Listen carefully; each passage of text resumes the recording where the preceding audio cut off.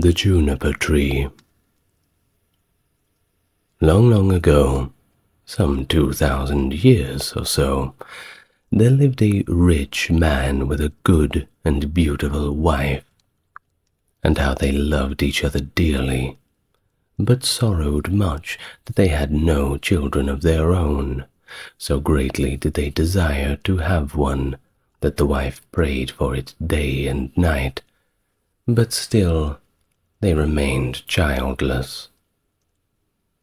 In front of their little house was a court, in which grew a juniper tree, and one winter's day the wife stood beneath it to peel some apples, and as she was peeling them she cut her finger and watched the blood fall down upon the snow. "Ah," sighed the woman heavily, "if I had but a child, as red as blood, and as white as snow."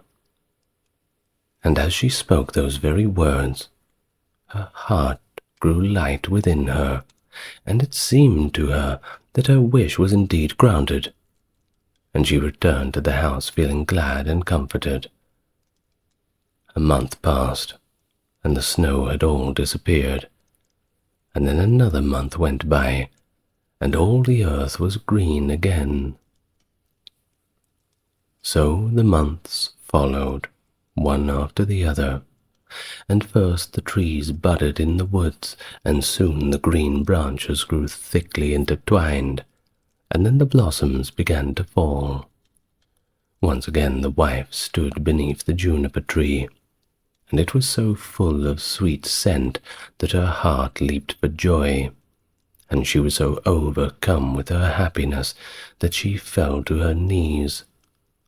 Presently the fruit became round and firm, and she was glad and at peace. But when they were fully ripe, she picked the berries and ate eagerly of them. And then she grew sad, and she grew ill. A little while later she called to her husband, and said to him, crying, "If I die, bury me beneath the juniper tree." Then she felt comforted and happy again, and before another month had passed, indeed she had a little child, and when she saw that it was as white as snow and as red as blood, her joy was so great that she passed away peacefully. Her husband buried her beneath the juniper tree, and he wept bitterly for her loss. By degrees, however, his sorrow grew less, and although at times he still grieved, he was able to go about as usual, and later on he married once more. He now had a little daughter born to him. The child of his first wife was a boy, who was as red as blood and white as snow. The mother loved her daughter very much, and when she looked at her and then looked at the boy, it pierced her heart to think he would always stand in the way of her own child, and she was continuously thinking how she could get the whole of the property for herself. You see, this evil, this wicked thought took possession of her more and more, greater and greater, and made her behave very unkindly towards the boy. She drove him from place to place with cuffings and buffetings, so that the poor child went about in fear, and had no peace from the time he left school to the time he went back. One day the little daughter came running to her mother in the storeroom, and said, "Mother, give me an apple." "Yes, my child," said the wife, and she gave her a beautiful apple from the chest. The chest indeed had a very large, heavy lid, and a grand iron lock. "Mother," said the little daughter again, "may not brother have an apple too?" The mother was angry at this, but she answered, "Yes, when he comes out of school, I suppose he can." Just then she looked out the window, and she saw him on his way, coming closer and closer, and it seemed as if an evil spirit had entered into her, for she snatched the apple out of her little daughter's hand and said, "You shall not have one before your brother." She threw the apple into the chest and shut it.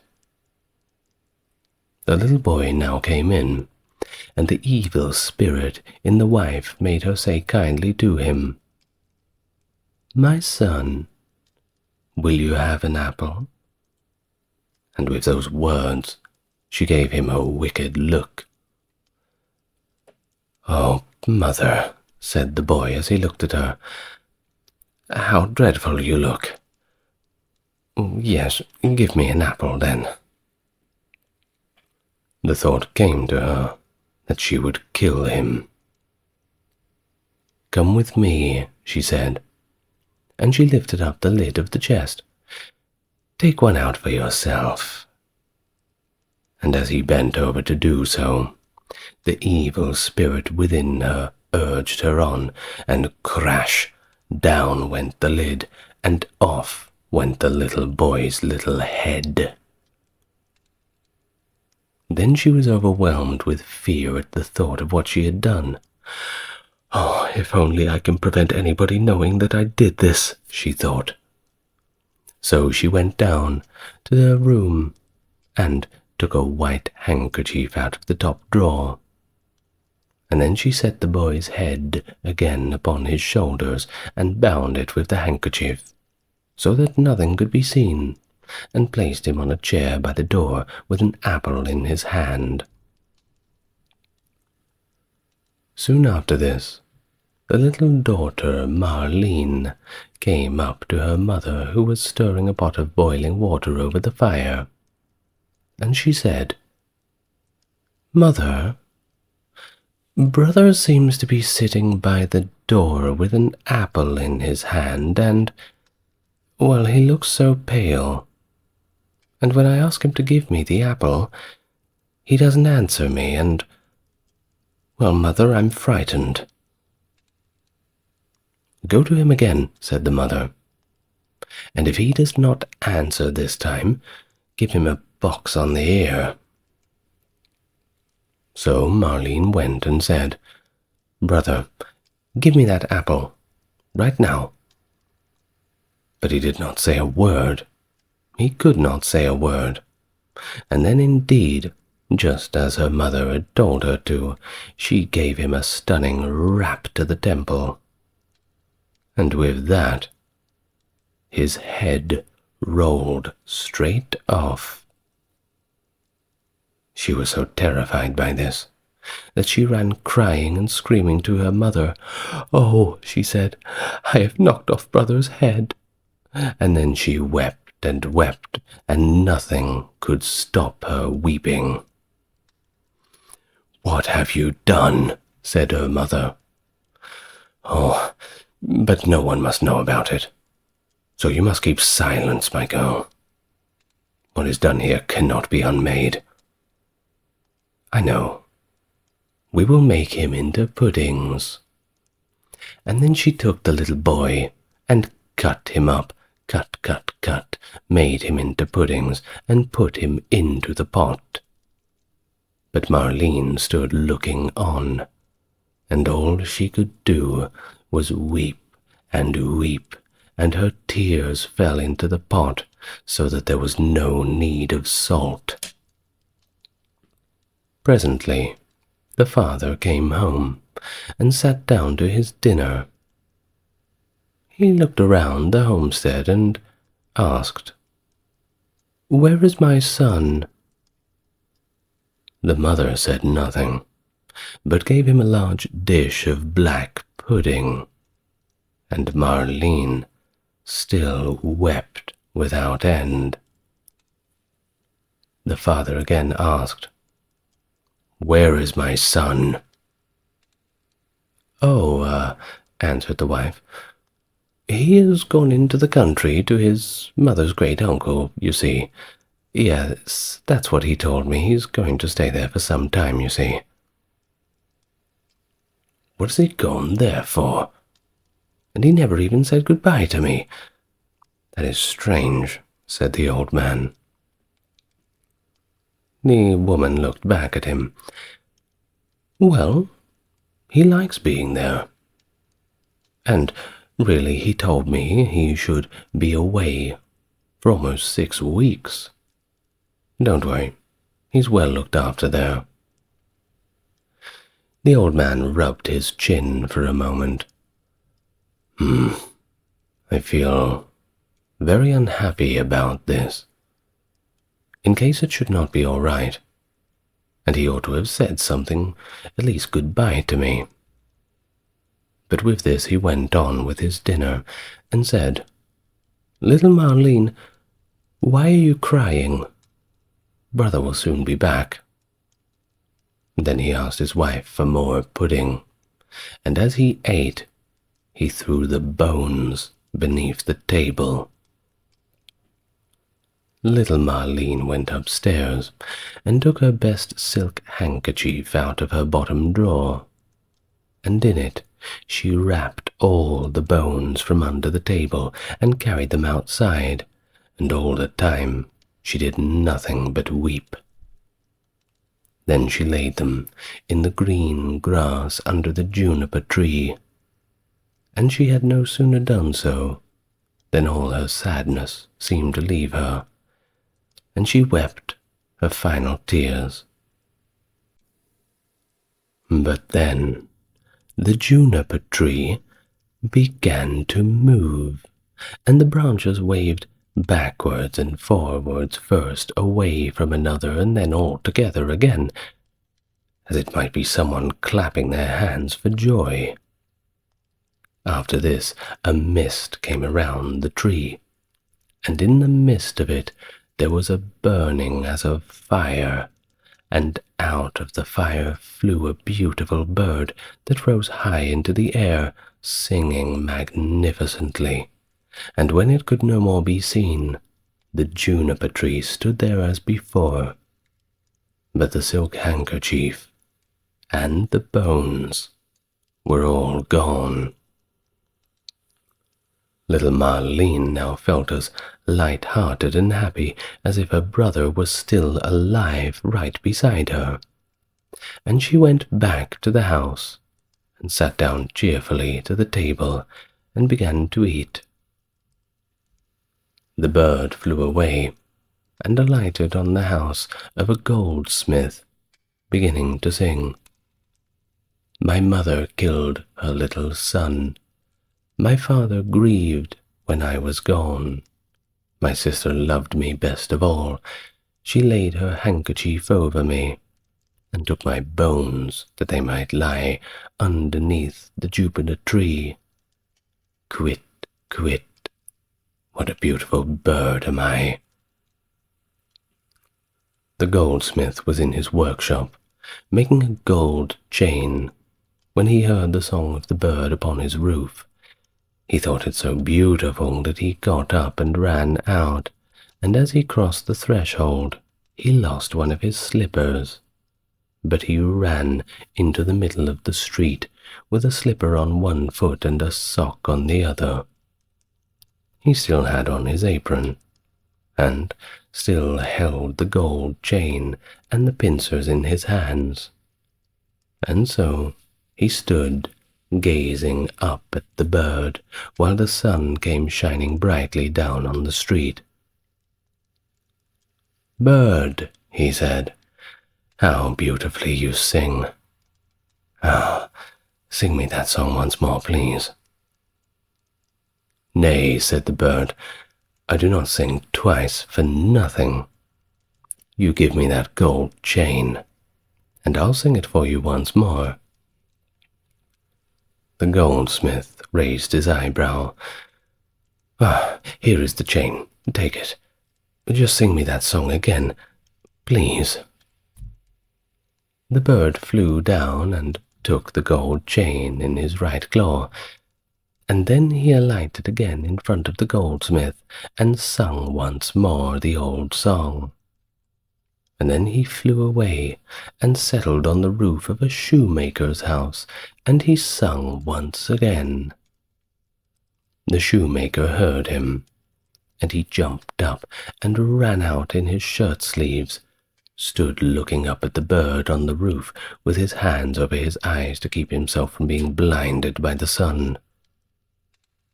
"Bird," he said, "oh, how beautiful you sing." And then he called through the door to his wife. "Wife, come out, you must see this. Here is this bird. Come and look at it and hear how beautifully it sings. Oh, you must." And then he called his daughter and children, and then the apprentices, girls and boys, and they all ran up the street to look at the splendid bird, and saw how wonderful it was with its red and green feathers, and its neck like burnished gold, eyes like two bright stars in its skull. "Bird," said the shoemaker, "sing me that song again." "Nay," answered the bird, "I do not sing twice for nothing. You must give me something in return." "Wife," said the man, "go into the garret. On the upper shelf you will see a pair of red shoes. Bring them to me." The wife went in and fetched the shoes. The shoemaker gave him to the bird. "There, now please, just sing me that song again, I beg you." And so the bird flew down and took the red shoes in his left claw, and then he went back to the roof and sang, "My mother killed her little son, my father grieved when I was gone. My sister loved me best of all, she laid her handkerchief over me, and took my bones that they might lie underneath the juniper tree. Kywitt, kywitt, what a beautiful bird am I." When he had finished, he flew away. He had the chain in his right claw and the shoes in his left, and he flew right away to a mill, and the mill went click-clack, click-clack, click-clack. Inside the mill were 20 of the miller's men hewing a stone, and as they went hick-hack, hick-hack, hick-hack, the mill went click-clack, click-clack, click-clack, and the bird settled on a lime tree in front of the mill, and it began to sing the song once more. But this time they changed it. "My mother killed her little son, then one of the men left off. My father grieved when I was gone. 2 more men left off and listened. My sister loved me best of all, then 4 more left off. She laid her handkerchief over me, and took my bones that they might lie. Now there were only 8 at work underneath, and now only 5, the juniper tree, and now only 1. Kywitt, kywitt, what a beautiful bird am I." Then he looked up, and the last one had left off work. "Bird," he said, "oh, what a beautiful song that was. Let me hear it too. Sing it once more, please." The bird answered again, "Nay, I do not sing twice for nothing.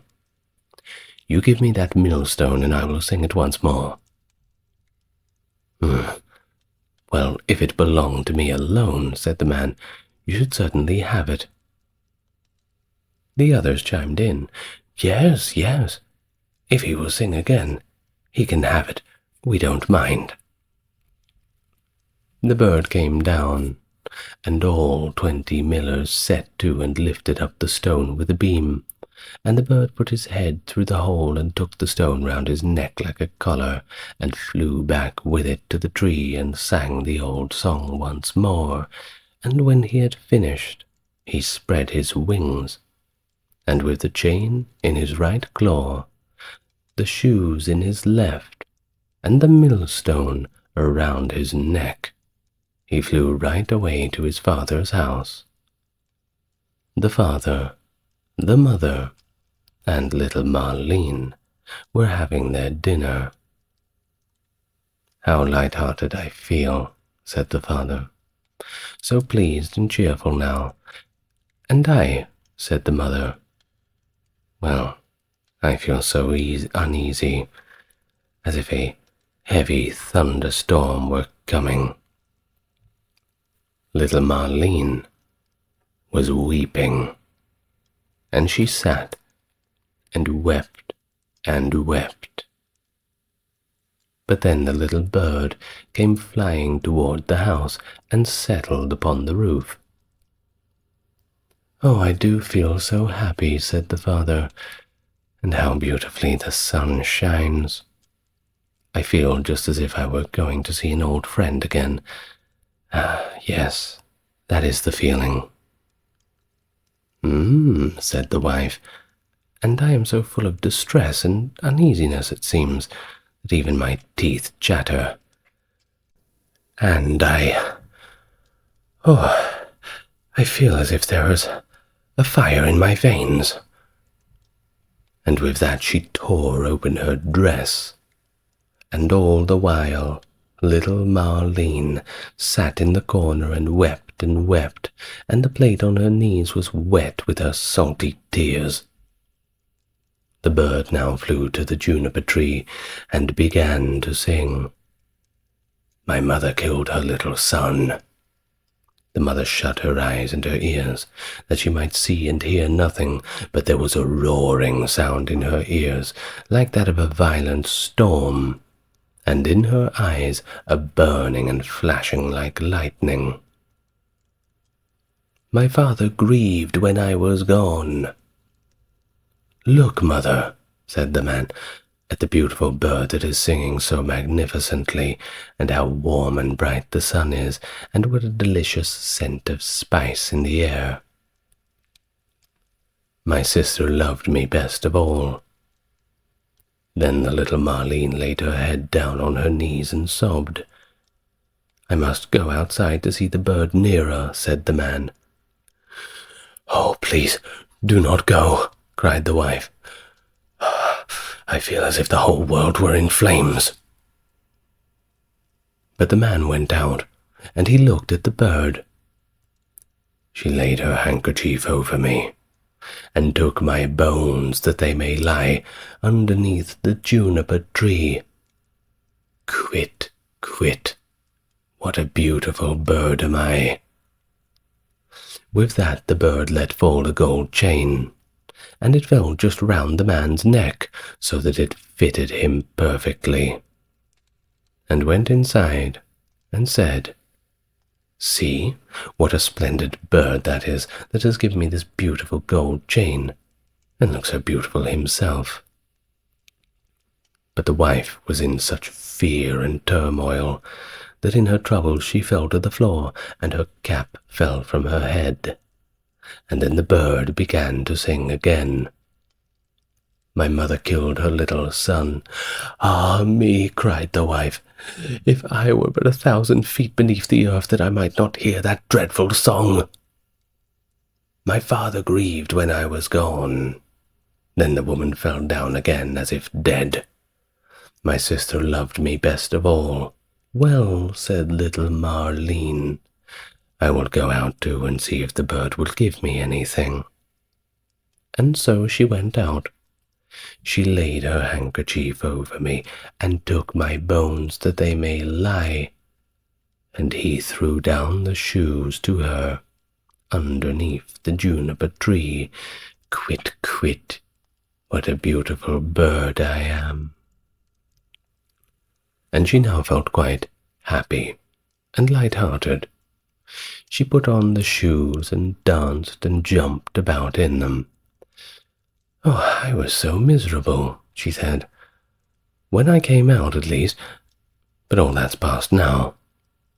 That is indeed a splendid bird, I will say, and he's given me this beautiful pair of red shoes.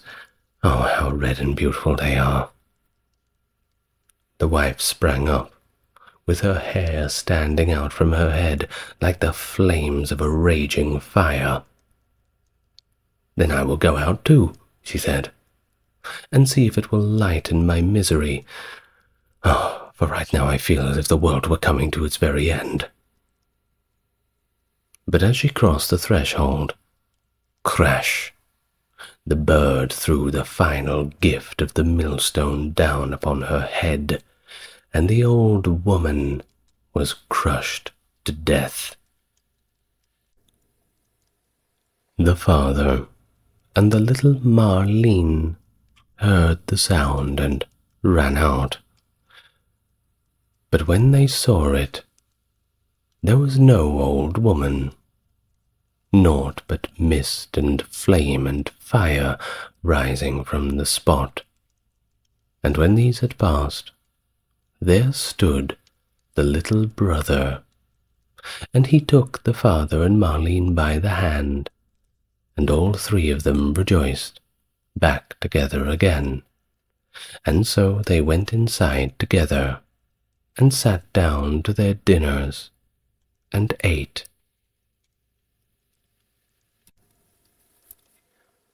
The Turnip. There were two brothers, who were both soldiers. The one was rich, and the other was poor. The poor man thought he would try to better himself, so pulling off his red coat he became a gardener, and dug his ground well, and sowed turnips.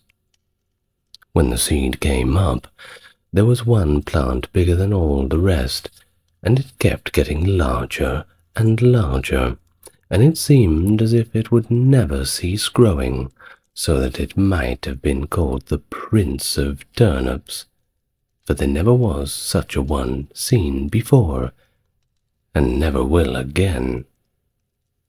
At last it was so big that it filled an entire cart, and 2 oxen could hardly draw it.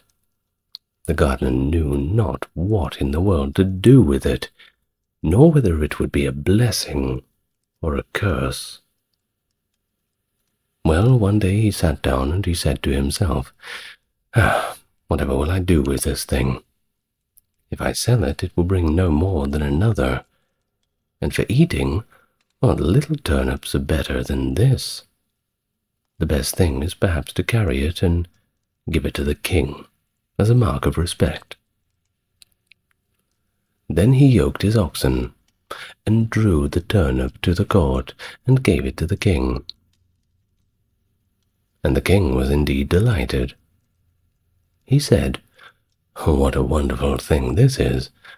I've seen many strange things, but such a monster as this I've never seen. Where did you get the seed? Or is it perhaps just your good luck? If so, you're a true child of fortune." The gardener shook his head. "Oh, no, Majesty, I'm no child of fortune. I'm a poor soldier, you see, who could never really have enough to live upon, so I laid aside my red coat and set to work, tilling the ground. Well, I do have a brother. He's rich, and your Majesty actually knows him well, and all the world knows him. Well, because I'm poor, everybody forgets me." And then the king took pity on him and said, "Well, you shall be poor no longer. I will give you so much that you shall be even richer than your brother." And then the king gave him land and gold and flocks, and made him so rich that his brother's fortune could not at all be compared with his. Well, when the brother had heard of all of this, and how something as a turnip had made him so rich, he envied him sorely. and bethought himself how he could contrive to get the same good fortune all for himself. However, he determined to manage more cleverly than his brother, and got together a rich present of gold and fine horses for the king, and thought he must have a much larger gift in return, surely, for if his brother had received so much for nothing but a turnip, what must his grand and gracious present really be worth? Of course, the king took the gift, and quite gracefully, and said that he knew not what to give in return more valuable and more wonderful than the great turnip. And so the soldier was forced to put it into his cart and drag it all the way home with him. When he reached his home, he knew not upon whom to vent his rage and spite, and at length some wicked thoughts came into his head, and so evil were these thoughts that he resolved to kill his brother. But not himself. He first hired some villains to do the deed, and having shown them where to lie in ambush, he went to his brother and said, "My dear brother, guess what? I have found a hidden treasure. Let's go and dig it up. We can share it between us." Of course, the other had no suspicions of his roguery. So they went out together, and as they were travelling along, the murderers rushed out upon him, bound him, and were going to hang him on a tree. But whilst they were all getting ready, they heard the trampling of a horse at a distance, which so frightened them that they pushed their prisoner neck and shoulders together in a sack, and swung him up by a cord into the tree, where they left him dangling and ran away. Meanwhile, he worked and worked and worked, until he made a hole that was large enough to poke his head out of. When the horseman finally came up, he proved to be a student, and a merry fellow at that, who was journeying along on his nag, and singing as he went. As soon as the man in the sack saw him passing under the tree, he cried out, "Good morning! Good morning to thee, my friend." The student looked out everywhere, and he saw no one, and not knowing where the voice came from, he cried out, "Who's there? Who calls me?" Then the man in the tree answered, "Lift up thine eyes, friend, for behold, here I sit in the sack of wisdom. Here have I, in a short time, learned great and wondrous things. Compared to this seat, all the learning of the schools is empty air. A little longer, and I shall know all that a man can know, and shall come forth wiser than the wisest of mankind. Here I discern the signs and motions of the heavens and the stars, the laws that control the winds, the number of the sands on the seashores, the healing of the sick, the virtues of all simples, of birds and precious stones. When thou but once here, my friend, thou wouldest feel and own the power of knowledge." Well, the student listened to all this, and he wondered much. At last he said, "Blessed be the day and the hour when I find you, friend. Cannot you contrive to let me into the sack for a little while?" And then the other answered, as if very unwillingly, "A little space I may allow thee to sit here, if thou wilt reward me well and entreat me kindly. But thou must tarry yet an hour below, till I have learnt some little matters that are yet unknown to me." So the student sat himself down and waited a while. But the time began to hang heavily upon him, and he begged earnestly that he might ascend forthwith, for his thirst for knowledge was so great. And then the other pretended to give way and said, "Thou must let the sack of wisdom descend by untying yonder cord, and then thou shalt enter."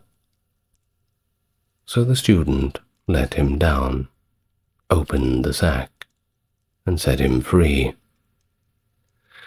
"Now then," he cried, "let me ascend quickly." As he began to put himself into the sack, heels first. "Wait a while," said the gardener. "That is not the way." He then pushed him in head first, tied up the sack, and soon swung up the searcher after wisdom dangling in the air. "How is it with thee, friend?" he said. "Dost thou not feel that wisdom that comes unto you? Rest there in peace, till thou art a wiser man than thou were." So saying, he trotted off on the student's nag, and left the poor fellow to gather wisdom, until someone should come and finally let him down. The Three Languages. An aged count once lived in Switzerland, who had an only son. But this son was stupid, and could not learn a single thing. The father said one day, "Hark you, my son, try as I will, I can get nothing into your head. You must go from hence. I will give you into the care of a celebrated master, who shall see what he can do with you." The youth was thus sent into a strange town, and remained a whole year with the master. At the end of his time he came home again, and his father asked, "Now, my son, what have you learned?" "Well, father, I have learned what the dogs say when they bark." The father was angry. "Lord have mercy on us, is that all you have learned? I will send you into another town, to another master. Begone." The youth was taken thither, and stayed a year with this master likewise. When he came back, the father asked again, "Okay, my son, what have you learned?" And he answered, "Father, I've learned what the birds say." Well, the father fell into quite a rage, and he said, "Oh, you lost man! You have spent the precious time, and you've learned nothing. Aren't you ashamed to appear before me? I will send you to a third master, but if you learn nothing this time also, you'll no longer call me your father." The youth remained a whole year with the third master also, and when he came home again, his father inquired, "Well, my son, what have you learned?" He answered, "Well, father, I have this year learned what the frogs croak." Then the father fell into the most furious of anger, sprang up, called his people thither, and said, "This man is no longer my son. I drive him forth, and command you to take him out into the forest and kill him." They took him forth, but when they should have killed him, they could not do it for pity, and they let him go. And they cut the eyes and tongue out of a deer, so that they may be taken to the old man as a token of proof.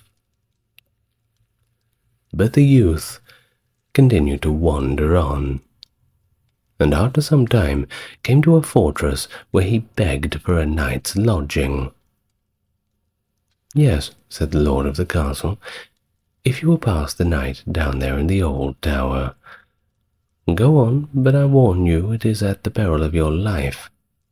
You see, it's full of wild dogs, which bark and howl without ceasing, and at certain hours a man has been given to them, whom at once they devour. The whole district was in sorrow and dismay because of them, and yet no one could do anything to stop this. The youth, however, was without fear and said, "Just let me go down to the barking dogs, and give me something I can throw to them. They won't do anything to harm me." As he himself would have it so, they gave him some food for the wild animals, and led him down to the tower. When he went inside, the dogs did not bark at him, but they seemed to wag their tails, quite excited to see him, and they ate what he set before them. They did not hurt a single hair of his head, and the next morning, to the astonishment of everyone, he came out again quite safe and completely unharmed. And he said to the lord of the castle, "My lord, the dogs have revealed to me in their own language why they dwell here, and why they bring evil upon the land. You see, they are bewitched, and are obliged to watch over a great treasure, which is below in the tower. They cannot have any rest until it is taken away, and I have likewise learnt from their discourse how that is to be done." Well, all who heard this rejoiced, and the lord of the castle said he would adopt him as a son if he accomplished it successfully. He went down again, and as he knew what he had to do, he did it thoroughly, and brought a chest full of gold out with him. The howling of the wild dogs was henceforth silent. They had disappeared, and the entire country was free from its troubles. After some time, he took it in his head that he would travel to Rome. On the way he passed by a marsh, in which a number of frogs were sitting, croaking. He listened to them, and when he became aware of what they were saying, he grew very thoughtful and very sad. At last he arrived in Rome, where the Pope had just passed away, and there was a great doubt among the cardinals as to whom they should appoint as his successor. They at length agreed that the person should be chosen as Pope, who should be distinguished by some divine or miraculous token. And, just as that was decided upon, the young Count entered into the church, and suddenly 2 snow-white doves flew upon his shoulders, and they remained sitting there.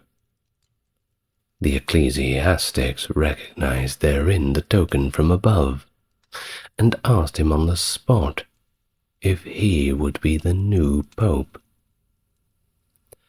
Well, of course he was undecided, and he didn't know if he were worthy of all this, but he listened to the voices of the doves, and they counseled him to do it. At length he said yes.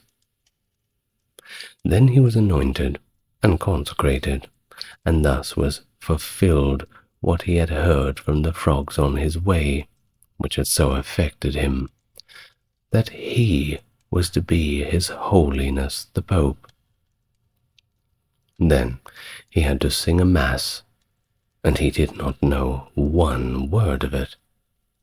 But the 2 doves sat continually on his shoulders and helped him out, saying what he needed to say himself into his ear. The 4 Clever Brothers.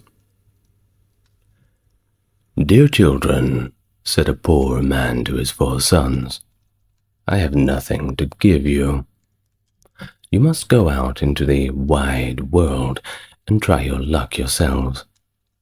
Begin by learning some craft or another, and see how you can get on."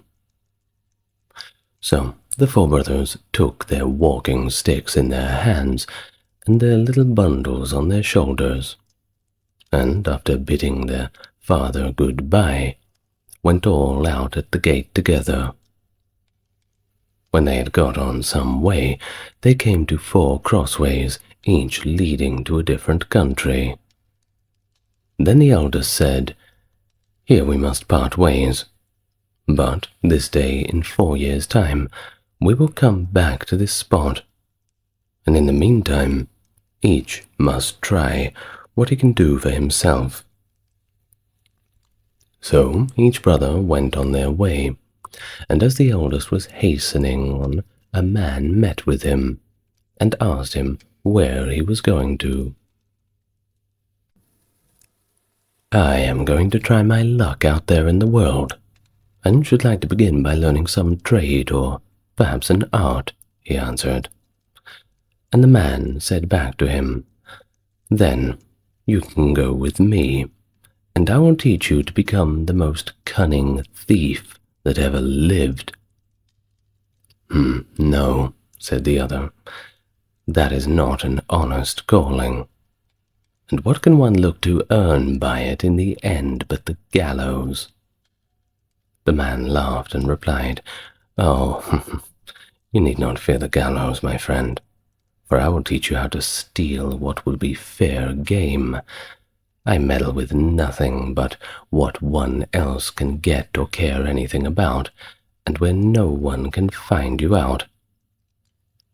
So the young man agreed to follow his trade, and he soon showed himself so clever that nothing could escape him that he had once set his mind upon. The second brother also met a man, who, when he found out what he was setting out upon, asked him what craft he meant to follow. "I do not know yet," he said. "Then come with me, and be a stargazer.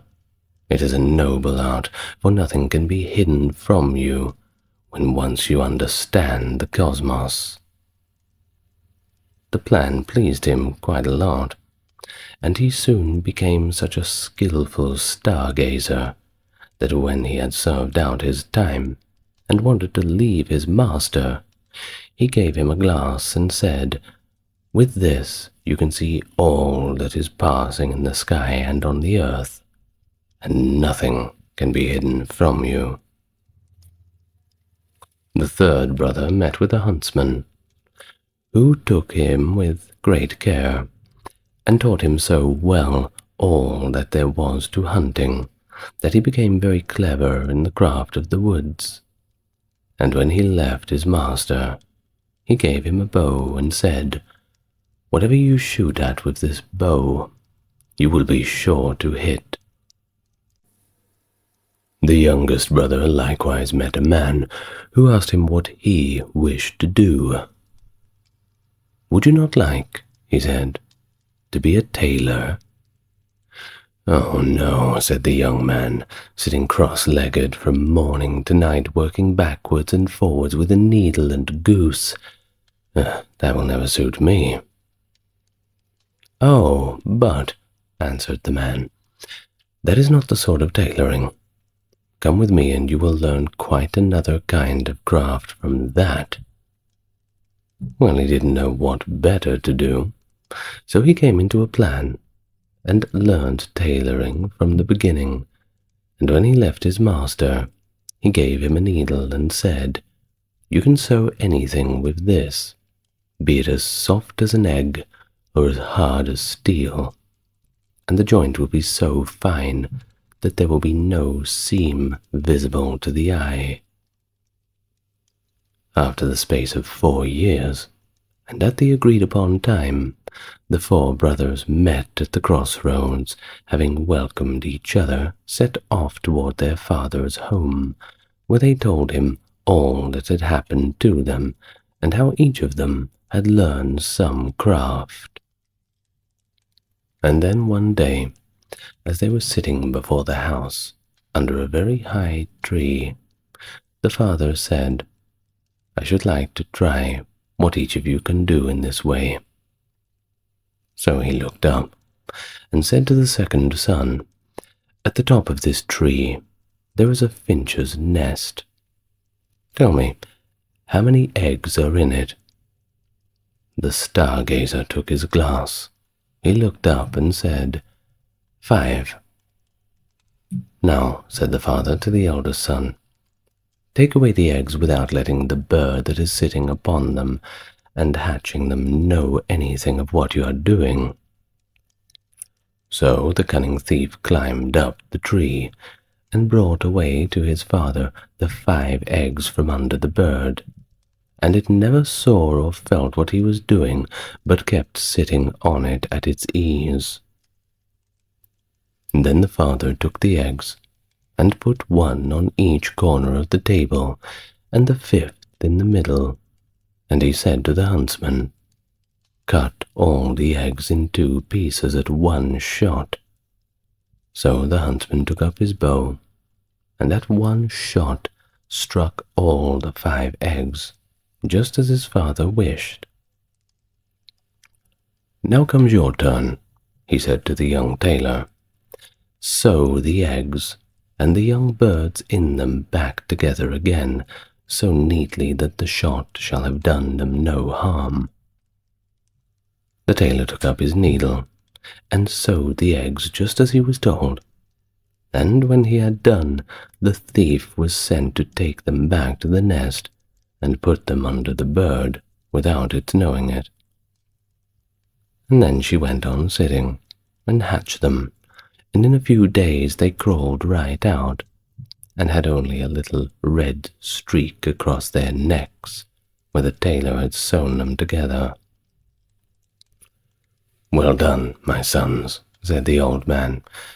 "You certainly made good use of your time, and learned something that is worth knowing, but I am sure I do not know which ought to have the prize. Oh, that a time might soon come for you to turn your skill to some account." Not long after this, there was a great bustle in the country, for the king's daughter had been carried off by a mighty dragon, and the king mourned over his loss day and night, and made it known that whoever brought her back to him should have her for a wife. The 4 brothers said to each other, "Here it is. Here is our chance. Let's try and see what we can do." And they agreed to see whether they could not set the princess free. "I will soon find out where she is, however," said the stargazer, as he looked through his glass, and he soon cried out, "I see her far off, sitting upon a rock in the sea, and I can spy the dragon is close by guarding her." And then he went to the king and asked for a ship for himself and his brothers, and they sailed together over the sea till they came to the right place. There they found the princess sitting, as the stargazer had said, on the rock, and the dragon was lying asleep, with his head upon her lap. "I dare not shoot him," said the huntsman, "for I should kill the beautiful young lady also." And then the thief said, "Then allow me to try my skill," and went and stole her away from under the dragon, so quietly and gently that the beast did not know it, but went on peacefully snoring away in a deep dream. Then away they hastened with her, full of joy, in their boat towards the ship. But soon came the dragon roaring behind them through the air, for he awoke and missed the princess.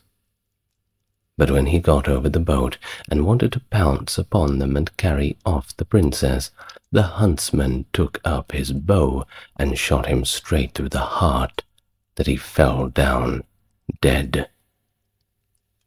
But they were still not safe, for he was such a great beast that in his fall the waves overset the boat, and they had to swim in the open sea upon a few planks.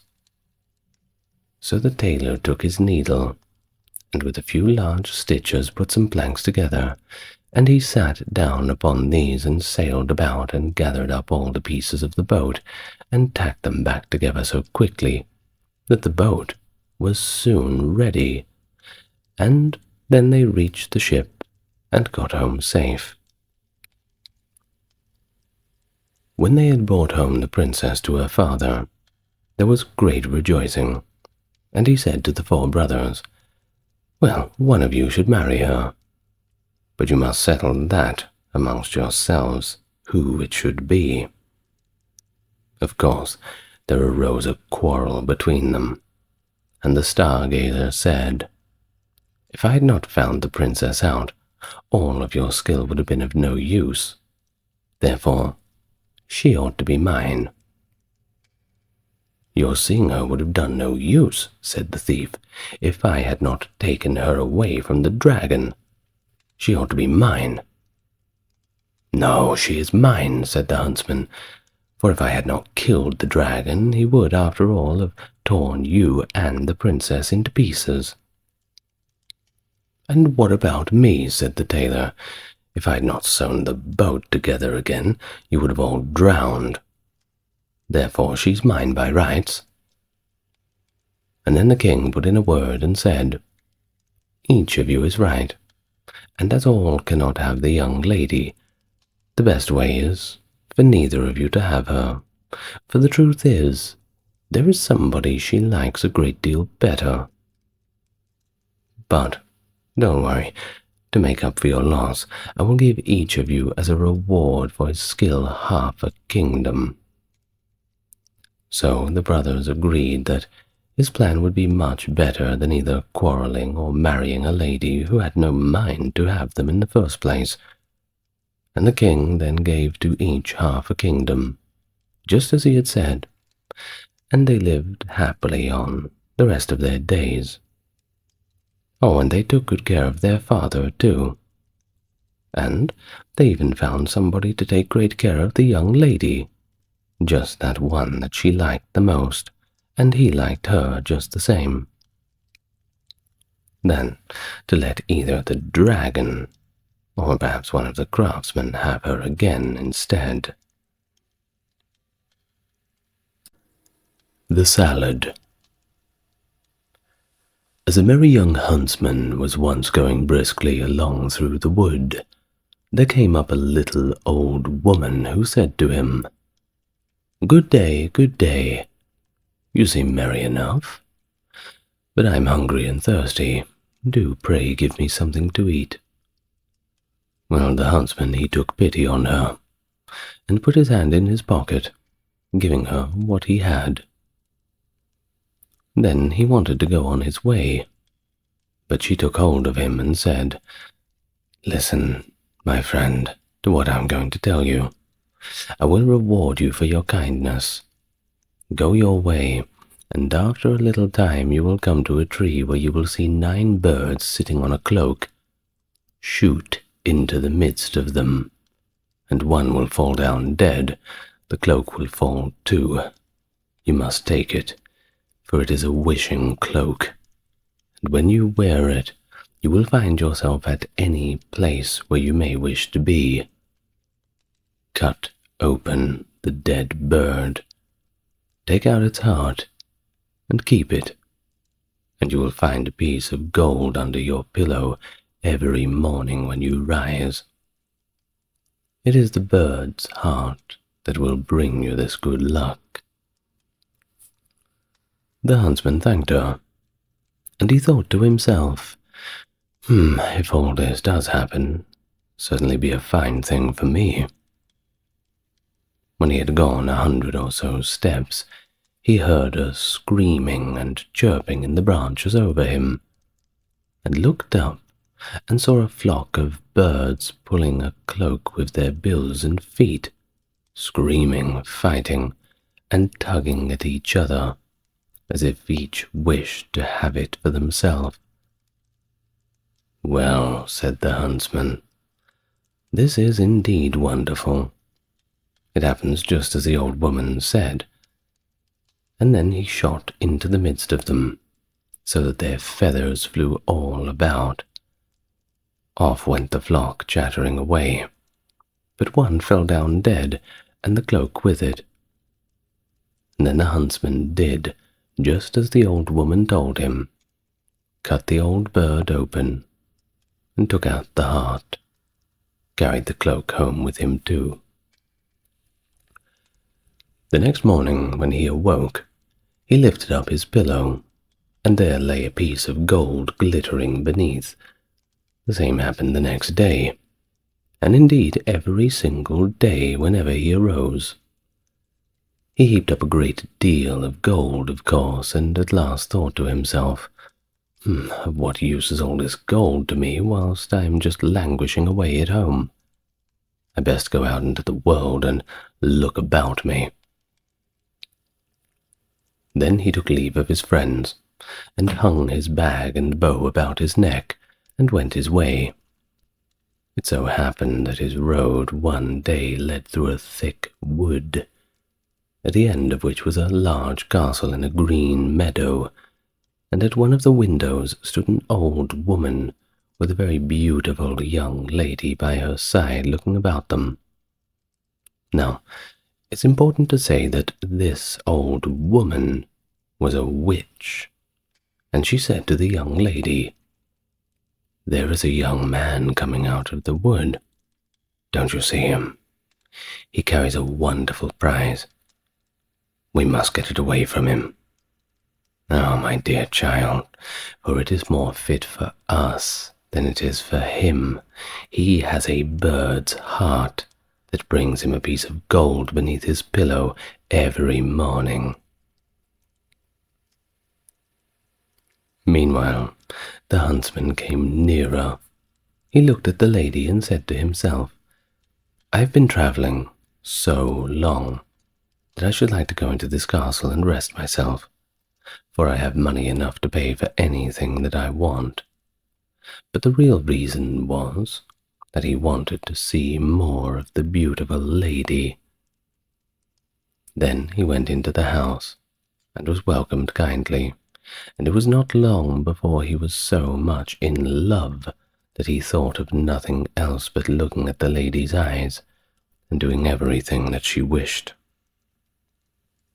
And then the old woman said, Now is the time for getting the prize. Get the bird's heart." So the lady stole it away, and he never found any more gold under his pillow, for it lay now under the young lady, and the old woman took it away every morning. But he was so much in love that he never missed his prize. "Well," said the old witch, "we have got the bird's heart, but not the wishing cloak yet, and we still have to get it. We must." "Let us leave him that," said the young lady. "He's already lost his wealth. Surely that's enough." But then the witch was very angry and said, "Such a cloak is very rare. You don't understand how much of a wonderful thing it is. I must have it. No, I will have it." So she did as the old woman told her, and set herself at the window, looked about the country, and seemed very sorrowful. And then the huntsman said, "What makes you so sad?" "Alas, my dear sir," she said, "yonder lies the granite rock, where all the costly diamonds grow. I want so much to go there that whenever I think of it I cannot help being sorrowful. For who can reach such a place? Only the birds and the flies. It's impossible for men." "If that is all your grief," said the huntsman, "then I'll take you there, with all my heart." So he drew her under his cloak, and the moment he wished to be on the granite mountain, they were both there. The diamonds glittered so on all sides that they were delighted with the sight, and picked up the finest of them. But the old witch made a deep sleep come upon him, and he said to the young lady, "Let us sit down and rest ourselves a little. I'm so tired that I cannot stand any longer." And so they sat down, and he laid his head in her lap and fell asleep, and whilst he was sleeping on, she took the cloak from his shoulders, hung it upon her own, picked up the diamonds, and wished herself home again. When he awoke, he realized that his lady had tricked him and left him alone on that wild rock, and he said, "Alas, what roguery there is in this world!" And there he sat in great grief and great fear, at a loss of what to do. Now this rock belonged to fierce giants who lived upon it, and as soon as he saw 3 of them striding about, he thought to himself, "I can only save myself by feigning to be asleep." So he laid himself down as if he were sound asleep in a beautiful dream. When the giants came up to him, the first pushed him with his foot, and he said, "What worm is this that lies here all curled up?" "Tread upon him and kill him," said the second. "It's not worth the trouble," said the third. "Let him live. He'll go climbing higher up the mountain. Some cloud will come rolling down and carry him away eventually." And they passed on. But the huntsman had heard all that they said, and as soon as they were gone, he climbed up to the top of the mountain. And when he sat there a short time, indeed a cloud came rolling around him, and caught him in a whirlwind, bearing him along for some time, till it settled in a garden, and he fell quite gently to the ground amongst the greens and cabbages. And then he looked around him and said, "Oh, I wish I had something to eat. If not, I shall be worse off than before, for here I see neither apples nor pears, nor really any kinds of fruits. Nothing but vegetables, indeed." At last he thought to himself, "Well, I can eat salad. It will refresh and strengthen me, I suppose." So he picked out a fine head and ate of it, but scarcely had he swallowed 2 bites when he felt himself quite changed, and saw with horror that he was turned into a donkey. However, he still felt very hungry, and the salad tasted so nice. So he ate on till he came to another kind of salad, and scarcely had he tasted it when he felt another change come over him, and saw that he was lucky enough to have returned to his old shape again. And then he laid himself down and slept off a little in his weariness, and when he awoke the next morning, he broke off a head both of the good and the bad salad, and he thought to himself, "This will help me to my fortune again, and enable me to pay off some folks for their treachery." So he went away to try and find the castle of his friends, and after wandering about a few days, he luckily found it. Then he stained his face all over brown, so that even his mother would not have known him, and went into the castle and asked for a lodging. "I am so tired," he said, "that I can go no farther." "Countryman," said the witch, "who are you? What is your business here?" "I am," he said, "a messenger, sent by the king to find the finest salad that grows under the sun.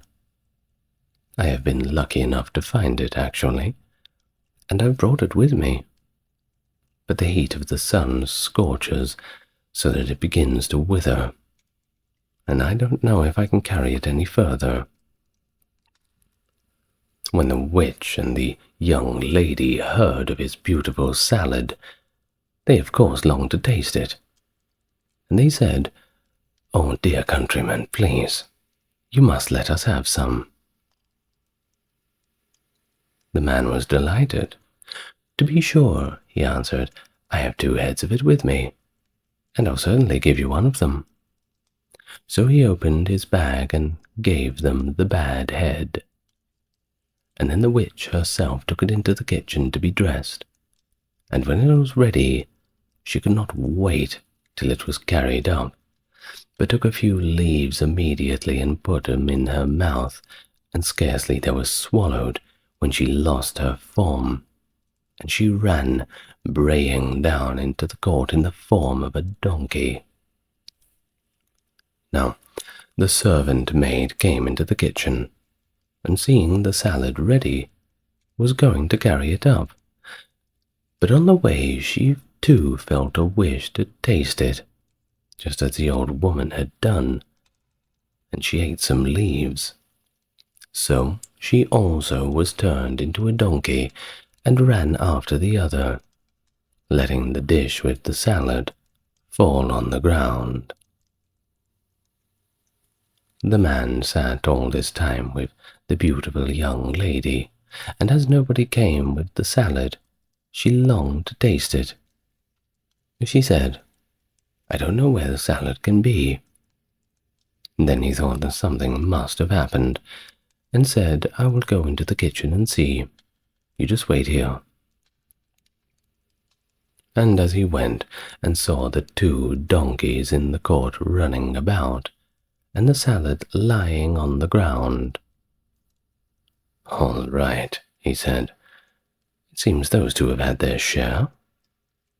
Then he took up the rest of the leaves, laid them on the dish, and brought them to the young lady, saying, "I bring you the dish myself, so that you don't have to wait a moment longer." And so, with a gleeful expression, she ate of it, and like the others, ran off into the court, braying away. Then the huntsman washed his face, and went into the court, that they might know him. "Now you shall be paid for your roguery," he said, and tied them all 3 to a rope, and took them along with him, until he came to a mill and knocked at the window. The miller looked out. "What is the matter? Who comes knocking?" "I have 3 tiresome beasts here," said the man. "If you take them, give them food and room, and treat them as I tell you, I'll pay you whatever you ask." "With all my heart," said the miller, "but how should I treat them?" And then the huntsman said, "Give the old one stripes 3 times a day and hay once. Give the next one, who was the servant maid, stripes once a day and hay 3 times. And give the youngest, who was the beautiful lady, hay 3 times a day and no stripes." For he could not find in his heart to have her whipped. Well, after this he went back to the castle, where he found everything that he could have ever wanted. Some days after, the miller came to him and told him that the oldest of the donkeys was dead. "The other 2," he said, "are alive and eat, but they seem so sorrowful that they can't last long." Well, the huntsman pitied them, and told the miller to drive them back to him, and when they came, he gave them some of the good salad to eat. And the beautiful young lady fell upon her knees before him, and said, "Oh, dearest huntsman, forgive me all the ill I've done to you. My mother forced it upon me. It was against my will. I always loved you very much, I swear. Your wishing cloak hangs up in my closet. And as for the bird's heart, I've left that for you too." But the man said, "You can keep it, it will be just the same thing, for I mean to make you my wife." And so they were married, and they lived together happily until they died of old age.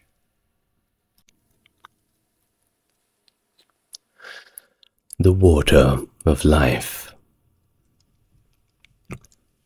In the days long before you or I were born, there reigned in a country a great way off a king with 3 sons. This king once fell very ill, and so ill nobody thought he could survive. His sons were very much grieved at their father's illness, and as much as they were walking together very mournfully in the garden of the palace, a little old man met them and asked them what was the matter. They told him straight up that their father was very ill, and that they were afraid nothing could save him. "I know what would save him," said the little old man. "It's the water of life. If he could have a draught of that, he'd be well again, for sure. But it's very hard to get." Then the eldest son said, "I will soon find it." And he went to the sick king and begged that he might go in search of the water of life, as it was the only thing that could save him. But the king refused. "No," he said, "I had rather die than place you in such great danger as you must meet with on this journey." But he begged so hard that the king resigned himself and finally let him go. The prince finally thought to himself, "If I bring my father this water, he will make me the sole heir to the kingdom." And then he set out, and when he had gone on his way some time, he came to a deep valley, overhung with great rocks and thick woods, and as he looked around, he saw standing above him on one of the rocks an ugly little dwarf, with a sugar-loaf cap and a scarlet cloak, and the dwarf called out to him and said, "Prince, whither so fast?" "What is it that to thee, you ugly imp?" said the prince haughtily, and rode on.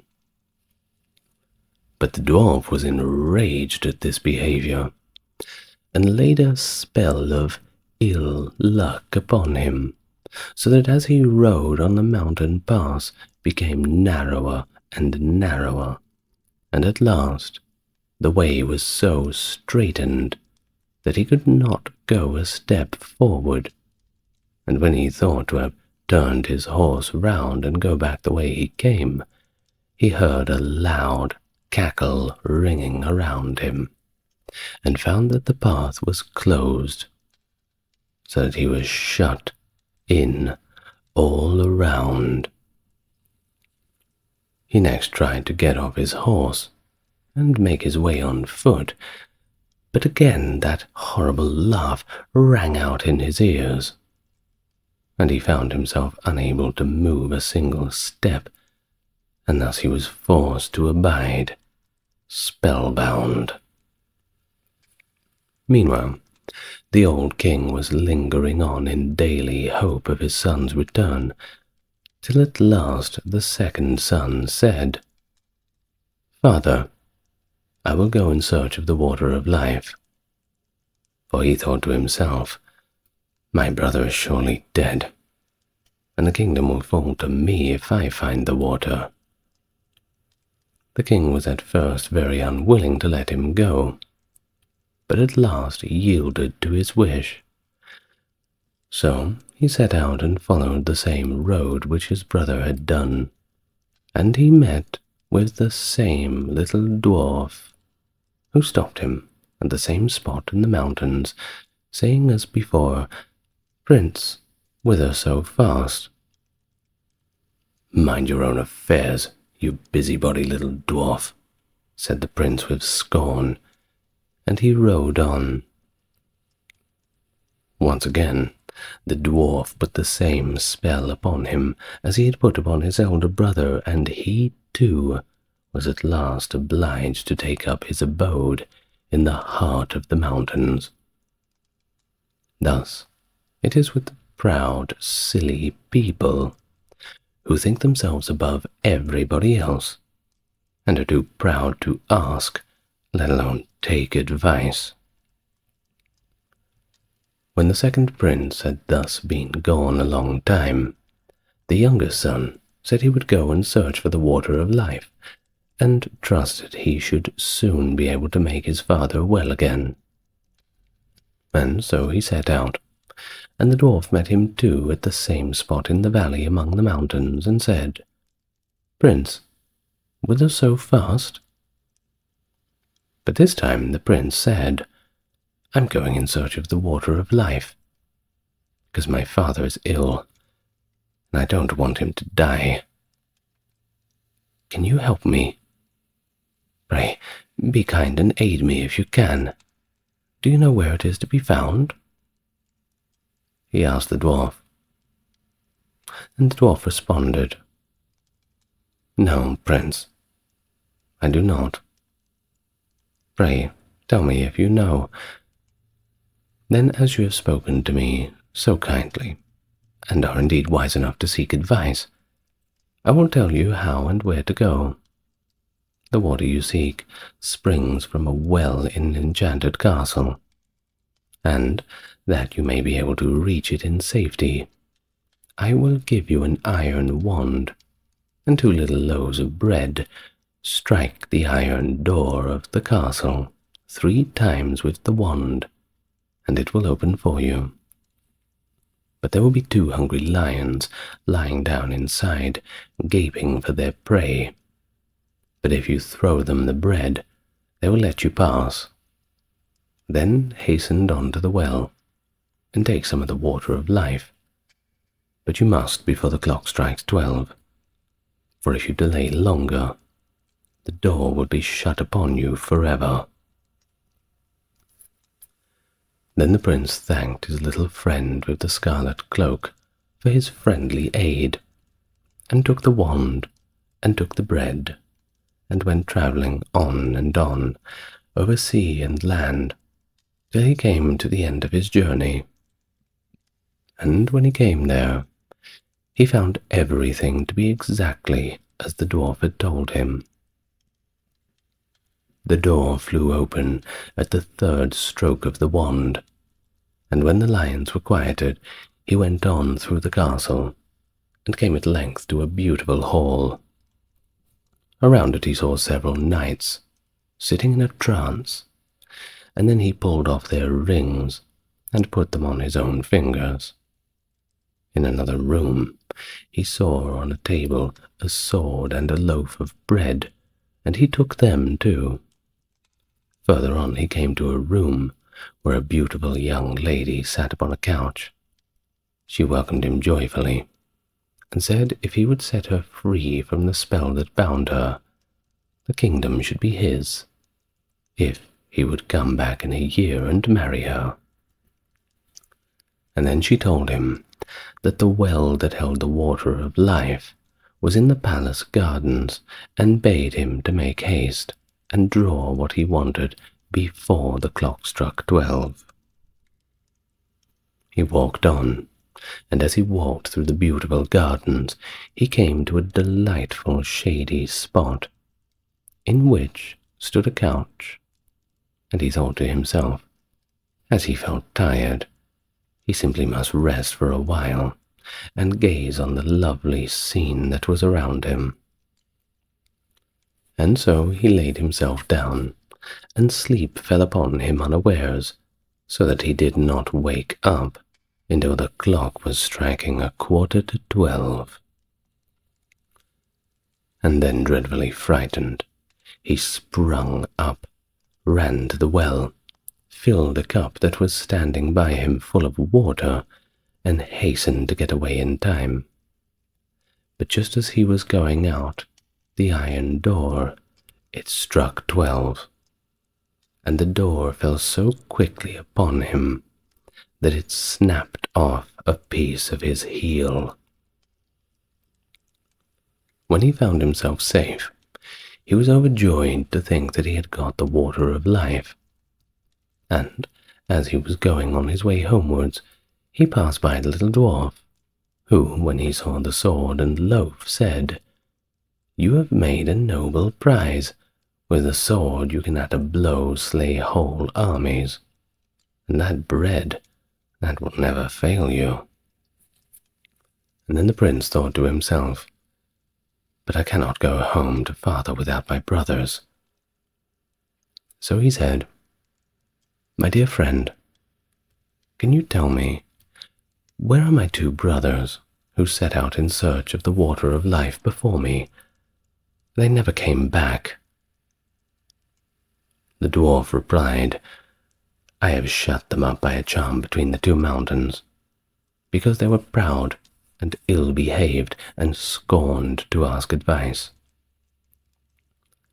The prince begged so hard for his brothers that the dwarf at last set them free, albeit unwillingly, saying a warning, "Beware of them, for they have bad hearts."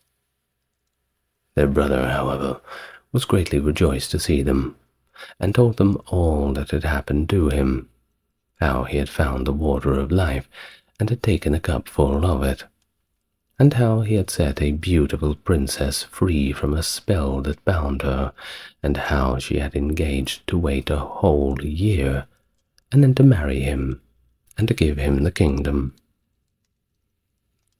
Then all three of them rode on together, and on their way home came to a country that was laid waste by war and a dreadful famine, so that it was feared that all must die for want. But the prince gave the king of the land the bread, and all of his kingdom ate of it. And he lent the king the wonderful sword, and he slew the enemy's army with it, and thus the kingdom was once more in peace and plenty. In the same manner, he befriended 2 other countries through which they passed on their way. When they finally came to the sea, they got into a ship, and during their voyage the 2 elders said to themselves, "Our brother has got the water, which we could not find. Therefore our father will forsake us, and give him the kingdom, which is our right." And so they were full of envy, and clenched fists revenge, and agreed together how they could bring about his ruin. They waited until he was fast asleep, and poured the water of life out of the cup, and took it for themselves, giving him bitter sea water instead. When they came to their journey's end, the youngest son brought his cup to the sickly king, that he might drink and finally be healed. Scarcely, however, had he tasted the bitter, salty sea water when he became worse than he was before, and then both the elder sons came in and blamed the youngest for what they themselves had done, and they even said that he wanted to poison their father. But they had found the water of life, and had brought it with them. He no sooner began to drink of what they brought him, than he felt his sickness leave him, and was as strong and as well as in his younger days. And then they went to their brother, and they laughed at him. "Well, brother, you found the water of life, did you? You have had the trouble, and we shall have the reward. Pray, with all your cleverness, why did you not manage to keep your damned eyes open? Next year one of us will take away your beautiful little princess, if you do not take care. You had better say nothing about this to our father, by the way, for for he does not believe a single word that leaves your mouth, and if you tell tales you'll lose your life into the bargain, so be quiet, and we might let you off." The old king was of course still very angry with his youngest son, and thought that he really meant to have taken away his life. So he called his court together, and he asked what should be done, and all agreed that he ought to be put to death. The prince knew nothing of what was going on, until one day when the king's chief huntsman went a hunting with him, and they were alone in the wood together. The huntsman looked so sorrowful that the prince said to him, "My friend, what is the matter with you?" "I cannot, and I dare not tell you," he said. But the prince begged and insisted, and finally he said, "Only tell me what it is, and don't think I should be angry, for I will forgive you no matter what." The huntsman finally gave in. "Alas, the king has ordered me to shoot you, my friend." The prince was shocked at this, and he said, "Let me live, and I will change dresses with you. You shall take my royal coat to show my father, and you give me your shabby one." "With all my heart," said the huntsman. "I am sure I shall be glad to save you. I couldn't have shot you anyway." Then he took the prince's coat and gave him the shabby old one, and went away through the wood. After some time, 3 grand embassies came to the king's court, with rich gifts of gold and precious stones for his youngest son. Now, all of these were sent from the 3 kings to whom he had lent his sword and loaf of bread, in order to rid them of their enemy and feed their people. This touched the old king's heart, and upon reflection he thought his son might still be guiltless. And he said to his court, "Oh, that my son was still alive! How it grieves me that I had him killed." "He is still alive," said the huntsman, "and I'm quite glad that I had pity on him. But let him go in peace," and brought home his royal coat. At this, the king was overwhelmed with joy, and made it known throughout all his kingdom that if his son would come back to his court, he would immediately forgive him. Meanwhile, the princess was eagerly waiting till her deliverer should come back, and had a road made leading up to her palace, all of shining gold, and told her courtiers that whoever came on horseback and rode straight up to the gate upon it was her true lover, and that they must let him in. But whoever rode on one side of it, they must be sure that was not the right one, and they must send him away at once. Of course, the time soon came when the eldest brother thought he would make haste to go to the princess, and say that he was the one who had to set her free, and that he should have her for his wife, and of course the kingdom at that. As he came before the palace and saw the golden road, he stopped to look at it. He thought to himself, "It is a pity to ride upon this beautiful road." So he turned aside and rode on the right side of it, but when he came to the gate, the guards, who had seen the road he took, said to him he could not be what he said he was, and must go about his business. The doors are closed. The second prince set out soon afterwards, on the same errand, and when he came to the golden road, and his horse had set one foot upon it, he thought it was very beautiful too, and he said to himself, "What a pity it is that anything should tread here." and then he too turned aside and rode on the left of it. But when he came to the gate, the guards said that he was not the true prince, and that he too must go away about his business. And away he went. Now, when the full year was come around, the third brother left the forest in which he had lain hid for fear of his father's anger, and set out in search of his betrothed bride. So he journeyed on, thinking of her all the way, and rode so quickly that he did not even see what the road was made of. But when his horse went straight over it, and as he come to the gate, it flew wide open, and the princess welcomed him with joy, and said he was her deliverer, and should now be her husband and lord of the kingdom. Well, when the first joy of their meeting was over, the princess told him she had heard of his father having forgiven him, and of his wish to have him home again. So, before his wedding with the princess, he went to visit his father, taking her with him. And then he told him everything, how his brothers had cheated and robbed him, and yet that he had borne all of those wrongs for the love and respect of his father.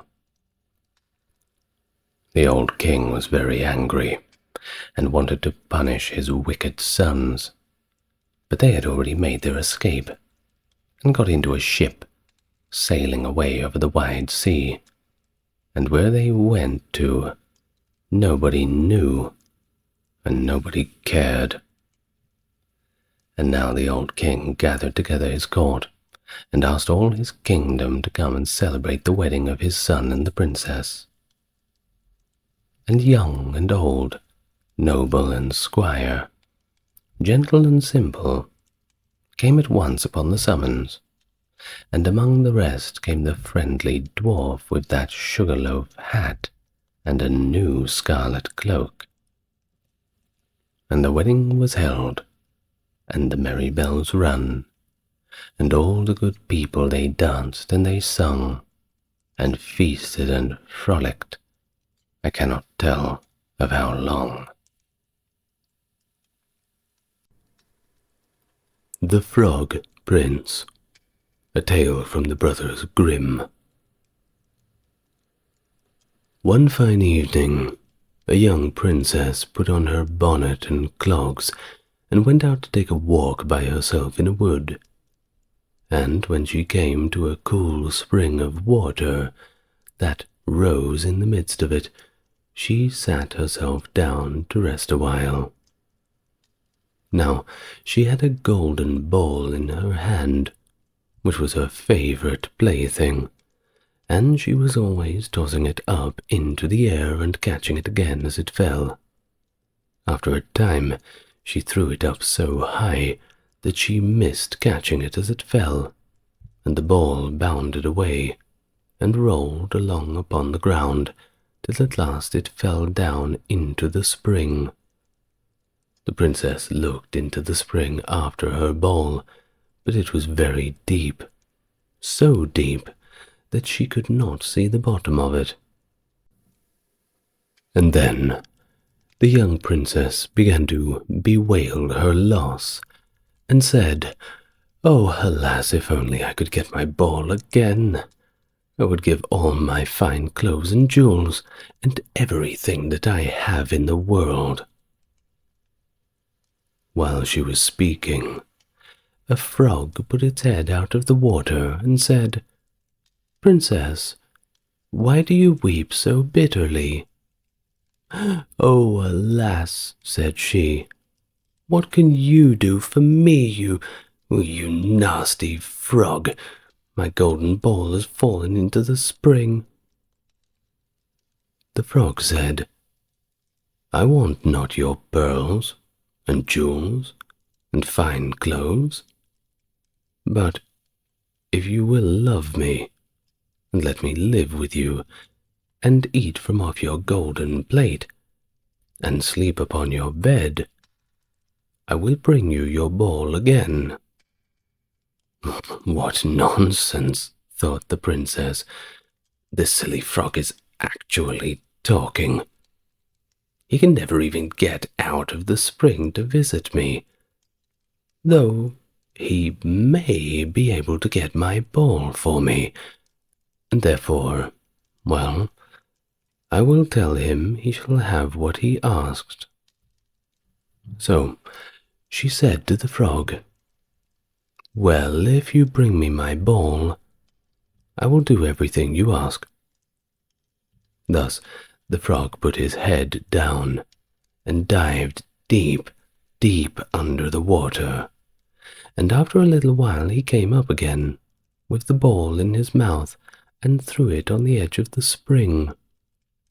As soon as the young princess saw her ball, she ran to pick it up, and she was so overjoyed to have it in her hand that she never even thought of the frog, but ran home with it as fast as she could. The frog called after her, "Princess, stay, stay, and take me with you as you said you would." But she did not stop. No, she did not stop to hear a word of it. The very next day, just as the princess had sat down to dinner, she heard a strange noise, as if something was coming up the marble staircase. And soon afterwards there was a gentle knock at the door, and a little voice cried out and said, "Open the door, my princess dear, open the door, to thy true love is here, and mind the words that thou and I said, by the fountain cool, in the greenwood shade." Then the princess ran to the door and opened it, and then she saw the frog, whom she had quite by this point well and truly forgotten. At this sight she was sadly frightened, and shutting the door as fast as she could, came back to her seat. The king, her father, seeing that something had indeed frightened her, asked her, "My daughter, what is the matter?" "Oh, there is a nasty frog at the door," said the princess. "One at the door that lifted my ball for me out of the spring this morning. I told him that he should live with me here, thinking that he could never get out of the spring anyway. But, there he is at the door, and, well, he wants to come in." While she was speaking, the frog knocked again at the door, and said, "Open the door, my princess dear. Open the door to thy true love here, and mind the words that thou and I said by the fountain cool in the greenwood shade." Then the king said to the young princess, "Well, as you have given your word, you must keep it. So go on, let him in." So did she, and the frog hopped into the little room, and then straight on, tap, tap, from the bottom of the room to the top, until he came close to the table where the princess sat. "Pray lift me up upon the chair," said he to the princess, "and let me sit next to you." As soon as she had done this, the frog said, "Put your plate nearer to me, please, that I may eat out of it." This she did, and when he had eaten as much as he could, he said, "Now I am tired. Carry me upstairs and put me into your bed." And the princess, though quite unwilling, took him up in her little hands and put him upon the pillow of her own bed, where he slept all the night long.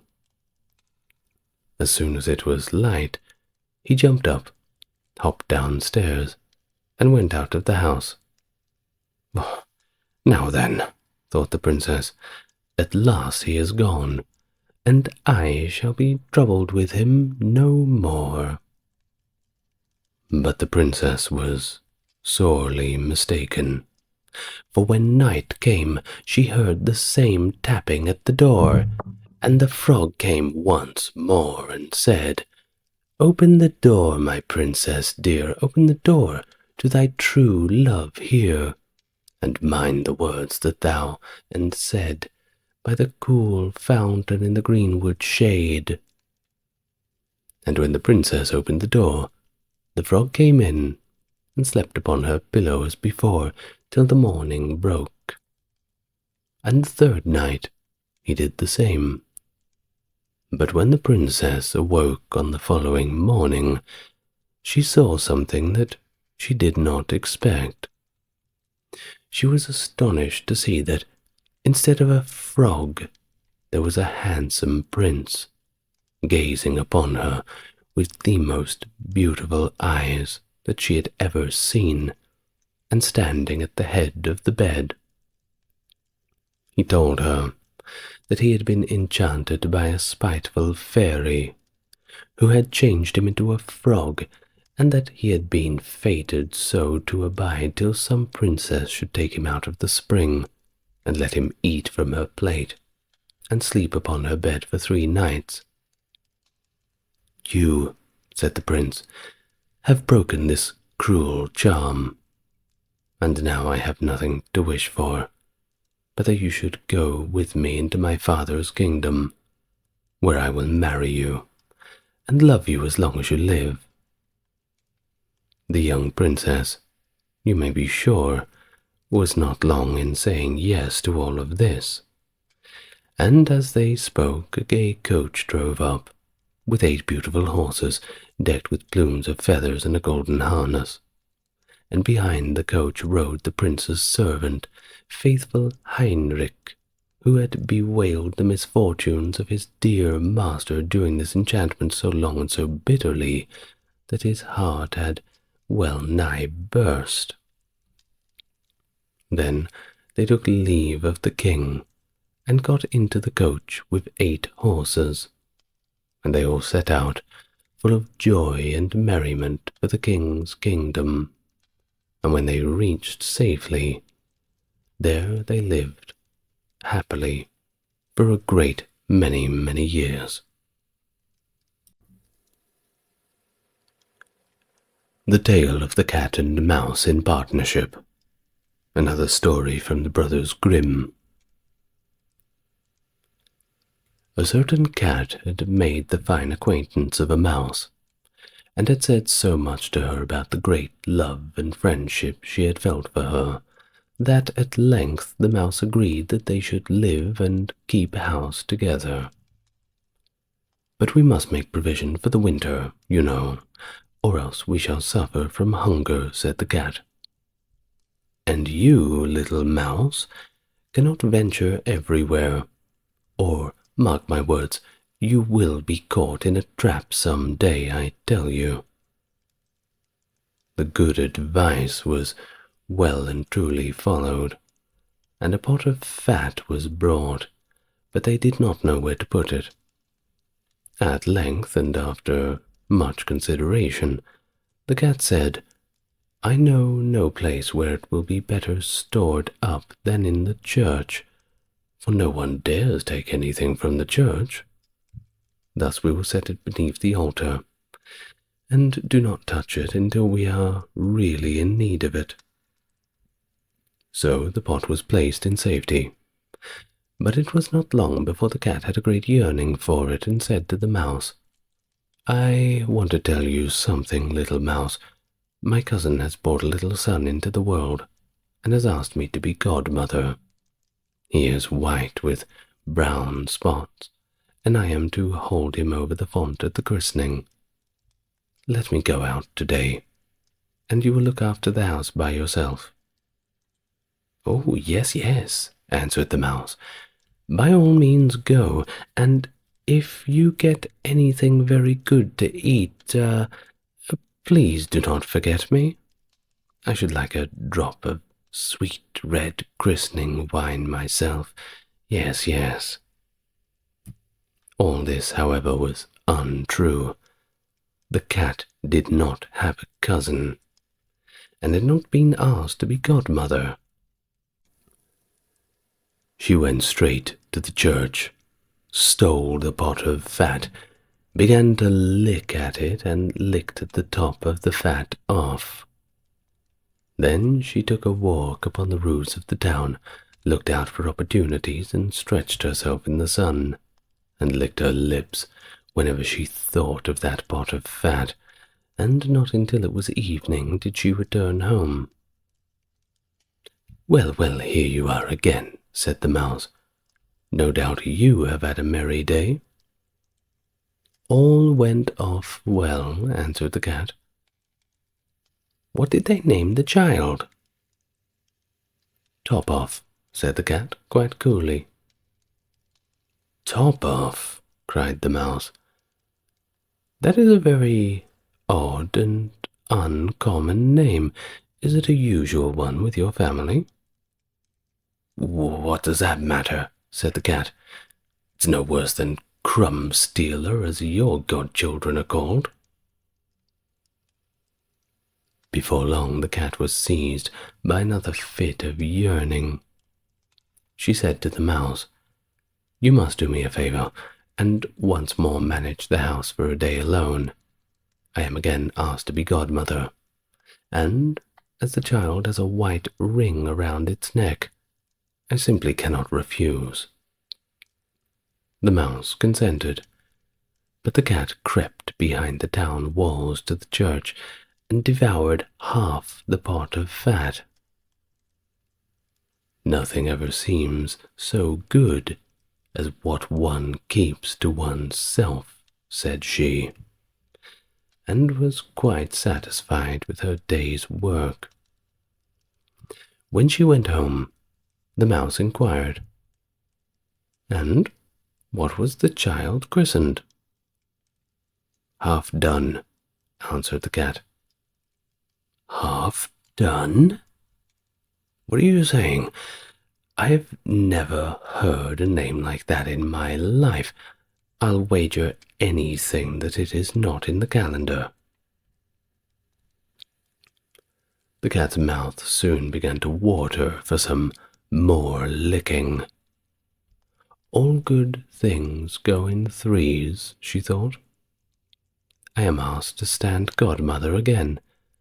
The child is quite black, only it has white paws, but with that exception it has not a single white hair on its whole body. This only happens once in every few years. It is very special. You will let me go, won't you?" "Top off, Half Done," answered the mouse. "They are such odd names. They make me very thoughtful." "You sit at home," said the cat, "in your dark grey fur coat and long tail, and are filled with fancies. That's because you don't go out in the daytime." During the cat's absence, the mouse cleaned the house and put it in order. But it was this day that the greedy cat entirely emptied the pot of fat. When everything was eaten up, "One has some peace," she said to herself. And well filled and fat, she did not return home till nightfall. The mouse at once asked what name had been given to the third child. "Well, it will not please you more than the others did," said the cat. "He is called All Gone." "All Gone," said the mouse. "Now that is the most suspicious name of all. I have never seen it in print.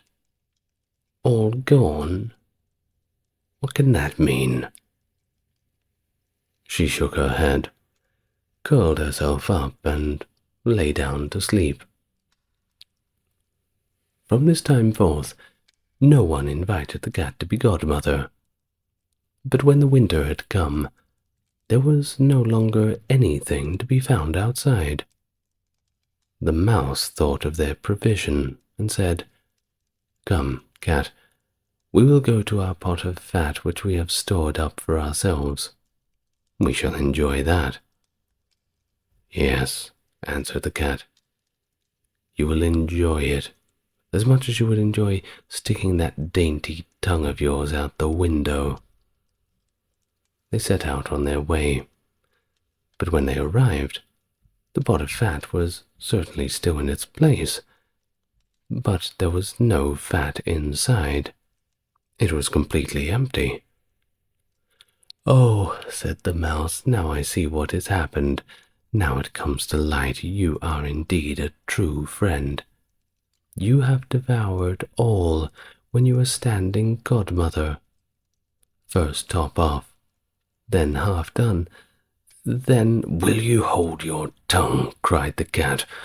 "One more word and I will eat you as well."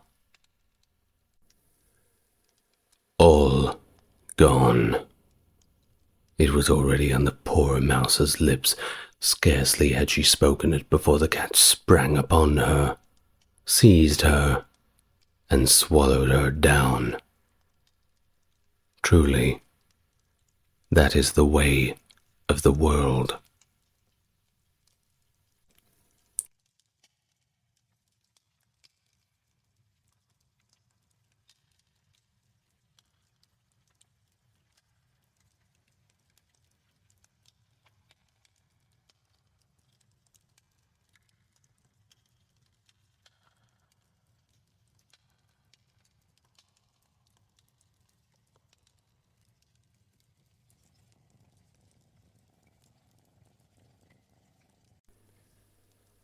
The Golden Bird. A certain king had a beautiful garden, and in the garden stood a tree which bore golden apples. These apples were always counted, and about the time when they began to grow ripe, it was found that every night one of them was gone. The king became very angry at this, and ordered the gardener to keep watch all night under the tree. The gardener set his eldest son to watch, but about 12 o'clock he fell asleep, and in the morning another one of the apples was missing. Then the second son was ordered to watch, and at midnight he too fell asleep, and in the morning another apple was gone. Then the third son offered to keep watch, but the gardener at first would not let him, for fear some harm should come to him. However, at last he consented, and the young man laid himself under the tree to watch. As the clock struck 12, he heard a rustling noise in the air, and a bird came flying that was of pure gold, and as it was snapping at one of the apples with its beak, the gardener's son jumped up and shot an arrow at it.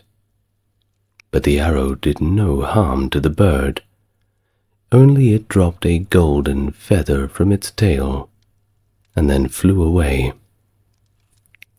The golden feather was brought to the king in the morning, and all the council was called together.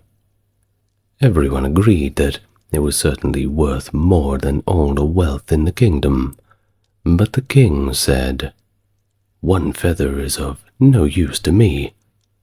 I must have the whole bird."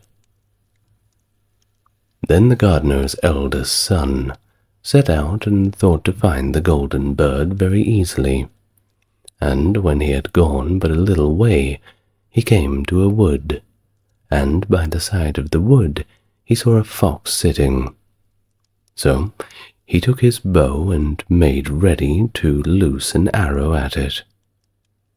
But then the fox said to him, "Do not shoot me, for I will give you good counsel.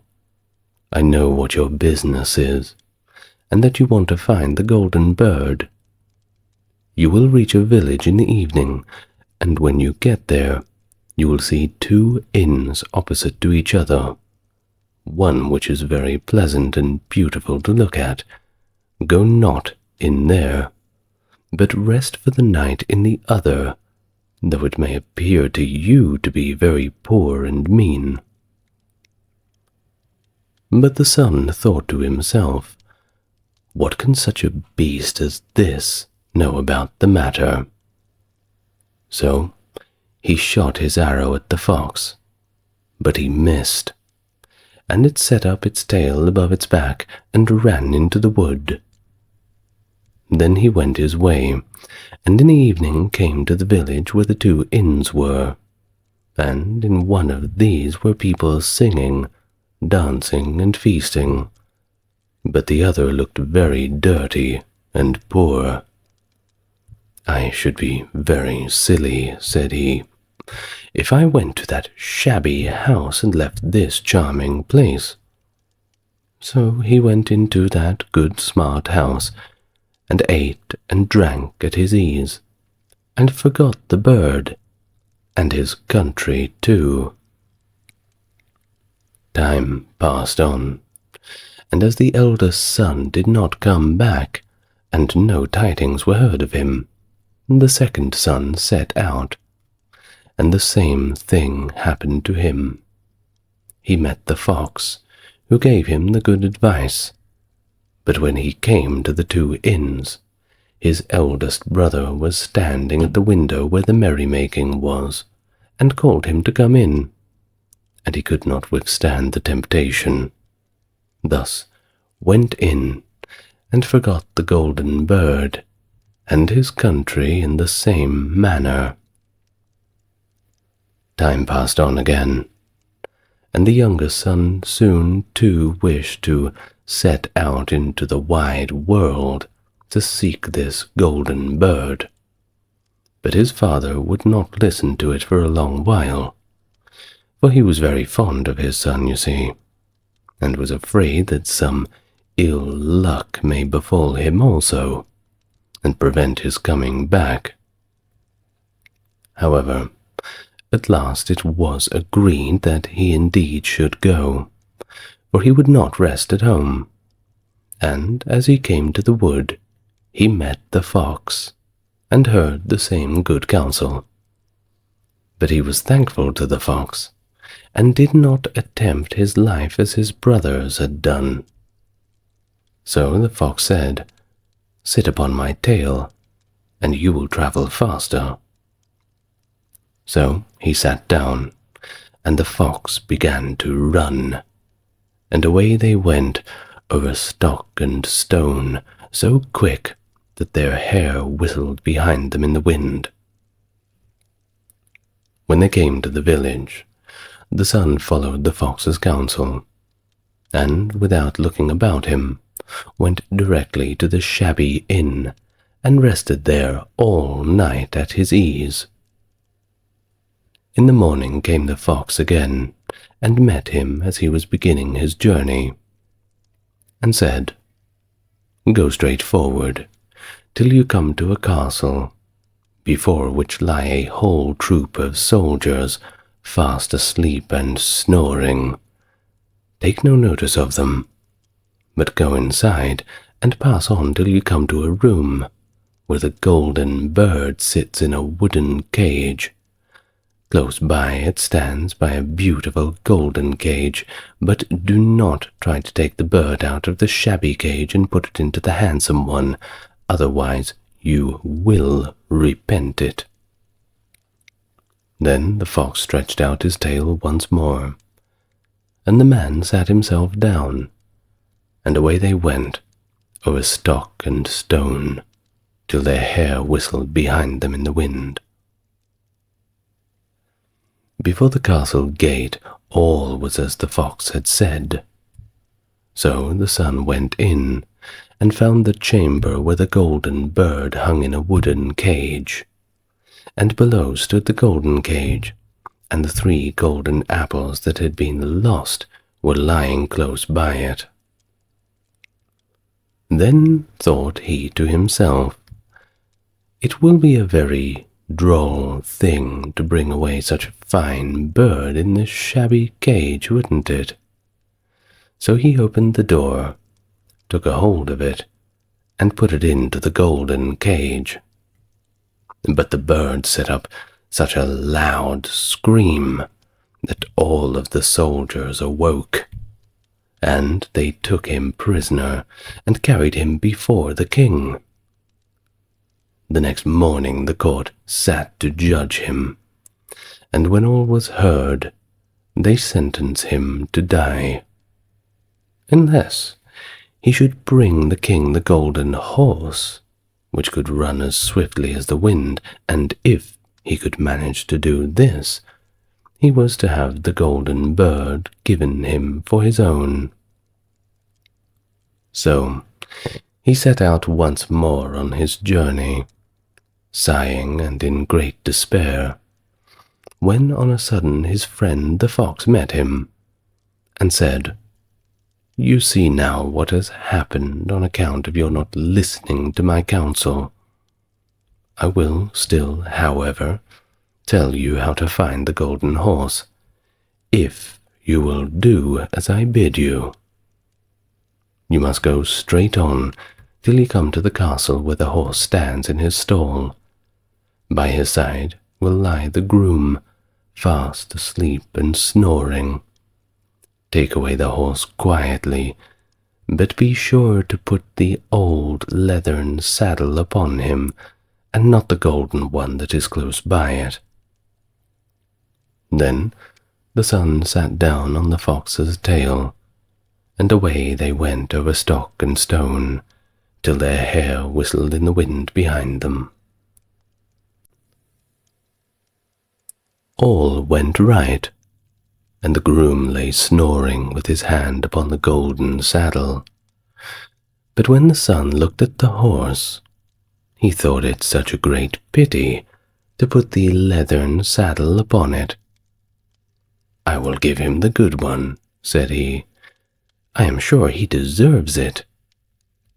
As he took up the golden saddle, the groom awoke and cried out so loud that all the guards ran in and took him prisoner, and in the morning he was again brought before the court to be judged, and was sentenced to die. But it was agreed that if he could bring thither the beautiful princess, he should live, and have the bird and the horse given him for his own. Then he went his way very sorrowful. But the old fox came and said, "Why did you not listen to me? If you had, you would have carried away both the bird and the horse. Yet will I once more give you counsel. Go straight on, and in the evening you will arrive at a castle. At 12 o'clock at night, the princess goes to the bathing house. Go up to her and give her a kiss. She will let you lead her away. But take care you do not suffer her to go and take leave of her father and mother." Then the fox stretched out his tail, and so away they went over stock and stone, till their hair whistled behind them. As they came to the castle, all was as the fox had said, and at 12 o'clock the young man met the princess going to bathe, and he gave her the kiss, and she agreed to run away with him, but begged with many, many tears that he would let her take leave of her father. At first he refused, but she wept still more and more, and fell about his feet till at last he consented. But the moment she came to her father's house, the guards awoke, and he was taken prisoner again. There he was brought before the king, and the king said, "You shall never have my daughter, unless in 8 days you dig away the hill that stops the view from my window." Now, this hill was so big that the whole world could not take it away, and when he had worked for 7 days and had done very little, the fox came and said, "Lie down and go to sleep. I will work for you." And in the morning he awoke, and the hill was gone. Thus he went merrily to the king, and told him that now it was removed, and he must give him the princess. Then, of course, the king was obliged to keep his word, and away went the young man and the princess. And the fox came and said to him, "We will have all three, the princess, the horse, and the bird." "Ah," said the young man, "that would be a great thing. But how can you contrive it?" "If only you will listen," said the fox, "it can be done. When you come to the king and he asks for the beautiful princess, you must say, 'Here she is.' Then he will be very joyful, and you will mount the golden horse that they are given to you, and put out your hand to take leave of them, but shake hands with the princess last. Then lift her quickly on the horse behind you, clap your spurs to his side, and gallop away as fast as you can." All went right. Then the fox said, "When you come to the castle where the bird is, I will stay with the princess at the door, and you will ride in and speak to the king, and when he sees that it is the right horse, he will bring out the bird.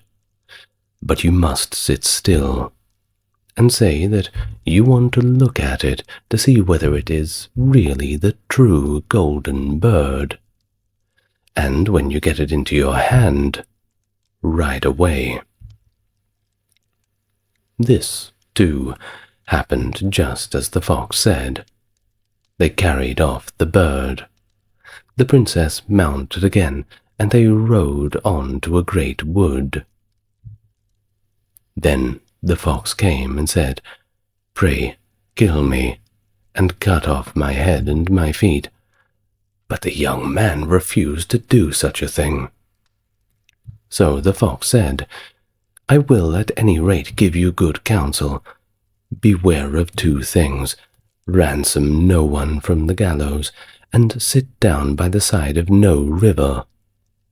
Then away he went. "Ah, well," thought the young man, "it is no hard matter to keep that advice." He rode on with the princess, till at last they came to the village where he had left his two brothers. And there he heard a great noise and uproar, and when asked what was the matter, the people said, "Two men are going to be hanged." As he came nearer, he saw that the two men were his brothers, who had turned robbers. So he said, "Cannot they in any way be saved?" But the people said no, unless he would bestow all his money upon the rascals and buy their liberty. Then he did not stay to think about the matter, but paid what was asked, and his brothers were given up, and went on with him towards their home. And as they came to the wood where the fox first met them, it was so cool and pleasant that the two brothers said, "Let us sit down by the side of the river and rest a while, to eat and to drink." So he said, "Yes," and forgot the fox's counsel, and sat down by the side of the river, and while he suspected nothing, they came behind and threw him down the bank, and took the princess, the horse, and the bird, and went home to the king, their master. And they said, "All this we have won by our labor." Then there was great rejoicing made, but the horse would not eat, the bird would not sing, and the princess wept. The youngest son fell to the bottom of the river's bed, but luckily it was nearly dry. But his bones were almost broken, and the bank was so steep that he could find no way to get out. Then the old fox came once more and scolded him for not following his advice. Otherwise no evil would have befallen him.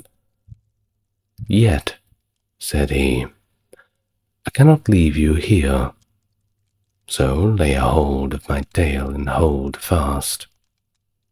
Then he pulled him out of the river and said to him as he got up onto the bank, "Your brothers have set watch to kill you if they find you in the kingdom." So he dressed as a poor man and came secretly to the king's court, and was scarcely within the doors when the horse began to eat and the birds to sing, and the princess left off weeping. Then he went to the king and told him all his brothers' roguery, and they were seized and punished, and he had the princess given to him again, and after the king's death he was heir to his kingdom. A long while after, he went to walk one day in the wood, and the old fox met him, and he besought with him with tears in his eyes to kill him, and cut off his head and his feet. And at last he did so, and in a moment the fox was changed into a man, and turned out to be the brother of the princess, who had been lost a great many years.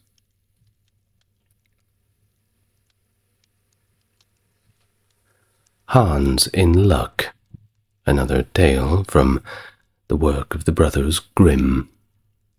If you're enjoying this so far, why not click the subscribe button and like the video? Let's continue. Some men are born to good luck. All they do or try to do comes right. All that falls to them is so much gain. All their geese are swans, their cards are trumps. Toss them which way you will, they will always, like poor puss, alight upon their legs, and only move on so much the faster. The world may very likely not always think of them as they think of themselves, but what care they for the world? What can it know about the matter? One of these lucky beings was the neighbor Hans. 7 long years he had worked hard for his master. At last he said, "Master, my time is up. I must go home and see my poor mother once more. So pray pay me my wages and let me go." And the master said, "You have been a faithful and good servant, Hans, so your pay shall be handsome." Then he gave him a lump of silver as big as his head. Hans took out his pocket handkerchief, put the piece of silver into it, threw it over his shoulder, and jogged off on his road homewards. As he went lazily on, dragging one foot after the other, a man came in sight, trotting gaily along a capital horse. "Ah," said Hans aloud, "what a fine thing it is to ride on horseback. There he sits as easy and happy as if he was at home, in the chair by his fireside. He trips against no stones, save shoe leather, and gets on he hardly knows how." Hans did not speak so softly, but the horseman heard it all. The horseman said, "Well, friend, why do you go on foot then?" "Ah," said he, "I have this load to carry, To be sure it is silver, but it is so heavy I can't hold up my head. And you must know it hurts my shoulder sadly." "What do you say of making an exchange?" said the horseman.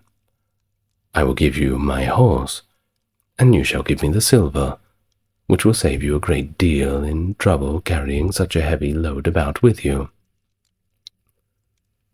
"With all my heart," said Hans, "but as you are so kind to me, I must tell you one thing. You will have a weary task to draw that silver about with you." However, the horseman got off, took the silver, helped Hans up, gave him the bridle into one hand and the whip into the other, and said, "When you want to go very fast, smack your lips together loudly and cry, 'Jip.'" Hans was delighted as he sat on the horse, drew himself up, squared his elbows, turned out his toes, cracked the whip, and merrily rode off. 1 minute whistling a merry tune, and another singing. After the time he should like to go a little faster. So he smacked his lips and cried, "Jip." Away went the horse full gallop, and before Hans knew what he was about, he was thrown off, and lay down upon his back upon the roadside. His horse would have ran off, if a shepherd who was coming by, driving a cow, had not stopped it. Soon Hans came to himself, and got upon his legs again, sadly vexed, and said to the shepherd, "This riding is no joke. When a man has the luck to get upon a beast like this that stumbles and flings him off, as if it would break his neck. However, I'm off now, once and for all. I like your cow now a great deal better than this smart beast that played me this trick, and has spoiled my best coat, you see, in this puddle, which, by the way, smells not very like a nosegay. One can walk along at one's leisure behind that cow, you see. Good company, and have milk, butter, and cheese every day into the bargain. What would I give to have such a prize?" "Well," said the shepherd, "if you are so fond of her, I will change my cow for your horse. I like to do good to my neighbors, you see, even though I lose by it myself." "Done," said Hans merrily. "What a noble heart that good man has," thought he. Then the shepherd jumped upon the horse, wished Hans and the cow good morning, and away he rode. Hans brushed his coat, wiped his face and hands, rested a while, and then drove off his cow quietly, and thought his bargain was indeed a very lucky one. If I have only a piece of bread, and I shall certainly always be able to get that, I can, whenever I like, eat my butter and cheese with it, and when I am thirsty I can milk my cow and drink the milk. And what could I wish for more?"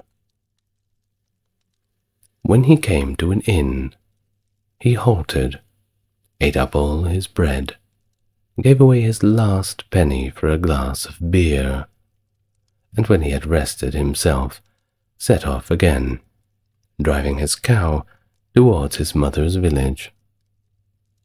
But the heat grew greater as the noon came on, till at last, as he found himself on a wide heath that would take him more than an hour to cross, he began to be so hot and parched that his tongue clave to the roof of his mouth. "I can find a cure for this," thought he. Now I will milk my cow and quench my thirst." So he tied her to the stump of a tree, and held his leathern cap to milk into. But not a drop was to be had.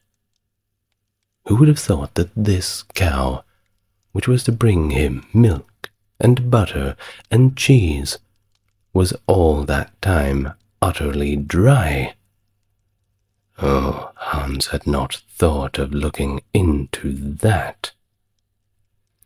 While he was trying his luck in milking, and managing the matter very clumsily, I might say, the uneasy beast began to think he was very troublesome, and at last gave him such a kick on the head as to knock him down, and there he lay a long while, completely senseless.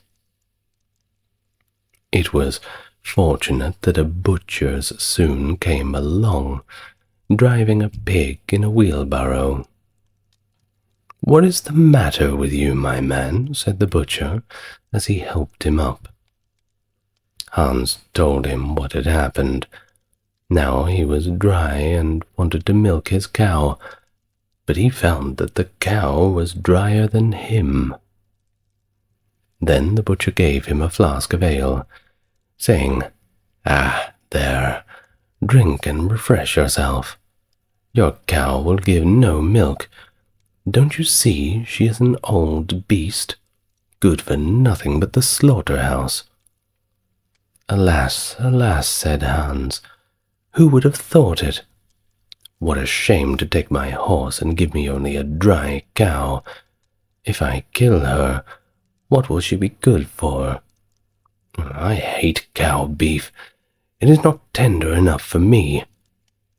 If it were a pig, now, like that fat little gentleman you are driving along at his ease, one could certainly do something with it. It would, at any rate, make good sausages, wouldn't it now?" "Well," said the butcher, "I don't like to say no when one is asked to do a kind, neighborly thing. To please you, I will change and give you my fine, fat pig for that dry cow." And taking the pig off the wheelbarrow, drove it away, holding it by the string that was tied to its leg. So on he jogged, and all seemed now to go right with him. He had met with some misfortunes, that is for sure, but he was now well repaid for all. How could it be otherwise than such a travelling companion as he had at last got? The next man he met was a countryman carrying a fine white goose. The countryman stopped to ask what was the o'clock. This led to further chat, and Hans told him all his luck, how he had so many good bargains, and how all the world went gay and smiling with him. The countryman then began to tell his tale, and he was said to take the goose for a christening. "Feel," said he, "feel how heavy it is, yet it is only 8 weeks old. Whoever roasts and eats it will find plenty of fat upon it. It has lived so well." "Oh, you're right," said Hans as he weighed it in his hand. "But if you talk of fat, my pig is no trifle."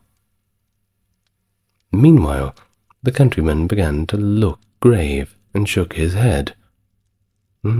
"Hark ye," said he, "my worthy friend, you seem to be a good sort of fellow, so I can't help doing you a kind turn. Your pig may get you into a scrape, you see. In the village I just came from, the squire had his pig stolen out of his sty. I was dreadfully afraid when I saw you that you had got the squire's pig. If you indeed do, and they catch you, it will be a bad job for you. The least they will do is to throw you into the horse pond. Can you swim, my friend?" Poor Hans was sadly frightened. "Good man," cried he, "pray get me out of this scrape. I know nothing of where the pig was, either bred nor born. But he may have been the squire's for aught I can tell you. You know this country better than I do. Take my pig and give me the goose." "I ought to have something into the bargain," said the countryman. "Give a fat goose for a pig indeed. 'Tis not everyone who would do so much for you as that. However, I will not be hard upon you, as you are in trouble." Then he took the string in his hand and drove off the pig by a side path, while Hans went on his way homewards, free from care. "After all," he thought, "that chap is pretty well taken in. I don't care whose pig it is, but wherever it came from, it has been a very good friend to me. I have much the best of the bargain. First there will be a capital roast, yes, and then the fat will find me in goose grease for 6 months. And then there are all the beautiful white feathers. Ah, yes, the beautiful white feathers. I will put them into my pillow. I am sure to sleep soundly without rocking. Oh, how happy my mother is going to be. Talk of a pig, indeed. Give me a fine fat goose."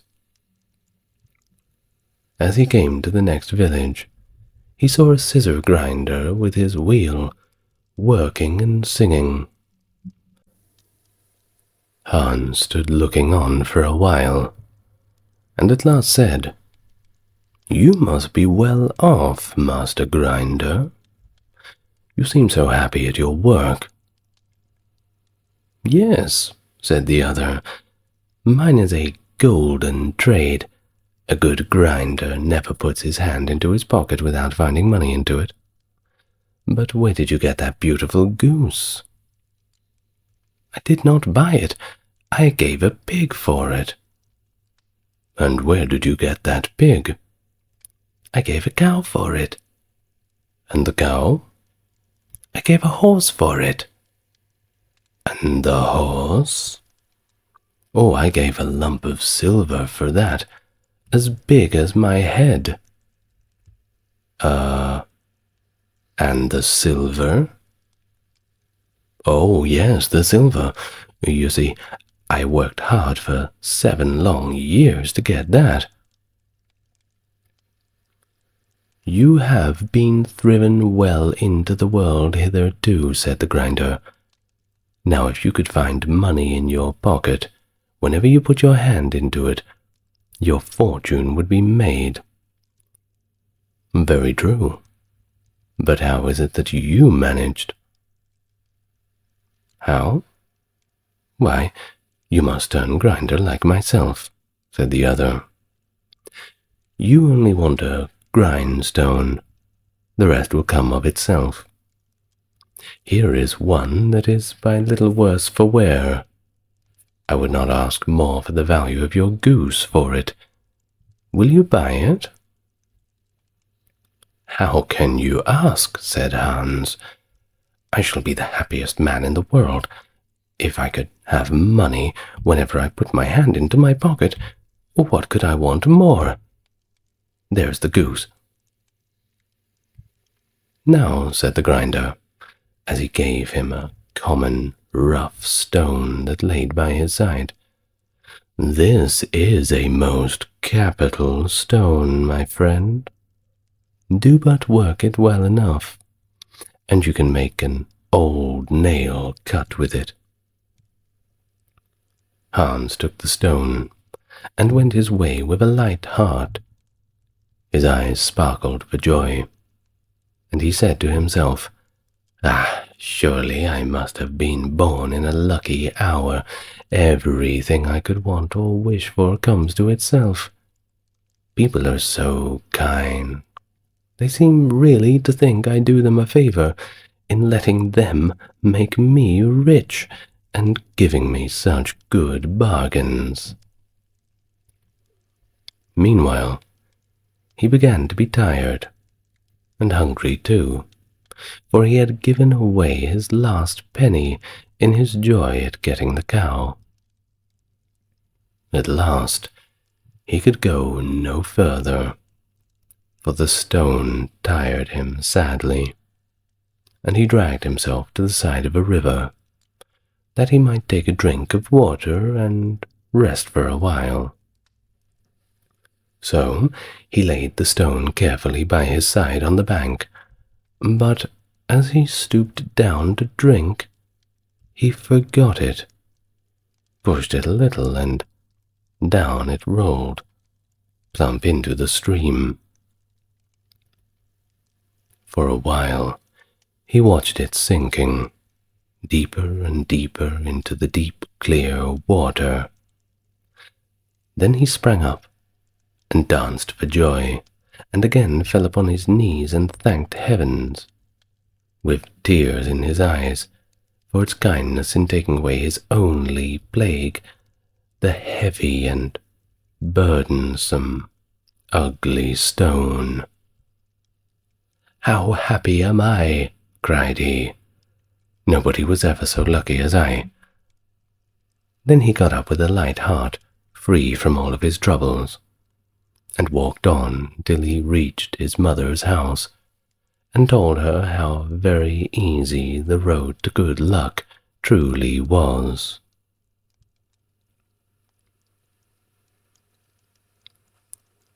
Okay, let's go on to the next one.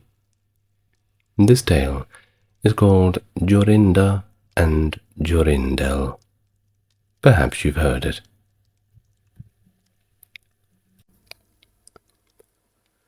There was once an old castle.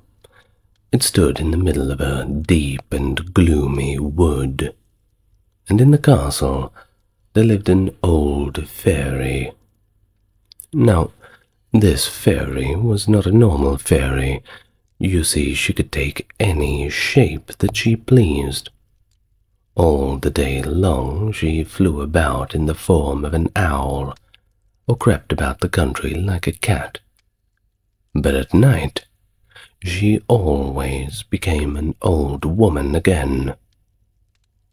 When any young man came within 100 paces of her castle, he became quite fixed, and could not move a single step till she came and set him free, which she would not do till he had given her his word he would never come there again.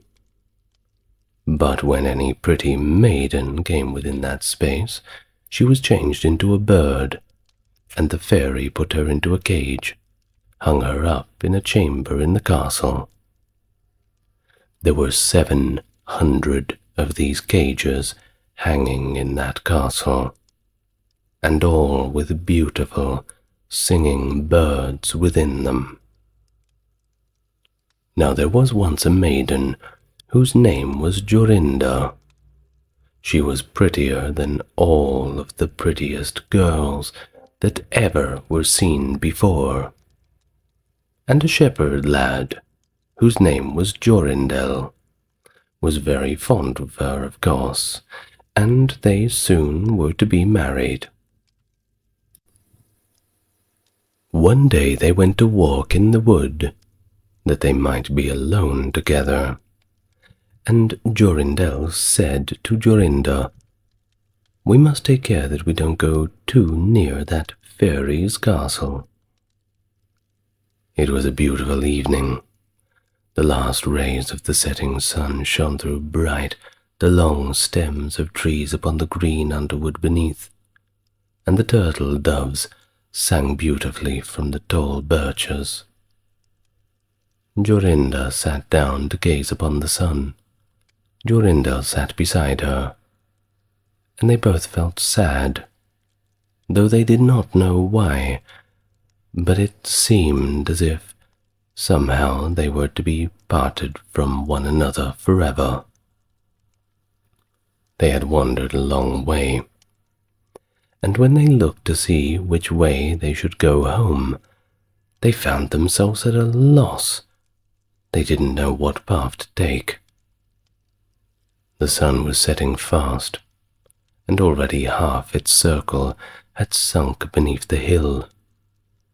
Jorindel, on a sudden, looked behind him, and saw through the bushes that they had, without knowing it, sat down close under the old walls of the castle. And then he shrank for fear, turned pale and trembled, as Jorinda was gleefully singing. But her singing had stopped suddenly. Jorindel turned to see the reason, and beheld his Jorinda changed into a nightingale, so that her song ended with a mournful jug, jug. An owl with fiery eyes flew 3 times around them, and 3 times the owl hooted out. Jorindel was frozen. He could not move. He stood fixed as if he was a stone, and could neither weep nor speak nor stir hand or foot. And now the sun went quite down. The gloomy night came. The owl flew into a bush, and a moment after the old fairy came forth, pale and meagre, with staring eyes, and a nose and chin that almost met one another. She mumbled something to herself, seized the nightingale, and went away with it in her hand. Poor Jorindel saw the nightingale was gone, but what could he do? He could not speak. He could not move from the spot from where he stood. At last the fairy came back, and sung with a hoarse voice, "Till the prisoner is fast, and her doom is cast, there stay, oh stay. When the charm is around her, and the spell has bound her, hie away, away." On a sudden Jorindel found himself free. Then he fell on his knees before the fairy, and prayed her, "Please, give me back my dear Jorinda." But the fairy laughed at him, and said she would never give her away. He will never see her again. And then she went back to her castle. He prayed, he wept, he sorrowed, but it was all in vain. "Alas," he said, "what will become of me?" He could not go back to his own home, so he went to a strange village, and employed himself in keeping sheep. Many a time did he walk round and round as near as the hutted castle as he dared go, but all in vain. He heard or saw nothing of his beloved Jorinda. At last he dreamt one night that he found a beautiful purple flower, and that in the middle of it lay a costly pearl.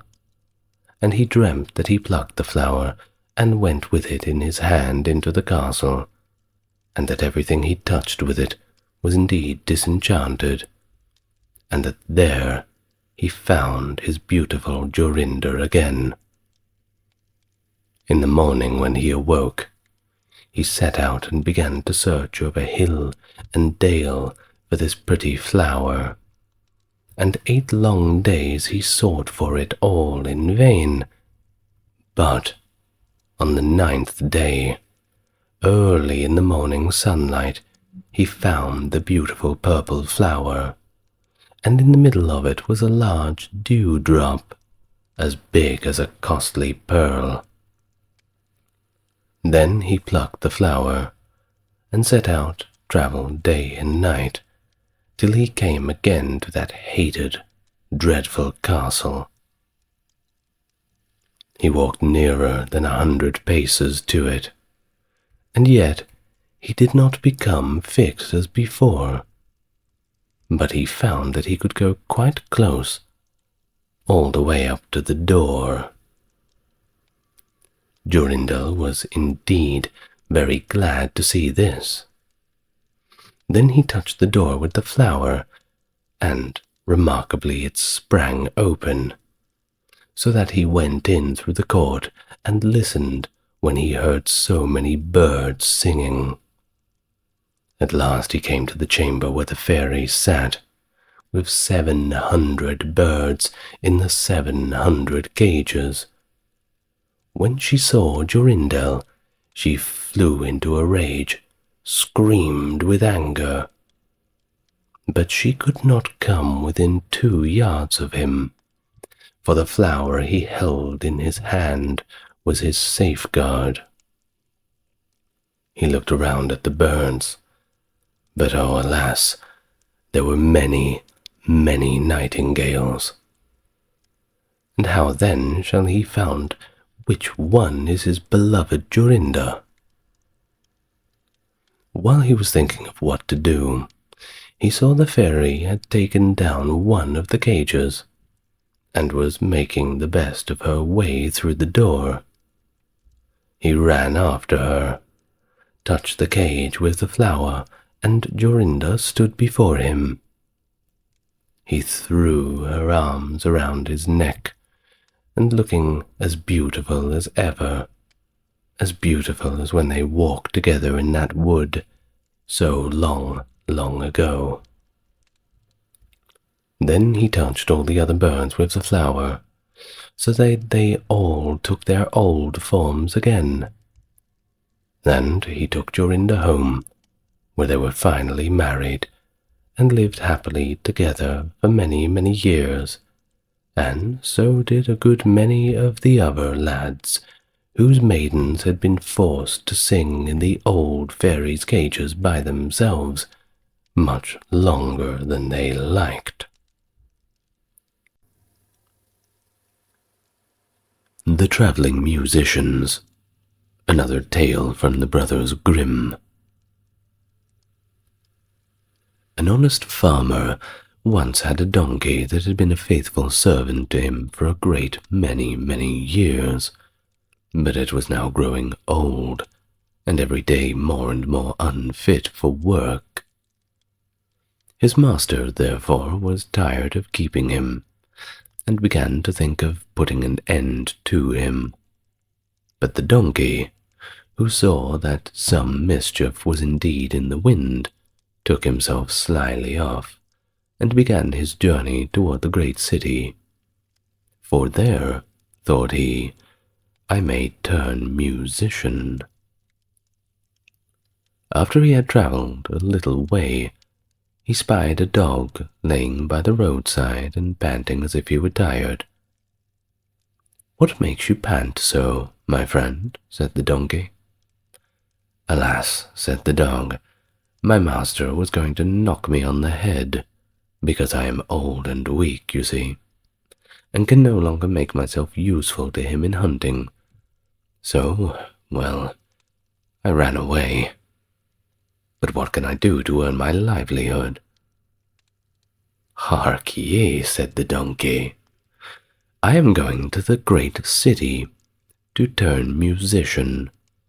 Suppose you go with me, and try what you can do in the same way." Well, the dog said that he was willing, and merrily they jogged on together.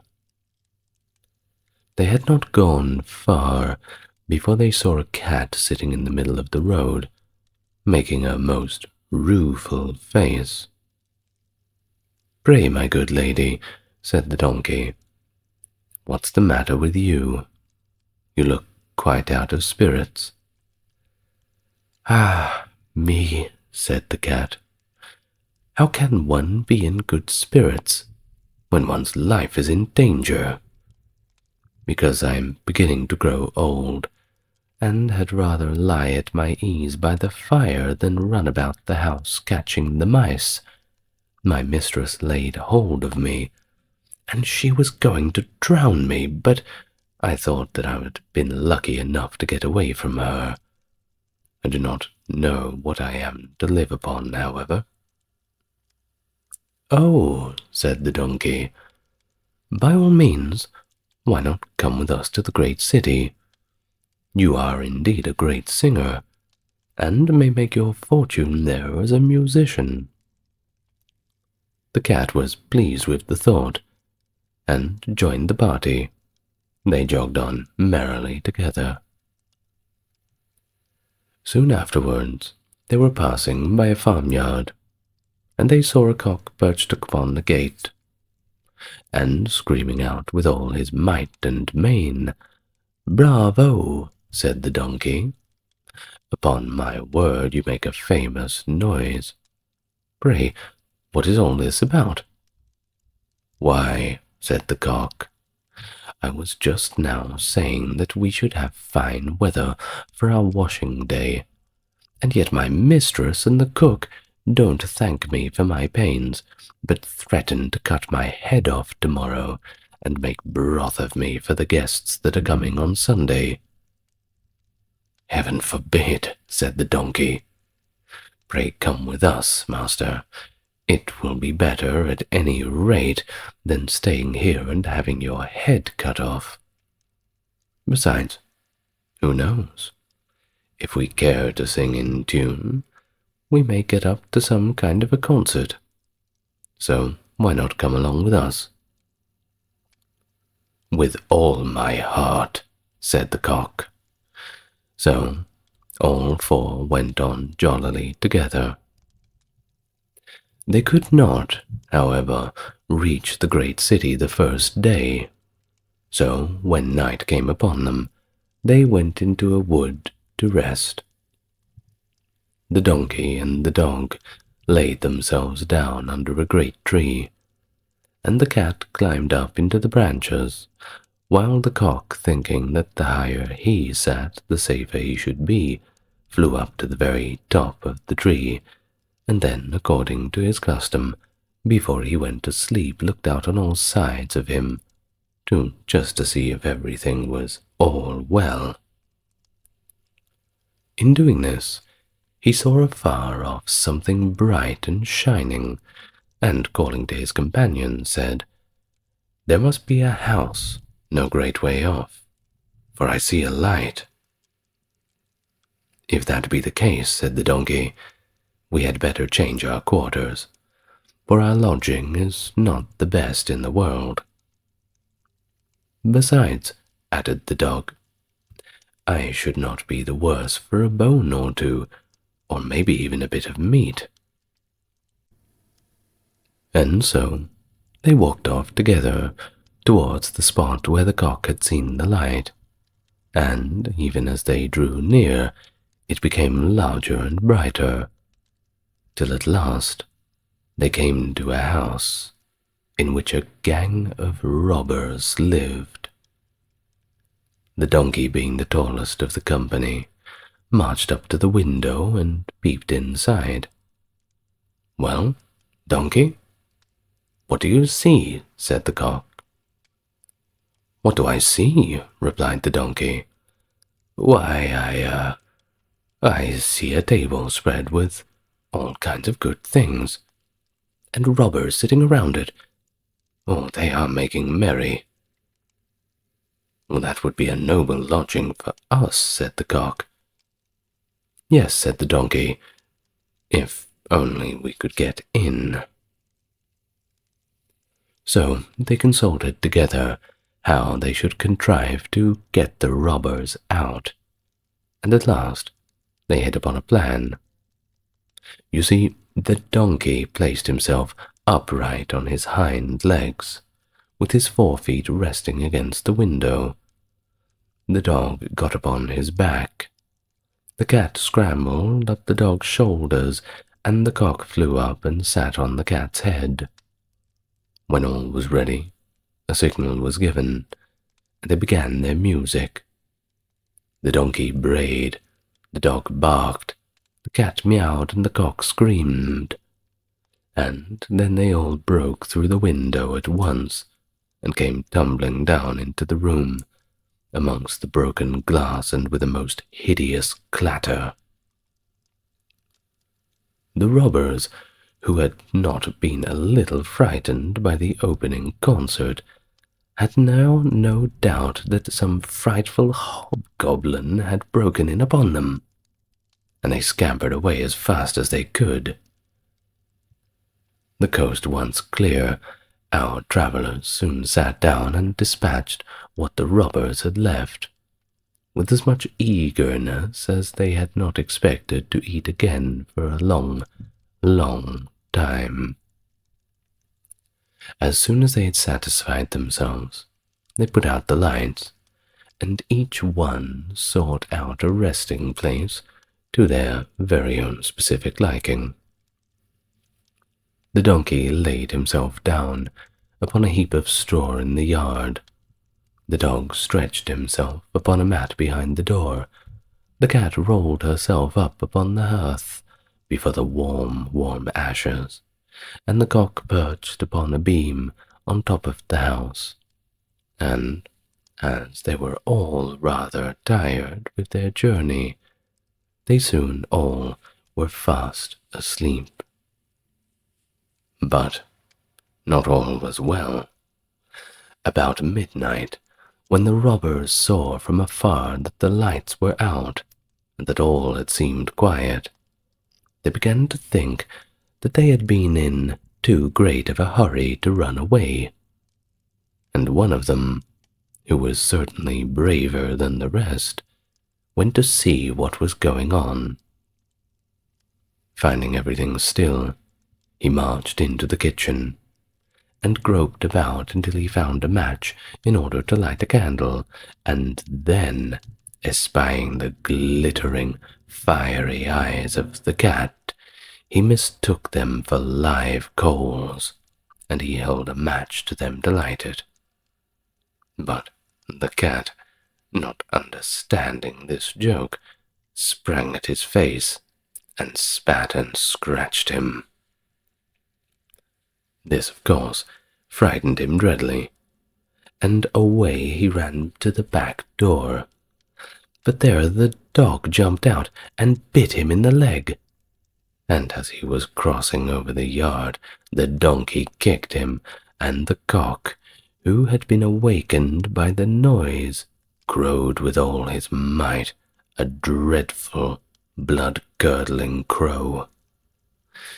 At this the robber ran back as fast as he could to his comrades, and told the captain how a horrid witch had gotten into the house, and had spat at him, and scratched at his face with her long bony fingers, how a man with a knife in his hand had hidden himself behind the door, and stabbed him in the leg, how a black monster stood in the yard, and struck him with a club, and how the devil had sat upon the top of the house and cried out, "Throw the rascal up here."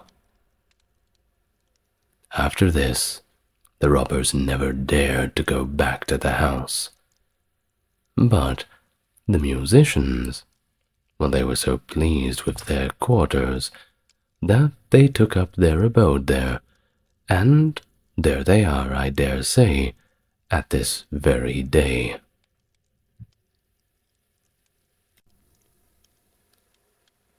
The Tale of the Old Sultan. Another story from the brothers Grimm. A shepherd had a faithful dog called Sultan, who was grown very old and had lost all of his teeth. And one day, when the shepherd and his wife were standing together before the house, the shepherd said, "I will shoot old Sultan tomorrow morning, for he is of no use to us now." But his wife had said to him, pleaded to him, "Pray let the poor faithful creature live.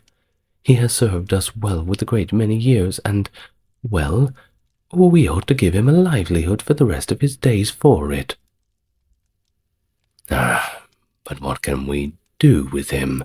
said the shepherd. "He has not a tooth in his head, and the thieves don't care for him at all, and, well, to be sure he has served us, but then he did it to earn his livelihood, don't you think?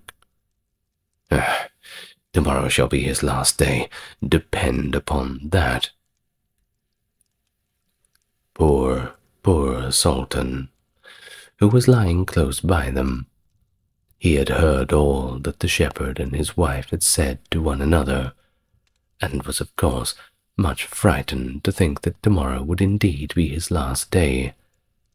Thus, in the evening, he went to find his good friend, the wolf, who lived out in the wood, and told him all his sorrows, and how his master meant to dispatch of him in the morning. "Make yourself easy," said the wolf. "I will give you now some good advice.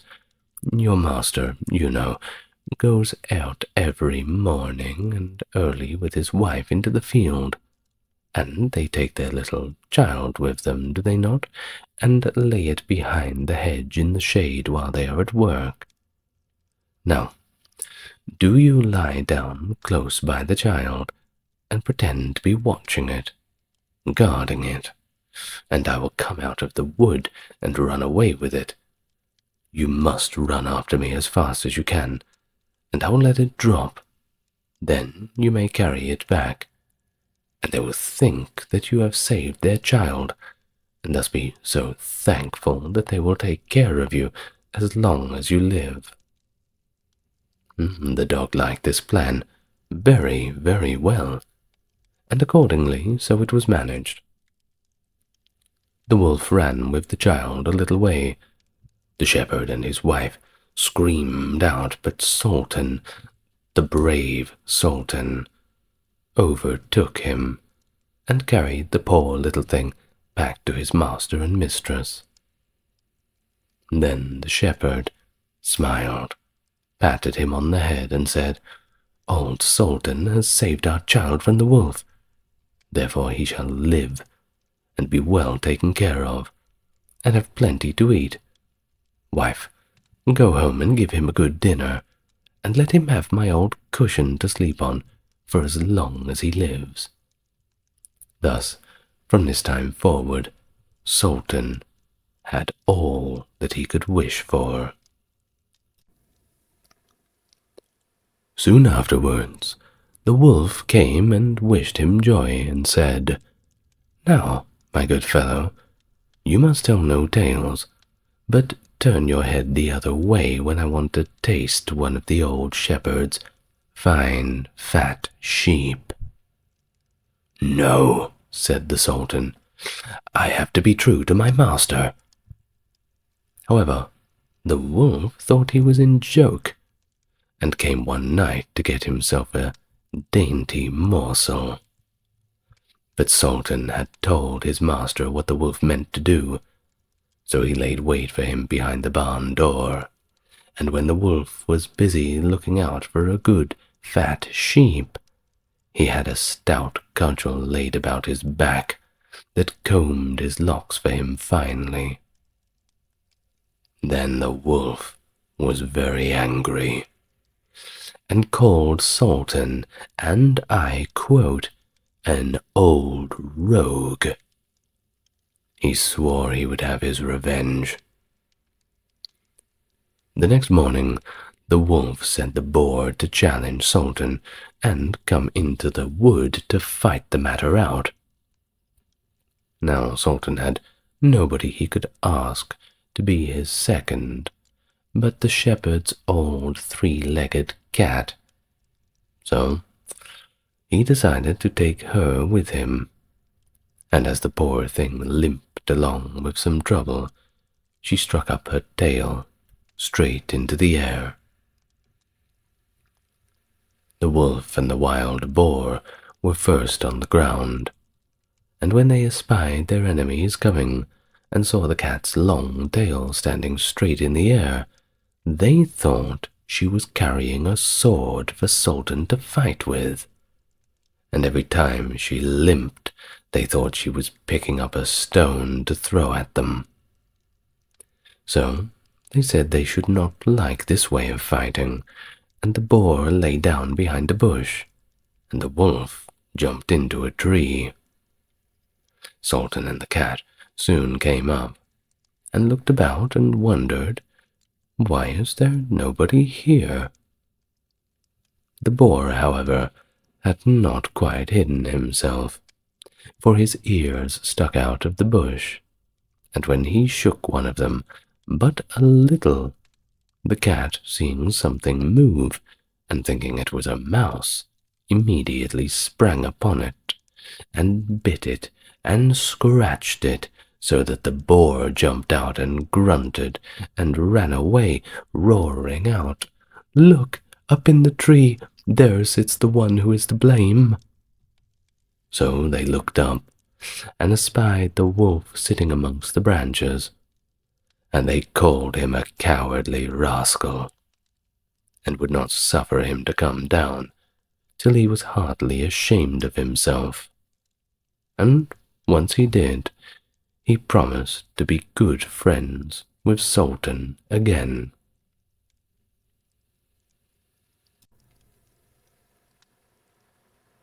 The Tale of the Straw, the Coal, and the Bean, from the Tales of the Brothers Grimm. In a village dwelt a poor old woman, who had gathered together a dish of beans and wanted to cook them. So she made a fire on her hearth, and that it might burn the quicker, she lighted it with a handful of straw. When she was emptying the beans into the pan, one dropped without her observing it, and lay on the ground beside a straw, and soon afterwards a burning coal from the fire leapt down to the two. Then the straw began and said, "Dear friends, from whence do you come here?" The coal replied, "I fortunately sprang out of the fire, and if I had not escaped by sheer force, my death would have been certain. I should have been burnt to ashes." The bean said, "I too have escaped with a whole skin, but if the old woman had got me into the pan, I should have been made into broth without any mercy, I dare say, like my comrades." "And would a better fate have fallen to my lot?" said the straw. "The old woman had destroyed all my brethren. In fire and smoke she did it. She seized 60 of them all at once, and took their lives. I, however, quite luckily slipped through her fingers." "But what are we to do now?" said the coal.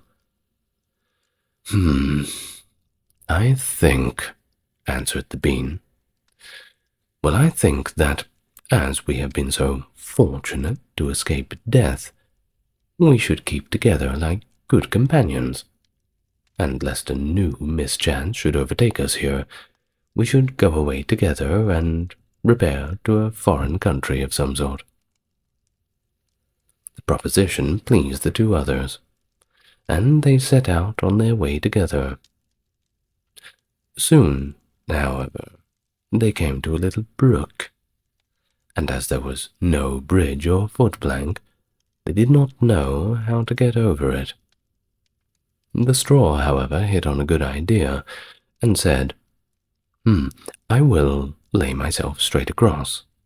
That could work, and you can then walk over me, as if I were a bridge."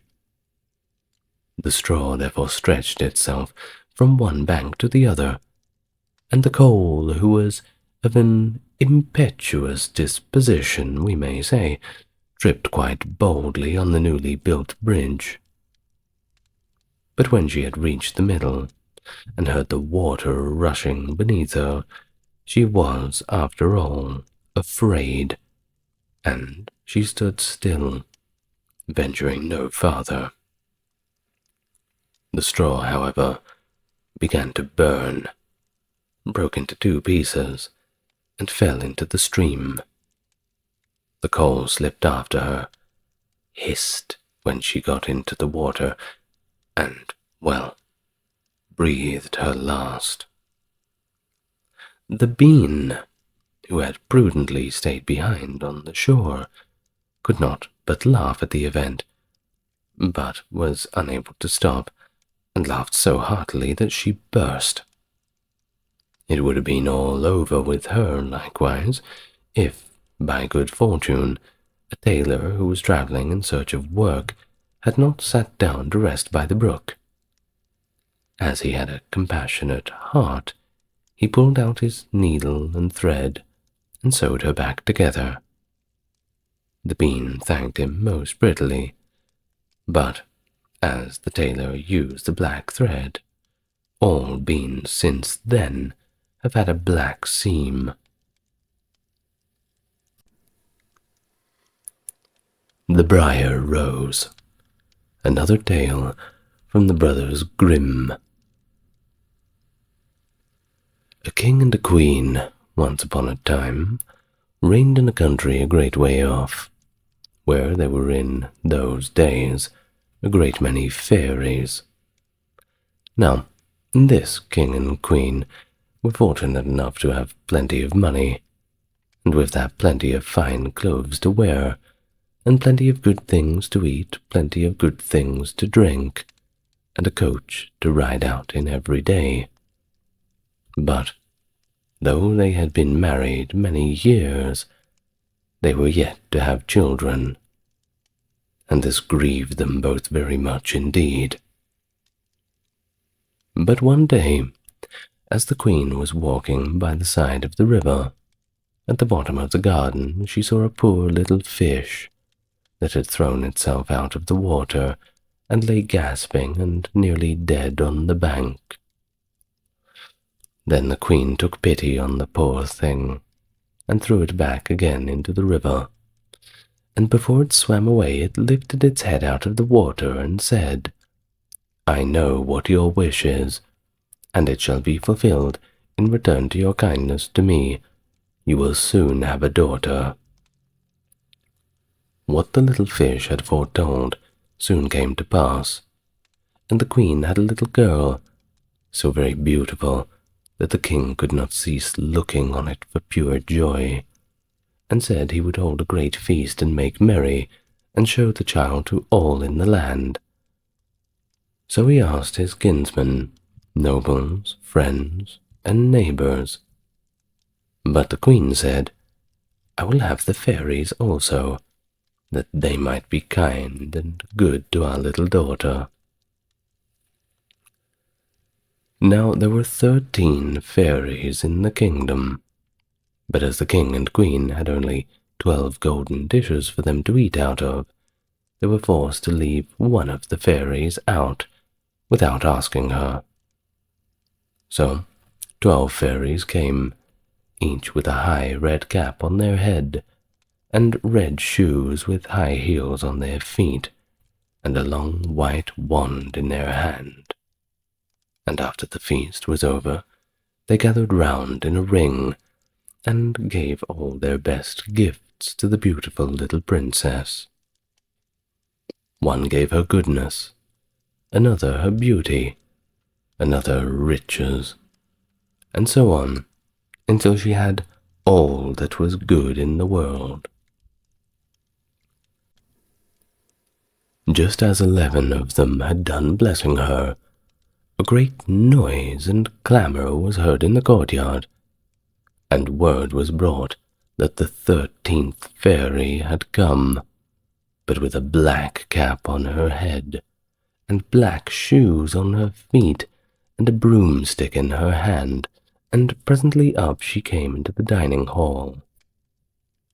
Now, as she had not been asked to the feast, she was very, very angry, and scolded the king and queen very much with a great booming voice, and thusly set work to take her revenge. So she cried out, "The king's daughter shall fall, in her 15th year be wounded by a spindle, and fall down dead." Then the 12th of the friendly fairies, who had not yet given her gift, came forward, and said that the evil wish must be fulfilled, but that she could soften its mischief. So her gift was that the king's daughter, when the spindle wounded her, should not really die, but should only fall asleep for 100 years. However, the king still hoped to save his dear child altogether from the threatened evil, so he ordered that all spindles in the kingdom should be brought up and burned. But all the gifts of the first 11 fairies were in the meantime fulfilled, for the princess was so beautiful, so well behaved, so good and wise, that everybody who knew her loved her dearly. And so time went on. It happened that on the very day she was 15 years old, the queen and the king were not at home, and she was left quite alone in the palace. So she rode about by herself, and looked at all the rooms and chambers, till at last she came to an old tower, to which there was a narrow staircase ending with a little door. In the door there was a golden key, and when she turned it, the door sprang open, and there sat an old lady, spinning away very busily. "Why, how now, good mother?" said the princess. "What are you doing here?"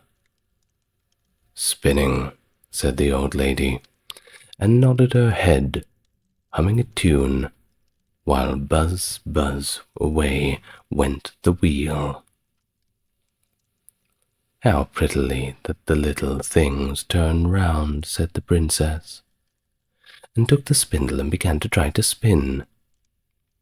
But scarcely had she touched it before the fairy's prophecy was revealed. The spindle wounded her, and she fell down, lifeless to the ground. However, she was not dead, but had only fallen into a deep sleep, and the king and the queen, who had just come home, and all their court fell asleep too, and the horses slept in the stables, and the dogs in the court, and the pigeons on the housetop, and the very flies slept upon the walls. Even the fire and the hearth left off blazing, and went to sleep. The jack stopped, and the spit that was turning around about with a goose upon it for the king's dinner stood still, and the cook, who was at the moment pulling the kitchen boy by the hair to give him a box on the ear for something he had done amiss, let him go, and both fell asleep.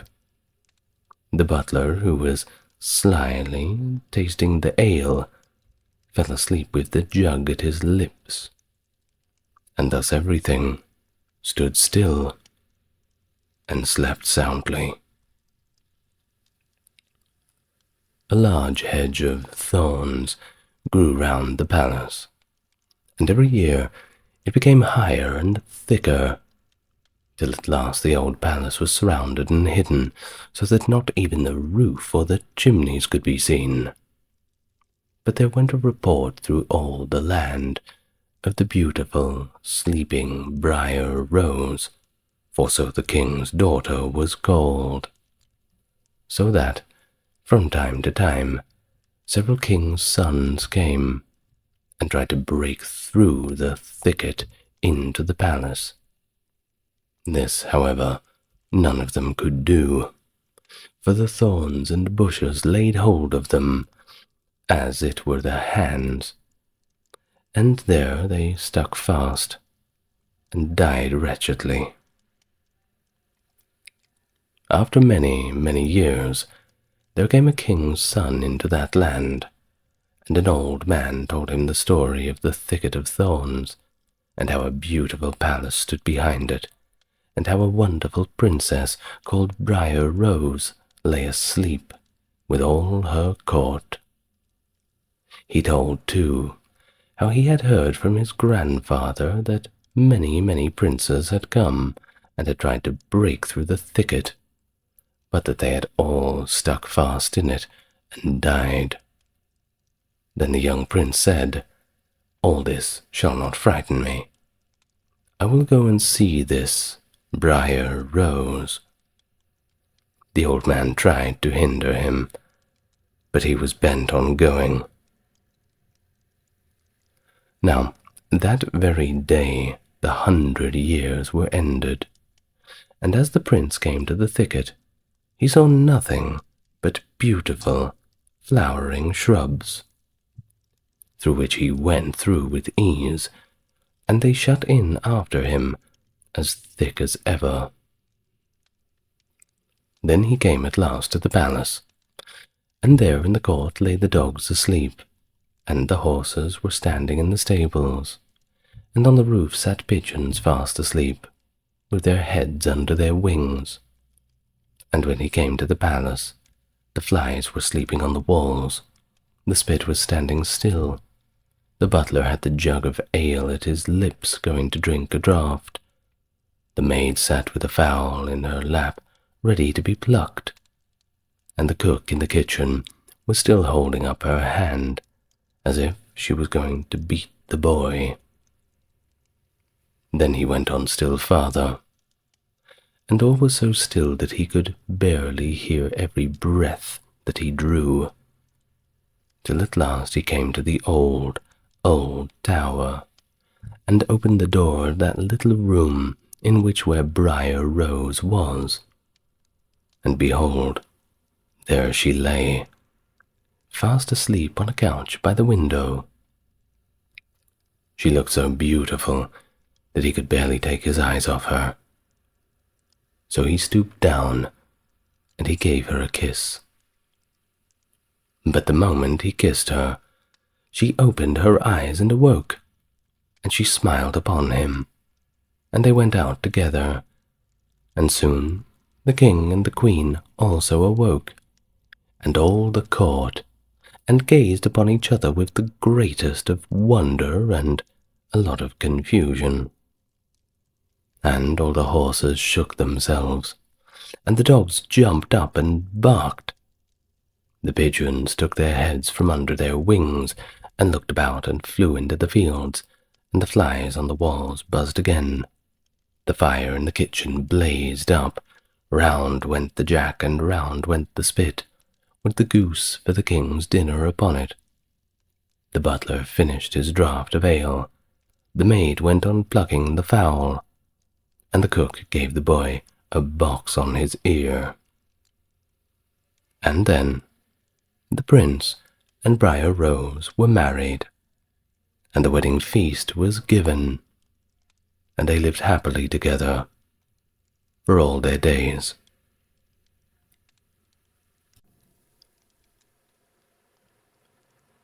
The Tale of the Dog and the Sparrow. A shepherd's dog had a master who took no care of him, but often let him suffer the greatest hunger. At last he could bear this no longer, so he took to his heels, and off he ran in a very sad and sorrowful mood. On the road he met a sparrow that said to him, "Why are you so sad, my friend?" "Because," said the dog, "I am very, very hungry, and I've nothing to eat." "If that be all," answered the sparrow, "how about you come with me to the next town, and I will soon find you plenty of food." So on they went together into the town, and as they passed by a butcher's shop, the sparrow said to the dog, "Stand there a little while I peck you down a piece of meat." So the sparrow perched upon the shelf, and having first looked carefully about her to see if anybody was watching, she pecked and scratched at a stake that lay upon the edge of the shelf, till at last down it fell. The dog snapped it up quickly, and scrambled away with it into a corner, where he soon ate it all up. "Well," said the sparrow, "you shall have some more if you will. So come with me to the next shop, and I will peck you down another steak." When the dog had eaten this too, the sparrow said to him, "Well, my good friend, have you had enough now?" "I have had plenty of meat," answered he, "but I should like to have a piece of bread to eat after it." "Come with me then," said the sparrow, "and you shall soon have that too." So she took him to a baker's shop, and pecked at 2 rolls that lay in the window, till they fell down. And as the dog still wished for more, she took him to another shop and pecked down some more for him. When that was eaten, the sparrow asked him whether he had had enough now. "Oh, yes," said he, "and now let us take a little walk way out of the town." So they both went out upon the high road. But as the weather was warm, they had not gone far before the dog said, "Oh, I am very much tired. I should perhaps like to take a nap now." "Very well," answered the sparrow. "Do so, and in the meantime I will perch upon that bush." So the dog stretched himself out on the road, and fell fast asleep. Whilst he slept, there came by a carter, with a cart drawn by 3 horses, and loaded with 2 casks of wine. The sparrow, seeing that the carter did not turn out of the way, but would go on in the track and which the dog laid, so as to drive over him, called out, "Stop, stop, Mr. Carter, or it shall be the worse for you." But the carter, grumbling to himself, "You make it worse for me indeed. What can you do?" cracked his whip, and drove his cart over the poor little dog, so that the heavy wheels had crushed him. "There," cried the sparrow, "thou cruel villain, thou hast killed my friend the dog. Now you mind what I say. This deed of thine shall cost thee all thou art worth." "Do your worst, and welcome," said the brute. "What harm can you do to me?" And he passed on. But the sparrow crept beneath the tilt of the cart, and pecked at the bung of one of the casks, till she loosened it, and then all the wine ran out, without the carter seeing it behind him. At last he looked round, and saw that the cart was dripping, and the cask, well, it was quite empty. "Oh, what an unlucky wretch I am," cried he. "Not wretch enough yet," said the sparrow, as she alighted upon the head of one of those horses, and pecked at him till he reared up and kicked. When the carter saw this, he drew out his hatchet and aimed a blow at the sparrow, meaning to kill her. But she flew away, and the blow fell upon the poor horse's head with such force that he fell down dead. "Unlucky wretch that I am," cried he. "Not wretch enough yet," said the sparrow. And as the carter went on with the other 2 horses, she again crept under the tilt of the cart, and pecked out the bung of the second cask, so that all of the wine ran out. When the carter saw this, he again cried out, "Miserable wretch that I am!" But the sparrow answered, "Not wretch enough yet," and perched on the head of the second horse, and pecked at him too. The carter ran up and struck at her again with his hatchet, but away she flew, and the blow fell upon the second horse, killing him on the spot. "Unlucky wretch that I am," said he. "Not wretch enough yet," said the sparrow. And perching upon the third horse, she began to peck at him too. The carter was mad with his fury and rage, and without looking about him, or caring what was about, struck again at the sparrow, killing his third horse, meeting the same fate as the other two on the blood-soaked ground. "Alas, miserable wretch that I am," cried he. "Not wretch enough yet," answered the sparrow as she flew away. "Now will I plague and punish thee at thy own house." The carter was forced at last to leave his cart behind him, and go home overflowing with rage and vexation. "Alas," said he to his wife, "what ill luck has befallen me. My wine is all spilled, and my horses all three dead." "Alas, husband," replied she, "and a wicked bird has come into the house, and has brought with her all the birds in the world, I am sure, and they have fallen upon our corn in the loft, and are eating it up at such a rate."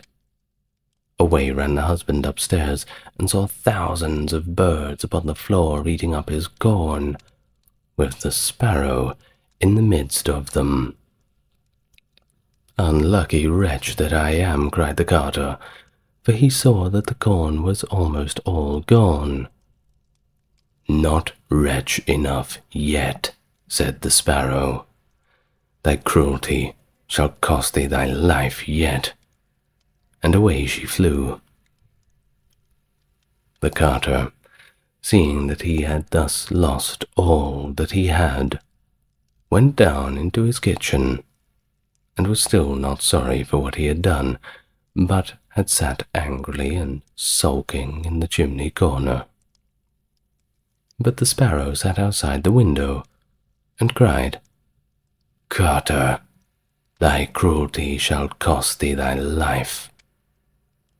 With that he jumped up in a rage, seized his hatchet, and threw it at the sparrow, but it missed her, and only broke the window. The sparrow now hopped in, perched upon the window-seat, and cried, "Carter, it shall cost thee thy life." Then he became mad, blind with rage, and struck the window-seat with such a force that he cleft it in two.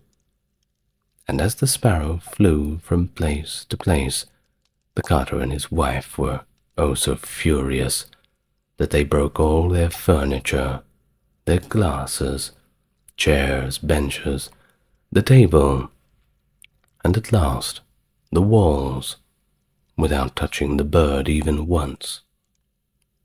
In the end, however, they did catch her, and the wife said, "Shall I kill her at once?" "No," cried he, "that is letting her off too easily. She shall die a much more cruel death. I will eat her." But the sparrow began to flutter about, and stretch out her neck, and cried, "Carter, it shall cost thee thy life yet." With that he could wait no longer, so he gave his wife the hatchet, and cried, "Wife, strike at the bird and kill her in my hand."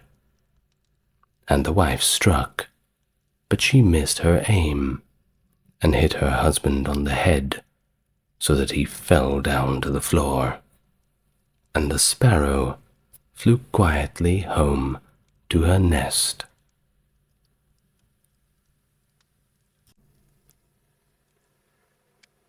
The Tale of the 12 Dancing Princesses. Another story from the brothers Grimm. There was a king who had 12 beautiful daughters. They slept in 12 beds, all in the one room, and when they went to bed, the doors were shut and locked up. But every morning their shoes were found to be quite worn through, as if they had been dancing all night, and yet nobody could find out how it happened, or where they had been. Then the king made it known to all the land that if any person could discover the secret, and find out where it was that the princesses danced all night, he should have the one he liked the best for his wife, and he should be king after his death. But whoever tried and did not succeed after 3 days and nights shall be put to death. A king's son soon came.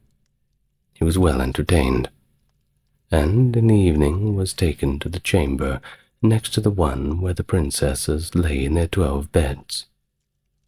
There he was to sit and watch where they went to dance, and in order that nothing might pass without his hearing it, the door of his chamber was left open. But the king's son, he soon fell asleep, and when he awoke in the morning, he found that the princesses had indeed all been dancing, for the soles of their shoes were full of holes. The same thing happened on the second and the third night, so the king, as per the deal, arranged for him to have his head cut off. After him came several others, but they had all the same luck, and they all lost their lives in the same manner. Now it chanced that an old soldier, who had been wounded in battle and could fight no longer, passed through the country where his king reigned, and he was travelling through a wood where he met an old woman who asked him where he was going. "I hardly know where I am going, or what I had better do," said the soldier, "but I think that I should like very well to find out where it is that the princesses dance. And then in time, well, who knows, I might be a king." "Well," said the old dame, "that is no very hard task, I tell you. Only take care not to drink any of the wine which one of the princesses will bring to you in the evening, and as soon as she leaves you, pretend to be fast asleep." Then she gave him a cloak and said to him, "As soon as you put that on, you will become invisible, and then you will be able to follow the princesses wherever they go." When the soldier heard all this good counsel, he determined to try his luck.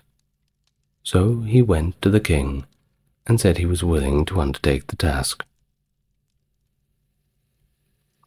He was well received as the others had been, and the king ordered fine royal robes to be given to him. And when the evening came, he was led to the outer chamber. Just as he was going to lie down, the eldest of the princesses brought him a cup of wine, but the soldier threw it all away secretly, taking care not to drink a single drop. Then he laid himself down on his bed, and in a little while began to snore very loudly, as if he were fast asleep. When the 12 princesses heard this, they laughed heartily, and the eldest said to the others, "This fellow, too, might have done a wiser thing than lose his life in this way."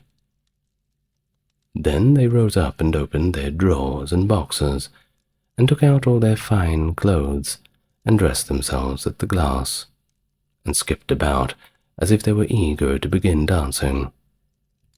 But the youngest said, "I don't know how it is, while you are so happy I feel very uneasy.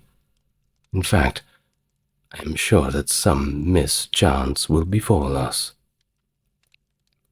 "You simpleton," said the eldest. "You are always afraid. Have you forgotten how many kings' sons have already watched in vain? And as for this soldier, even if I had not given him his sleeping draught, he would have slept soundly enough." When they were all ready, they went and looked at the soldier, but he snored on, and did not stir nor hand nor foot.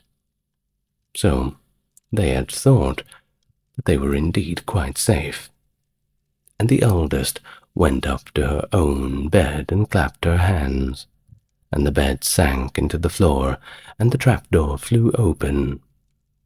The soldier saw them going down through the trapdoor, one after another, the eldest leading the way, and thinking he had no time to lose, he jumped up, put on the cloak which the old woman had given him, and followed them.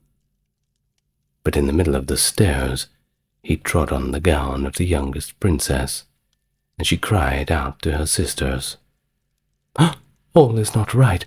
Somebody took hold of my gown." "You silly creature," said the eldest. "It is nothing but a nail in the wall."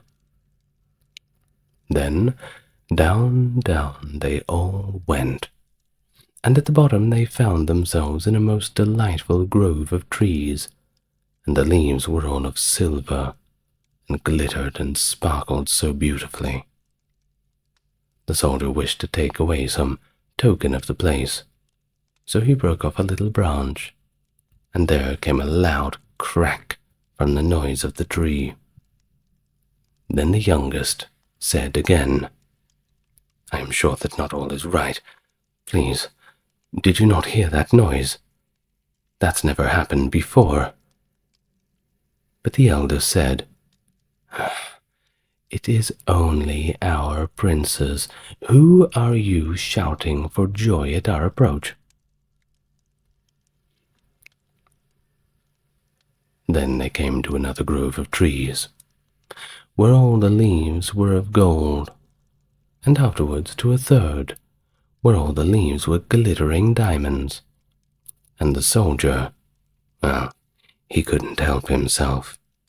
He had to broke another branch from each, and every single time there was a noise louder than the last, which made the youngest sister tremble with fear. But the eldest said it was only the princes who were crying for joy. So they went on till they came to a great lake, and at the side of the lake there lay 12 little boats with 12 handsome princes in them, who seemed to be waiting there for the princesses. One of the princesses went into each boat, and the soldier stepped into the same boat with the youngest. As they were rowing over the lake, the prince who was in the boat with the youngest princess and the soldier said, "I do not know why it is, but though I am rowing with all my might, we do not get on so fast as usual. I seem to be quite tired. The boat, well, it seems a little heavier today." "It is only the heat of the weather," said the princess. "In fact, I feel it to be very warm too." On the other side of the lake stood a fine illuminated castle, from which came the merry music of horns and a great many trumpets. It was there that they all landed, and went into the castle, and each prince danced with his princess, and the soldier, who was all the time invincible, danced with them too. And when any of the princesses had a cup of wine set by her, he drank it all up, so that when she put the cup to her mouth, it was empty. At this, too, the youngest sister was terribly frightened, but the eldest quickly silenced her every single time. They danced on till 3 o'clock in the morning, and then all of their shoes were worn out, so that they were obliged to leave off. The princess rowed them back again over the lake, but this time the soldier placed himself in the boat with the eldest princess, and on the opposite shore they took leave of each other, the princesses promising to come again the very next night. When they came to the stairs, the soldier ran on before the princesses and laid himself down, so as the 12 sisters slowly came up, very much tired. They heard him snoring in his bed, so they said, "Now, all is quite safe." Then they undressed themselves, putting away their fine clothes, pulled off their shoes, and went to bed. In the morning, the soldier said nothing about what had happened, but determined to see more of this strange adventure, and went again the second night, and the third night, and everything happened just as before.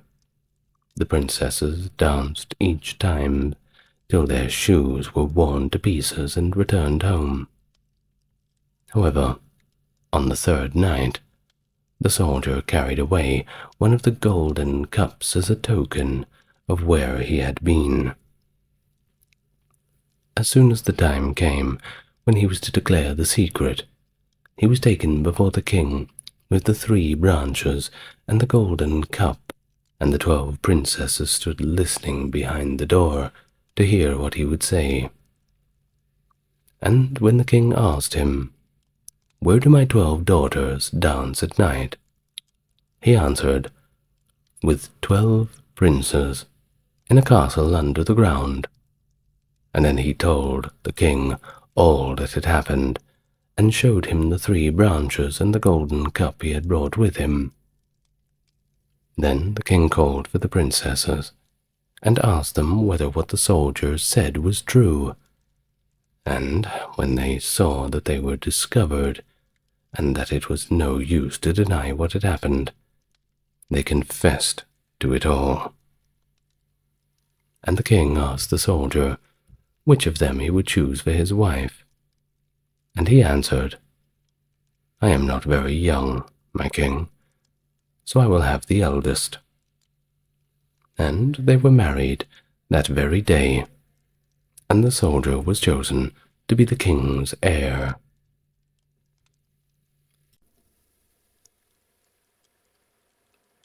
The Tale of the Fisherman and His Wife. There was once a fisherman who lived with his wife in a pigsty close to the seaside. The fisherman used to go out all day long fishing, and one day, as he sat on the shore with his rod, looking at the sparkling waves and watching his line, all of a sudden his float was dragged away deeply into the water, and in drawing it up, he pulled out a great fish.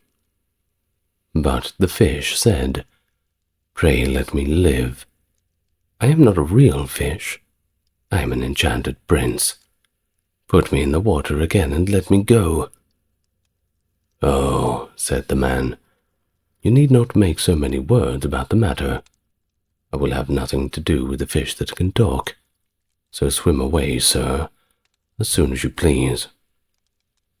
Then the man put him back into the water, and the fish darted straight down to the bottom, and left a long streak of blood behind him on the wave. When the fisherman went home to his wife in the pigsty, he told her how he had caught a great fish, and how it had told him it was an enchanted prince, and how, on hearing it speak, he had let it go again. "Did you not ask for anything?" said the wife. "We live so very wretchedly here in this nasty and dirty pigsty. Do go back and tell the fish that we want a snug little cottage."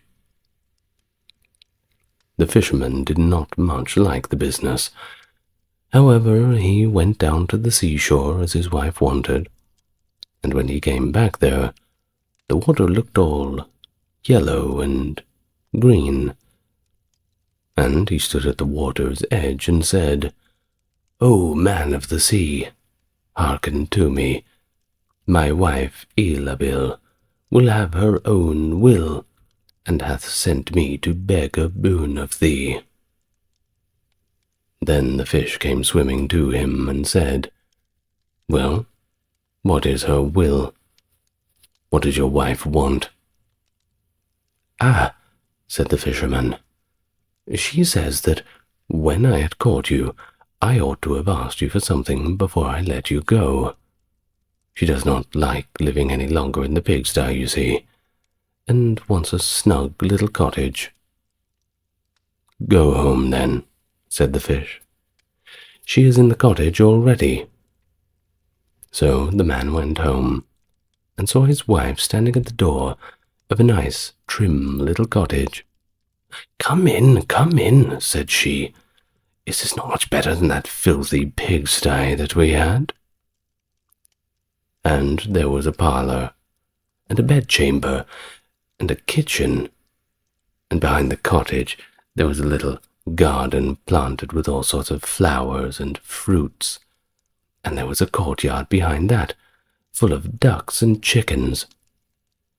"Ah," said the fisherman, "how happy we shall live now." "We will try to do so at least," said his wife. Now, everything went right, you see, for about a week or so at least. Then the dame Elabil said, "Husband, there is not near room enough for us in this cottage. The courtyard and the garden are a great deal too small. I should like to have a large stone castle to live in. Yes, that would be much better. Now go to the fish and tell him to give us a castle." "Wife," said the fisherman, "I don't like to go to him again. Perhaps he will be angry, don't you think? Well, I think we ought to be easy with this pretty cottage to live in." "Nonsense," said the wife. "He will do it very willingly. I know he will. Go along now and try." The fisherman went, but his heart was very heavy. And when he came to the sea, it looked so blue and so gloomy, though it was very calm. And he went close to the edge of the waves and said, "O man of the sea, hearken to me. My wife Elabil will have her own will, and hath sent me to beg a boon of thee." "Well, what does she want now?" said the fish. "Ah," the man replied dolefully, "well, you see, my wife, she wants to live in a stone castle." "Go home, then," said the fish. "She is standing at the gate of it already." So away went the fisherman, and he found his wife indeed standing before the gate of a great and grand castle. "See," said she, "is it not grand?" With that they went into the castle together, and found a great many servants there, and the rooms all richly furnished, and full of golden chairs and tables, and behind the castle was a garden, and around it was a park half a mile long, full of sheep, and goats, and hares, and deer, and in the courtyard were stables and cow-houses. "Well," said the man, "now we will live cheerfully and happily in this beautiful castle for the rest of our lives." "Perhaps we may," said the wife, "but let us sleep on it before we make our minds up on that." And so they went to bed. The next morning, when the dame Elabil woke, it was broad daylight, and she jogged the fisherman with her elbow and said, "Get up, husband, and bestir yourself. for we must be king of all the land." "Wife, wife," said the man, "why should we wish to be the king?" "I will not be king." "Then I will," said she. "But, wife, you see," said the fisherman, "how can you be king? The fish cannot make you a king, surely." "Oh, husband," said she, "say no more about it, but go and try. I will be king." So the man went away, and quite sorrowful, to think that his wife should want to be king. This time the sea looked a dark grey colour, and was overspread with curling waves and the ridges of foam as he cried out, "O man of the sea, hearken to me. My wife Elabil will have her own will, and hath sent me to beg a boon of thee." "Well, what would she have now?" said the fish. "Oh, alas," said the poor man, "my wife wants to be king." "Go home," said the fish. "She is king already." Then the fisherman went home, and as he came close to the palace, he saw a troop of soldiers, and heard the sound of drums and trumpets.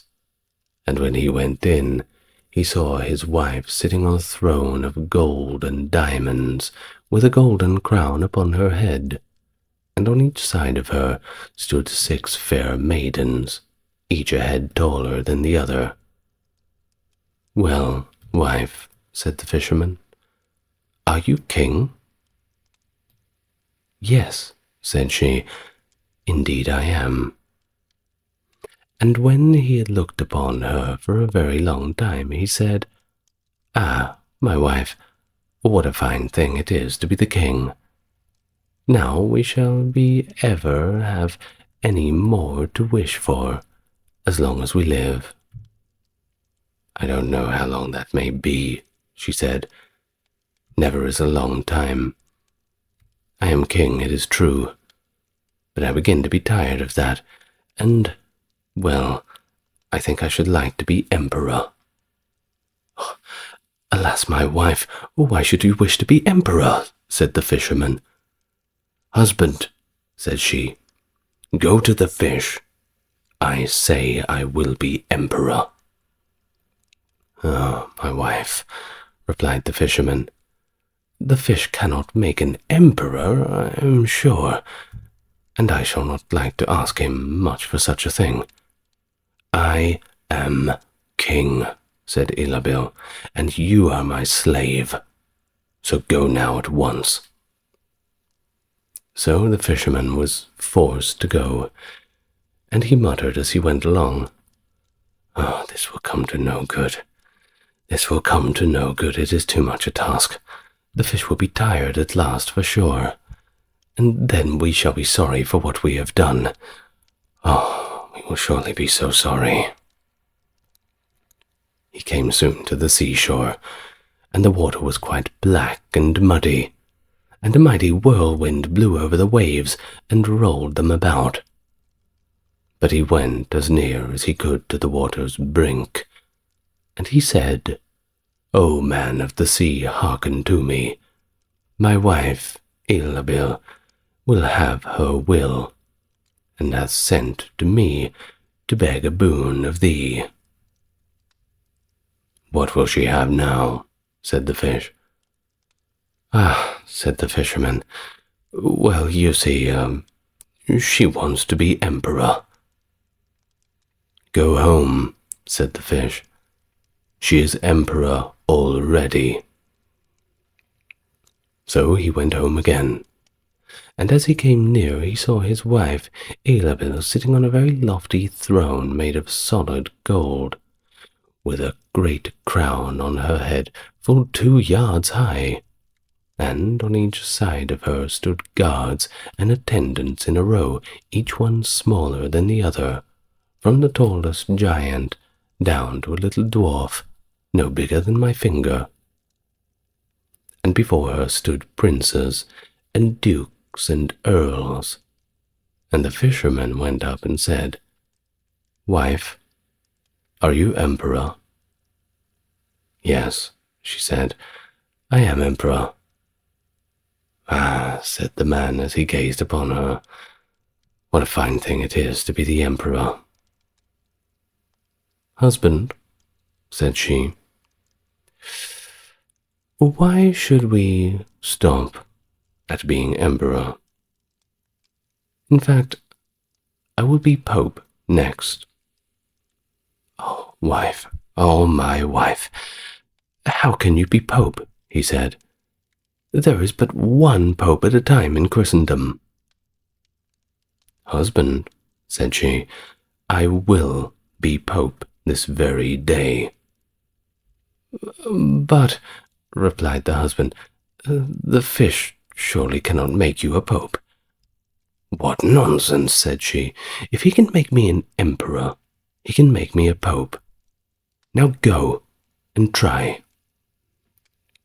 So the fisherman went, and when he came to the shore, the wind was raging, and the sea was tossed up and down in the boiling waves, and the ships were in trouble and turmoil, rolled fearfully on the tops of the billows.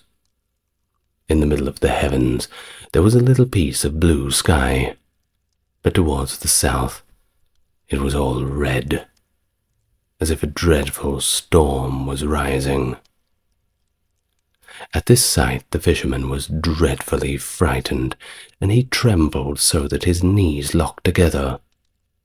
But still he went down near to the shore.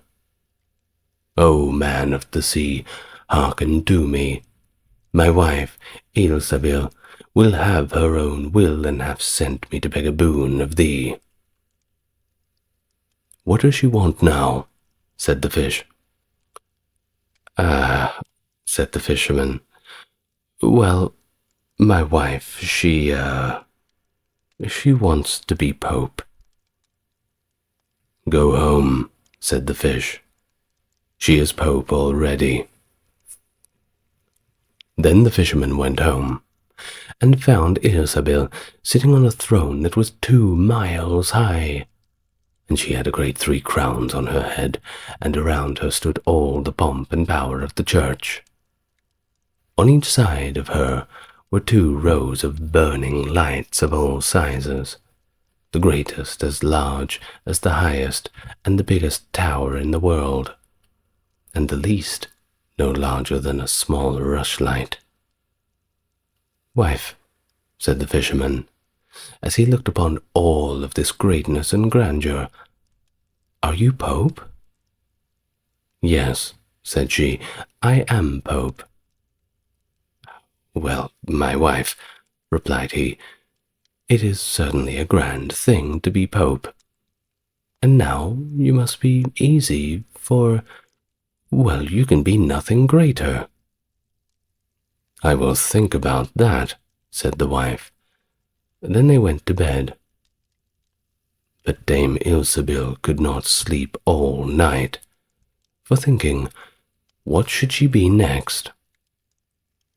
At last she was dropping asleep. Morning broke, and the sun rose. "Ha!" thought she, as she woke and looked at it through the window. "After all, I cannot prevent the sun from rising." At this thought, she was actually very angry, and she awoke her husband. She said, "Husband, go to the fish again, and tell him that I must be lord of the sun and of the moon." The fisherman was half asleep, but the thought frightened him so much that he started and fell out of bed. "Alas, my wife, can you be easy with being pope?" "No," she said. "I am very uneasy as long as the sun and moon rise without my leave. Now go to the fish at once." The man went shivering with fear, and as he was going down to the shore, a dreadful, dreadful storm arose, so that the trees and the rocks shook, and all the heavens became black with stormy clouds, and the lightnings played, and the thunders rolled, and you might have seen in the sea great black waves, swelling up like mountains with crowns of white foam upon their heads. And the fisherman crept slowly towards the sea, and cried out, as well as he could through his trembling, "O man of the sea, hearken to me. My wife Ilsabil will have her own will, and have sent me to beg a boon of thee." "What does she want now?" said the fish.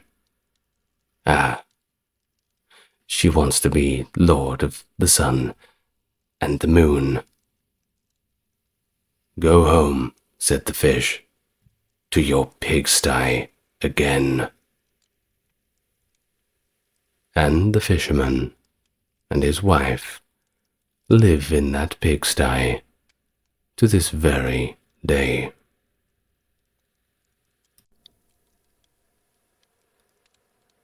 The Tale of the Willow, Wren, and the Bear. Once in summertime, the bear and the wolf were walking in the forest, and the bear heard a bird singing so beautifully that he said, "Brother Wolf, what bird is it that sings so well?" "That is the king of birds," said the wolf, "before whom we must bow down." In reality, the bird was the willow wren. "If that is the case," said the bear, "I should very much like to see his royal palace. Come, take me there." "That is not done quite as you seem to think," said the wolf. "You must wait until the queen comes."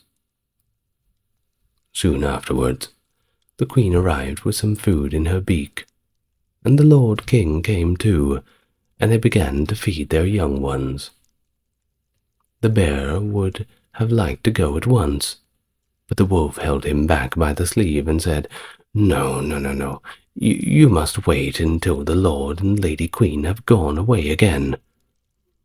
So they took stock of the hole where the nest lay, and trotted away. The bird, however, could not rest until he had seen the royal palace, and when a short time had passed, went to it again.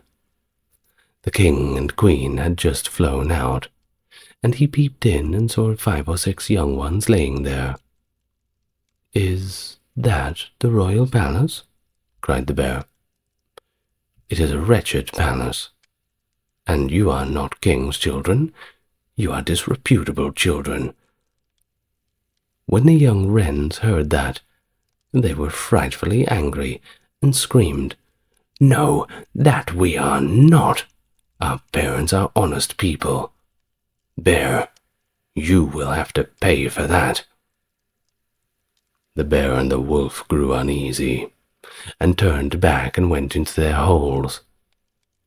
The young willow wrens, however, continued to cry and scream and scream, and when their parents again brought food, they said, "We will not so much as touch one fly's leg.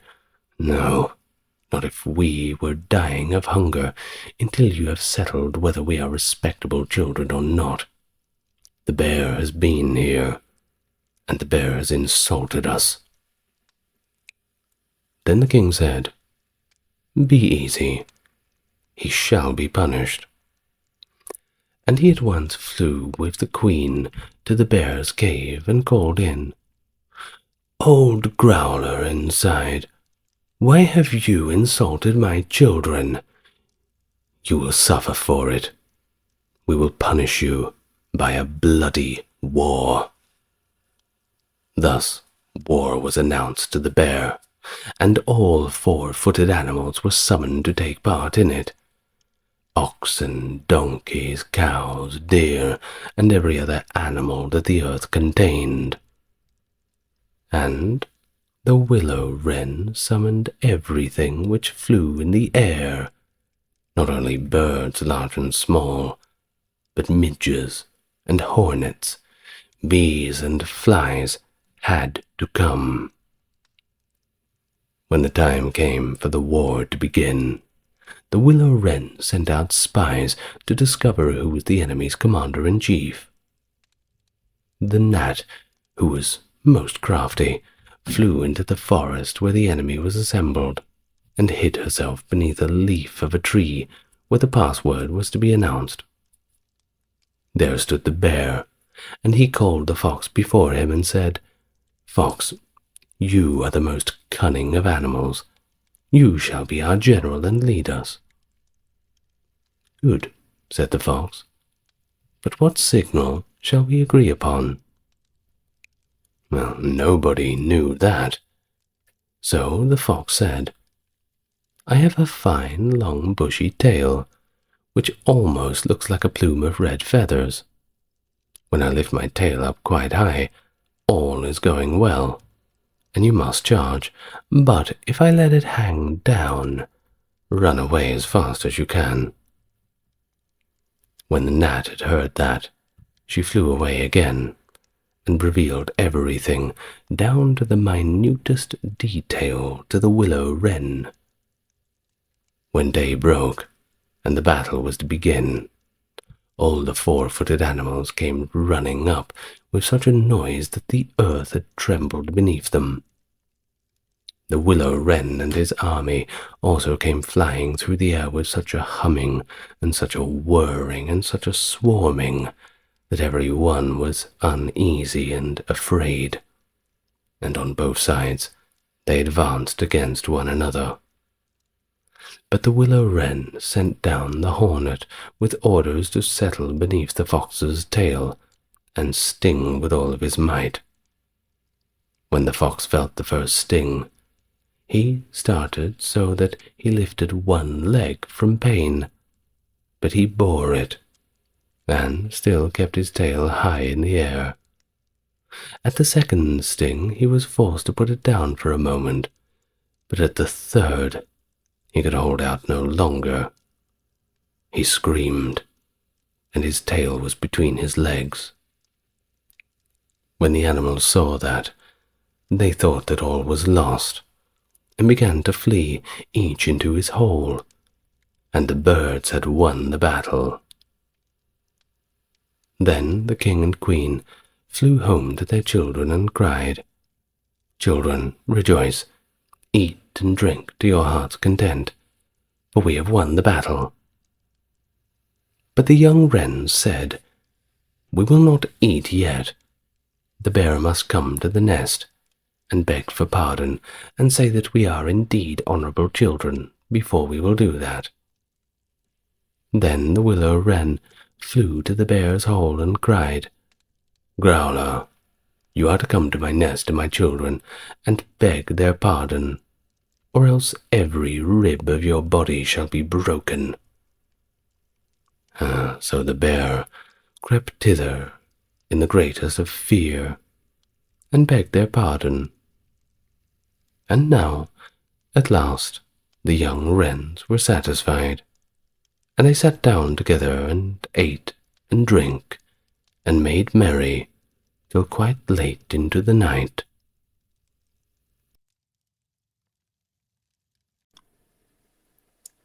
Tom Thumb, a tale from the brothers Grimm. A poor woodman sat in his cottage one night, smoking his pipe by the warm fireside, while his wife sat by his side spinning. "Ah, how lonely it is, my wife," he said as he puffed out a long curl of smoke, "for you and me to sit here by ourselves, without any children to play about and amuse us. Oh, while everybody else seems just so happy and merry with their children." The wife looked at him. "Oh, my dear, what you say is very true," she said, sighing and turning round her wheel. "How happy should I be if I had but one child, if it were so small. Nay, I would say if it were no bigger than my thumb, I should be very happy, and I swear I would love it so dearly. Now, odd as you may think it, it came to pass that this good and honourable woman's wish was actually fulfilled, and just in the way that she had wished for it, for not long afterwards she did indeed have a little boy, who was quite healthy and quite strong. But this little boy was indeed quite little. In fact, he was not much bigger than your thumb. And so they said, "Well, we cannot say that we have not got what we wished for, and little as he is, we will love him dearly." And thus they called their little boy Tom Thumb. They gave him plenty of food, yet for all they could do, he could never grow bigger, but kept the exact same size as which he had been born. But still his eyes were sharp and sparkling, and he soon showed himself to be a clever little fellow, who always knew well and what he was about. One day, as the woodman was getting ready to go into the wood and cut fuel, he said to himself, "Oh, I wish I had somebody to bring the cart after me, for I want to make haste." "Oh, father," cried Tom, "I will take care of that. The cart shall be in the wood by the time you want it." But then the woodman laughed and said, "How can that be? You see, you cannot reach up to the horse's bridle." "Never mind that, father," said Tom. "If my mother will only harness the horse, I will get into his ear, and I will tell him which way to go." "Well," said the father, "I suppose it's no harm in trying it just this once." When the time came, the mother harnessed the horse to the cart and put Tom into his ear, and as he sat there, the little man told the beast how to go, crying out, "Go on," and "Stop," as he wanted. And thus, in this way, the horse went on just as well as if the woodman had driven it himself into the wood. It happened that as the horse was going a little too fast, and Tom was calling out, "Gently, gently," two strangers came up. "What an odd thing that is," said one. "There is a cart going along, you see, and I hear a carter talking to a horse. Yet, for the life of me, I can see no one." "That is strange indeed," said the other. "Let us follow the cart. That way we can see where it goes. Don't you agree?" So they went on into the wood, until at last they came to the place where the woodman was.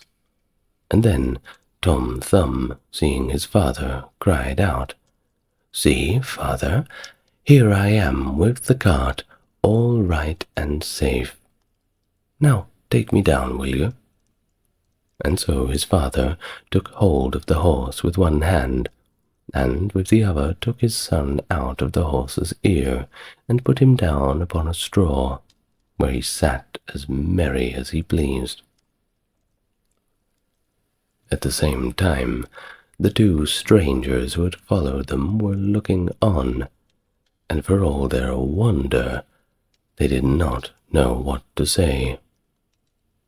At last, one took the other aside and said, "That little urchin will make our fortune. If we can get him and carry him about from town to town as a show, oh, we must buy him, we must." And so they went up to the woodman and asked him what he would take for the little man. "He will be better off," they said, "with us rather than you." "I won't sell him at all," said the father. "My own flesh and blood. Well, that is dearer to me than all of the silver and gold in the world." But Tom, hearing of the bargain they wanted to make, crept up to his father's coat and whispered in his ear, "Father, take the money and let them have me. Don't worry, father. I won't go anywhere. I will soon come back to you." So the woodman at last said that he would sell Tom to the strangers for a large piece of gold, and they happily paid the price. "Little man, where would you like to sit?" said one of them. "Oh, put me on the rim of your hat. That will be a nice gallery for me. That way I can walk about there and see the country as we go along. That suits me just fine." And so they did as Tom Thumb wished, and when Tom had taken his leave of his father, they took him away with them. They journeyed on until it began to be dusky, and then the little man said, "Oh, let me get down, please. I'm quite tired." And so the man took off his hat and put him down on a clod of earth in a ploughed field beside the side of the road. But Tom ran about amongst the furrows, and at last he slipped into an old mouse hole. "Good night, my masters," said he. "I'm off. Mind and look sharp after me next time." Then they ran at once to the place and poked ends of their sticks into the mouse hole. But it was all in vain. Tom only crawled farther and farther in, and at last it became quite dark, so that they were forced to go their way without their prize, as sulky as could be. When Tom found that they were gone, he came out of his hiding place. "What dangerous walking it is," he said, "in this ploughed field. Well, if I were to fall from one of these great clods, oh, I shudder to think I should undoubtedly break my neck." But at last, by good luck, he found an empty snail shell. He said, "Well, this is lucky. I can indeed sleep very well in here." And so in he crept. Just as he was falling asleep, he heard two men passing by, chatting merrily to another, and one said to the other, "How can we rob that rich person's house of his silver and gold?" "I'll tell you," cried out Tom. "What noise was that?" said the thief, frightened. "I'm sure I heard somebody speak. Who is it? Show yourself." They stood still, listening, and Tom said, "Take me with you, and I'll soon show you how to get the parson's money." "But where are you? We can't see you," they said. "Look about on the ground," answered Tom, "and listen where the sound comes from." And at last the thieves found him out and lifted him up in their hands. "You little urchin," they said, "what can you do for us?" "Why, I can get between the iron window bars of the person's house and throw you out whatever you want." "Say," said the thieves, "that is a good thought. Well, come along then, and let us see what we can do together." When they came to the parson's house, Tom slipped through the window bars into the room, and he called out as loud as he could bawl, "Will you have all that is here?" At this time the thieves were frightened and said, "Softly, softly, speak low, that you may not awaken anybody." But Tom seemed as if he simply did not understand them, and he yelled out again, "How much will you have? Shall I throw them all out?" And now the cook lay in the next room, and hearing a noise, she raised herself in bed and listened. Meanwhile, the thieves were frightened, and ran off a little way, but at last they plucked up their courage and said, "This little urchin is only trying to make fools of us, isn't he?" And so they came back and whispered softly to him, saying, "Now, let us have no more of your roguish jokes, but throw us out some money." And then Tom cried as loud as he could, "Very well, hold your hands, and here it comes." The cook heard this quite plain, so she sprang out of bed and ran to open the door. The thieves ran off as if a wolf was at their tails, and the maid, having groped about and found nothing, went away for a light. By the time she had came back, Tom had slipped off into a barn, and when she had looked about and searched every hole and corner, she could not find anybody. She went to bed, thinking that she must have been dreaming, even though her eyes were open. The little man thus crawled about in the hay loft, and at last found a snug place to finish his night's rest, and so he laid himself down, meaning to sleep until daylight, and then find his way home to his father and mother. But, alas, how woefully he was undone! What crosses and sorrows happen to us all in this cruel world. The cook got up early, before daybreak in fact, to feed the cows, and going straight to the hay loft, carried away a large bundle of hay, with the little man in the middle of it, fast asleep. He still, however, slept on, and did not awake until he found himself in the mouth of a cow, for the cook had put the hay into the cow's rick, and the cow had taken Tom up in a big mouthful of it. "Good Lord," said he, "how came I to tumble into the mill?"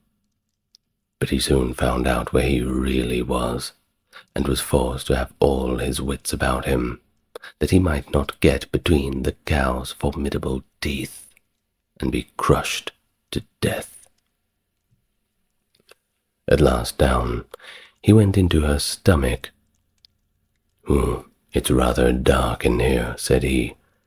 "They must have forgot to build windows in this room to let the sun in. A candle wouldn't go astray, that's for sure." Though he made the best of his bad luck, we must say, he did not like his quarters at all, and the worst of it was that more and more hay always kept coming down, and the space left for him became smaller and smaller. At last he cried out as loud as he could, "Don't bring me any more hay! Do not bring me any more hay!" The maid happened to be just then milking the cow, and hearing someone speak, but seeing nobody, and yet being quite sure it was the same voice that she had heard in the night, she was so ever frightened that she fell off her stool and overset the milk pail. As soon as she could pick herself up out of the dirt, she ran off as fast as she could to her master the parson, and said, "Sir, the cow is, well, it's talking." But the parson said, "Woman, have you gone mad?" However, he went with her into the cow-house to try and see what was the matter. Scarcely had they set foot on the threshold when Tom called out again, Don't bring me any more hay, please." And then the parson himself was quite frightened, and thinking the cow was surely bewitched, told his man to kill it on the spot. And so the cow was killed and cut up, and the stomach which Tom lay was thrown out upon a dunghill. Tom soon set himself to work to get out, which was certainly not an easy task, but at last, just as he had made room to get his head out, a fresh set of ill luck befell him. You see, a hungry wolf sprang out, seemingly from nowhere, and swallowed up the entire stomach, with Tom in it at one gulp, and the wolf ran away. Tom, however, was still not disheartened, and thinking that the wolf would not dislike having some chat with him as he was going along, he called out to him, "My good friend, I can show you a famous treat." The wolf replied to him, "Where's that?" And Tom said, "In such a house," describing his own father's house. "You can crawl through the drain into the kitchen and then into the pantry. Oh, let me tell you of the cakes and ham and beef and the cold chicken, the roast pig and the apple dumplings and everything that your heart can wish and your mind can imagine. Oh, my friend, let's go there." The wolf did not want to be asked twice, so that very night he went to the house and crawled through the drain into the kitchen, and then into the pantry, and ate and drank there to his heart's content. As soon as he had had enough, he wanted to get away. But there was a problem. He had eaten so much that he was too fat to go out by the same way that he came in. And this was exactly what Tom had reckoned upon. And now he began to set up a great shout, making all the noise he could. "Will you be easy?" said the wolf. "You'll awaken everybody in the house if you make such a clatter."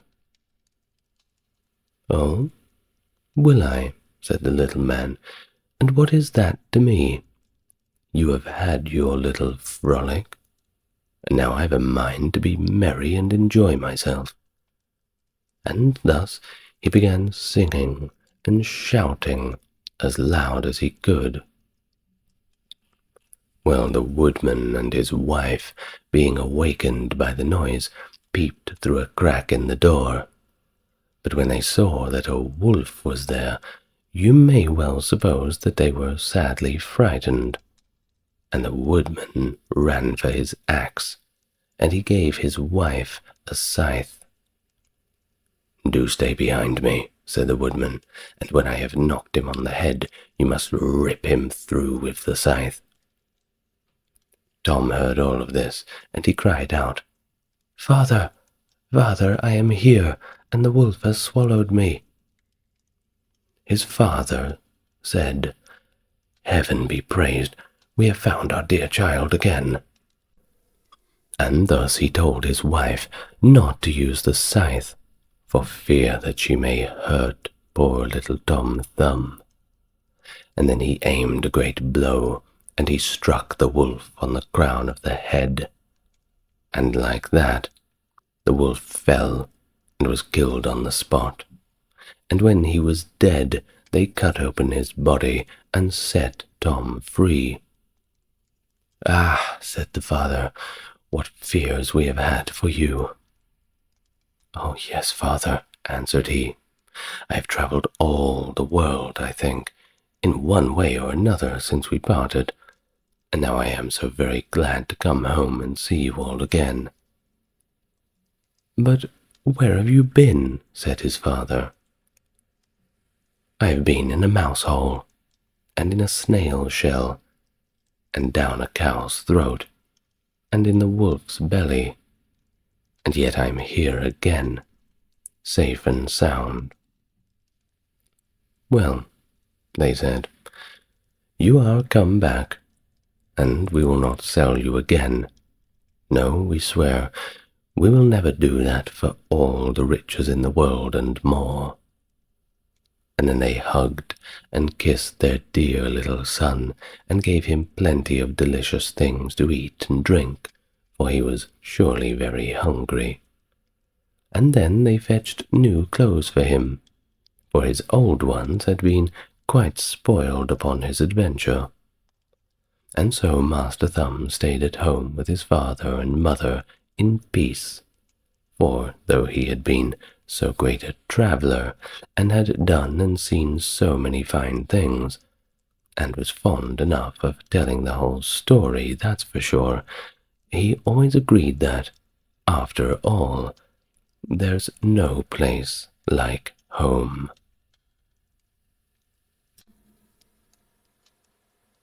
And now, the tale of Rumpelstiltskin. I'm sure you've heard of this one before. Let us begin. By the side of a wood, in a country a long, long way off, ran a fine stream of water, and upon that fine stream of water there stood a finer mill. The miller's house was close by, and the miller, you must know, had a very beautiful daughter. She was, moreover, very shrewd and clever, and the miller, of course, was ever so proud of her that one day told the king of the land, who used to come and hunt in the wood, that his daughter could even spin gold out of straw. Now the king, he was very fond of money, and when he heard the miller's boast of his greediness was raised, and he sent for the girl to be brought before him immediately. Then he led her to a chamber in his palace, where there was a great heap of straw, and gave her a spinning wheel, and then he said to her, "All of this must be spun into gold before morning, if you love your life." It was in vain that the poor maiden said that it was only a silly boast of her father, for that she could do no such thing as spin straw into gold. The chamber was locked, and she was left all alone. So she sat down in the corner of the room, and began to bewail her hard fate, when on a sudden the door had opened, and a droll-looking little man hobbled on in. "Good morrow to you, my good lass. What on earth are you weeping for?" She replied, "Alas, I must spin this straw into gold, and I don't know how." "What will you give me," said the hobgoblin, "to do it for you?" "Well, I will give you my necklace," replied the maiden. Thus the goblin took her at her word, and sat himself down to the wheel, whistling and singing, round about, lo and behold, reel away, straw into gold. And round about the wheel went merrily and merrily, and the work was quickly done. The straw was indeed spun into gold.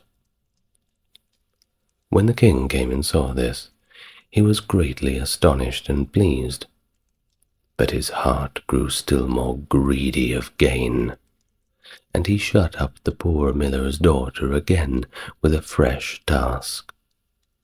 Then she knew not what to do, and once more sat down to weep. But the dwarf soon opened the door and said, "What will you give me to do your task?" "The ring on my finger," said she.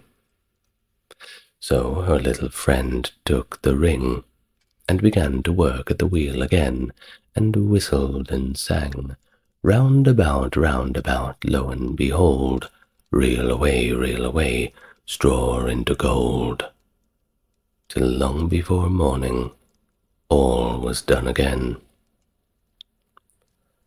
The king was greatly delighted to see all this glittering treasure, but it was still not enough, so he took the miller's daughter to an even larger heap of straw, and he said, "All this must be spun tonight, and if it is, you shall be my queen."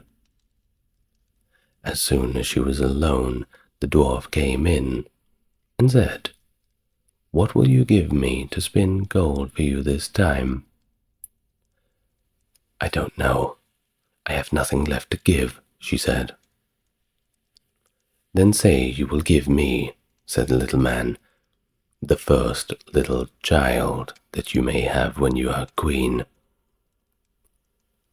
Well, the miller's daughter thought to herself, "That may never be."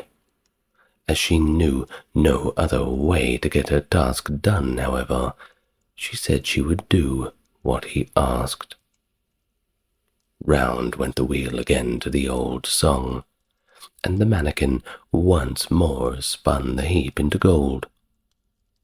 The king came in the morning, and finding everything that he wanted, was forced to keep his word, and so he married the miller's daughter, and she really did become queen. At the birth of her first child, she was indeed very glad, and by this time she had forgot the dwarf and what she had said. But one day it happened that the dwarf came into her room, where she was sitting playing with her new little baby, and put her in mind of it. There she grieved sorely at her misfortune, and said she would give him all the wealth of the kingdom if he would let her off, but it was in vain, until at last her tears had softened him up a little bit, and he said, "I will give you 3 days' grace, and if during that time you tell me my name, well, then I will allow you to keep your child." And now the queen lay awake all night, thinking of all the odd names she had ever heard, and she went to send messengers all over the land to find out new ones.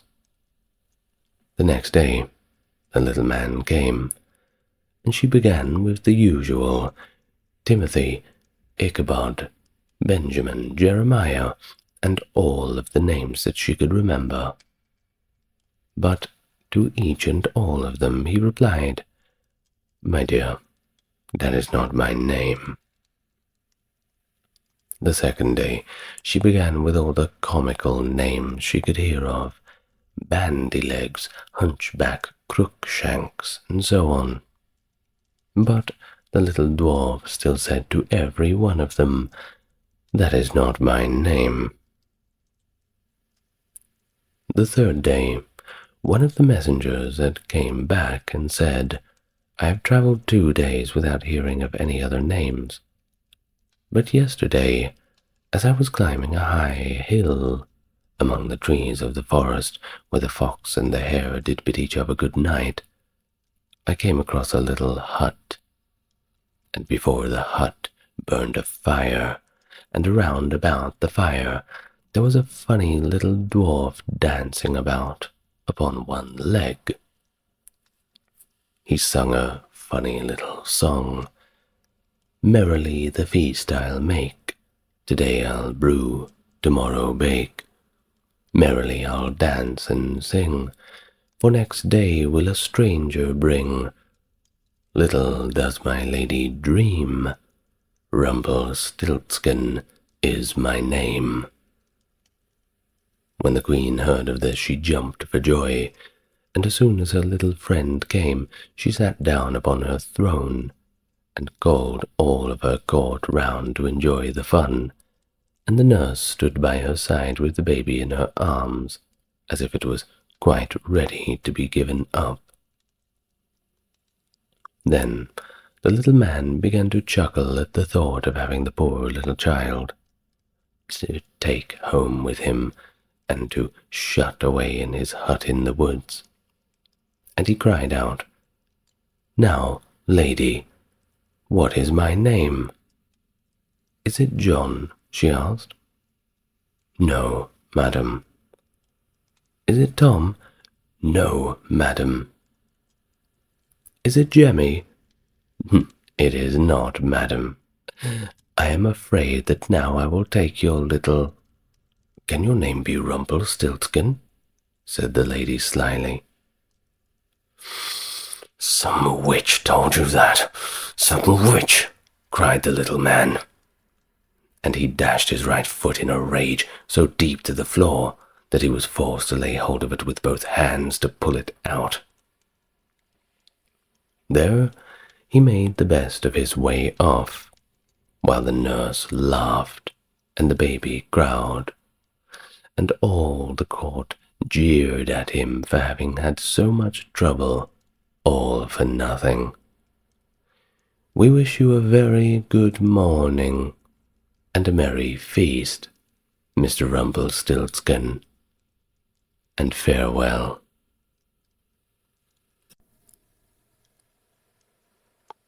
And now the tale of clever Gretel.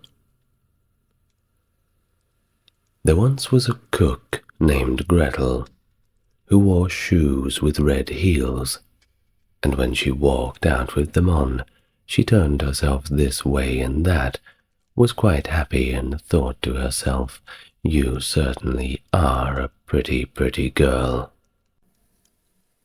And when she came home, she drank in her gladness of heart a draught of wine, and of course, as wine excites a desire to eat, she tasted the best of whatever she was cooking, until she was satisfied, and said, "The cook must know what the food is like."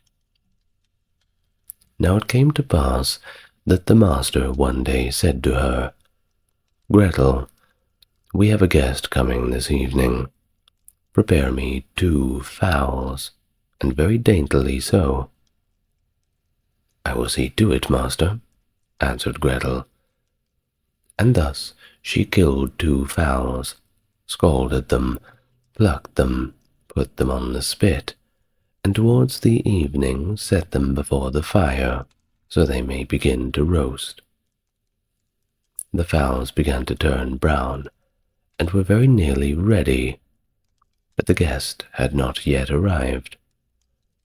And then Gretel called out to her master, "If the guest has not come, I must take the fowls away from the fire, but it would be a sin and a shame if they are not eaten the moment they are at their juiciest." The master said, "I will run myself and fetch the guest quickly." When the master had turned his back, Gretel laid the spit with fowls on one side and thought, "Standing so long by the fire there makes one sweat and thirsty, and who knows when they will come? Meanwhile, I will run into the cellar and take a little drink." She ran down, set a jug, said, "God bless it for you, Gretel," and took a good drink, and thought that wine should of course flow on, and should certainly not be interrupted, and took yet another hearty draught.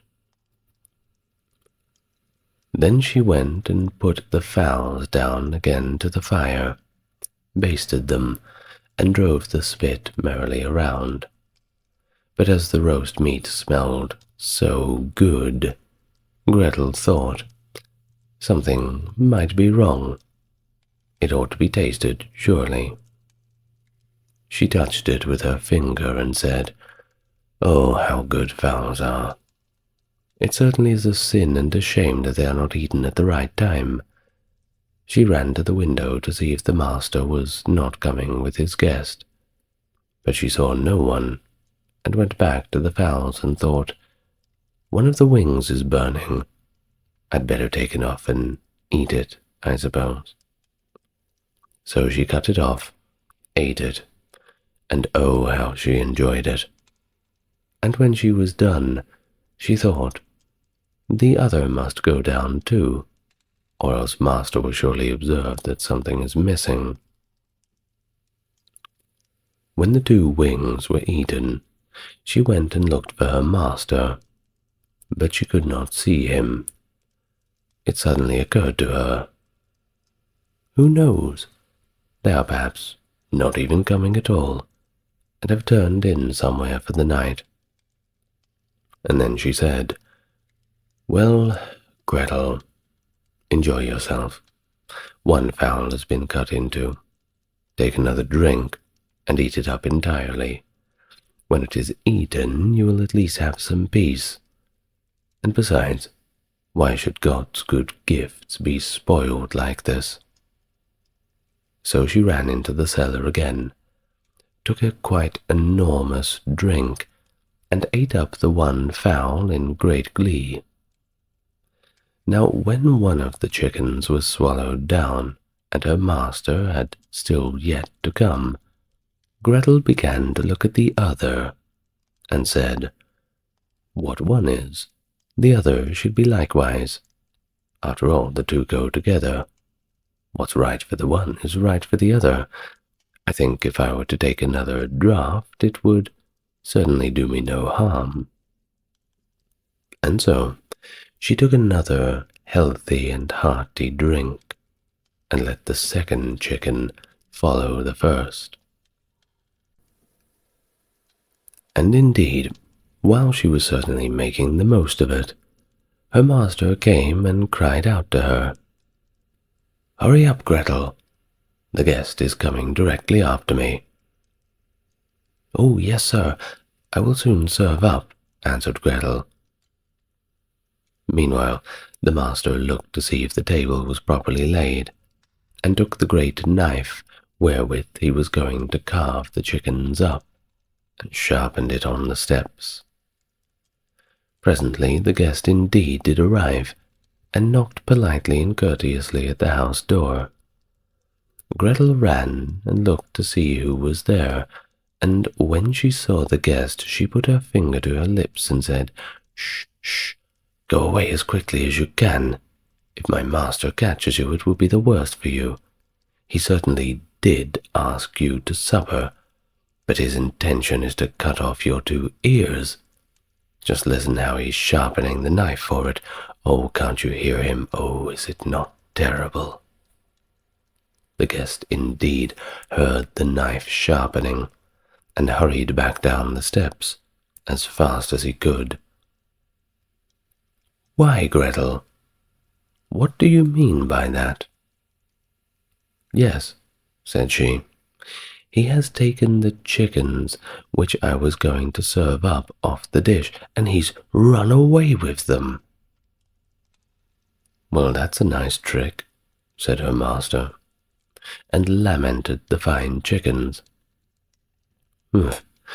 If he had but left me just 1, so that something remained for me to eat. Oh well. He called to him to stop, but the guest pretended not to hear, and he ran after him, still with the knife in his hand, crying, just 1, I only want 1, meaning that the guest should leave him with just 1 chicken, and not take both. But the guest, however, thought no otherwise that he was going to give up just 1 of his ears, and thus he ran as if a fire was burning, raging beneath him, in order to take them both with him.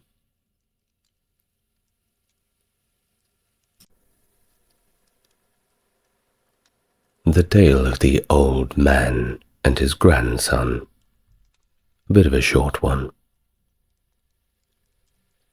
There was once a very old man, whose eyes had become dim, his ears dull of hearing, his knees trembled, and when he sat at the table he could hardly hold the spoon or split the broth upon the tablecloth, or even let it run out of his mouth. His son and his son's wife were disgusted at this, so the old grandfather at last had to sit in the corner behind the stove, and they gave him his food in an earthenware bowl, and not even enough of it. And he used to look towards the table with his eyes full of tears. Once, too, his trembling hands could not hold the bowl, and it fell to the ground and broke. The young wife scolded him, but he said nothing and only sighed. Then they bought him a wooden bowl for a few halfpence, of which he had to eat from. They were once sitting thus when the little grandson of 4 years old began to gather together some bits of wood upon the ground. "What are you doing there?" asked the father. "I am making a little trough," answered the child, "for father and mother to eat out of when I am big." The man and his wife looked at each other for a while, and presently they began to cry. Then they took the old grandfather back to the table, and from that day on they always let him eat with them, and likewise did not complain if he did spill a little of anything.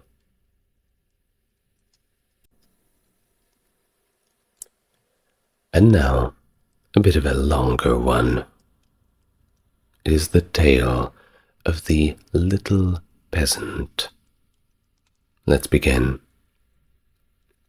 There was a certain village wherein no one lived but very rich peasants, and just one poor one, whom they called the Little Peasant. He had not even so much as a single cow, and still less the money to buy one, and yet he and his wife did so wish to have one.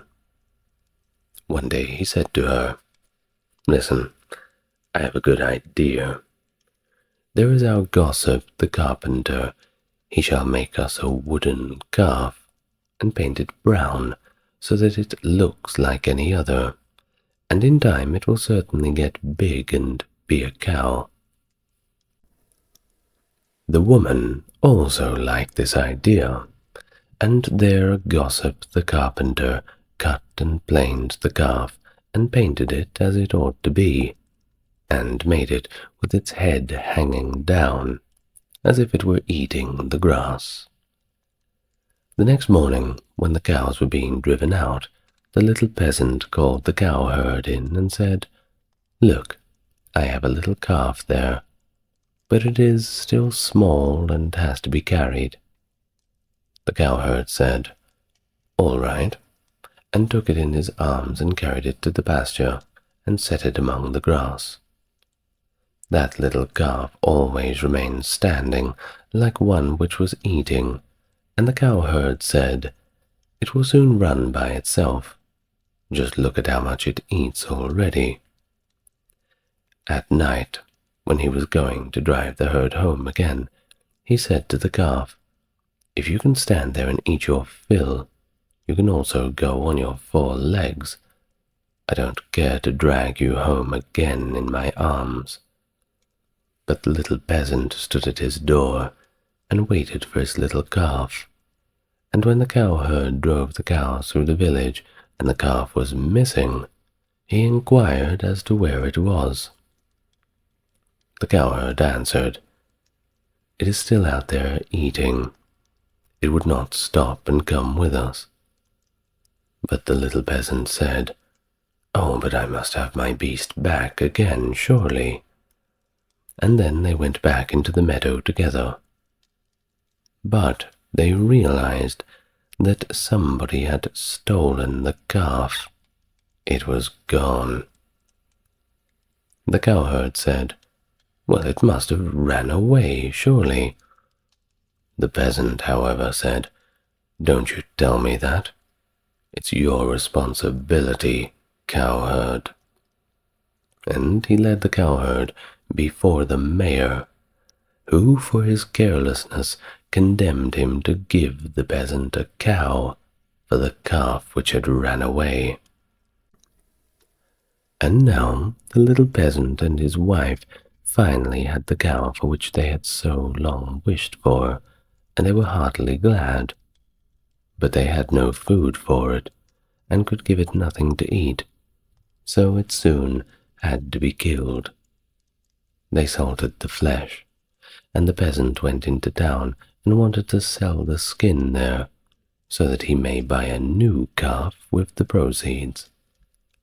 On the way he passed by a mill, and there sat a raven with broken wings, and out of pity he took him in and wrapped him in the skin. But as the weather grew so bad, and there was a storm of rain and wind, he could go no farther, and turned back to the mill and begged for shelter. The miller's wife was alone in the house, and said to the peasant, "Lay yourself on the straw there," and gave him a slice of bread and cheese. The peasant ate it, and lay down with his skin beside him, and the woman thought, "He is tired, and has gone to sleep." In the meantime came the parson. The miller's wife received him well, and said, "My husband is out, so we will have a feast." The peasant listened, and when he heard them talk about feasting, he was vexed that he had been forced to make a shift with a slice of bread and cheese.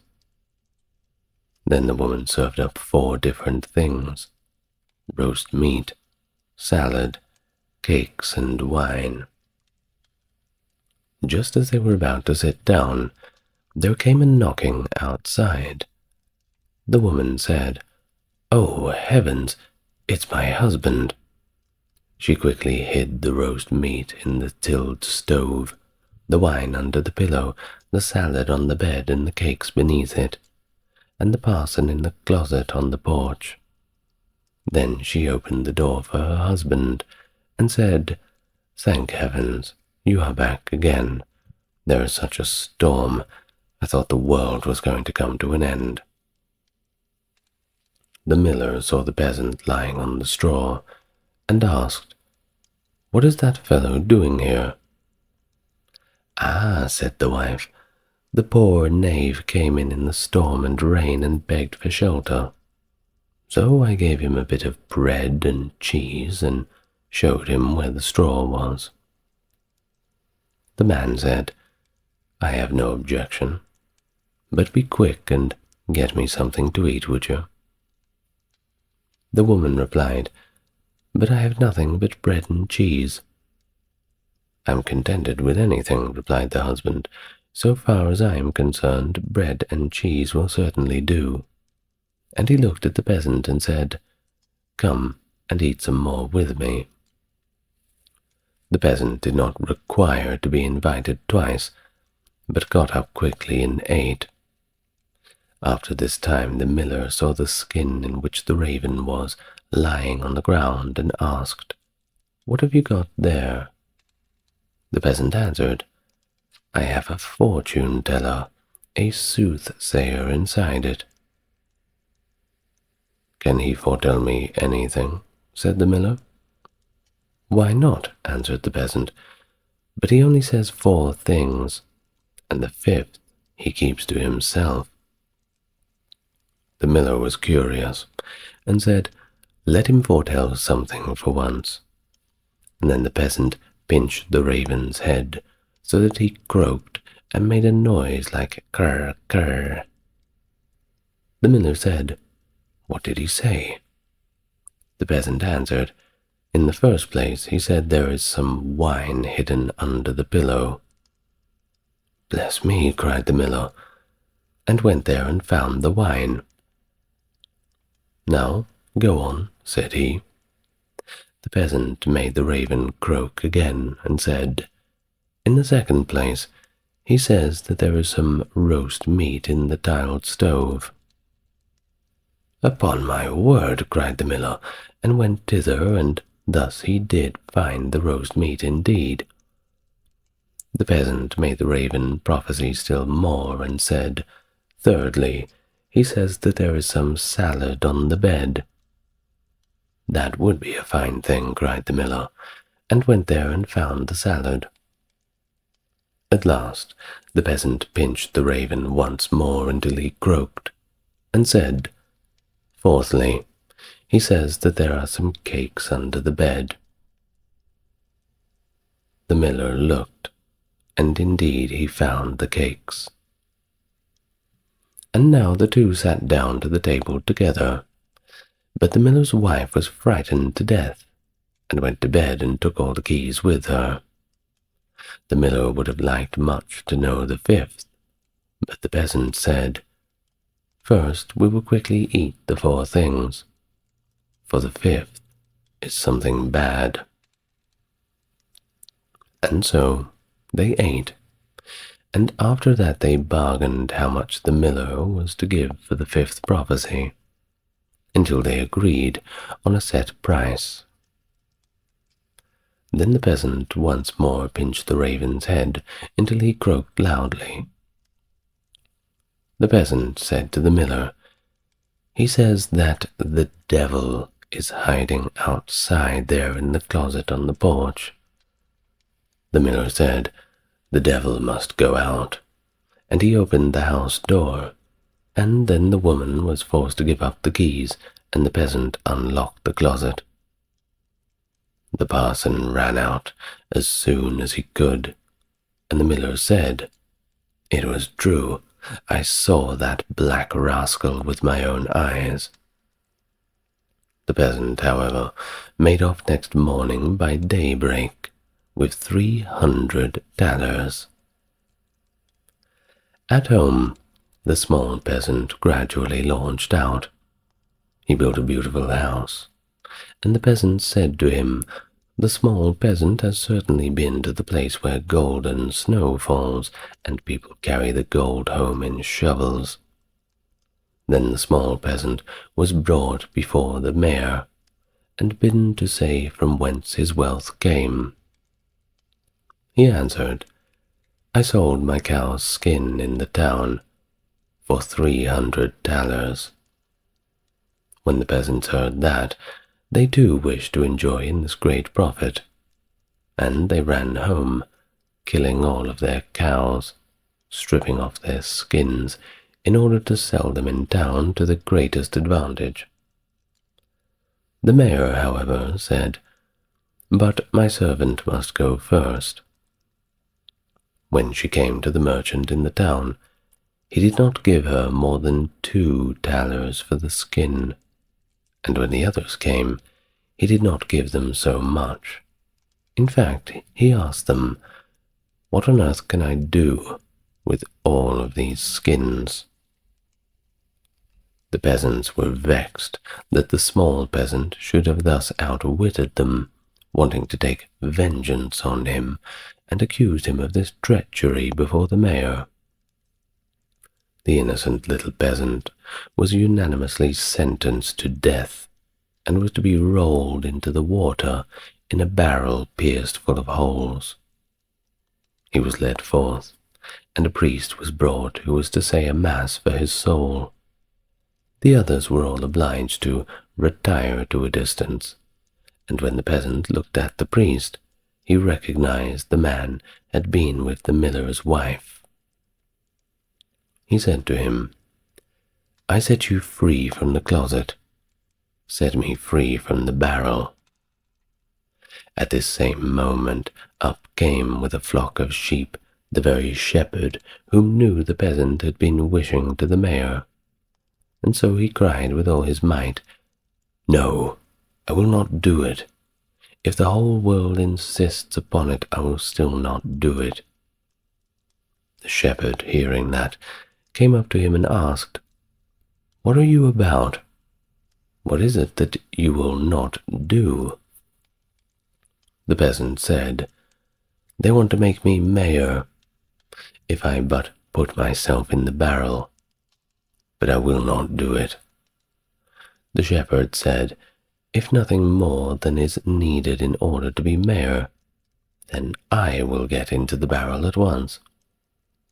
The peasant said, "If you will get in, you will be mayor, certainly." The shepherd was willing, and he got in, and the peasant shut the top down upon him.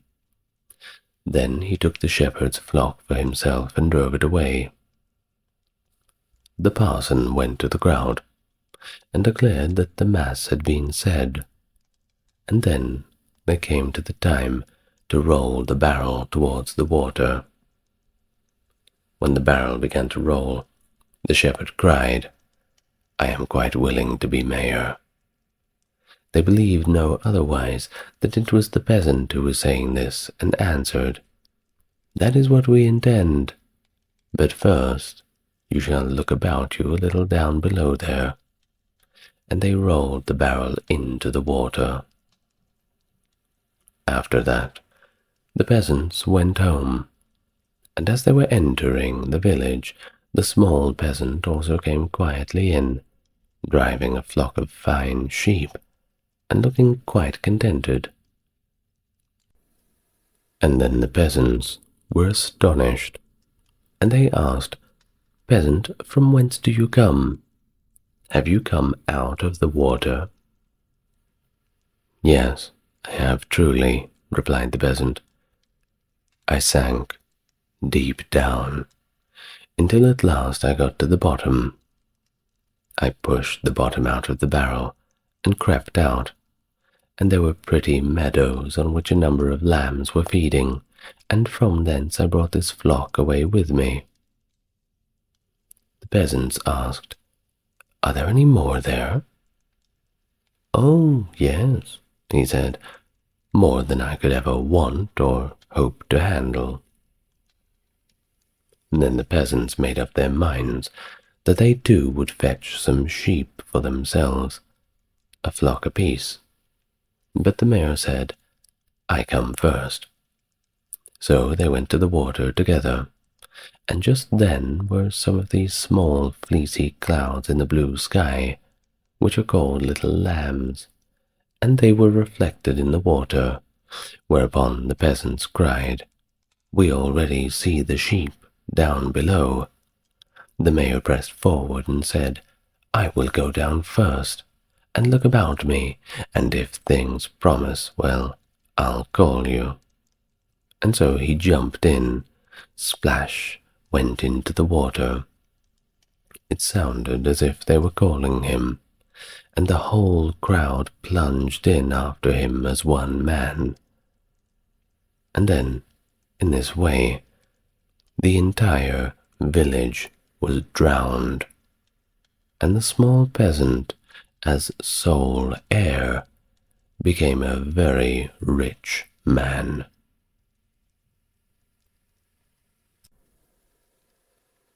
The next story that I have for you, The Robber Bridegroom, is a lot more unsuitable for children than normal.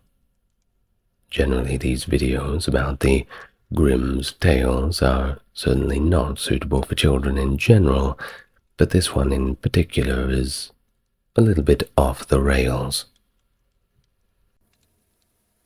The Robber Bridegroom, a tale from the brothers Grimm.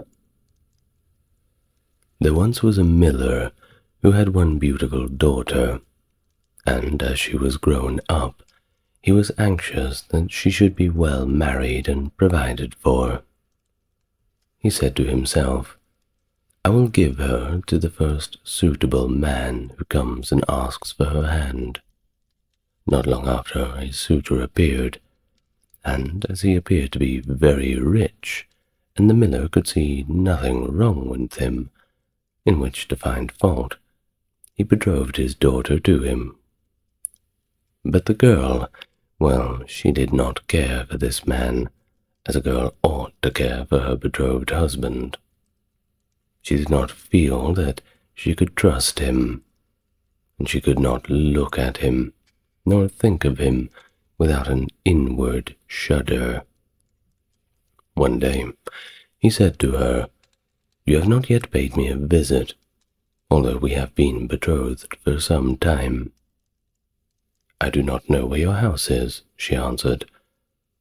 "My house is out here in the dark forest," he replied. She tried to excuse herself, by saying that she would simply not be able to find the way. But her betrothed only replied, "You must come and see me next Sunday. I've already invited guests for that day, and that you may not mistake the way, I will strew ashes along the path." When Sunday came, and it was time for the girl to start off, a feeling of dread came over her, which she could not explain, and that she might be able to find her path again, she filled her pockets with peas and lentils to sprinkle on the ground as she went along.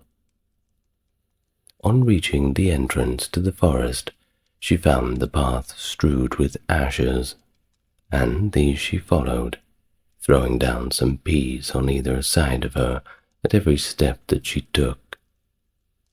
She walked the whole day until she came to the deepest and darkest part of the forest, and it was there she saw a lonely house, looking so mysterious that it did not please her at all. She stepped inside, but there was not a soul to be seen, and a great silence reigned throughout.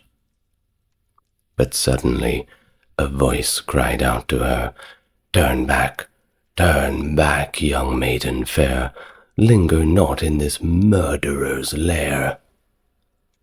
The girl looked up and saw that the voice came from a bird hanging in a cage on the wall, and again it cried out to her, turn back, young maiden fair, linger not in this murderer's lair." The girl passed on, going from room to room of the house, but they were all empty, and still she saw not a soul in sight.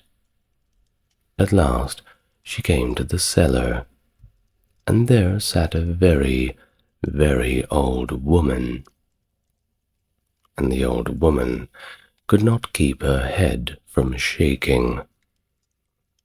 The girl asked her, "Can you tell me if my betrothed husband lives here?" "Ah, you poor child," answered the old woman. "What a place for you to have come to. This is a murderer's den. You think yourself a promised bride, and that your marriage will soon take place. Oh, but it is with death that you will keep your marriage feast. Look, do you see the large cauldron of water which I am obliged to keep on the fire?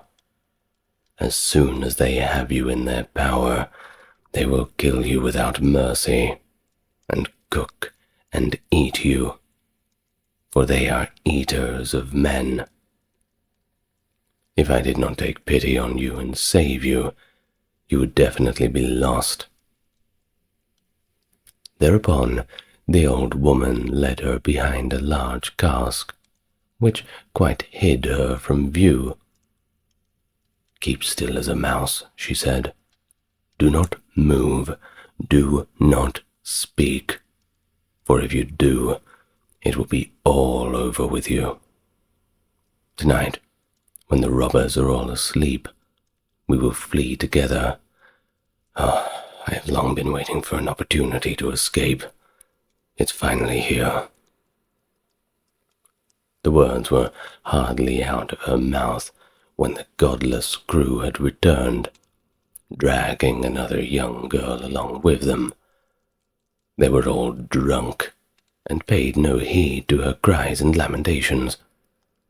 They gave her wine to drink, 3 glasses full, one of white wine, one of red, and one of yellow.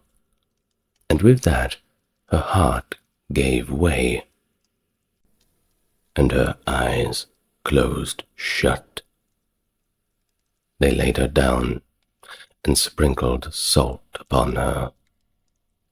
The poor betrothed girl crouched trembling and shuddering behind the cask, for she saw what a terrible fate had been intended to her for the robbers.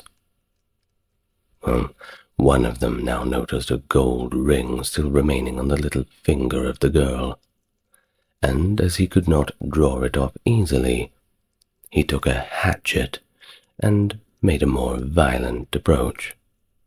But the finger sprang into the air and fell behind the cask into the lap of the girl who was hiding there. The robber took a light and began looking for it, but he could not find it. "Have you looked behind the large cask?" said one of the others. But the old woman called out, "Come and eat your suppers, and let the thing be till tomorrow. The finger won't run away from you." The woman is right," said the robbers, and they ceased looking for the finger and sat down. The old woman then mixed a sleeping draught with their wine, and before long they were all lying on the floor of the cellar, fast asleep and snoring. As soon as the girl was assured of this, she came from behind the cask. She was obliged to step over the bodies of the sleepers who were lying close together, and every moment she was filled with renewed dread lest she awaken them. But God helped her, so that she passed safely over them, and then she and the old woman went upstairs, opened the door, and hastened as fast as they could away from the murderer's den. They found the ashes scattered by the wind, but the peas and the lentils had sprouted and grown sufficiently above the ground to guide them in the moonlight along the path. And all through the cold, dark night they walked, and it was morning before they reached the mill. Then the girl told her father everything that had happened. The day came that had been fixed for the marriage. The bridegroom arrived, and also a very large company of guests, for the miller had taken care to invite all of his friends and relations. As they sat at the feast, each guest in turn was asked to tell a tale. The bride sat still and did not say a word. Turning to her, the bridegroom voiced, "And you, my love, is there no tale that you know? Go on, tell us something, won't you?" "I will tell you a dream, then," said the bride. "I went alone through a forest once, and came at last to a house. Not a soul I could find within, but a bird that was hanging in a cage on the wall cried out to me, 'Turn back, young maiden fair. Linger not in this murderer's lair.' And again, a second time, it said these words, 'My darling, this is only a dream,' said the bridegroom. But the girl continued, 'I went on through the house from room to room, but they were all empty, and everything was so dark and mysterious. At last I went down to the cellar, and there sat a very, very old woman who could simply not keep her head still. I asked her if my betrothed lived there, and she answered, 'Ah, you poor child, you are come to a murderer's den. Your betrothed does indeed live here, but he will kill you without mercy and afterwards cook and eat you up.' 'My darling, this is surely only a dream,' said the bridegroom. The old woman hid me behind a large cask, you see, and scarcely she had done this when the robbers returned home, dragging a young girl along with them. They gave her 3 kinds of wine to drink, white, red, and yellow, and with that she died. And then they cut her into pieces and sprinkled salt upon her body. My darling, this is only a dream. And then one of the robbers saw that there was a gold ring still left on her finger. Oh, and as it was difficult to draw off, he simply took a hatchet and cleaved off the entire joint. but the finger sprang into the air and fell behind a great cask into my lap. And here it is, the finger with the ring you were searching for." And with these words, the bride drew forth the finger, and she showed it to the assembled guests. The bridegroom, who during this recital had grown deadly pale, up and tried to escape, but the guests seized him and held him fast.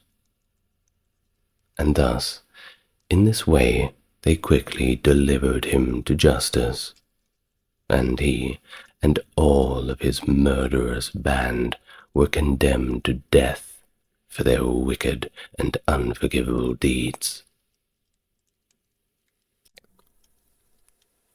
The Tale of Frederick and Catherine.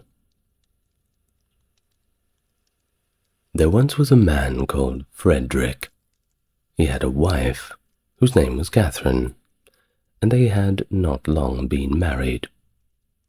One day Frederick said, "Kate, I am going to work in the fields. When I come back I shall be very hungry, so let me have something nicely cooked and a good draught of ale." He often would call his wife Kate. "Very well," said she, "it shall all be ready." When dinner time drew near, Catherine took a nice steak, which was all the meat that she had, and put it on the fire to fry away. The steak soon began to look brown and to crackle in the pan, and Catherine stood by with a fork and turned it. And then she said to herself, "The steak is almost ready. I may as well go to the cellar for the ale." So she left the pan on the fire and took a large jug and went into the cellar and tapped the ale cask. The beer ran into the jug, and Catherine stood looking on. At last it popped into her head, "Oh, the dog is not shut away. He might be running away with the steak. That's well thought of." So she ran up from the cellar, and sure enough, the rascally cur had got that steak in its mouth, and was making off with it quickly. Away ran Catherine, and away ran the dog across the field, but he ran faster than she could, and stuck close to the steak. "Ah, it's all gone, and what can't be cured must be endured," said Catherine. So she turned around, and as she had run a good way and was tired, she walked home leisurely to cool herself off. Now, all this time the ale was running too, for Catherine had not turned the cock, and when the jug was full and the liquor ran upon the floor till the cask was empty. When she got up to the cellar stairs, she saw what had happened. "My stars," she said, "what shall I do to keep Frederick from seeing all this slopping about?"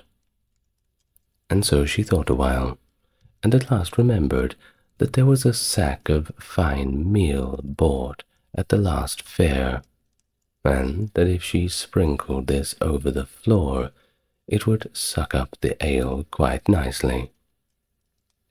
"Oh, what a fortuitous thing," said she, "that we kept the meal. We shall now finally have a good use for it at least." So away she went for it, but she managed to set it down just upon the great jug full of beer and upset it, and thus all the ale that had been saved was set swimming on the floor also. "Ah, oh well," she said, "when one goes, another may as well follow it, I guess." Then she strewed the meal all about the cellar, and was quite pleased with her cleverness, and said, "How very neat and clean it looks now." At noon, Frederick had come home. "Now, my wife, what do you have for dinner?" "Oh, Frederick," she answered. "Well, I was cooking you a steak, but while I went down to draw the ale, the dog ran away with it. And while I ran after him, the ale ran out, and when I went to dry up the ale with the sack of meal that we'd gotten at the fair, I upset the jug. But the cellar is now quite dry and looks very clean." "Kate, oh, Kate," said he, "how could you do all of this? Why did you leave the steak to fry and the ale to run, and then spoil all the meal?" "Well, Frederick," she replied, "I didn't know I was doing any wrong. Well, you should have told me before." The husband thought to himself, "Ugh, if my wife manages affairs thusly, I must look sharp myself." Now he had a good deal of gold in the house, so he said to Catherine, "What pretty yellow buttons these are! Oh, I shall put them into a box and bury them in the garden. But take care that you never go near or meddle with them." "Oh, no, Frederick," said Catherine, "that I will never do." As soon as he was gone, there came by some peddlers with earthenware plates and dishes, and they asked whether she would like to buy one or two of them. "Oh, dear me, I should like to buy very much, but I have no money." Well, if you had any use for yellow buttons, I might deal with you." "Yellow buttons?" they said. "Well, let us take a look at them." "Well, go into the garden and dig where I tell you. You will find the yellow buttons." "Oh, I dare not go myself," said Catherine. And so the rogues went, and when they found what was these yellow buttons, they took them all away, and left her plenty of plates and dishes. Then she set them all about the house for a show, and when Frederick came back, he cried out, "Kate, what have you been doing all day?" "See, husband," she said, "I have bought all of these with your little yellow buttons. But don't worry, I did not touch them myself. The peddlers went themselves and dug them up." "Oh, my wife," said Frederick, "what a pretty piece of work you have made. Those yellow buttons were all my money. How could you do such a thing?" "Well," she answered, "I didn't know there was any harm in it. Well, you should have told me in the first place." Catherine stood musing for a while, and at last she said to her husband, "Hark ye, Frederick, we will soon get the gold back. Let us run after those knaves." "Well, we will try," answered Frederick, "but you best take some butter and cheese with you, that we may have at least something to eat by the way." "Very well, then," said Catherine, and so they set out, and as Frederick walked the fastest, he left his wife some way behind him. It doesn't matter," thought Catherine. "When we turn back, I shall be so much nearer home than he is." Presently she came to the top of a hill, down the side of which there was a road so narrow that the cart wheels always chafed the trees on each side as they passed. "Ah, see now," she said, "how they have bruised and wounded those poor trees. Oh, they will never get well like this." And so she took pity on them, and made use of the butter to grease them all up, so that the wheels might not hurt them so much. While she was doing this kind office, one of her cheeses fell out of the basket and rolled down the hill.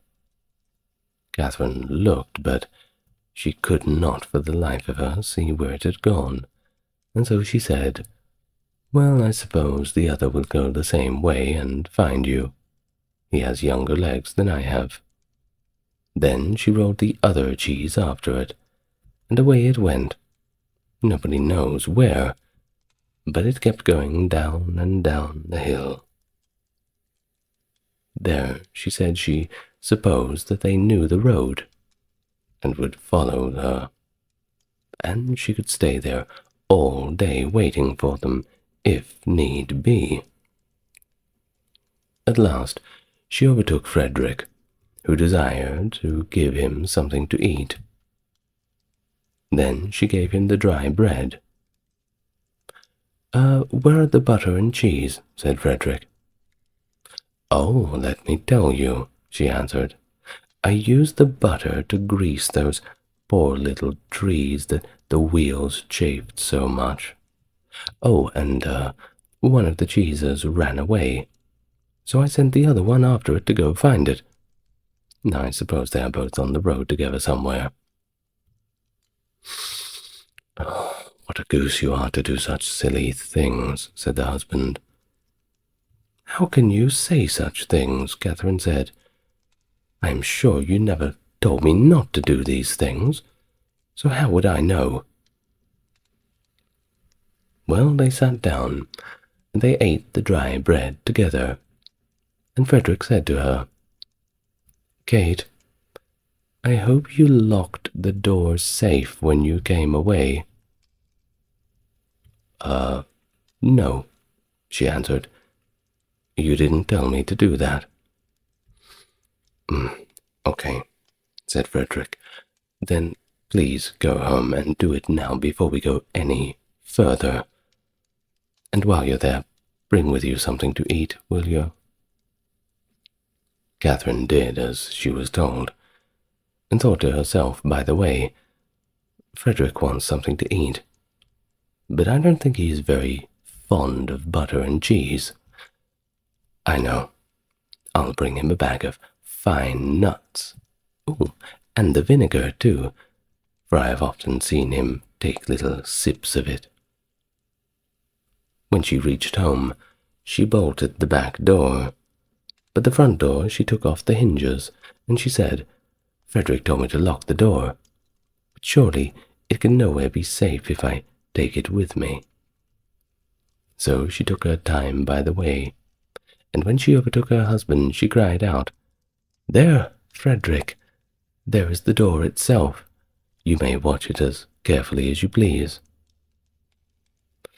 "Oh, alas," said Frederick, "what a clever wife I have.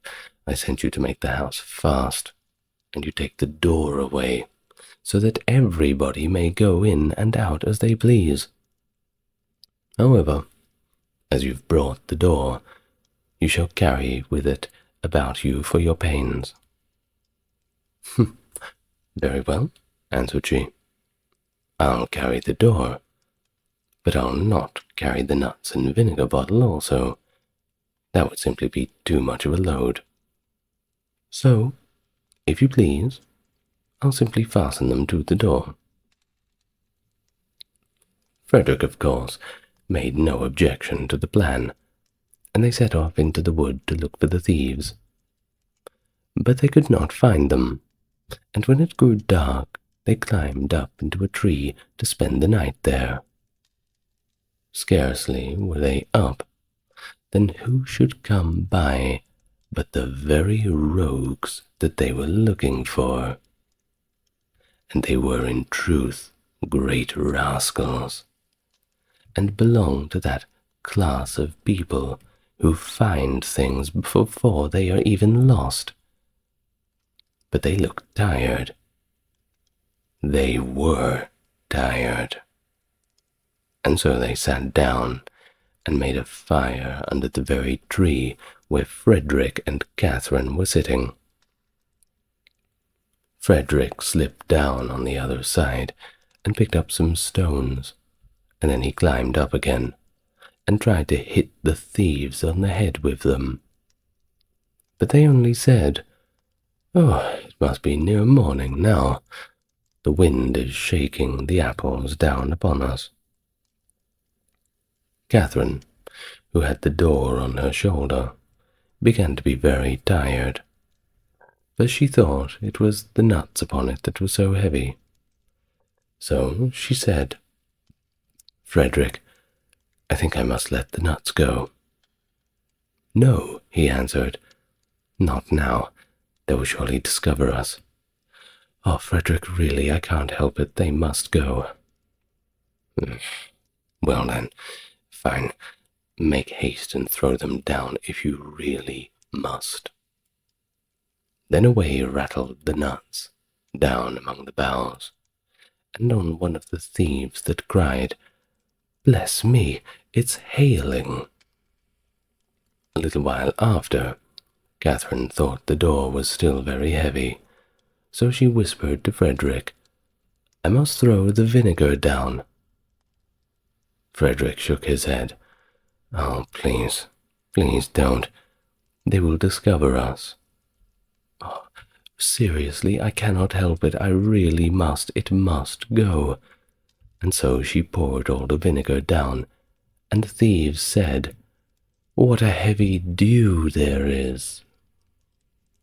At last it popped into Catherine's head that it must be the door itself that was so heavy all the time. "Frederick, I must throw the door down." But he begged and prayed for her not to do so, for he was sure it would betray them. "Here goes, however," said she, and down went the door with such a clatter upon the thieves that they cried out, "Murder!" and not knowing what was coming, ran away as fast as they could, and they were in such a panic that they left all of the gold. So when Frederick and Catherine came down, they found all of their money safe and sound.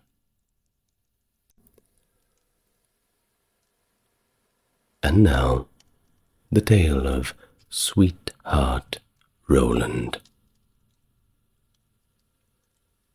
There was once upon a time a woman who was a real witch, and had 2 daughters of her own. One was ugly and wicked, and this one she loved because she was her own daughter. And there was one who was beautiful and good, and this one she hated because she was her stepdaughter. The stepdaughter once had a pretty apron, which the other fancied so much that she became envious and told her mother that she simply must have it. "Be quiet, my child," said the old woman, "and you shall indeed have it. Your stepsister has long deserved death. Tonight, when she is asleep, I will come and I will cut her head clean off. Only to be careful that you are at the far side of the bed, of course, and push her well to the front." It would have been all over with the poor girl if she had not just been standing in a corner and heard everything they said. All day long she dared not go outdoors, and when bedtime had come, the witch's daughter got into bed first, so as to lie at the far side. But when she was asleep, the other pushed her gently to the front, and took for herself the place at the back, close by the wall. That night, the old woman came creeping in. She held an axe in her right hand, and felt with her to the left to see if anybody were lying at the outside. And then she grasped the axe with both hands, and cut. When she had gone away, the girl got up and went to her sweetheart, who was called Roland, and knocked at his door. When he came out, she said to him, "Listen, dearest Roland, we must flee in all haste. My stepmother wanted to kill me, but she has struck her own child." When daylight comes, and she sees what she has done, we shall be lost."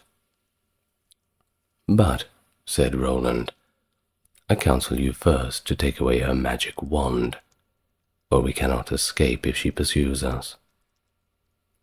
The maiden fetched the magic wand, and she took the dead girl's head and dropped 3 drops of blood on the ground, 1 in front of the bed, 1 in the kitchen, and 1 on the stairs.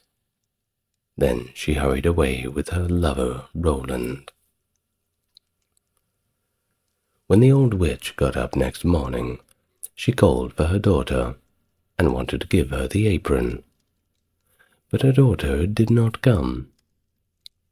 "Where are you?" the witch cried out.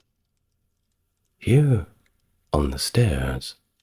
I am sweeping," answered the first drop of blood. The old woman went out, but saw no one on the stairs and cried out again, "Where are you?" "Here in the kitchen. I am warming myself," cried the second drop of blood. She went into the kitchen, but there was nobody there. Then she cried out again, "Where are you?" "Ah, here in the bed. I am sleeping," cried the third drop of blood. She went into the room and saw the bed. And what else did she see there? Her own child, whose head she had cut off, bathed in her blood. The witch fell into a passion, sprang out the window, and as she could look forth quite into the far, far world, she perceived her stepdaughter hurrying away with her sweetheart Roland. "That shall not help you," she cried. "Even if you have gone a long way off, you shall never escape me." She put on her many-league boots, in which she covered an hour's walk at every step, and it was not long before she overtook them. The girl, however, when she saw the old woman striding towards her, changed with her magic wand her sweetheart Roland into a lake, and herself into a duck swimming in the middle of it. The witch placed herself on the shore, threw breadcrumbs in, and went to endless trouble to entice the duck. But the duck did not let herself be so easily fooled, and the old woman had to go home at night as she had come. At this, the girl and her sweetheart Roland resumed their natural shapes again, and walked on the whole night until daybreak. And then the maiden changed herself into a beautiful flower, which stood in the midst of a briar hedge, and her sweetheart Roland into a fiddler. It was not long before the witch came striding up towards them, and said to the musician, "Dear musician, may I pluck that beautiful flower for myself?" "Oh yes," he replied, "I will play to you while you do it."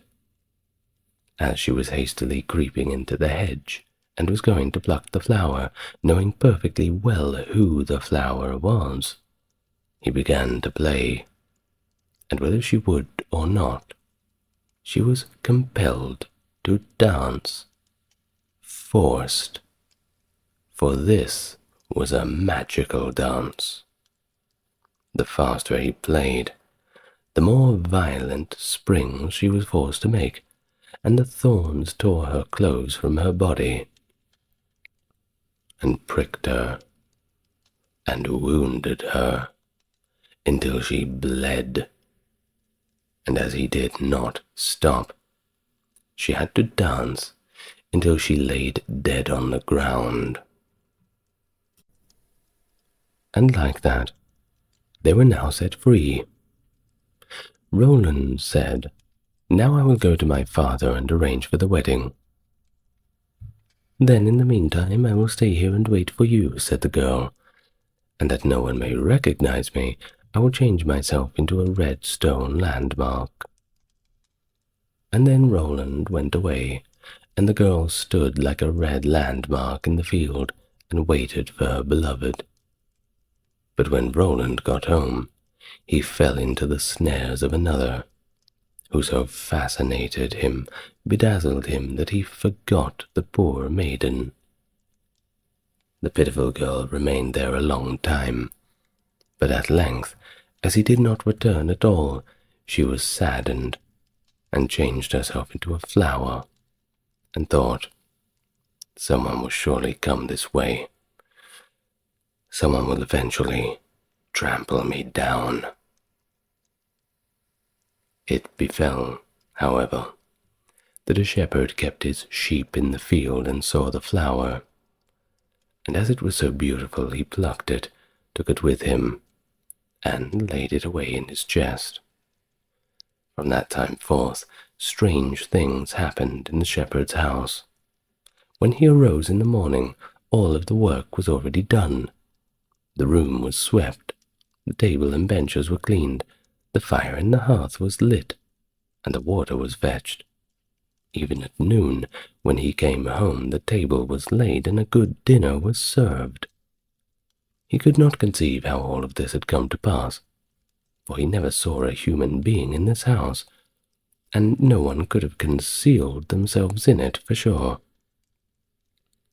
He was certainly pleased, however, with this good attendance, but still at last he was so afraid that he went to a wise woman and asked for her advice. The wise woman advised him thusly: "There is some enchantment behind it, you see. Listen very early some morning, if anything is moving in the room, and if you see anything, no matter what it is, throw a white cloth over it, and then the magic will all be stopped." The shepherd did as she bade him. The next morning, just as day dawned, he saw the chest open, and the flower came out. Swiftly he sprang upon it, and threw over the white cloth. Instantly the transformation came to an end, and he saw a beautiful girl stood before him, who admitted to him that she had been the flower, and that up to this time she had attended to all of his housekeeping. She told him all of the story, and as she pleased him, he asked her if she would marry him. But she answered no, for she wanted to remain faithful to her sweetheart Roland, although he had already deserted her. Nevertheless, she promised not to go away, but to continue keeping house for the shepherd. And now the time drew near when Roland's wedding was to be celebrated, and then, according to an old custom in the country, it was announced that all the girls were to be present at it and sing in honor of the bridal pair. When the faithful maiden heard of this, she grew so sad that her heart would break, and she would not go thither. But the other girls came and took her. When it came to her turn to sing, she stepped back, until at last she was the only one left, and then she could not refuse. But when she began her song and it reached Roland's ears, he sprang up and he cried, "I know the voice. That is the true bride. I will have no other." Everything he had forgotten, and which had vanished from his mind, had suddenly came home again to his heart. Then the faithful maiden held her wedding with her sweetheart Roland. Grief came to an end, and joy finally began.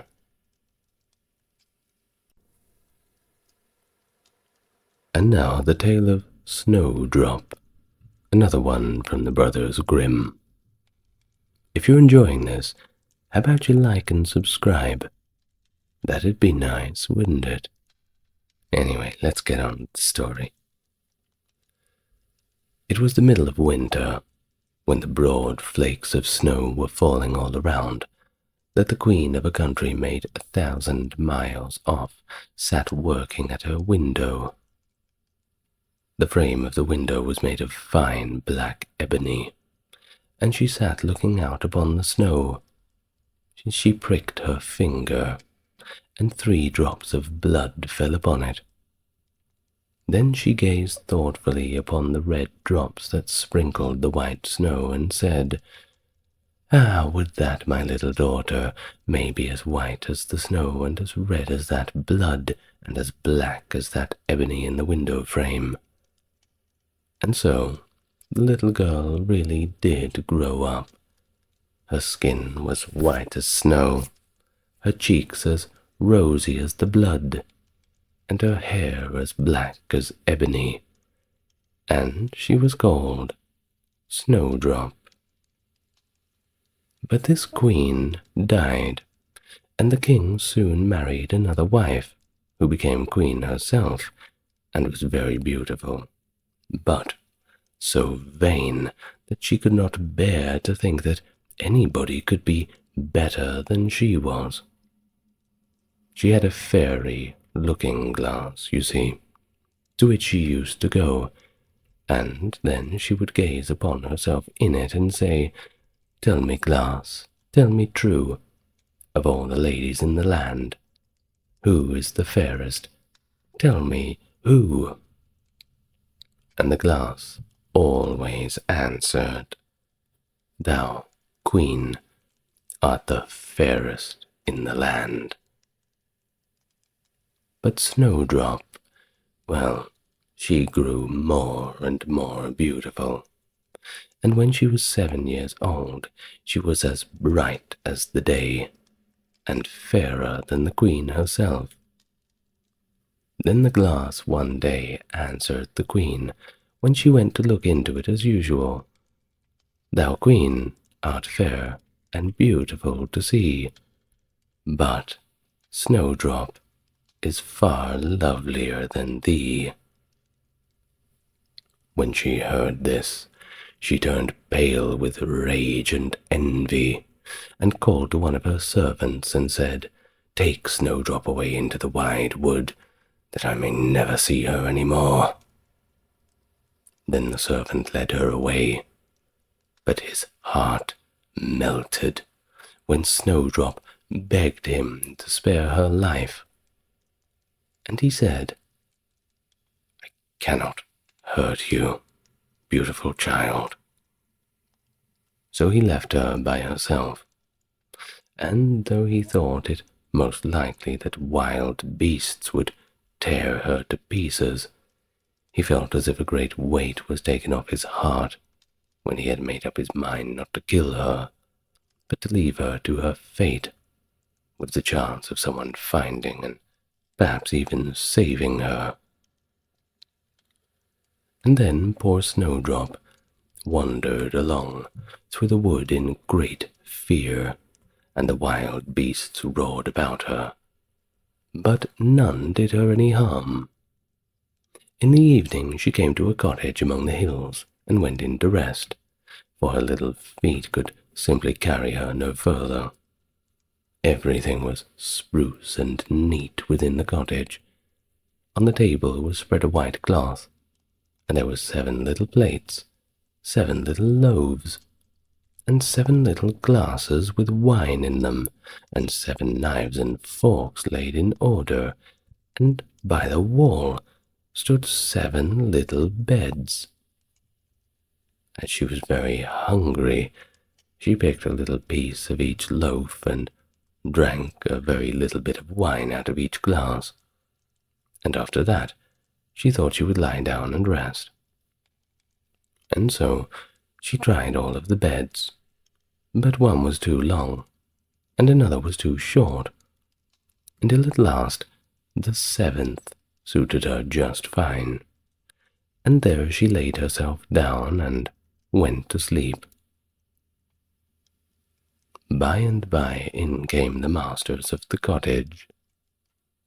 Now they were 7 little dwarfs that lived among the mountains, and dug and searched for gold, They lighted up their 7 lamps and saw at once that not all was right. The first said, "Who has been sitting at my stool?" The second, "Who has been eating off my plate?" The third, "Who has been picking at my bread?" The fourth, "Who has been meddling with my spoon?" The fifth, "Who has been handling my fork?" The sixth, "Who has been cutting with my knife?" And the seventh, "Who has been drinking my wine?" Then the first looked round and said, "Who's been lying on my bed?" And the rest came running to him, and everybody cried out that somebody had indeed been upon his bed. But the seventh, he saw Snowdrop, and called all of his brethren to come and see her, and they cried out with wonder and astonishment, and brought their lamps to look at her, and said, "Good heavens, what a lovely child she is!" And they were very glad to see her, and took care not to wake her. And the 7th dwarf slept an hour with each of the other dwarfs in turn, until the night was gone. In the morning, Snowdrop told them all her tragic story, and they all pitied her, and said if she would keep all things in order, and cook and wash, knit and spin for them, she might just stay where she was, and they would take care of her. Then they went out all day long to their work, seeking for gold and silver in the mountains. But Snowdrop was left at home, and they did warn her, saying, "The Queen will soon find out where you are, so take care and let nobody in." But the Queen, now that she thought Snowdrop was dead, believed that she must indeed be the most beautiful in the land, and she went to her glass and said, "Tell me, glass, tell me true, of all the ladies in the land, who is the fairest? Tell me who." The glass answered, "Thou, Queen, art the fairest in this land, but over the hills in the greenwood shade, where the 7 dwarfs their dwelling have made, there Snowdrop is hiding her head, and she is lovelier far, O Queen, than thee." And then the Queen was very much frightened, for she knew that the glass always spoke the truth, and was sure that the servant had betrayed her, and she could not bear to think that anybody could live that was more beautiful than her. So she dressed herself up as an old peddler, and went way over the hills, to the place where the dwarfs dwelt. Then she knocked at the door and cried, "Fine wares to sell." Snowdrop looked out the window and said, "Good day, good woman. What do you have to sell?" "Good wares and fine wares," said she, "laces and bobbins of all colors." "I will let the old lady in. She seems to be a very good sort," thought Snowdrop, as she ran down and unbolted the door. "Bless me," said the old woman, "how badly your stays are laced. Let me lace them up with one of my nice new laces." Snowdrop did not dream of any mischief, of course, so she stood before the old woman. But she set to work so nimbly, and pulled the lace so tight, that Snowdrop's breath was stopped, and she fell down as if she were dead. "There is an end to all of your beauty," said the spiteful Queen, and she went away home, laughing as she left. In the evening, the 7 dwarfs came home, and I need not say to you how grieved they were to see their faithful Snowdrop stretched out upon the ground, as if she was quite dead. However, they lifted her up, and when they found what ailed her, they cut the lace, and in a little time she began to breathe, and very soon came to life again. And then they said, the old woman was the queen herself. Oh, take care another time, and let no one in while we are away. Thus, when the queen got home, she rushed straight to her glass, and spoke to it as before. But to her great grief it still said, Thou queen art the fairest in this land, but over the hills in the greenwood shade, where the 7 dwarfs in their dwelling have made, there Snowdrop is hiding her head, and she is lovelier far, O queen, than thee. And then the blood ran cold in her cold, cold heart, with spite and malice, to see that Snowdrop still lived, and she dressed herself up again, but this time in quite another dress from the one she wore before, and took with her a poisoned comb. When she reached the dwarf's cottage, she knocked at the door and cried, Fine wares to sell. But Snowdrop said, I dare not let anybody in. And then the queen said, Only look at my beautiful combs, and gave her the poisoned one. And, well, it looked so pretty that she took it up and put it into her hair to try it. But the moment it touched her head, the poison was so powerful that she fell down senseless. There you may lie, said the queen, and she went upon her way. But by good luck the dwarfs came in very early that evening, and when they saw Snowdrop lying on the ground, they thought what had happened, and soon found the poisoned comb. And when they took it away, she got well, and told them all that had passed. They shook their heads, and they warned her once more, Do not open the door for anyone, Snowdrop, please. Meanwhile, the queen went home to her glass, and shook with rage when she read the very same answer as before. And she said, Snowdrop will die, even if it costs me my life. So she went by herself into her chamber, and got ready a poisoned apple.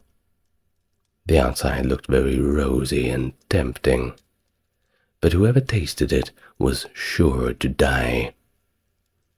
Then she dressed herself up as a peasant's wife, and travelled over the hills to the cottage of the dwarfs, knocking on the door. But Snowdrop put her head out the window and said, I dare not let anyone in, for the dwarfs have told me. Do as you please, said the old woman, but at any rate, take this pretty apple. I will give it to you. No, said Snowdrop, I dare not take it. You silly girl, answered the other. What are you afraid of? Do you think it's poisoned? Come, do eat one part, and I will eat the other. Now the apple was so made up that one side was good, and the other side was poisoned. Then Snowdrop was much tempted to taste it, for, well, the apple looked so very, very nice. And when she saw the old woman eat it, she could simply wait no longer. But she had scarcely put the piece into her mouth when she fell down dead upon the ground. This time nothing will save you, said the queen, and she went home to her glass, and at last it said, Thou, queen, are the fairest of the fair. And then her wicked heart was glad, and as happy as a heart could be. When the evening came, The dwarves had gone home, and they found Snowdrop lying on the ground. No breath came from her lips, and they were afraid that she was indeed quite dead.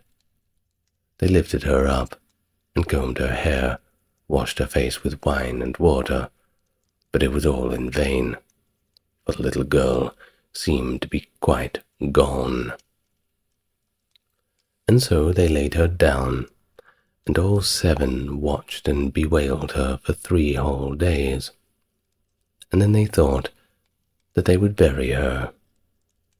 Oh, but her cheeks, they were still so rosy, and her face looked just as it did while she was alive. So they said, "We will never bury her in the cold ground." And they made a coffin of glass, so that they might still look upon her, and wrote upon it in golden letters what her name was, and that she was a king's daughter. And then the coffin was set among the hills, and one of the dwarves always sat by it and watched. And the birds of the air came too, and bemoaned Snowdrop. And first of all came an owl, and then a raven, and at last a dove sat by her side. And thus Snowdrop lay there for a long, long time, and still only looked as though she was asleep, for she was even now as white as snow and as red as blood and as black as ebony. At last a prince came and called at the dwarf's house, and he saw Snowdrop and read what was written in golden letters. And then he offered the dwarves money, and prayed and besought them to let him take her away. But they said, "We will not part with her for all the gold in the world, Prince." At last, however, they had pity on him, and gave him the coffin. But the moment he lifted it up to carry it with him, the piece of apple fell from between her lips. Snowdrop awoke, and she said, "Where am I?" The prince said, "Thou art quite safe with me now."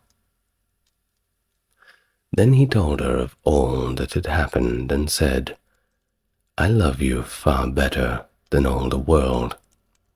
So come with me to my father's place, and you shall be my wife." And Snowdrop agreed, and went home with the prince, and everything was got ready with great pomp and splendor for their wedding. To the feast was asked, among the rest, Snowdrop's old enemy, the queen, and as she was dressing herself in fine, rich clothes, she looked into the glass and said, "Tell me, glass, tell me true, of all the ladies of the land, who is the fairest? Tell me who." The glass answered, "Thou, lady, art loveliest here, I ween, but lovelier by far is the new-made queen." With this she started with rage, but her envy and curiosity were so great that she could not help setting out to see the bride. And when she got there, she saw that it was no other than Snowdrop, who, as she thought, had been dead a long while. She choked with rage, and through her anger she fell down and died.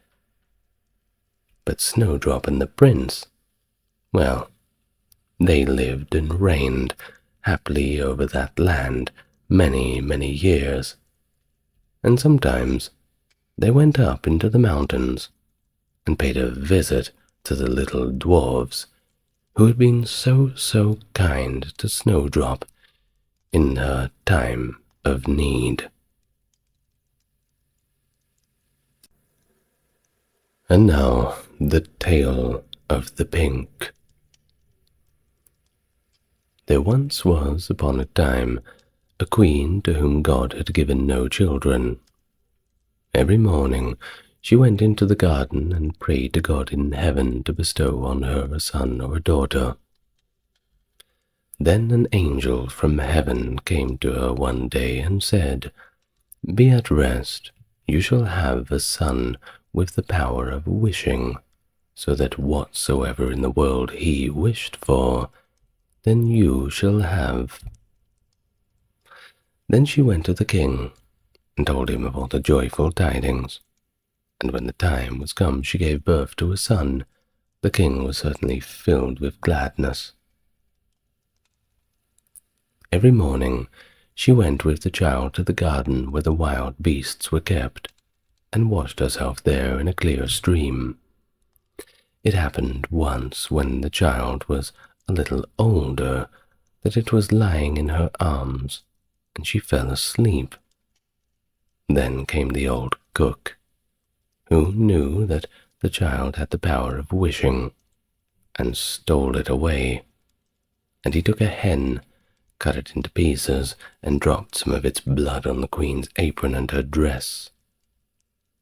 He then carried the child away to a secret place, where a nurse was obliged to take care of it, and he ran to the king and accused the queen of having allowed her son to be taken away from her by wild beasts. When the king saw the blood on her apron, he believed it, fell into such a passion that he ordered a high tower to be built, in which neither sun nor moon could be seen, and had his wife put into it, walled up. Here she was to stay for 7 years, without meat or drink, and simply be left to die of hunger. But God sent 2 angels from heaven in the shape of white doves, which flew to her twice a day, and carried her food until the 7 years were over. The cook, however, thought to himself, "If the child has the power of wishing, and I am here, he might very easily get me into trouble." So he left the palace and went to the boy, who was already big enough to speak, and said to him, "Wish for a beautiful palace for yourself, with a garden, and all else that pertains to it." Scarcely were the words out of the boy's mouth when everything was there that he wished for. After a while the cook said to him, "It is not well for you to be so alone. Wish for a pretty girl as a companion." And then the king's son wished for one, and immediately she stood before him, and was more beautiful than any painter could have came up with. The 2 played together, and loved each other with all their hearts, and the cook went out hunting like a nobleman. The thought occurred to him, however, that the king's son might some day wish to be with his father, and this would thus bring him into great peril. So he went out and took the maiden aside and said, "Tonight, when the boy is asleep, go to his bed and plunge this knife into his heart. Bring me his heart and tongue, and if you do not, you will lose your life." Thereupon he went away, and when he returned the next day, she had not done what he had asked. The maiden said, "Why should I shed the blood of an innocent boy who's never even harmed anyone?" The cook once more said, "If you do not do it, it shall cost you your own life." When he had gone away, she had a little hind brought to her, and ordered her to be killed, and took her heart and tongue, and laid them on a plate, and when she saw the old man coming, she said to the boy, "Lie down in your bed, and draw the clothes over you." Then the wicked wretch came in and said, "Where are the boy's heart and tongue?" The girl reached the plate to him, but the king's son threw off the quilt and said, "You old sinner! Why did you want to kill me? Now will I pronounce your sentence. You shall become a black poodle and have a gold collar around your neck, and shall be forced to eat burning coals till the flames burst forth from your throat." And when he had spoken these words, the old man changed into a little poodle dog, and had a gold collar round his neck, and the cooks were ordered to bring up some live coals. And these he ate, until flames broke forth from his throat. The king's son remained there a short while longer, and he thought of his mother, and wondered if she was still alive. At length he said to the maiden, "I will go home to my own country. If you will go with me, I will surely provide for you." "Ah," she replied, "the way is so long. And what shall I do in a strange land, where I am completely unknown?" As she did not quite seem willing, and as they could not be parted from each other, he wished that she might be changed into a beautiful pink, and took her with him. Then he went away to his own country, and the poodle had to run after him. He went to the tower in which his mother was confined, and it was so high he wished for a ladder which would reach up to the very top. Then he mounted up and looked inside and cried, "Beloved mother, Lady Queen, are you still alive or are you dead?" She answered, "I have just eaten, and am still satisfied," for she thought the angels were there. The boy said, "I am your dear son, whom the wild beasts were said to have torn from your arms, but I am alive still, and mother, I will soon set you free." Then he descended again, and went to his father, and caused himself to be announced as a strange huntsman, and asked if he could offer him service. The king said yes. If he was skilful and could get game for him, he should come to him.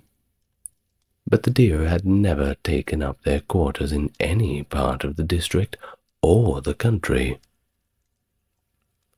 Then the huntsman promised to procure as much game for him as he could possibly use at the royal table. So he summoned all the huntsmen together, and bade them to go out into the forest with him. And he went with them, and made them form a great circle, open at one end, where he stationed himself, and he began to wish.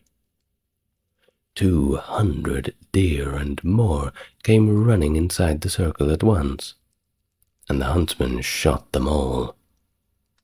Then they were placed, all 60, on country carts, and driven home to the king, and, for once, he was able to deck his table with game, and after having none at all for years. Now the king felt great joy at this, and commanded that his entire household shall eat with him the next day, and thus he made a great feast.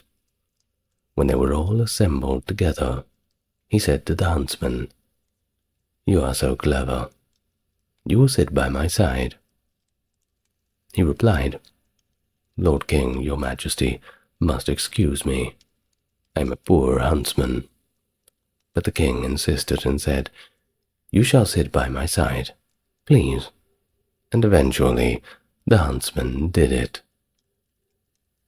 Whilst he was sitting there, he thought of his dearest mother, and wished that one of the king's principal servants would begin to speak of her, and would ask how it was faring with the queen in the tower, and if she was still alive or had perished.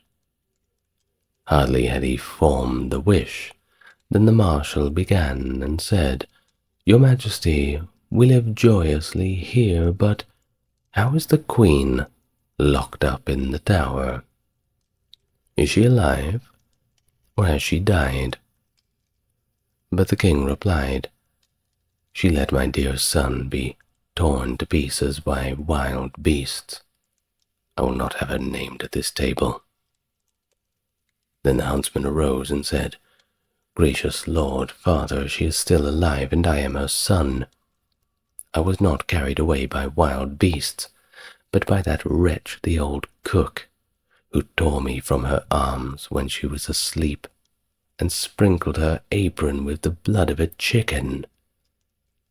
Therefore he took the dog with the golden collar and said, "That is the wretch," and caused live coals to be brought, and the dog was compelled to devour before the sight of all until the flames burst from his throat.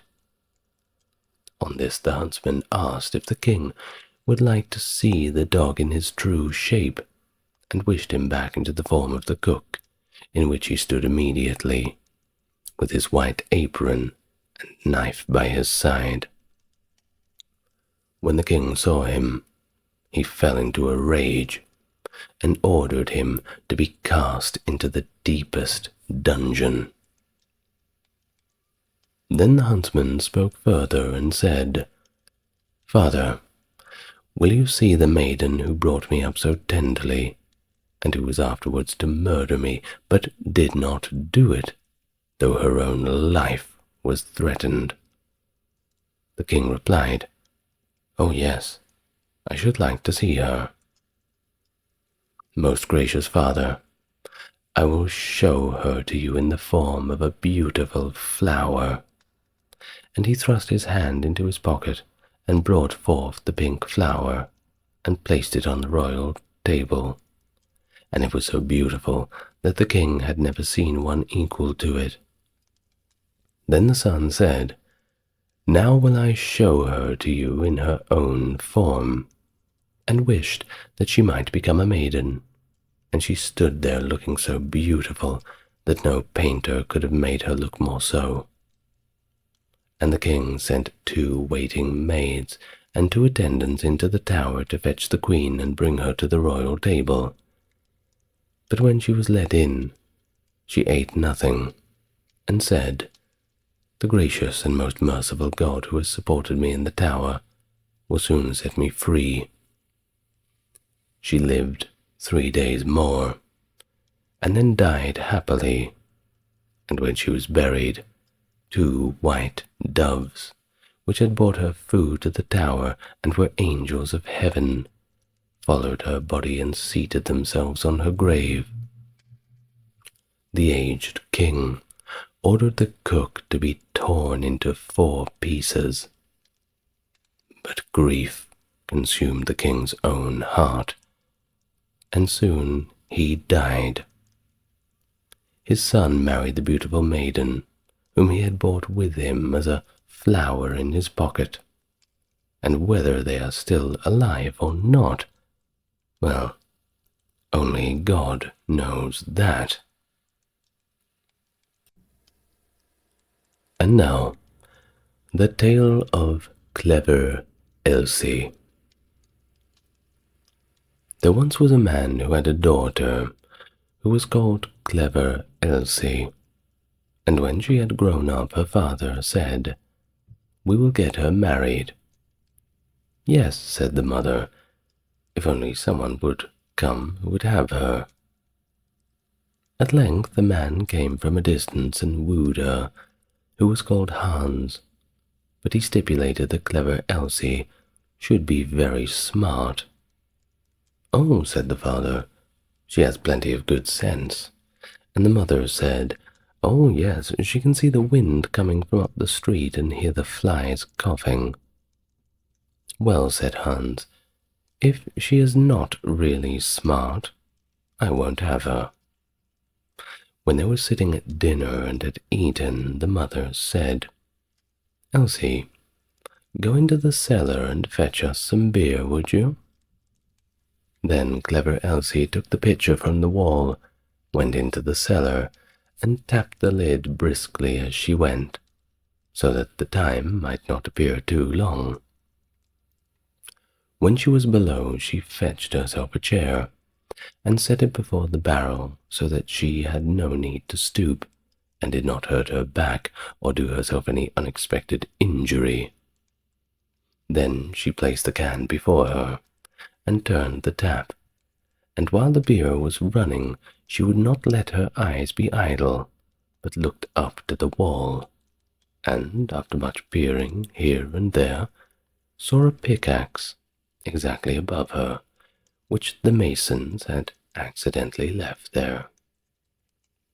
It was then that clever Elsie began to weep, and said, "If I get Hans, and we have a child, and he grows big, and we send him into the cellar here to draw beer, then the pickaxe will fall on his head, and, well, it would kill him." Then she sat and wept and screamed with all the strength of her body over the misfortune which lay before her. Those upstairs waited for the drink, but clever Elsie did not come. Then the woman said to the servant, "Just go down into the cellar and see where Elsie is." The maid went and found her sitting in front of the barrel and screamed loudly. "Elsie, why do you weep?" asked the maid. Elsie answered, "Have I not reason to? If I get a child with Hans and he grows big and has to draw beer here, well, the pickaxe might fall down on his head and kill him." Then said the maid, "What a clever Elsie we have," and sat down beside her and began loudly to weep over the misfortune. After a while, as the maid did not come back and those upstairs were thirsty for beer, the man said to the boy, "Just go down into the cellar and see where Elsie and the girl are, please." The boy went down, and there sat clever Elsie and the girl, both weeping together. There he asked, "Why are you weeping?" And Elsie replied, "Have I not reason to? If I get Hans and we have a child, and he grows big and has to draw beer here, the pickaxe will fall on his head and kill him." Then said the boy, "What a clever Elsie we have," and he sat down by her, and likewise began to weep loudly. Upstairs they waited for the boy, but as he had still yet to return, the man said to the woman, "Just go down into the cellar and see where Elsie is." The woman went down and found all three in the midst of their lamentations, and inquired what was the cause. Then Elsie told her of the situation, and then said the mother likewise, "What a clever Elsie we have," and sat down to join them. The man upstairs waited a short time, but as his wife had not come back and his thirst grew even greater, he said, "I must go into the cellar myself now and see where Elsie is." But when he got down there, they were all sitting together crying, and he heard of the reason, and that Elsie's child was the cause, and that Elsie might perhaps bring one into the world some day, and that he might be killed by the pickaxe, if he happened to be sitting beneath it, drawing beer just at the very time when it fell down. He cried, "Oh, what a clever Elsie!" And likewise he wept with them. The bridegroom stayed upstairs for quite a long time. Then, as no one would come back, he thought, "Well, they must be waiting for me down below. I too must go there and see what they are about." When he got down, the five of them were sitting, screaming and lamenting quite piteously, each outdoing the other. "What misfortune has happened then?" "Ah, dear Hans," said Elsie, "if we marry each other and have a child and he is big, and we perhaps send him down here to get something to drink, then the pickaxe which has been left up there might dash his brains out if it were to fall down. So have we not reason to weep?" Come, said Hans, more understanding than that is not needed for my household. You are such a clever Elsie. I will have you. And seized her hand and took her upstairs with him, and married her. Well, after Hans had her for some time, he said, Wife, I am going out to work to earn some money for us. Go out into the field and cut the corn, so that we may have some bread. Yes, my dear Hans, I will do that.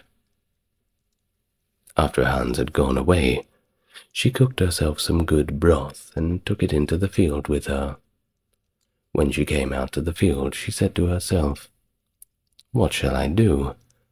Shall I cut it first, or shall I eat it first? Oh, I will eat first. Then she drank her cup of broth, and when she was fully satisfied, she once more said, What shall I do? Shall I cut first, or shall I sleep first? I will sleep first. Then she lay down among the corn and fell asleep. Hans had been gone for a long time and finally came home, but Elsie did not come. Then he said, What a clever Elsie I have. She is so industrious that she has not even come home to eat. But when the evening came, she still stayed away. Hans went out to see what she had cut, but nothing was cut at all, and she was lying among the corn, quite well asleep. Then Hans hastened home, and brought a fowler's net with little bells and hung it round about her. And as she still went on sleeping, then he ran home, shut the house door, and sat down in his chair and worked. At length, it was quite dark. Clever Elsie awoke, and when she got up there was a jingling all around her, and the bells rang at each step which she took. Then she was alarmed, and became uncertain whether she really was clever Elsie or not, and said, Is it I, or is it not I? But she knew not what answer to make this, and stood there for a time in doubt. At length she thought, I will go home and ask if it be I or if it not be I. They will be sure to know. She ran to the door of her own house, but it was shut. Then she knocked at the window and cried, Hans, is Elsie within? Yes, answered Hans, she is within. Thereupon she was terrified and said, Ah, heavens, then it is not I, and went to another door, but when the people heard the jingling of the bells they would not open it, and she could not go in anywhere. And then she ran out of the village, and nobody has seen clever Elsie since that day.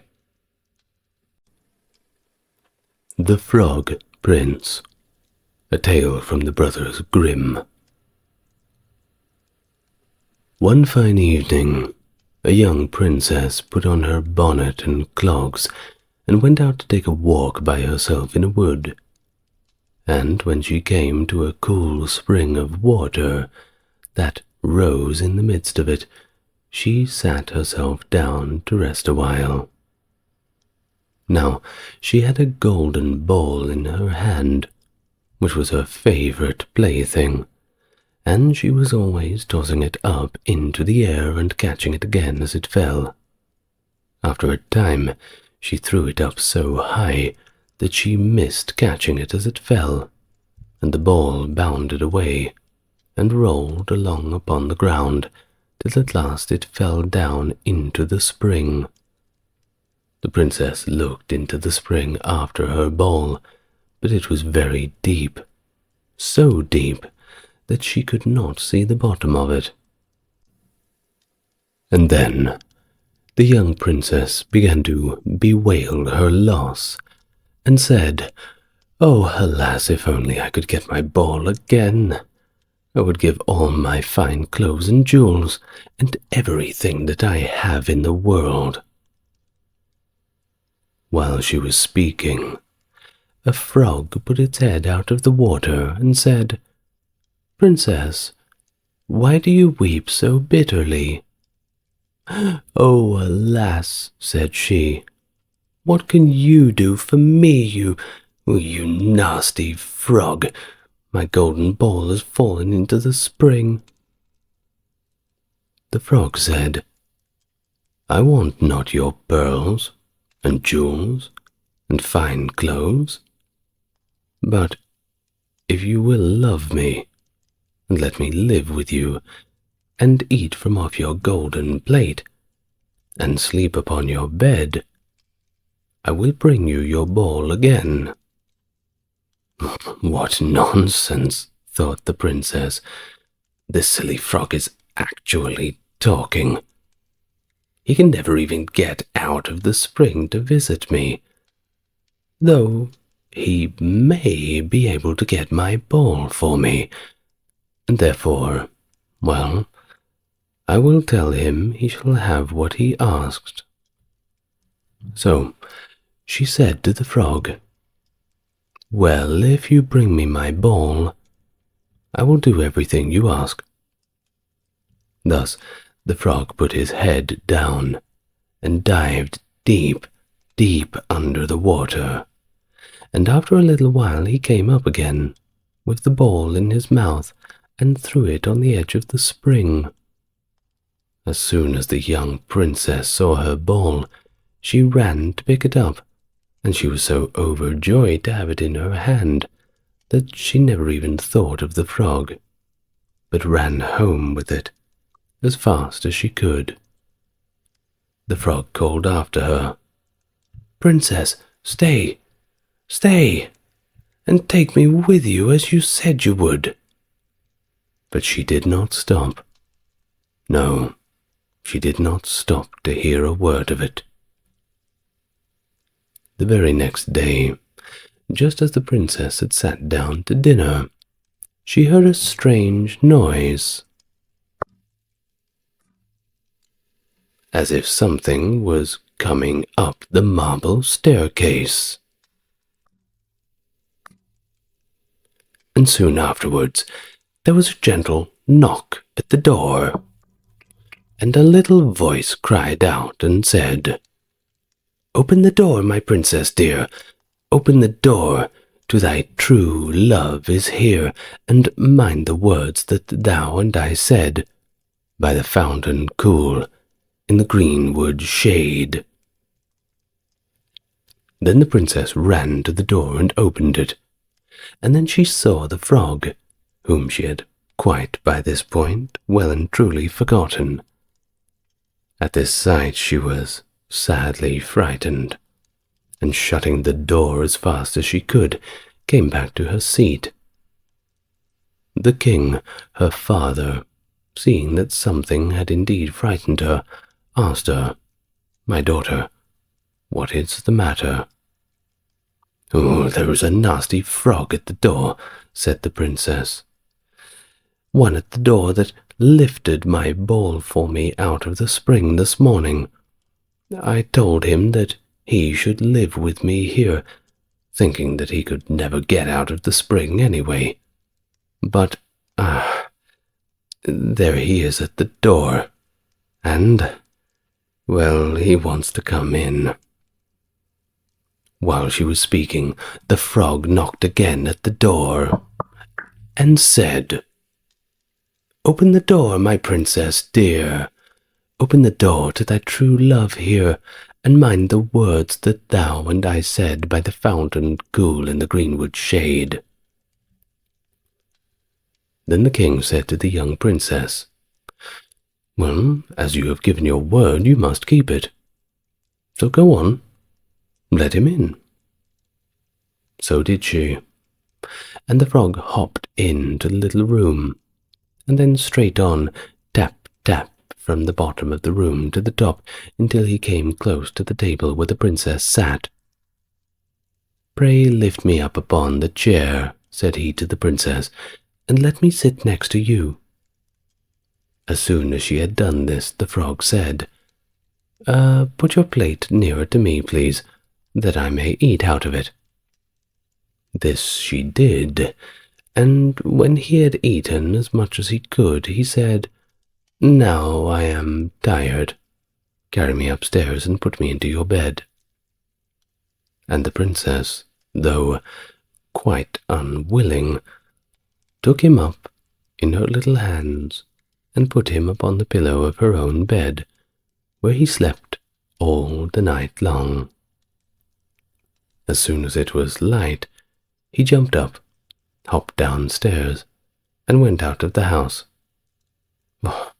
"Now then," thought the princess, "at last he is gone, and I shall be troubled with him no more." But the princess was sorely mistaken, for when night came she heard the same tapping at the door, and the frog came once more and said, "Open the door, my princess dear, open the door to thy true love here, and mind the words that thou and said by the cool fountain in the greenwood shade." And when the princess opened the door, the frog came in and slept upon her pillow as before till the morning broke. And the third night he did the same. But when the princess awoke on the following morning, she saw something that she did not expect. She was astonished to see that instead of a frog, there was a handsome prince, gazing upon her with the most beautiful eyes that she had ever seen, and standing at the head of the bed. He told her that he had been enchanted by a spiteful fairy, who had changed him into a frog, and that he had been fated so to abide till some princess should take him out of the spring, and let him eat from her plate, and sleep upon her bed for 3 nights. "You," said the prince, "have broken this cruel charm, and now I have nothing to wish for, but that you should go with me into my father's kingdom, where I will marry you, and love you as long as you live." The young princess, you may be sure, was not long in saying yes to all of this, and as they spoke a gay coach drove up, with 8 beautiful horses decked with plumes of feathers and a golden harness, and behind the coach rode the prince's servant, faithful Heinrich, who had bewailed the misfortunes of his dear master during this enchantment so long and so bitterly that his heart had well nigh burst. Then they took leave of the king, and got into the coach with 8 horses, and they all set out, full of joy and merriment, for the king's kingdom. And when they reached safely, there they lived happily for a great many, many years. The Tale of the Cat and Mouse in Partnership. Another story from the brothers Grimm. A certain cat had made the fine acquaintance of a mouse, and had said so much to her about the great love and friendship she had felt for her, that at length the mouse agreed that they should live and keep house together. "But we must make provision for the winter, you know, or else we shall suffer from hunger," said the cat. "And you, little mouse, cannot venture everywhere, or, mark my words, you will be caught in a trap some day, I tell you." The good advice was well and truly followed, and a pot of fat was brought, but they did not know where to put it. At length, and after much consideration, the cat said, I know no place where it will be better stored up than in the church, for no one dares take anything from the church. Thus we will set it beneath the altar, and do not touch it until we are really in need of it." So the pot was placed in safety. But it was not long before the cat had a great yearning for it, and said to the mouse, "I want to tell you something, little mouse. My cousin has brought a little son into the world, and has asked me to be godmother. He is white with brown spots, and I am to hold him over the font at the christening. Let me go out today, and you will look after the house by yourself." "Oh, yes, yes," answered the mouse. "By all means go, and if you get anything very good to eat, please do not forget me. I should like a drop of sweet red christening wine myself. Yes, yes." All this, however, was untrue. The cat did not have a cousin, and had not been asked to be godmother. She went straight to the church, stole the pot of fat, began to lick at it, and licked the top of the fat off. Then she took a walk upon the roofs of the town, looked out for opportunities, and stretched herself in the sun, and licked her lips whenever she thought of that pot of fat, and not until it was evening did she return home. "Well, well, here you are again," said the mouse. "No doubt you have had a merry day." "All went off well," answered the cat. "What did they name the child?" "Top off," said the cat, quite coolly. "Top off," cried the mouse. "That is a very odd and uncommon name. Is it a usual one with your family?" "What does that matter?" said the cat. "It's no worse than Crumb Stealer, as your godchildren are called." Before long the cat was seized by another fit of yearning. She said to the mouse, "You must do me a favor, and once more manage the house for a day alone. I am again asked to be godmother, and as the child has a white ring around its neck, I simply cannot refuse." The mouse consented, but the cat crept behind the town walls to the church and devoured half the pot of fat. "Nothing ever seems so good as what one keeps to oneself," said she, and was quite satisfied with her day's work. When she went home, the mouse inquired, "And what was the child christened?" "Half done," answered the cat. "Half done? What are you saying? I have never heard a name like that in my life. I'll wager anything that it is not in the calendar." The cat's mouth soon began to water for some more licking. "All good things go in threes," she thought. "I am asked to stand godmother again. The child is quite black, only it has white paws, but with that exception it has not a single white hair on its whole body. This only happens once in every few years. It is very special. You will let me go, won't you?" "Top off, half done," answered the mouse. "They are such odd names. They make me very thoughtful." "You sit at home," said the cat, "in your dark grey fur coat and long tail, and are filled with fancies. That's because you don't go out in the daytime."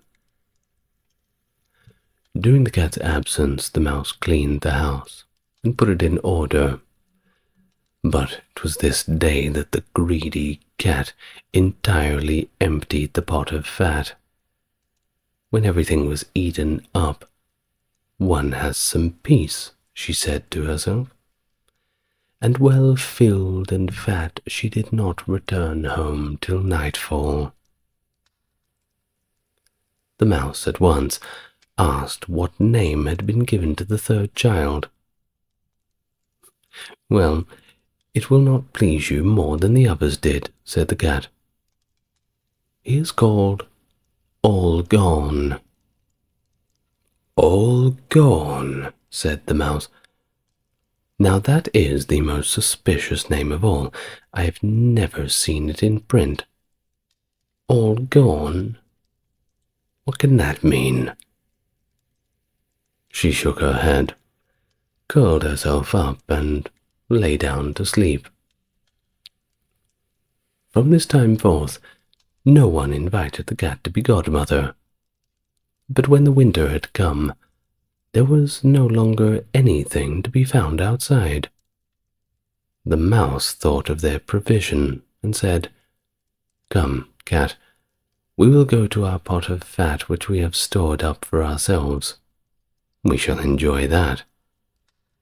"Yes," answered the cat, "you will enjoy it as much as you would enjoy sticking that dainty tongue of yours out the window." They set out on their way, but when they arrived, the pot of fat was certainly still in its place, but there was no fat inside. It was completely empty. "Oh," said the mouse, "now I see what has happened. Now it comes to light. You are indeed a true friend. You have devoured all when you were standing godmother. First top off, then half done, then—" "Will you hold your tongue?" cried the cat. "One more word and I will eat you as well." All gone. It was already on the poor mouse's lips. Scarcely had she spoken it before the cat sprang upon her, seized her, and swallowed her down. Truly, that is the way of the world. The Goose Girl. The king of a great land had died, and left his queen to take care of their only child. The child was a daughter, who was very beautiful, and her mother loved her so dearly, and was very kind to her. And there was a good fairy, too, who was fond of the princess, and helped her mother watch over her.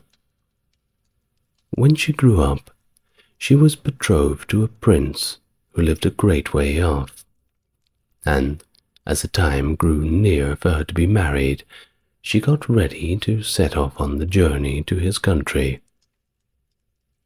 Then the queen, her mother, packed a great many costly things, jewels, gold, silver trinkets, fine dresses, and, in short, everything that became a royal bride. And she gave her waiting maid to ride with her, and give her into the bridegroom's hands, and each had a horse for the journey. Now the princess's horse was the fairy's gifts, and it was called Falada, and this horse could even speak. When the time came for them to set out, the fairy went into her bedchamber, and took a little knife and cut a lock of her hair. She gave it to the princess and said, "Take care of it, dear child, for it is a charm that may be of use to you on the road." Then they all took a sorrowful leave of the princess, and she put the lock of hair into her bosom, got upon her horse, and set on the journey to her bridegroom's kingdom. One day, as they were riding along by a brook, the princess began to feel very thirsty, and she said to her maid, "Pray get down and fetch me some water in my golden cup out of the yonder brook, for I want to drink." "Nay," said the maid, "if you are thirsty, get off yourself and stoop down by the water and drink. I shall not be your waiting maid any longer." Then she was so thirsty that she got down and knelt over a little brook and drank, for she was frightened and dared not bring out her golden cup. And she wept and said, "Oh, what will become of me?" And the lock answered her and said, "Alas, alas, if thy mother knew it, sadly, sadly would she rue it." But the princess was very gentle and meek, so she said nothing to her maid's ill behavior, but got up upon her horse again. Then all rode farther upon their journey, till the day grew so warm and the sun so scorching that the bride began to feel very thirsty again, and at last, when they came to a river, she forgot her maid's rude speech and said, "Pray get down and fetch me some water to drink in my golden cup." But the maid answered her, and even spoke more harshly than before, "Drink if you will, but I shall not be your waiting maid." Then the princess was so thirsty that she got off her horse and lay down and held her head over the running stream, and she cried and said, "What will become of me?" And the lock of hair answered her again, "Alas, alas, if thy mother knew it, sadly, sadly would she rue it." And as she leaned down to drink, the lock of hair fell from her bosom and floated away with the water. Now she was so frightened that she did not see it, but her maid saw it and was very glad, for she knew the charm, and she saw the poor bride would be in her power now that she had lost the lock of hair. So, when the bride had done drinking and would have gotten upon Falada again, the maid said, "I shall ride upon Falada, and you may have my horse instead." So she was forced to give up her horse, and soon afterwards to take off her royal clothes and put on the maid's shabby ones. At last, as they drew near to the end of their journey, this treacherous servant threatened to kill the princess if she ever told anyone what happened. But Falada saw it all, and marked it well. Then the waiting maid got upon Falada, and the real bride rode upon the other horse, and they went on in this way till at last they came to the royal court. There was great joy at their coming, and the prince flew to meet him, and lifted the maid from her horse, thinking she was the one who was to be his wife, and she was led upstairs into the royal chamber, but the true princess was told to stay in the court below. Now, the old king happened just then to have nothing else to do, so he amused himself by sitting at his kitchen window, looking at what was going on, and he saw her down there in the courtyard. As she looked very pretty and too delicate for a waiting maid, he went up into the royal chamber to ask the bride who it was she had brought with her, that was thus left standing in the court below all alone. "I brought her with me for the sake of company on the road," she said. "Pray give the girl some work to do, that she may not be idle." The old king could not for some time think of any work for her to do, but at last he said, "I do have a lad who takes care of my geese. She may go and help him." Now the name of this lad that the real bride was to help in the king's geese was Curdken. But the false bride said to the prince, "Dear husband, pray do me one piece of kindness." "That I will," said the prince. "Then tell one of your slaughterers to cut off the head of the horse I rode upon, for it was very unruly, and plagued me sadly on the road." But the truth was this. She was very much afraid lest Falada should some day or another speak and tell of all she had done to the princess. She carried her point, and the faithful Falada was killed. But when the true princess heard of it, she wept and begged the man to nail up Falada's head against a large dark gate of the city, through which she had to pass every morning and evening, that there she might still see him sometimes. Then the slaughterer said that he would do as she wished, and cut off the head and nailed it up under the dark gate. Early the next morning, as she and Curdken went out through the gate, she said sorrowfully, "Falada, Falada, there thou hangest." And the head answered, "Bride, bride, there thou gangest. Alas, alas, if thy mother knew it, sadly, sadly would she rue it." Then they went out of the city, and drove the geese on. And when she came to the meadow, she sat upon a bank there, and let down her waving locks of hair, which were all of pure silver.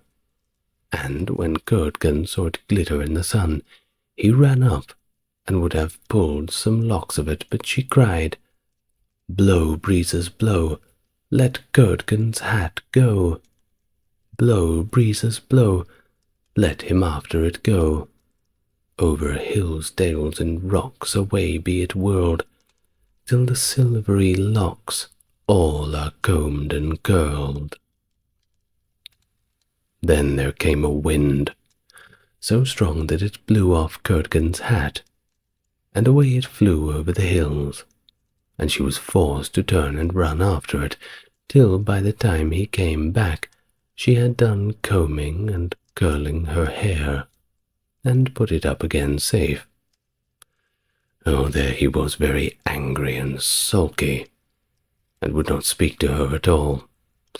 But they watched the geese until it grew dark in the evening, and then drove them homewards.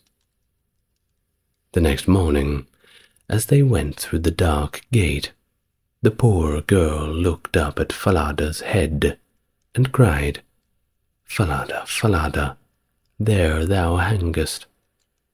And the head answered, "Bride, bride, there thou gangest. Alas, alas, if thy mother knew it, sadly, sadly would she rue it." Then she drove on the geese, and sat down again in the meadow, and began to comb her hair as before, and Curdken, wanting to take hold of it, ran up to her, but she cried out quickly, "Blow, breezes, blow, let Curdken's hat go. Blow, breezes, blow, let him after it go over hills, dales, and rocks away it be whirled, till the silvery locks are all combed and curled." Then the wind came and blew away his hat, and off it flew a great distance over the hills and far away, so that he had to run after it. And when he came back, she had bound up her hair again and was all safe. So they watched the geese until it grew dark. In the evening, after they came home, Curdken went to the old king and said, "I cannot have this strange girl to help me keep the geese any longer." "Why?" said the king. because instead of doing any good, she does nothing but tease me all day long. I can't stand it." Then the king made him tell him what had happened, and Curdken said, "When we go in the morning through the dark gate with our flock of geese, she cries and talks with the head of a horse that hangs upon the wall, and says, 'Falada, Falada, there thou hangest.' And the head answers, 'Bride, bride, there thou gangest. Alas, alas, if thy mother knew it, sadly, sadly she would rue it.'" And Curdken went on telling the king what had happened upon the meadow where the geese fed, how his hat had blown away, and how he was forced to run after it, and to leave his flock of geese to themselves. But the old king told the boy to go out again the next day, and when the morning came, he placed himself behind the dark gate, and heard how she spoke to Falada, and even how Falada answered. Then he went into the field, and hid himself in a bush by the meadow's side, and he soon saw with his own eyes how they drove the flock of geese, and how after a little time she sat down her hair that glittered in the sun, and he heard her say the poem, and soon came a gale of wind and carried away Curdken's hat, and away went Curdken after it, while the girl went on combing and curling her long hair. All this the old king saw. So he went home without being seen, and when the little Goose Girl came back in the evening, he called her aside, and asked her why she did so. But she burst into tears, and she said, "That I must not tell you or any man, or I shall lose my life." But the old king persisted. He begged so hard that she had no peace till she had told him all the tale, from beginning to end, word for word. And it was very lucky for her that she did so, for when she had done so, the king ordered royal clothes to be put upon her, and gazed upon her with wonder, for she was so beautiful. Then he called his son, and told him he had only a false bride, for that she was merely a waiting maid, while the true bride stood by. And the young king rejoiced when he saw her beauty, and heard how meek and patient she had been, and without saying anything to the false bride, the king ordered a great feast to be got ready for all his court. The bridegroom sat at the top, with the false princess on one side and the true on the other. But nobody knew her again, for her beauty was quite dazzling to their eyes, and she did not seem at all like that little Goose Girl, now that she had her brilliant dress on. When they had eaten and drank, and were very merry, the old king said that he would tell them a tale.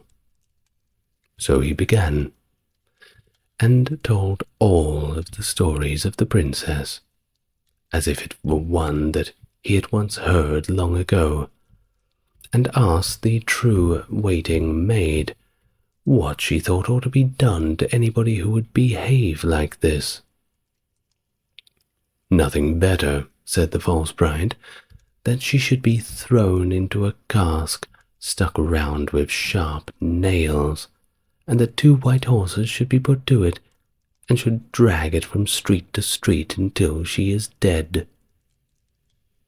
"Thou art she," said the old king, "and as thou hast judged thyself, so shall it be done to thee." And the young king was then married to his true wife, and they reigned over the kingdom in peace and happiness all their lives. And the good fairy came to see them, and finally restored that faithful horse Falada to life again.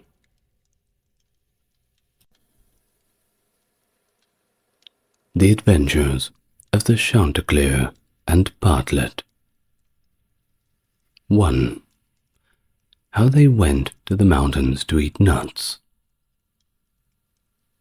"The nuts are quite ripe now," said Chanticleer to his wife Partlet.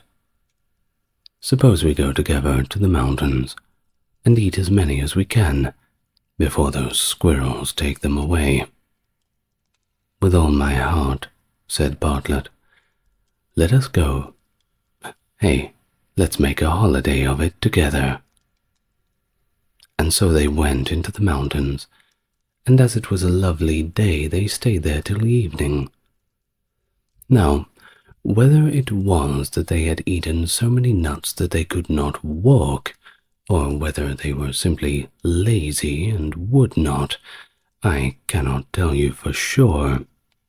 However, they took it into their heads that it did not become them to go home on foot. So the Chanticleer began to build a little carriage of nutshells, and when it was finished, Partlet jumped into it and sat down, and bid Chanticleer harness himself to it and draw her home. Now that's a good joke," said Chanticleer.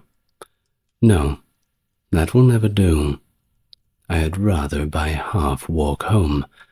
I'll sit on the box and be the coachman, if you like, but I'll not draw." While this was passing, a duck came quacking up and cried out, "You thieving vagabonds! What business have you in my grounds? I'll give it to you well and good for your insolence." And upon that she fell upon the Chanticleer most lustily.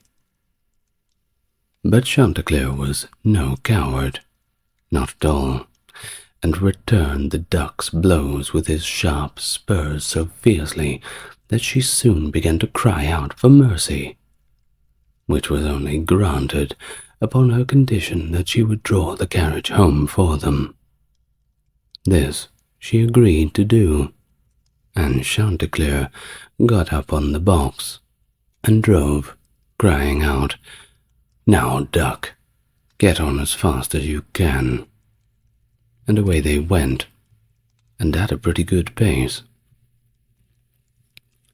After they had travelled along a little way, they met a needle and pin walking together along the road, and the needle cried out, "Stop, stop," and said it was so dark that they could hardly find their way, and such dirty walking, while they could not get on at all. He told them that he and his friend the pin had been at a public house a few miles off, and had sat drinking till they had forgotten how late in the evening it was. He begged, therefore, that the travellers would be so kind as to give them a lift in their carriage. Chanticleer, observing that they were but thin fellows, and not likely to take up much room, told them that they might ride, but made them promise not to dirty the wheels of the carriage in getting onto it, nor to tread on Partlet's toes. Late at night, they arrived at an inn, and it was bad travelling in the dark, of course. The duck seemed much tired, and waddled about a good deal from one side to another. They eventually made up their minds to fix their quarters there. But you see, the landlord at first was unwilling, and said that there was no vacancy, thinking that they might not be very respectable company. However, they did speak civilly to him, and gave him the egg which Partlet had laid by the way, and said they would come give him the duck, who was in habit of laying one every single day. Well, at last he let them come on in, and they bespoke a handsome supper, and spent the evening very joyously. early in the morning, before it was quite light, and when nobody was stirring in the inn, Chanticleer awakened his wife, and fetching the egg, they pecked a hole in it, ate it up, and threw the shells into the fireplace. They then went to the pin and needle, who were fast asleep, and seizing them by the heads, struck one into the landlord's easy chair, and the other into his handkerchief. And after having done this, they crept away as softly as possible. However, the duck who slept in the open air of the yard heard them coming, and jumped into the brook which ran close by the inn, soon swam out of their reach. An hour or two afterwards the landlord got up, and took his handkerchief to wipe his face, but the pin ran into him and pricked him. Then he walked into his kitchen to light his pipe at the fire, but when he stirred it up, the eggshells flew into his eyes, and almost blinded him. "Bless me," said him, "all the world seems to have a design against my head this morning." And so saying, he threw himself sulkily into his easy chair. But, oh dear, the needle ran into him, and this time the pain was not in his head. He flew into a very great passion, but suspecting the company who had come in the night before, he went to look after them, but they were all off. So he swore never again would he take in such a troop of vagabonds, who ate a great deal, paid no reckoning, and gave him nothing for his trouble but their apish and rude tricks. 2. How Chanticleer and Partlet went to visit Mr. Korbes. There was another day. Chanticleer and Partlet wished to ride out together. So Chanticleer built a handsome carriage with 4 red wheels, harnessing 6 mice to it. And then he and Partlet got into the carriage, and away they drove. Soon afterwards, a cat met them, and said, "Where are you going?" Chanticleer replied, "All on our way, a visit to pay to Mr. Korbes the fox today." Then the cat said, "Oh, please, take me with you." Chanticleer said, "Well, with all my heart. Get up behind then, and be sure that you do not fall off, will you? Take this handsome coach of mine, nor dirty my pretty red wheels so fine. Now, mice, be ready, and wheels run steady, for we are going to a visit to pay to Mr. Korbes the fox today." Soon after came up a millstone, an egg, a duck, and a pin, and Chanticleer gave them all leave to get up into the carriage and go with them. When they arrived at Mr. Korbes' house, he seemed to not be at home. So the mice drew the carriage into the coach-house. Chanticleer and Partlet flew up upon the beam. The cat sat down in the fireplace. The duck got into the washing cistern, and the pin stuck himself into a bed-pillow. The millstone laid himself over the house door, and the egg rolled himself up nicely into a little towel. When Mr. Korbes came home, he went to the fireplace, but the cat threw all the ashes in his eyes, so he ran to the kitchen to watch himself, but there a duck splashed all the water in his face, and when he tried to wipe himself, the egg broke to pieces in the towel, all over his face and eyes. Oh, then he was very angry, and went without his supper to bed. But when he laid his head on the pillow, oh, the pin ran into his cheek, and he became quite furious, and jumping up and jumping down, would have ran out of the house. But when he came to the door, the millstone fell down upon his head, and Mr. Korbes was killed on the spot. 3. How Partlet died and was buried, and how Chanticleer died of grief. There was another day. Chanticleer and Partlet agreed to go again to the mountains to eat nuts, and it was settled that all the nuts which they found should be shared equally between them. Now Partlet found a very large one indeed, but she said nothing about it to Chanticleer, and kept it all to herself. Oh, however, it was so big that she simply could not swallow it, and it stuck in her little throat. Then she was in a great fright, and she cried out to Chanticleer, "Pray run as fast as you can and fetch me some water, or I shall be choked." Chanticleer ran as fast as he could to the river, and said, "River, river, give me some water, for Partlet lies in the mountains, and will be choked by a great nut." The river said, "Run first to the bride, and ask her for a silken cord to draw up the water." Chanticleer ran to the bride and said, "Bride, you must give me a silken cord, for then the river will give me water, and the water I will carry to Partlet, who lies on the mountain and will be choked by a great nut." But the bride said, "Run first, and bring me my garland that is hanging on a willow in the garden."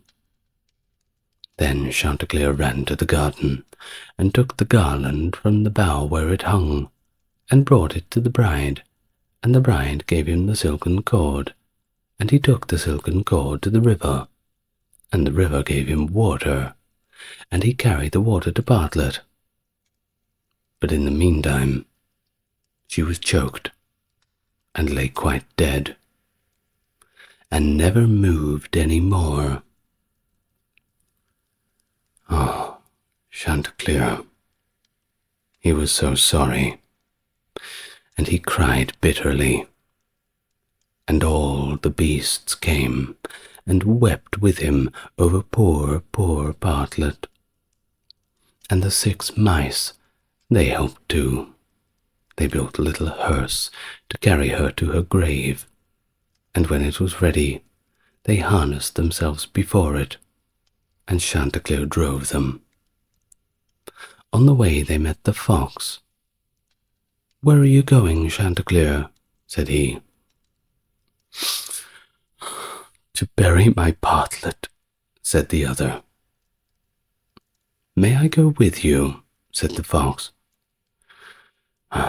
"Yes, but you must get up behind, or my horses will simply not be able to draw you." Then the fox got up behind, and presently the wolf, the bear, the goat, and all the beasts of the wood came and climbed upon the hearse. So they went until they came to a rapid stream. "How shall we get over this?" said Chanticleer. Then said a straw, "I will lay myself across, and you may pass over upon me." But as the mice were going over, the straw slipped away and fell into the water, and all the 6 mice fell in, and all the 6 mice were drowned. What was to be done? Then a large log of wood came and said, "I am big enough. I will lay myself across the stream, and you shall pass over upon me." So he laid himself down, but they managed so clumsily, so ever so clumsily, that the log of wood fell in and was carried away by the stream. But then a stone, who saw what had happened, came up and kindly offered to help poor Chanticleer by laying himself across the stream. And this time he got safely to the other side with the hearse, and managed to get Partlet out of it. But the fox and the other mourners who were sitting behind were too heavy, and fell back into the water, and were all carried away by the stream and drowned. Thus Chanticleer was left all alone with his dead Partlet, and having dug a grave for her, he laid her in it, and he made a little hillock over her. And then he sat down by the grave. He wept, he mourned, till at last he was dead too. And so all were dead. The Tale of Rapunzel. I'm sure you know this one. There were once a man and a woman who had long in vain wished for a child. At length the woman hoped that God was about to grant her desire. These people had a little window at the back of their house, from which a splendid garden could be observed, which was full of the most beautiful flowers and sweetest of herbs. But it was, however, surrounded by a high wall, and no one dared to go into it, because it belonged to an enchantress, who had great powers, and was dreaded by all the world. One day, the woman was standing by this window and looking down into the garden, when she saw a bed which was planted with the most beautiful rampion, or, as it's also known, Rapunzel. And, while it looked simply so fresh and green, she could not help but long for it. Soon she quite pined away, and began to look pale and miserable. But then her husband was alarmed, and asked her, "What ails you, my dear wife?" "Oh," she replied, "if I can't eat some of the rampion, which is in the garden behind our house, well, I think I shall die." The man who loved her so dearly thought, "Sooner than let your wife die, bring her some of the rampion yourself. Let it cost whatever it will." So, at twilight, he clambered down the wall into the garden of the feared enchantress, hastily clutched a handful of rampion, and took it to his dearly beloved wife. And she at once made herself a delicious salad from it, and ate it so greedily. It tasted so good to her, so very good, that the next day she longed for it again, but this time 3 times as much as before. If he was to have any rest, her husband must once more descend into the garden. In the gloom of the evening, therefore, he let himself down again. But when he had clambered down the wall, he was terribly afraid, for he saw standing before him the very enchantress he feared.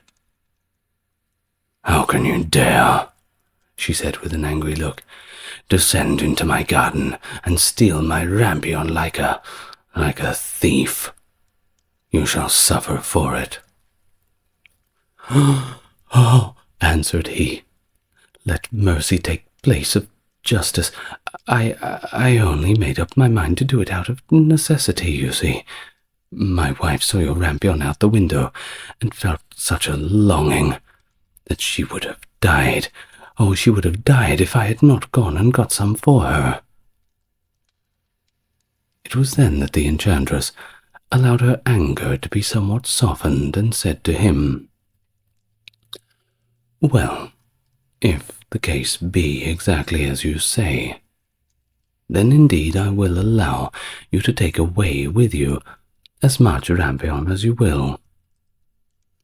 Only I make one condition, that you must give me the child which your wife will bring into the world. Don't worry, it shall be well treated, and I will care for it as if I were its own mother." The man, in its terror, he consented to everything.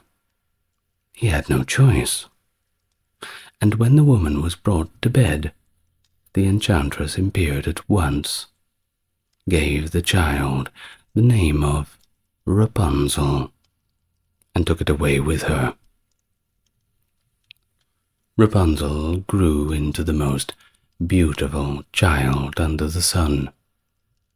When she was 12 years old, the enchantress shut her into a tower, which lay in a forest, and had neither stairs nor door, but quite at the top was a dainty little window. When the enchantress wanted to go in, she placed herself beneath it and cried, "Rapunzel, Rapunzel, let down your hair to me." Rapunzel, you see, had magnificent long hair, fine as spun gold, and when she heard the voice of the enchantress, she unfastened her braided tresses, wound them round one of the hooks of the window above, and then when the hair fell 20 ells down, the enchantress climbed up upon it. After a year or two, it so came to pass that the king's son rode through the forest and passed by the tower. It was then that he heard a song, a beautiful song, which was so charming that he stopped, stood still, and listened. This was Rapunzel, who in her solitude, in her loneliness, passed her endless time in letting her sweet voice resound. The king's son wanted to climb up to her, and looked for the door of the tower, but to his surprise there was no door to be found. Thus he rode home, but the singing had so deeply touched his heart that every day he went out into the forest and listened to it. Once, when he was thus standing behind a tree, he saw that an enchantress came there, and heard how she cried, "Rapunzel, Rapunzel, let down your hair to me." Then Rapunzel let down the braids of her hair, and the enchantress climbed up to her. "If that is the ladder by which one mounts, I too will try my fortune," said he. And the very next day, when it began to grow dark, he went to the tower and he cried, "Rapunzel, Rapunzel, let down your hair to me." To his surprise, the hair immediately fell down, and the king's son climbed up. At first, Rapunzel was terribly, terribly frightened, when a man, such as her eyes had never beheld, came to her. But the king's son began to talk to her quite like a friend, and told her that his heart had been so stirred that it gave him no rest, and he had simply been forced to see her. It was then Rapunzel lost her fear, and when he asked her if she would take him for her husband, and she saw that he was young and handsome, she thought, "Oh, he will love me more than the old Dame Gothel does." So she said yes, and laid her hand in his. She said, "I will willingly go away with you, but I do not know how to get down. Bring with you a skein of silk every time that you come, and I will weave a ladder with it, and when that is ready I will descend, and you will take me upon your horse." They agreed that until the time he shall come to her every evening, for the old woman came by day. The enchantress remarked nothing of this, until once Rapunzel said to her, "Tell me, Dame Gothel, how it happens that you are so much heavier for me to draw up than the young king's son. He is with me in a moment." "Ah, you wicked child," cried the enchantress. "What do I hear you say? I thought I had separated you from all the world, and yet you have deceived me." In her anger, she clutched Rapunzel's beautiful hair, wrapped it round twice her left hand, seized a pair of scissors with the right, and snip, snap, it was all cut off. And then the lovely braids lay on the ground. She was so pitiless that she took poor Rapunzel into a desert where she had to live in grief, misery, and loneliness. On the same day that she cast out Rapunzel, however, the enchantress fastened the braids of hair which she had cut off to the hook of the window, and when the king's son came, he cried, "Rapunzel, Rapunzel, let down your hair to me." She let the hair down. The king's son ascended, but instead of finding his dearest Rapunzel, he found the enchantress, who gazed at him with a wicked and venomous look. "Aha!" she cried mockingly. "You would fetch your dearest, but the beautiful bird sits no longer singing in the nest. The cat has got it, and it will scratch your eyes out as well. Rapunzel is lost to you. You will never see her again." The king's son was beside himself with pain, and in his despair he leapt down from the tower. He escaped with his life, but the thorns into which he fell pierced his eyes. Then he wandered, blind, about the forest, ate nothing but roots and berries, and did naught but lament and weep over the loss of his dearest Rapunzel. Thus he roamed about in misery for some years, and at length came to the desert, where Rapunzel, with the twins to which they had given birth, a boy and a girl, lived in wretchedness. He heard a voice, and it seemed so familiar to him that he went towards it. And when he approached, Rapunzel knew him, and fell upon him and wept. 2 of her tears wetted his eyes, and they grew clear again, and he could see with them, as he did before. He led her to his kingdom, where he was joyfully welcomed, and they lived for a long time afterwards, happy and content. The Tale of Fundevogel. There was once a forester who went into the forest to hunt, and as he entered it, he heard the sound of screaming, as if a little child were there. He followed the sound, and at last came to a high tree, and at the top of this, indeed, a little child was sitting, for the mother had fallen asleep under the tree with the child, and a bird of prey had seen it in her arms, flown down, snatched it away, and set it upon the high tree. The forester climbed up, brought the child down, and thought to himself, "You will take him home with you, and bring him up with your Lena." He took it home, and the two children grew up together.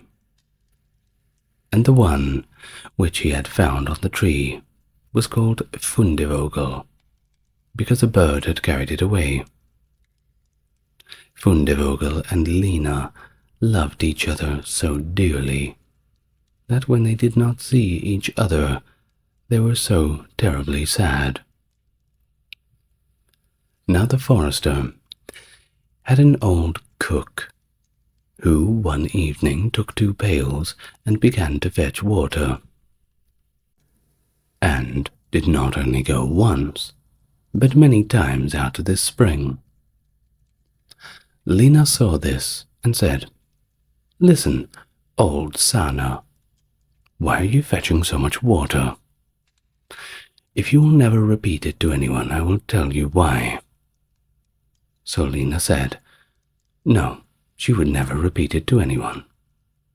And then the cook said, "Early tomorrow morning, when the forester is out hunting, I will heat the water, and when it is boiling in the kettle, I will throw in Fundevogel, and will boil him in it." Early the next morning, the forester got up and went out hunting, and when he was gone, the children were still in bed. Then Lena said to Fundevogel, "If you will never leave me, I too will never leave you." Fundevogel said, "Neither now nor ever will I leave you." Then said Lena, "Then will I tell you, last night old Sana carried so many buckets of water into the house, and I asked her why was she doing that, and she said that if I would promise not to tell anyone, and she said that early tomorrow morning, when father was out hunting, she would set the kettle full of water, throw you into it, and boil you. But we will get up quickly, dress ourselves, and we will go away together." The 2 children, therefore, got up. They dressed themselves quickly, and they went away. When the water in the kettle was boiling, the cook went in the bedroom to fetch Fundevogel and throw him into it. But when she came in and went to the beds, both of the children were gone. And then she was terribly alarmed, and said to herself, "Oh, what shall I say when the forester comes home and sees that the children are gone? They must be followed instantly to get them back again." Then the cook sent 3 servants after them, who were to run as fast as they could and overtake the children. The children, however, were sitting outside the forest, and when they saw from afar these servants running, Lena said to Fundevogel, "Never leave me, and I will never leave you." Fundevogel said, "Neither now nor ever." Then said Lena, "Do you become a rose tree, and I the rose upon it." When the 3 servants came to the forest, nothing was there but a rose tree and a rose on it, but the children were nowhere to be found. Then they said, "There is nothing to be done here," and they went home and told the cook that they had seen nothing in the forest but a little rose bush with a rose upon it. The old cook, she was angry. "You simpletons, you should have cut the rose bush in 2, and have broken off the rose and brought it home with you. Go, and do it at once." They had therefore to go out and look for a second time. The children, however, saw them coming from a distance. Then Lena said, "Fundevogel, never leave me, and I will never leave you."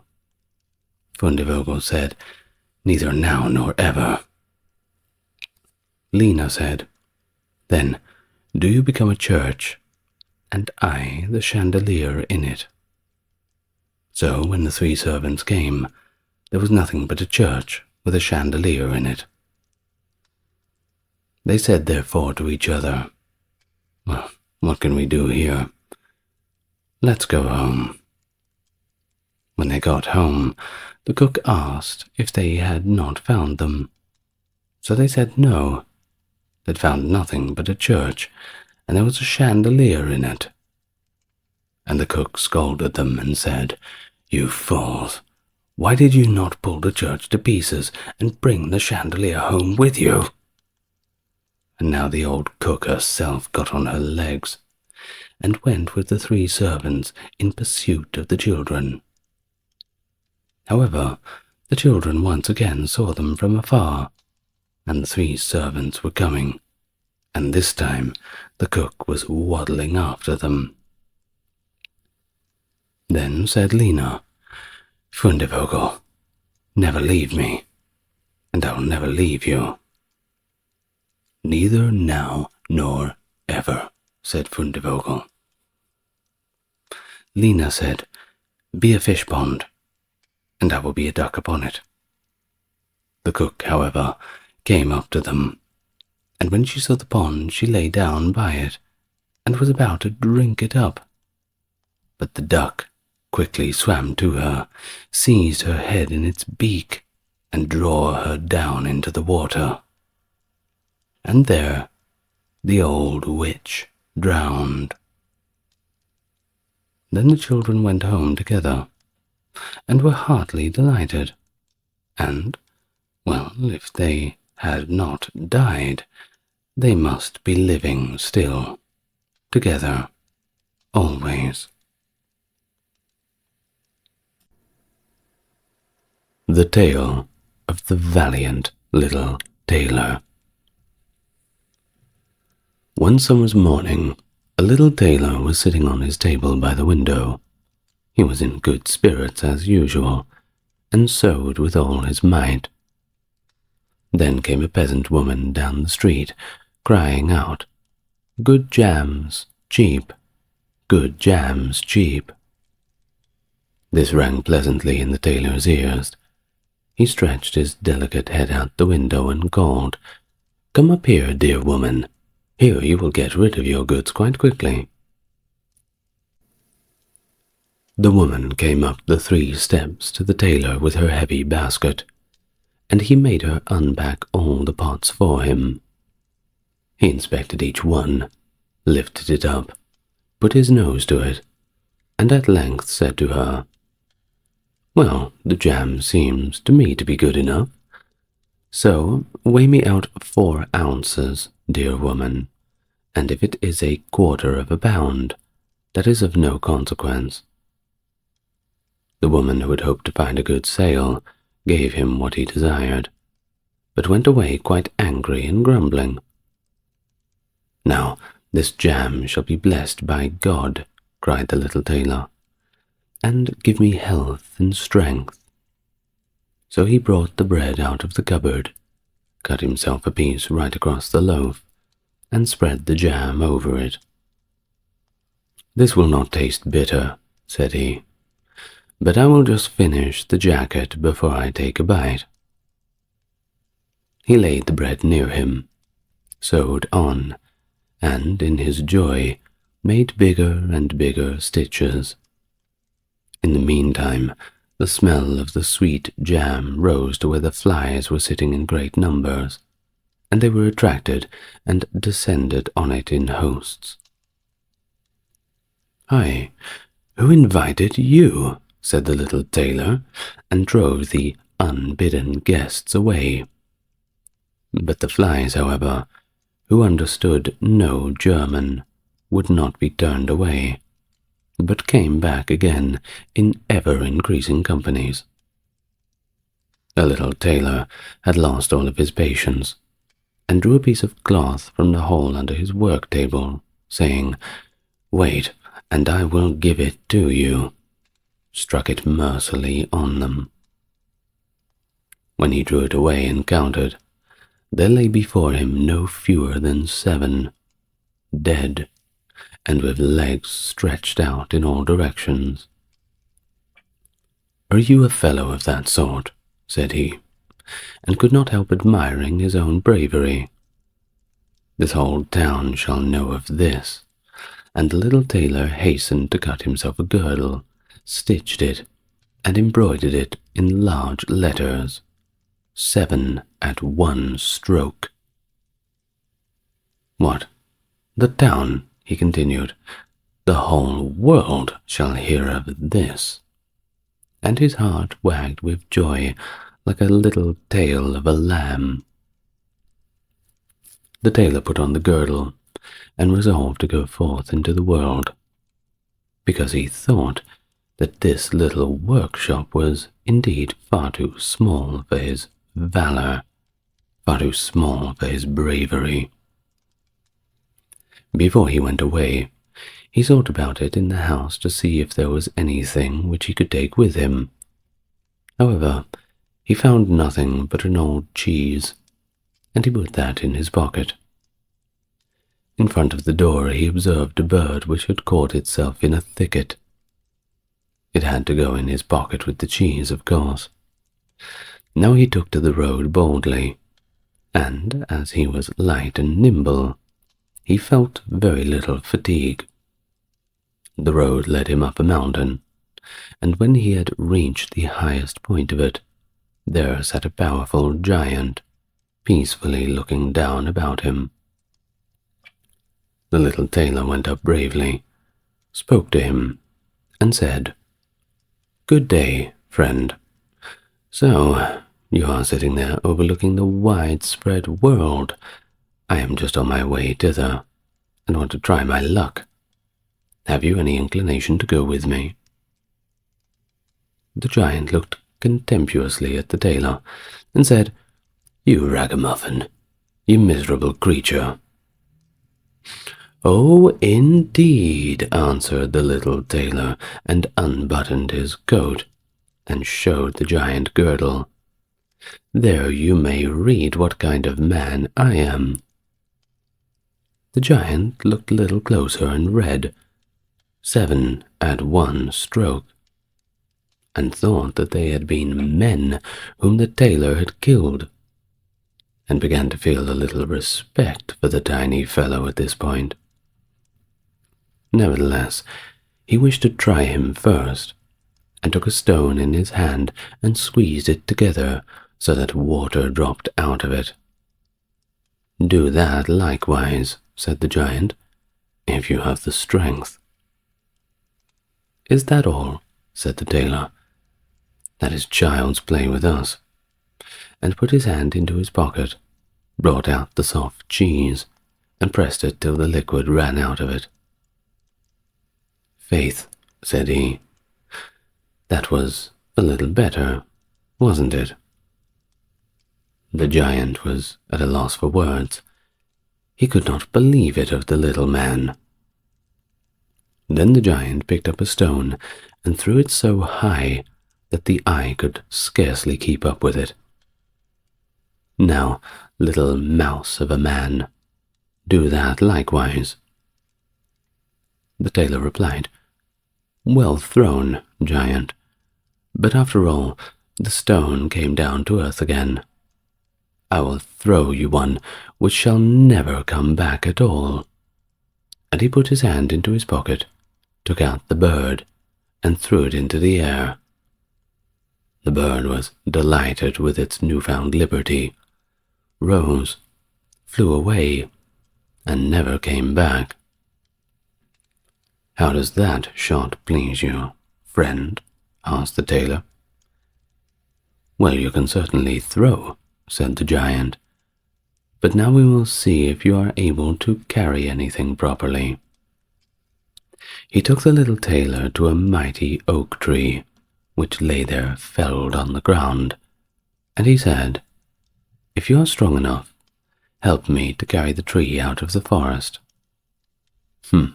Readily," answered the little man. "Take you the trunk on your shoulders, and I will raise up the branches and twigs. After all, they are the heaviest." The giant took the trunk on his shoulder, but the tailor seated himself on a branch, and the giant, who could not look around, had to carry the whole tree, and the little tailor as well into the bargain.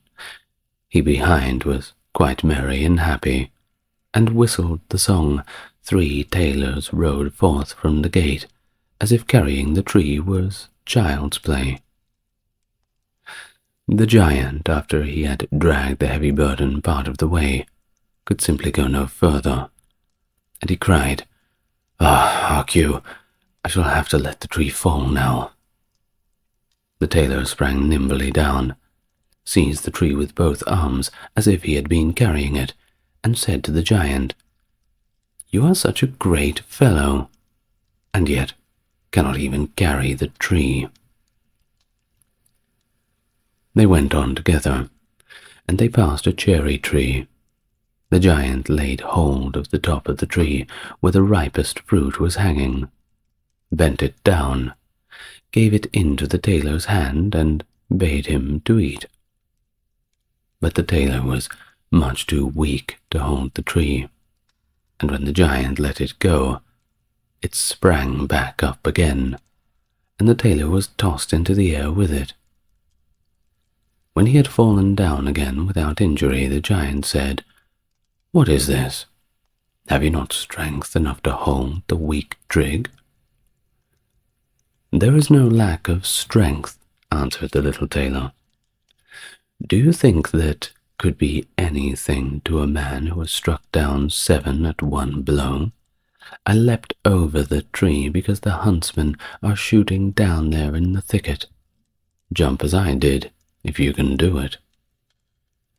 The giant made the attempt, but he could not get over the tree, and remained hanging in the branches, so that also the tailor kept the upper hand in this way. The giant said, "If you are such a valiant fellow, come with me into our cavern and spend the night with us." The little tailor was willing, and followed him. When they went into the cave, other giants were sitting there by the fire, and each of them had roasted a sheep in his hand and was eating it. The little tailor looked around and thought, "It is indeed much more spacious here than in my cramped little workshop." The giant showed him a bed, and he said he was to lie down in it and sleep. But the bed was indeed far too big for the little tailor. He did not lie down in it, but rather crept into a corner. When it was midnight, and the giant thought the little tailor was lying in a sound sleep, he got up, took a great iron bar, cut through the bed with one blow, and thought he had finished off the grasshopper for good. With the earliest dawn, the giants went into the forest, and had quite forgotten the little tailor, when all at once he walked up to them quite merrily and boldly. The giants were terrified. They were afraid that he would strike them all dead, and they all ran away in a great hurry. The little tailor went onwards, always following his pointed nose. After he had walked for a long time, he came to the courtyard of a royal palace, and as he felt so tired, he lay down upon the grass and drifted away to sleep. Whilst he lay there, the people came and inspected him on all sides, and read on his girdle, 7 at one stroke. "Ah," said they, "what does the great warrior want here in the midst of peace? He must be a mighty lord." They went and announced him to the king, and gave it as their opinion that if war should break out, heaven forbid, this would be a weighty and useful man, who ought on no account be allowed to depart. The counsel pleased the king, and he sent one of the courtiers to the little tailor, and offered him military service when he awoke. The ambassador remained standing by the sleeper, waited until he stretched his limbs and opened his eyes, and then conveyed to him his proposal. "For this very reason I have come here," the tailor replied. "I am quite ready to enter the king's service." He was therefore honorably received, and a special dwelling was assigned to him. The soldiers, however, were set against the little tailor, and wished him 1,000 miles away. "What is to be the end of this?" they said among themselves. "If we quarrel with him, and if he strikes about him, 7 of us will fall at every blow. Not one of us can stand against him." They came therefore to a decision, betook themselves in a body to the king, and begged for their dismissal. "We are not prepared," they said, "to stay with a man who kills 7 at one stroke." The king was sorry that for the sake of one he should lose all of his faithful servants, and he wished he had never set eyes upon the tailor, and would willingly have been rid of him again. But he did not venture to give him his dismissal, for he dreaded lest he should strike him and all his people dead, and place himself as the new king on the throne. He thought about it for a good time, and at last he found good counsel. He sent to the little tailor, and caused him to be informed that he was a great warrior, and he had one request to make of him. In a forest of his country lived 2 giants, both of which caused great mischief with their robbing, murdering, ravaging, and burning, and no one could approach them without putting himself in danger of death. If the tailor conquered and killed these 2 giants, he would give him his only daughter to wed, and half of his kingdom as a dowry. Likewise, 100 horsemen should go with him to assist. "That would indeed be a fine thing for a man like me," thought the little tailor. "One is not offered a beautiful princess, and half a kingdom every day of one's life." "Oh yes," he replied, "I will soon subdue the giants, and do not require the help of 100 horsemen to do it. He who can hit 7 with one blow has no need to be afraid of 2. And thus the little tailor went forth, and the 100 horsemen followed him. But when he came to the outskirts of the forest, he said to his followers, "You just stay waiting here. I alone will finish off the giants." Then he bounded into the forest, and looked about right and left. After a while, he saw them both. They lay sleeping under a tree, and snored so that the branches waved up and the branches waved down and to and fro and left and right.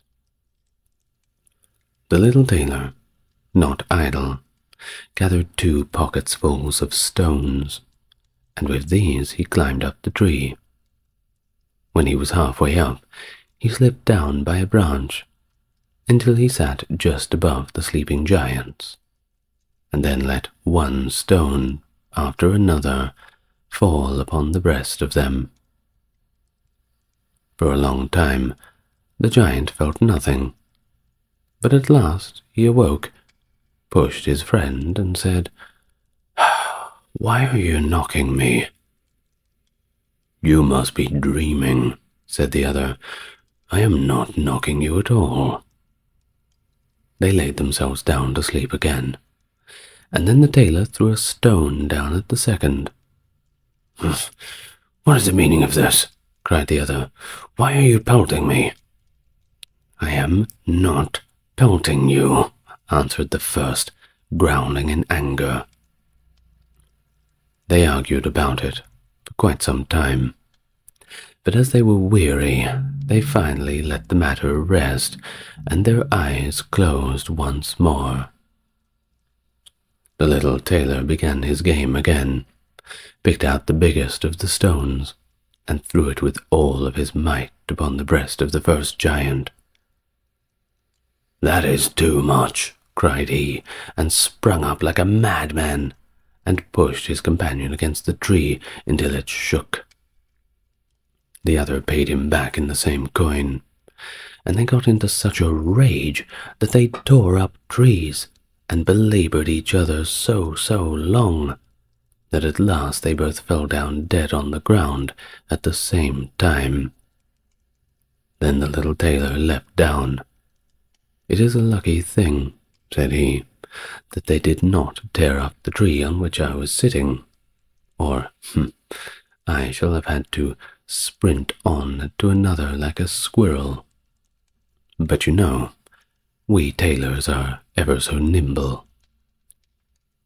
He drew out his sword and gave each of them a couple of thrusts in the chest, and then he went out to the horsemen and said, "The work is done. I have finished both of them off. But I must say it was a bit of hard work." They tore up the trees in their sore need and defended themselves with them. But of course, all that is to no purpose when a man like myself comes along, who can kill 7 with 1 blow. "But, tailor, are you not wounded at all?" asked the horseman. "You needn't concern yourself about that," said the tailor. "They have not bent a single hair of mine." But the horseman would not believe him, and rode into the forest. There they found the giants swimming in their blood, and all around lay the torn and mangled branches of the trees. The little tailor demanded of the king the promised reward. He, however, repented of his promise, and again thought himself how he could get rid of this gallant hero. "Before you receive my daughter and half of the kingdom," said the king, "you must perform one last heroic deed. In the forest roams a unicorn, which does great harm. You must catch it first. I fear 1 unicorn, still less than 2 giants. 7 at 1 blow is my kind of affair." He took a rope and an axe with him, and went forth into the forest, and again bade those who were sent with him to wait outside. He had not long to seek. The unicorn soon came towards him, and rushed directly upon the tailor, as if it would gore him with its horn without more ado. "Softly, softly, it can't be done as quickly as that," said he, and stood still and waited until the animal was quite close, and then sprang nimbly behind a tree. The unicorn ran against the tree with all of its strength, and stuck its horn so fast in the trunk that it had not the strength enough to draw it out again, and thus it was caught. "Now, I have got the bird," said the tailor, and came out from behind the tree and put the rope around its neck, and then with his axe he hewed the horn out of the tree, and when all was ready, he led the beast away and took it to the king. But the king would still not give him the promised reward, and made a 3rd demand. Before the wedding, the tailor was to catch him a wild boar that made a great havoc in the forest, and the huntsmen should give their help. "Willingly," said the tailor. "This is nothing. Child's play, in fact." He did not take the huntsman with him into the forest, and they were well pleased that he did not, for the wild boar had several times received them in such a manner that they had very little inclination to lie in wait for him. When the boar perceived the tailor, it ran on him with foaming mouth and whetted tusk, and was about to throw him on the ground. But the hero fled and sprang into a chapel which was near and up to the window at once, and in one bound out again. The boar ran after him, but the tailor ran around outside and shut the door behind it. And then the raging beast, which was much too heavy and awkward to leap out the window, was caught in a trap. The little tailor caught the huntsmen thither, that they might see the prisoner with their own eyes. The hero, however, went to the king, who was now, whether he liked it or not, obliged to keep his promise, and gave his daughter and the half of his kingdom. Had he known that it was no warlike hero, but a little tailor who was standing before him, it would have gone to his heart still more than it did. The wedding was held with great magnificence and small joy, and out of a tailor a king was made. After some time, the queen heard her husband say in his dreams at night, "Boy, make me the doublet, and patch the pantaloons, or else I will wrap the yard measure over your ears." And then she had discovered in what state of life the young lord had been born. The next morning she complained of the wrongs to her father, and begged him to help her get rid of her husband, who was nothing else but a tailor.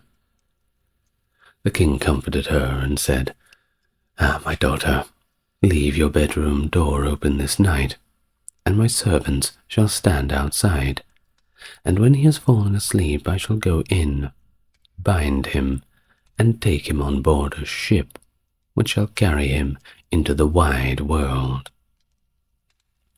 The woman was satisfied with this, but the king's armor-bearer, who heard all, was friendly with the young lord, and informed him of the whole plot. The little tailor was not impressed, and he said, "I'll put a screw into that business." At night he went to bed with his wife at the usual time, and when she thought that he had fallen asleep, she got up, opened the door, and lay down again. The little tailor, who was only pretending to be asleep, began to cry out in a clear voice, "Boy, make me the doublet and patch me the pantaloons, or I will wrap the yard measure over your ears. I smote 7 at one blow. I killed 2 giants. I brought away 1 unicorn. I caught a wild boar. And am I to fear those who are standing outside my room?" And when these men heard the tailor speaking thus, they were overcome by a great dread, and ran as if the wild huntsmen were behind them, and none of them would venture anything further against him. So the little tailor was, and remained, a king to the very end of his days. And now the tale of Hansel and Gretel. You probably know that one too. This one is as told by the brothers Grimm as with the other folk tales that we've discussed. Hard by a great forest dwelt a poor woodcutter with his wife and his 2 children. The boy was called Hansel, and the girl was called Gretel. He had little to bite and to break, and once, when a great dearth fell over the land, he could no longer procure even daily bread. Now when he thought of this by night in his bed, and tossed about in his anxiety, he groaned and said to his wife, What is to become of us? How are we to feed our poor children when we no longer have anything even for ourselves?" "I'll tell you what, husband," answered the woman. "Early tomorrow morning we will take the children out into the forest to where it is the thickest, where we will light a fire for them and give each of them one more piece of bread, and then we will go to our work and leave them alone. They will not find the way home again, and we shall be rid of them." "No, my wife," said the man, "I will most certainly not do that. How can I bear to leave my children alone in the forest? The wild animals will soon come and tear them to pieces." "Well then, you are a fool," said the wife. "Then we must all four of us die of hunger. You may as well plane the planks for our coffins." And she left him no peace until he consented. "Oh, but I feel very sorry for the poor children all the same," said the man. The two children had also not been able to sleep for their hunger, and heard what their stepmother had said to their father. Poor Gretel wept bitter tears, and she said to Hansel, "Now all is over with us." "Be quiet, Gretel," said Hansel. "Do not distress yourself. I will soon find a way to help us." And when the old folks had fallen asleep, he got up, put on his little coat, opened the door below, and crept outside. The moon shone so brightly, and the white pebbles which lay in front of the house glittered like real silver pennies. Hansel stooped and stuffed the little pocket of his coat with as many as he could get in, and then he went back and said to Gretel, "Be comforted, my dear sister, and sleep in peace.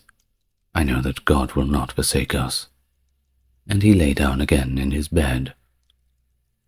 When day had dawned, but before the sun had risen, the woman came and awoke the two children, saying, "Get up, you sluggards.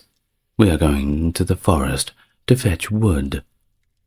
She gave each a little piece of bread and said, "There is something for your dinner, but do not eat it up before then, for you will get nothing else." Gretel took the bread under her apron, as Hansel had the pebbles in his pocket.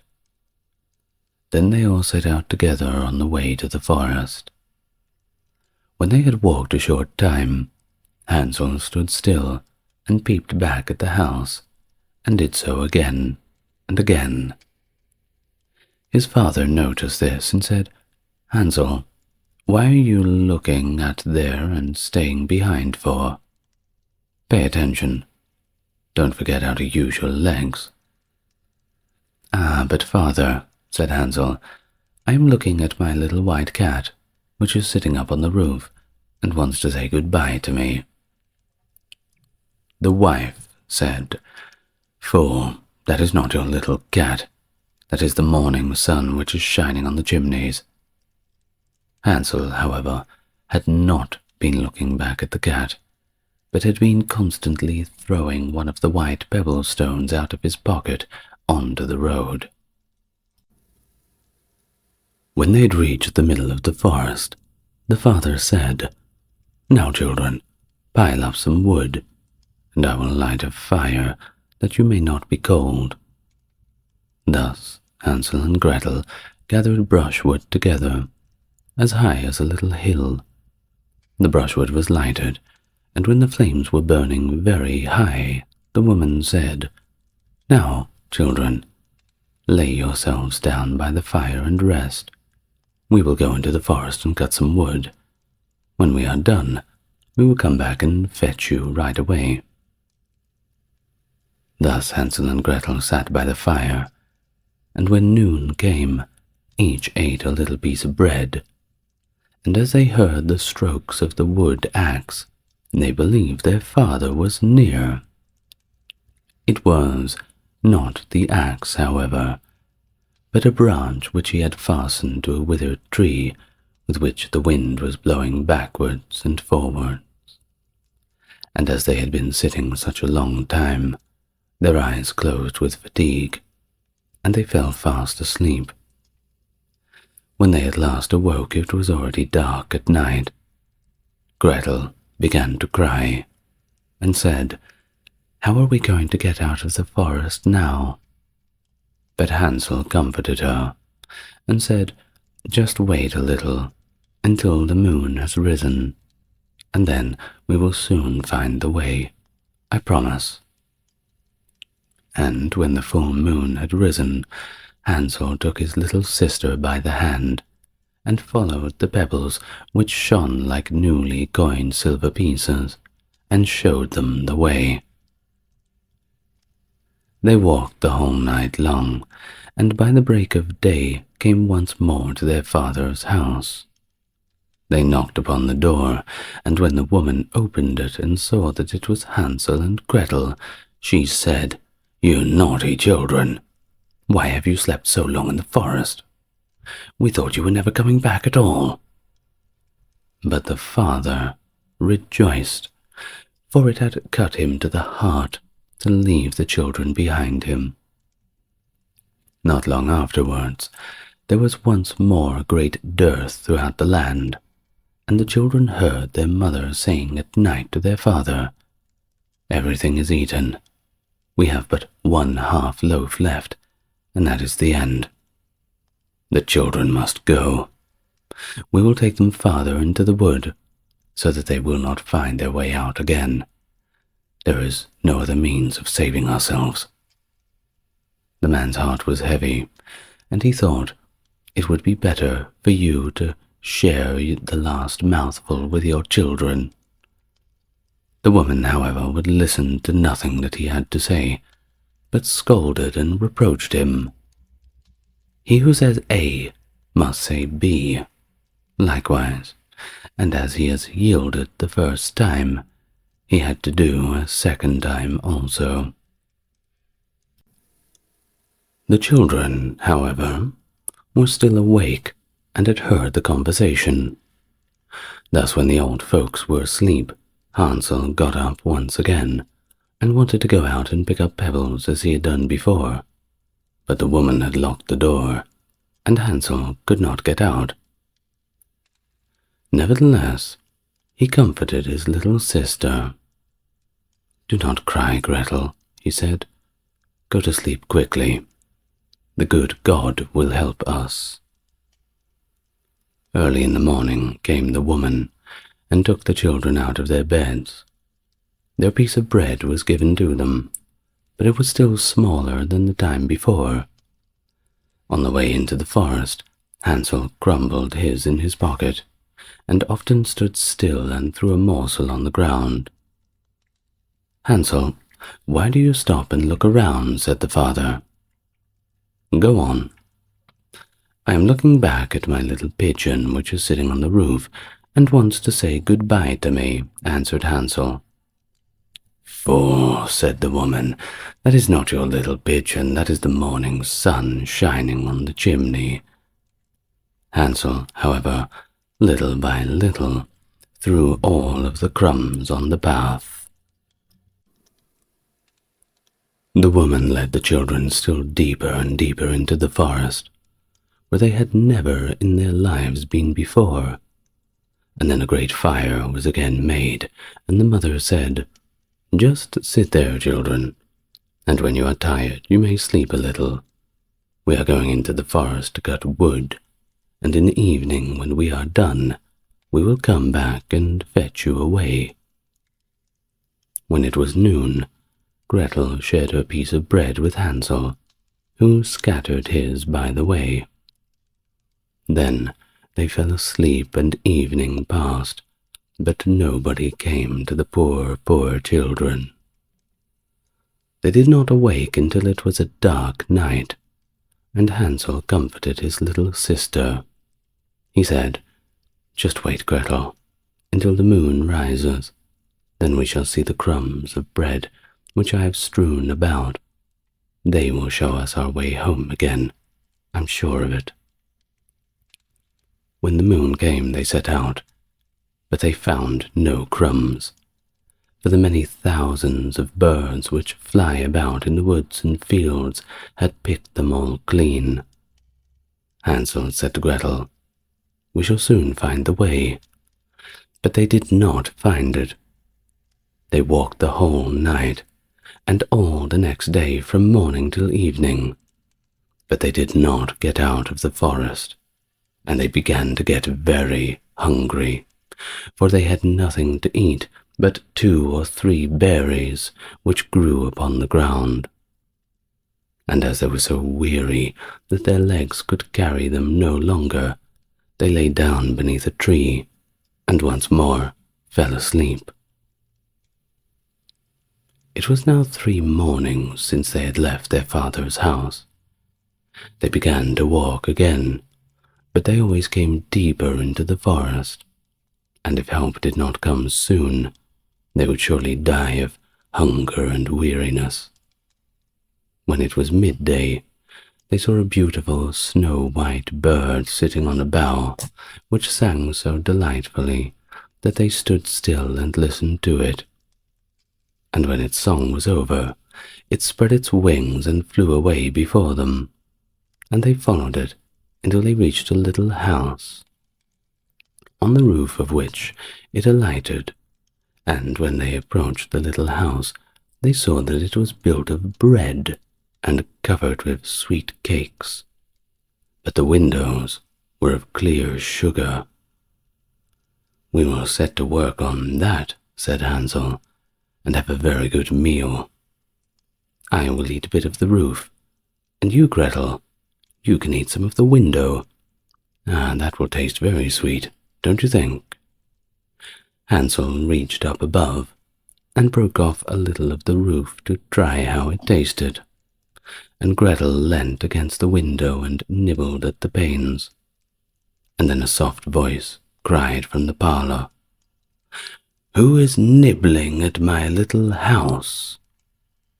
The children answered, the wind, the heaven-born wind," and went on eating without disturbing themselves. Hansel, who liked the taste of the roof, tore down a great piece of it, and Gretel pushed out the hole of one of the round window panes, sat down, and enjoyed herself with it.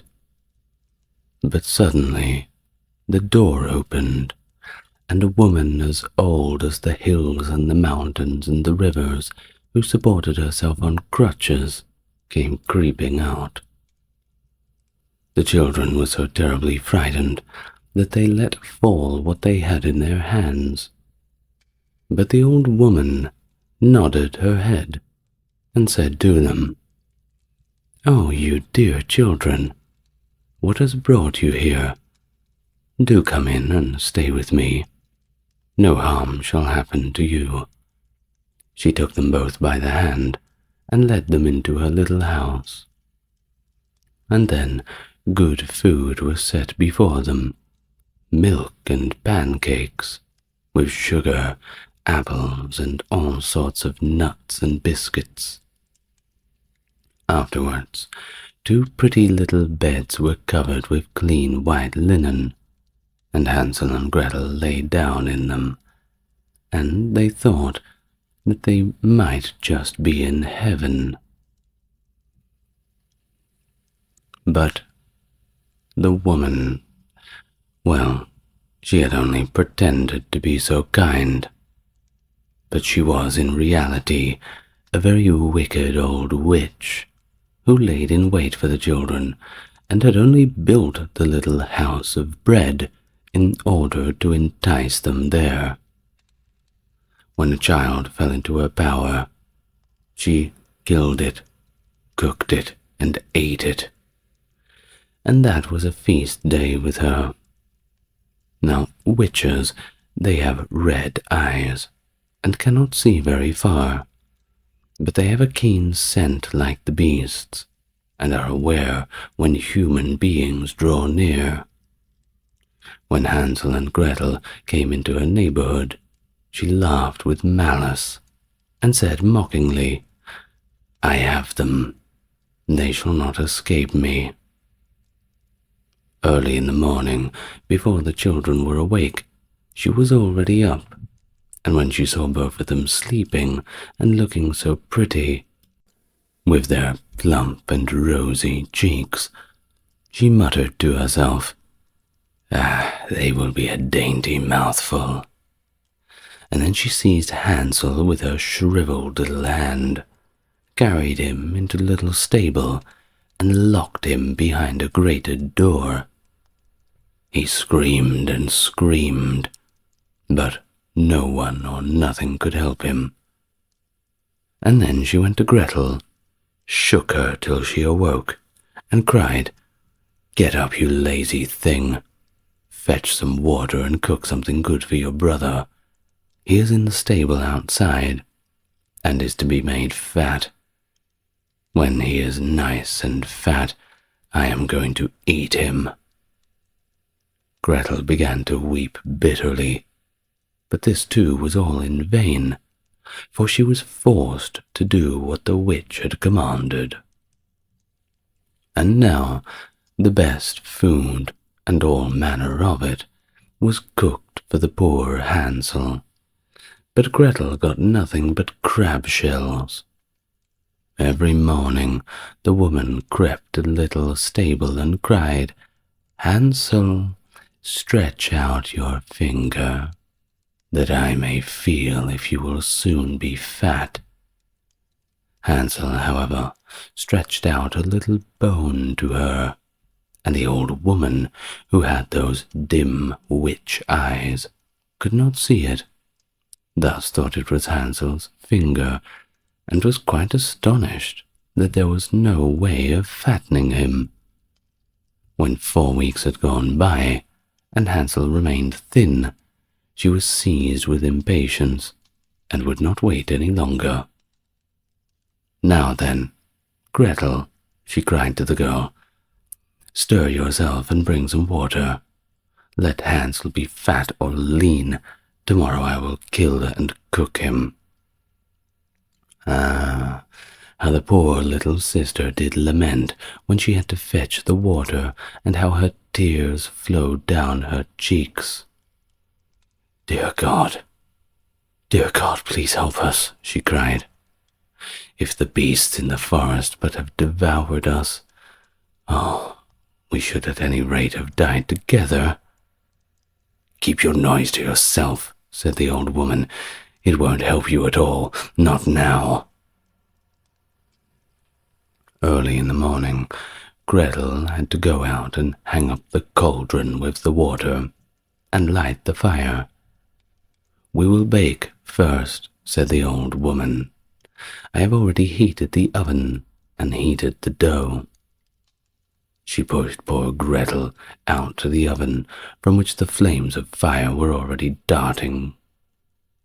"Creep in," said the witch, "and see if it is properly heated, so that we can put the bread in." And once Gretel was inside, she intended to shut the oven and let her bake in it, and then she would eat her too. But Gretel was not stupid, and she saw what the old cruel witch had in mind. And she said, "I do not know how I am to do it. How do I actually get in?" "You silly girl," said the old woman. "The door is big enough. Just look, I can get in myself." And she crept up and thrust her head into the oven. But then Gretel, with all her strength, gave her a push that drove her far, far into it, and then she slammed shut the iron door, fastening the bolt. Oh, then she began to howl quite horribly. But Gretel ran away, and the godless witch was miserably burned to death. Gretel, however, ran like lightning to Hansel, opened his little stable, and cried out to him, "Hansel, we're saved. The old witch is dead." Then Hansel sprang like a bird from its cage when the door is open, and how they did rejoice, and laugh and embrace each other, and dance about. And as they had no longer any need to fear her, they went into the witch's house, and in every corner there stood chests full of pearls and jewels. "These are far better than pebbles," said Hansel, and thrust into his pockets whatever could be got. And Gretel said, "I too will take something home with me," and filled her pockets full. "But now, Gretel, we must be off," said Hansel, "that we may get out of this horrible witch's forest." When they had walked for 2 hours, they came to a great stretch of water. "We cannot cross this," said Hansel. "I see no foot-plank and no bridge." "There is also no ferry," answered Gretel. "But there is a white duck swimming over there. Perhaps if I ask her, she will help us over." And so she cried out, little duck, dost thou see? Hansel and Gretel are waiting for thee. There is never a plank or bridge in sight. Take us across on your back so white." The duck came to them, and Hansel seated himself on its back, and told his sister to sit by him. No, we cannot do this," replied Gretel. "That will be too heavy for the little duck. She shall take us across, one after the other." And the good little duck did so, and when they were once safely across and had walked for a short time, the forest began to seem more and more familiar to them, and at length they saw from afar their father's house. They began to run, rushed into the parlor, and threw themselves around their father. The man had not known one happy moment since he had left the children in the forest, and the woman, well, she was dead. Gretel emptied her pockets until pearls and precious stones ran about the room, rolling to and fro, and Hansel threw one handful after another out of his pocket to add to them, and then all the anxiety was at an end, and they lived together in perfect, beautiful happiness. The tale is done. There runs a mouse. Whosoever catches it may make himself a big fur cap out of it. And now, the tale of the mouse, the bird, and the sausage. Once upon a time, a mouse, a bird, and a sausage entered into partnership and set up a house together. For a long time, everything went well. They lived in a great amount of comfort, and prospered so far as to be able to add considerably to their stores. The bird's duty was to fly daily into the wood and bring in fuel. The mouse fetched water, and the sausage saw to the cooking. When people are too well off, they seem to always begin to long for something new, and so it came to pass that the bird, while out one day, met a fellow bird, to whom he boastfully expatiated on the excellence of his household arrangement. But the other bird sneered at him for being a poor simpleton who did all the hard work, while the other two stayed at home and had good time of it. For when the mouse had made the fire and fetched the water, she could retire into her little room and rest until it was time to set the table.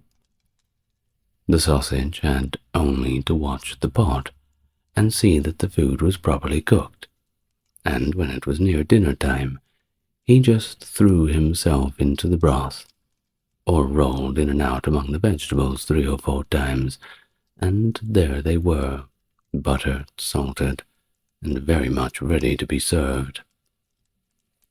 Then, When the bird came home and had laid aside his own burdens, they sat down to the table, and when they had finished their meal, they could sleep their fill till the following morning, and that was really quite a delightful life for everyone.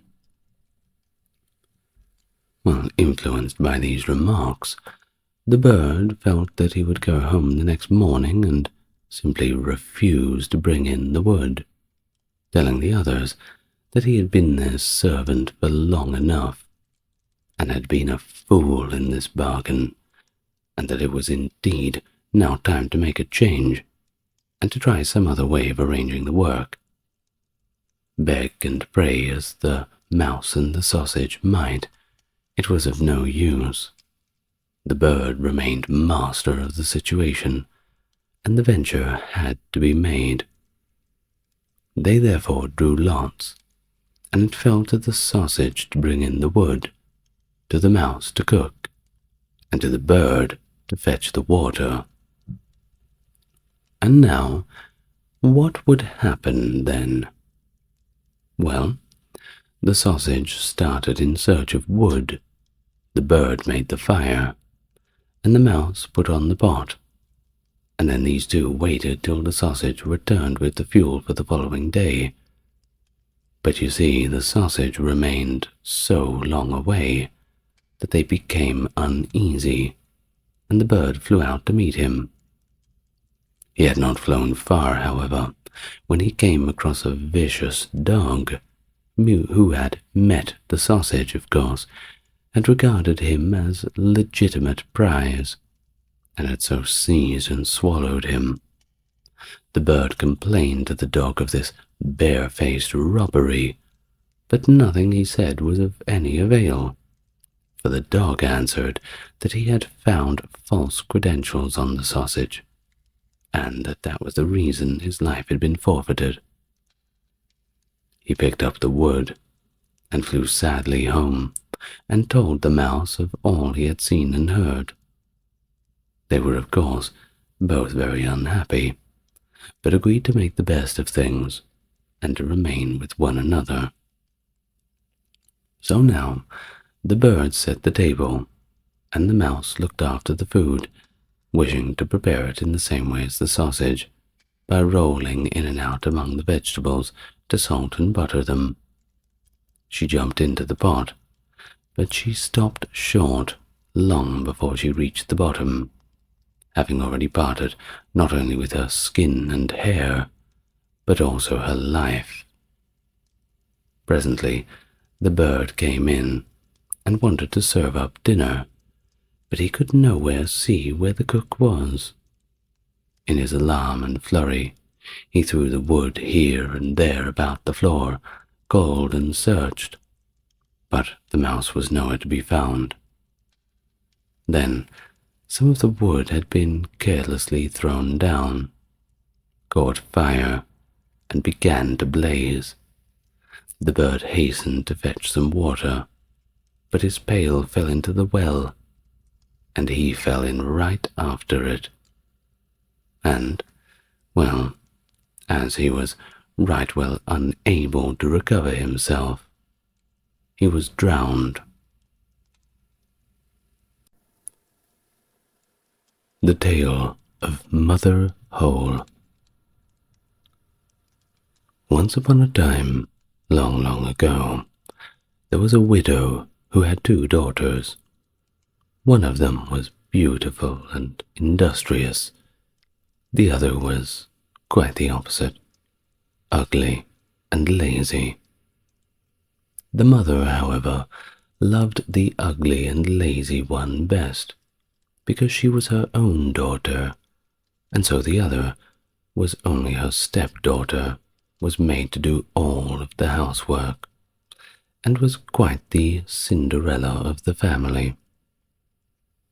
Her stepmother sent her out every day to sit by the well in the high road, there to spin until she made her fingers bleed. Now, it chanced one day that some blood had fell onto the spindle, and as the girl stopped over the well to wash it off, the spindle suddenly sprang out of her hand and fell down into the well. She ran home crying to tell of her misfortune, but her stepmother spoke harshly and cruelly to her, and after giving her a violent scolding, said unkindly, "As you have let the spindle fall into the well, you may as well go yourself and fetch it out. After all, it's your fault." The girl went back to the well, not knowing what to do, and at last, in her distress, she jumped into the water after the spindle. Well, she remembered nothing more until she awoke and found herself in a beautiful meadow, full of sunshine, with countless flowers blooming in every direction. She walked over the meadow, and presently she came upon a baker's oven full of bread, and the loaves cried out to her, take us out, or alas, we shall be burned to a cinder. Oh, we were baked through long ago, please take us out." She took the bread shovel and drew them all out of the oven. She went on a little farther, till she came to a tree full of apples. shake me, I pray," cried the tree. "My apples, one and all, are all ripe." So she shook the tree, and the apples came falling down upon her like rain. But she continued shaking until there was not a single apple left upon it. Then she carefully gathered the apples together in a heap, and kept on her journey. The next thing she came to was a little house, and there she saw an old woman looking out, with such large teeth that she was terrified and turned to run away. But the old woman called out to her, "What are you afraid of, dear child? Oh, stay with me. If you'll do the work of my house properly for me, I will make you very happy. Oh, you must be very careful, however, to make my bed in the right way, for I wish you always to shake it thoroughly, so that the feathers fly about, you see. Then they say down there in the world that it is snowing, for I am Mother Holle." The old woman spoke so kindly and honestly that the girl summoned up courage and agreed to enter her service. She took care to do everything according to the old woman's bidding, and every time she made the bed she shook it with all of her might, so that all the feathers flew about like so many snowflakes dancing in the air. The old woman was as good as her word, and she never spoke angrily to her, and gave her roast and boiled meats every day. So she stayed on with Mother Holle for some time, but then, little by little, she began to grow unhappy. She could not at first tell why she felt sad, but she soon became conscious at the last great longing to go home, and then she knew that she was indeed homesick, although she was thousands of times better off with Mother Holle than with her mother and sister, so cruel to her. After waiting a while, she went to Mother Holle and said, "I am so homesick that I cannot stay with you any longer, and although I am so happy here, I must return to my own people." And then Mother Holle said, "I am pleased that you should want to go back to your own people, and as you have served me so well and faithfully, I will take you home myself." Thereupon she led the girl by the hand up to a broad gateway. The gate was opened, and as the girl passed through, a shower of gold fell upon her, and the gold clung to her so that she was covered with it from head to foot. "That is a reward for your industry," said Mother Holle, and as she spoke she handed her the spindle which she had dropped into the well so long ago. "Cock-a-doodle-doo, your golden daughter has come back to you." And then she went in to her mother and sister, and as she was so richly covered with gold, well, they had no choice but to give her a warm welcome. She related to them all that had happened, and when the mother heard how she had come by her great riches, she thought she should like her ugly, lazy daughter to go and try and find her own fortune too.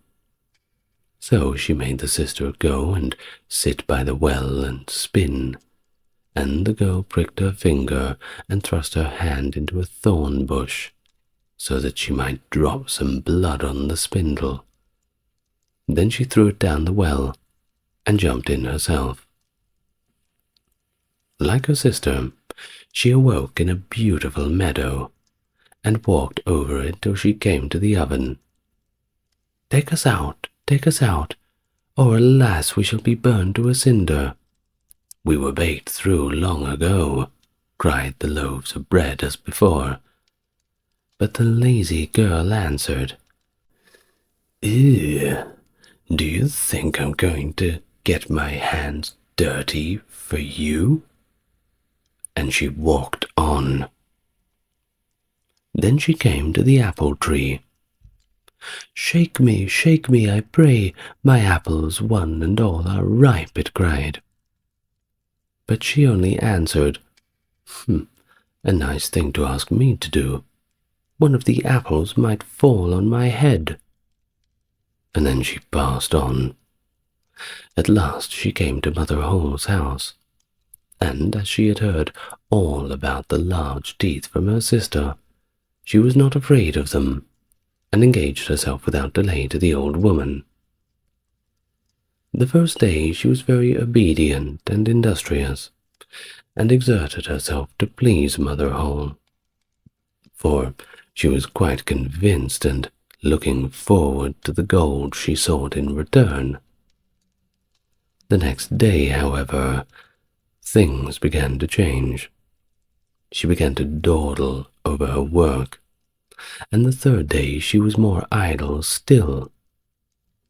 And then, finally, she began to lie in bed in the mornings, and simply refused to get up. Worse still, she neglected to make the old woman's bed properly, and forgot to shake it so the feathers might fly about. Mother Holle, well, she got very tired of her very soon, and told her that she might simply go. Of course, the lazy girl was delighted at this, and thought to herself, the gold will soon be mine. Mother Holle led her, as she had led her sister, to the broad gateway. But as she was passing through, instead of a shower of gold, a great bucket full of pitch came pouring all over her. "This is in return for your services," said the old woman, and promptly shut the gate. So the lazy girl had to go home covered with pitch, and the rooster on the well called out just as she saw her, "Cock-a-doodle-doo, your dirty daughter has come back to you."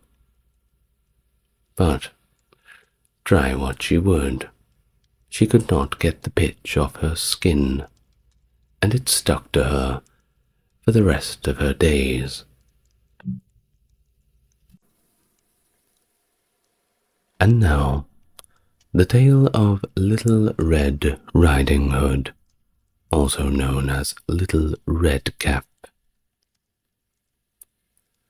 Once upon a time there was a dear little girl who was loved by everybody who laid eyes upon her, but most of all by her grandmother, and there was nothing she would not have given to her darling child.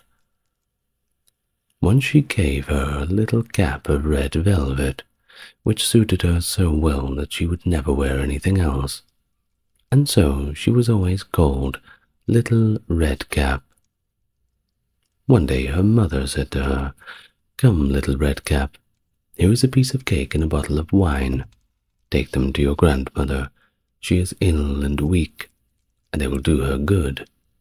Set out before it gets hot, and when you are going, walk nicely and quietly, and do not run off the path, or you may fall and break the bottle, and then your grandmother, well, she will get nothing. And when you go into her room, don't forget to say, 'Good morning,' and peep into every corner before you do it." "I will take great care," said Little Red Cap to her mother, and gave her hand on it. Now the grandmother lived out in the wood, half a league from the village, and just as Little Red Cap entered the wood, a wolf met her. Red Cap was unaware of what a wicked creature he was, and was not at all afraid of him. "Good day, Little Red Cap," said the wolf. "Thank you kindly, Wolf." "Whither away so early, Little Red Cap?" "Yes, to my grandmother's." "What have you got in your apron?" "Cake and wine. Yesterday was baking all day, so poor sick grandmother is to have something good to make her stronger, you see." "Ah, and where does your grandmother live, Little Red Cap?" "A good quarter of a league further on in the wood. Her house stands under the 3 large oak trees. The nut trees are just below." "Surely you know it," replied Little Red Cap. It was then the wolf had thought to himself, "What a tender young creature! Nice, plump mouthful. She will be better to eat than the old woman. I must act craftily so as to catch both." So he walked for a short time by the side of Little Red Cap, and then he said, "You see, Little Red Cap, how pretty the flowers are about here. Why do you not look round? I believe, too, that you do not hear how sweetly the little birds are singing. You walk gravely along, as if you were going to school, while everything else out in the wood is so merry." Little Red Cap raised her eyes, and when she saw the sunbeams dancing here and there through the trees, and pretty flowers growing everywhere, she thought, "Suppose I take grandmother a fresh nosegay.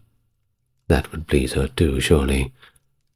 Anyway, it's so early in the day that I shall get there in good time, I'm sure of it." And so she ran from the path into the wood to look for flowers.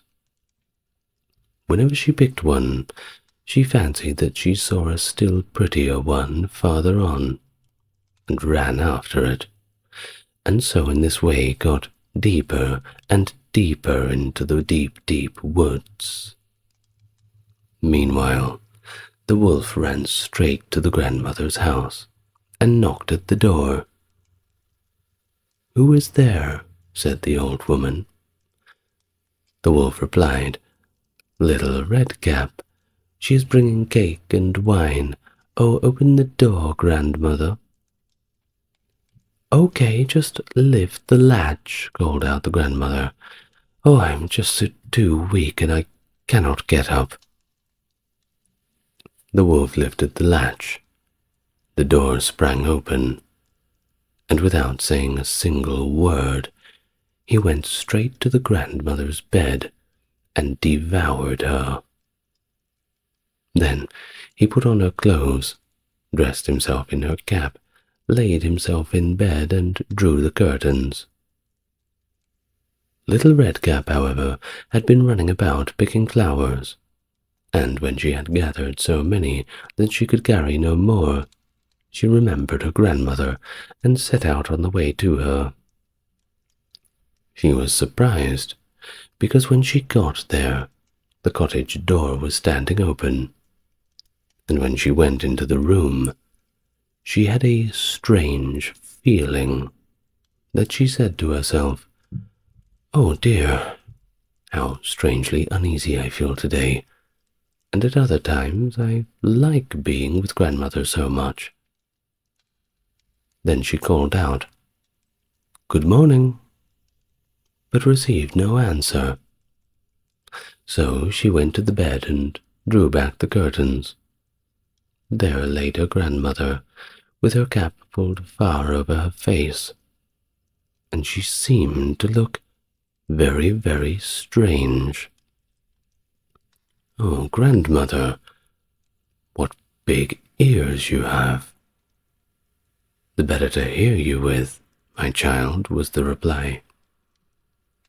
"But, grandmother, what big eyes you have." "The better to see you with, my dear." "But, grandmother, what large hands you have." "Oh, the better to hug you with." "Oh, but, grandmother, what a terrible big mouth you have." "The better to eat you with." And scarcely had the wolf said this, than with one bound he was out of bed and swallowed up little Redcap. When the wolf had appeased his appetite, he lay down again in the bed. He fell asleep, and he began to snore very loudly. The huntsman was just passing the house, and he thought to himself, "Oh, how the old woman is snoring! I must just see if she wants anything." So he went into the room, and when he came to the bed, he saw the wolf was lying in it. "Do I find you here, you old sinner?" said he. "I have long sought you out." Then, just as he was going to fire off an arrow at him, it occurred to him that the wolf might have devoured the grandmother, and that she might still be saved. So he stayed his arrow and did not fire, but he took a pair of scissors and began to cut open the stomach of the sleeping beast. When he had made 2 snips, he saw the little red cap shining, and then he made 2 more snips, and the little girl sprang out, crying, "Oh, how frightened I have been! How dark it is inside the horrible, terrible wolf!" And after that, the aged grandmother came out alive and well also, but scarcely able to breathe, and in a right panic state. Redcap, however, quickly fetched great stones, with which they filled the wolf's belly, and when he awoke, he wanted to run away in fear. But the stones were so heavy that he collapsed at once, and fell there dead. Then all 3 were delighted. The huntsman drew off the wolf's skin and went home with it. The grandmother ate the cake and drank the wine which Redcap had bought, and got better. But Redcap thought to herself, "As long as I live, I will never by myself leave the path to run into the wood, when my mother has forbidden me to do so." It is also related that once when Redcap was again taking cakes to the old grandmother, another wolf had come upon her, and tried to entice her from her good path. Redcap, however, was this time on her guard, and went straight forward on her way, and told her grandmother she had met with the wolf, and that he had said good morning to her, but with such a wicked look in his eyes, that if they had not been on the public road, she was certain he would have eaten her up. "Well," said the grandmother, "we will shut the door, that he may not come in." Soon afterwards the wolf knocked and cried, Open the door, grandmother. I am Little Redcap, and I am bringing you some cakes." But they did not speak, nor did they open the door. So the grey beard stole twice or thrice around the house, and at last jumped on the roof, intending to wait until Redcap went home in the evening, and then to steal after her and devour her in the darkness. But the grandmother saw what was in his thoughts. In front of the house was a great stone trough. So she said to the child, "Take the pail, Redcap. I made some sausages yesterday, so carry the water in which I boiled them to the trough." Redcap carried until the great trough was quite full.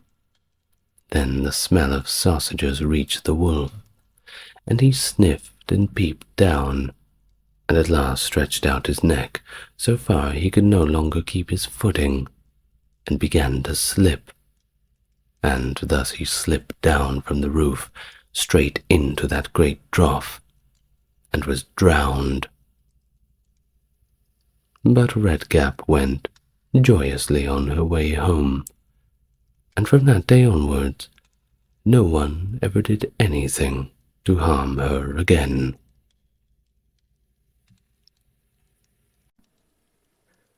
The Tale of the Miser in the Bush. A farmer had a faithful and diligent servant, who had worked very hard for him for 3 long years without having received any wages. At last it came into the man's head that he would not go on thus without pay any longer. So he went to his master and said to him, "I have worked hard for you a long, long time. I will trust to you to give me what I deserve for all my troubles." But the farmer was a sad miser, and knew that his man was very simple-hearted, and so he took out 3 pence, and gave him for every year's service a penny. The poor fellow thought it was a great deal of money to have, and said to himself, "Why should I continue to work hard and live here on bad fare any longer? I can now travel into the wild world and make myself merry." And with that he put his money into his purse and set out, roaming over hill and valley. As he jogged along over the fields, singing and dancing, a little dwarf met him and asked him why he was so cheerful. "Why, what should make me downhearted?" he said. "I am sound in health and rich in purse. For what should I be troubled for? I have saved up my 3 years' earnings, and have it all safe here in my pocket." The little man looked back at him, and asked how much the savings came to. "Full 3 pence," replied the countryman. "I wish you would give them to me," said the other. "You see, I'm very poor." And then the man pitied him, and gave him all he had, and the little dwarf said in return, "As you have such a kind and honest heart, I will grant you 3 wishes, 1 for every penny. So choose whatever you like." Then the countryman rejoiced at his good luck, and said, "I like many things better than money. First, I will have a bow that will bring down everything I shoot at. Secondly, a fiddle that will set everybody dancing that hears me play upon it. And thirdly, I should like that everybody do what I ask." The dwarf said he should have his 3 wishes, and so gave him the bow and the fiddle, and went upon his way. Our honest friend journeyed on his way too, and if he was merry before, he was now 10 times more so. He had not gone far before he met an old miser. Close by them stood a tree, and on the topmost twig sat a thrush, singing away most joyfully. "Oh, what a beautiful bird," said the miser. "I would have a great deal of money to have such a one." "If that's all," said the countryman, "I will soon bring it down to you." Then he took up his bow, and down fell the thrush into the bushes at the foot of the tree. The miser crept into the bush to find it, but directly he had got into the middle, his companion took up his fiddle and played away, and the miser began to dance and spring about, capering higher and higher in the air. The thorns soon began to tear his clothes, till they all hung in rags about him, and he himself was all scratched and wounded, so that the blood ran down.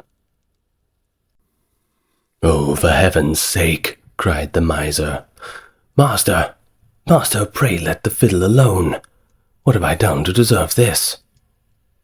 "Thou hast shaved many a poor soul close enough," said the other. "Thou art only meeting thy reward." So he played up another tune, and the miser began to beg and promise, and offered money for his liberty. But he did not come to the musician's price for some time, and he danced him along the brisker and brisker, and the miser bid higher and higher, till at last he offered a round 100 of florins that he had in his purse, and had just gained by cheating some poor fellow. When the countryman saw so much money, he said, "I will agree to your proposal." And so he took the purse, put up his fiddle, and travelled on, very pleased with his bargain. Meanwhile, the miser crept out of the bush, half naked and in a piteous plight, and began to ponder on how he should take his revenge, and serve his late companion some trick. At last he went to the judge, and complained that a rascal had robbed him of his money and beaten him into the bargain, and that fellow who did it carried a bow on his back, and a fiddle hung round his neck. Then the judge sent out his officers to bring up the accursed wherever they should find him, and he was soon caught and brought up to trial. The miser began to tell his tale, and said he had been robbed of his money. The countryman disagreed.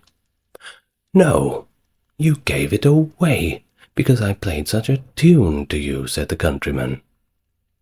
But the judge told him that was not likely, and cut the matter short by ordering him off to the gallows.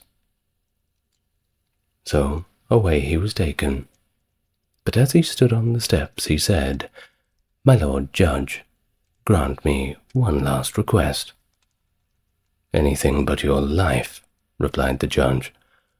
"Oh, no, it's not that. I do not ask of my life, only that you let me play my fiddle one last time." The miser cried out, "Oh, no, no! For heaven's sake, don't listen to him." But the judge said, "It is only this once. He will soon have done." But the fact was, he could not refuse the request on account of the dwarf's third gift. Now the miser said, bind me fast, for pity's sake. Do not let me move." But the countryman seized his fiddle and struck up a tune, and at the first note, judge, clerks, and jailer were all in motion, all began capering, and no one could hold the miser. At the second note the hangman let his prisoner go, and even he danced, and by the time he had played the first bar of the tune, all were dancing together. The judge, the court, the miser, and all the people who had followed to look on. At first, the thing was quite merry and pleasant enough. But when it had gone on for a while, and there seemed to be no end of playing or dancing, they began to cry out and beg him to leave off. But he stopped not a whit the more for their entreaties, till the judge not only gave him his life, but promised to return to him the 100 florins. And then he called out to the miser, and he said, "Tell us now, you vagabond, where you got that gold, or I shall play on for your amusement only." I stole it," said the miser in the presence of all the people. "I acknowledge that I stole it, and that you earned it fairly." Then the countryman stopped his fiddle and left the miser to take his place upon those lofty gallows. The Tale of Ashputtel. The wife of a rich man fell sick, and when she felt that her end was drawing nigh, she called her only daughter to her bedside, and said to her, "Always be a good girl, and I will look down from heaven and watch over you." Soon afterwards she shut her eyes and passed away, and was buried in the garden. The little girl went every day to her grave and wept, and was always good and kind to all about her. And the snow fell and spread a beautiful white covering over the grave, but by the time the spring came, the sun had melted it away again. Her father had married another wife. This new wife had 2 daughters of her own, that she brought home with her too, and they were fair in face, but they were foul in heart, and it was now a sorry time for the poor little girl. "What does the good-for-nothing want in the parlour?" they said. "They who would eat bread should first earn it. Away with the kitchen maid." Then they took away her fine clothes, and gave her an old grey frock to put on, and they laughed at her, and turned her into the kitchen maid. There she was forced to do all the hard work, to rise early before the morning's daylight, to bring the water, to make the fire, to cook and to wash, and besides that, the sisters plagued her in all sorts of ways, and they laughed at her.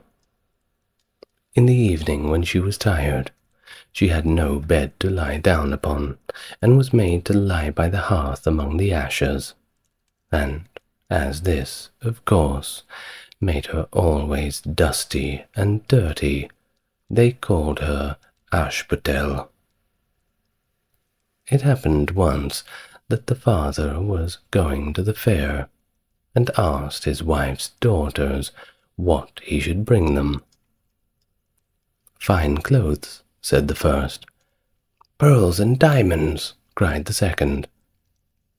"Now, child," said he to his own daughter, "what will you have?" "The first twig, dear father, that brushes against your hat when you turn your face to come homewards," said she. Then he bought for her the first 2 of the fine cloves and petals and diamonds they had asked for, and on his way home, as he rode through a green copse, a hazel twig brushed against him, and almost pushed off his hat.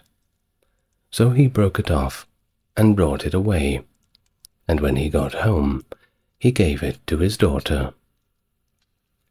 Then she took it, and went to her mother's grave and planted it there, and cried so much that it was watered with her tears, and there it grew to become a fine tree. 3 times every day she went out to it and cried, and soon a little bird came and built its nest upon the tree, and even talked with her, and watched over her, and brought her whatever she wished for. Now, it happened that the king of the land held a feast, which was to last for 3 days, and out of those who came to it, his son was to choose a bride. Ashputtel's 2 sisters were asked to come, so they called her up and said, "Now, comb our hair, brush our shoes, and tie our sashes for us, for we are going to dance at the king's feast." Ashputtel did what she was told, but when all was done, she could not help but weep, for she thought to herself that she should so have liked to have gone with them to the ball. And at last she begged her mother very hard to let her go. "You, Ashputtel," she said, "you have nothing to wear, no clothes at all, and cannot even dance. You want to go to the ball?" And when she kept on begging, she said at last, to get rid of her, "I will throw this dishful of peas into the ash heap, and if in 2 hours' time you have picked them all out, you shall go to the feast too."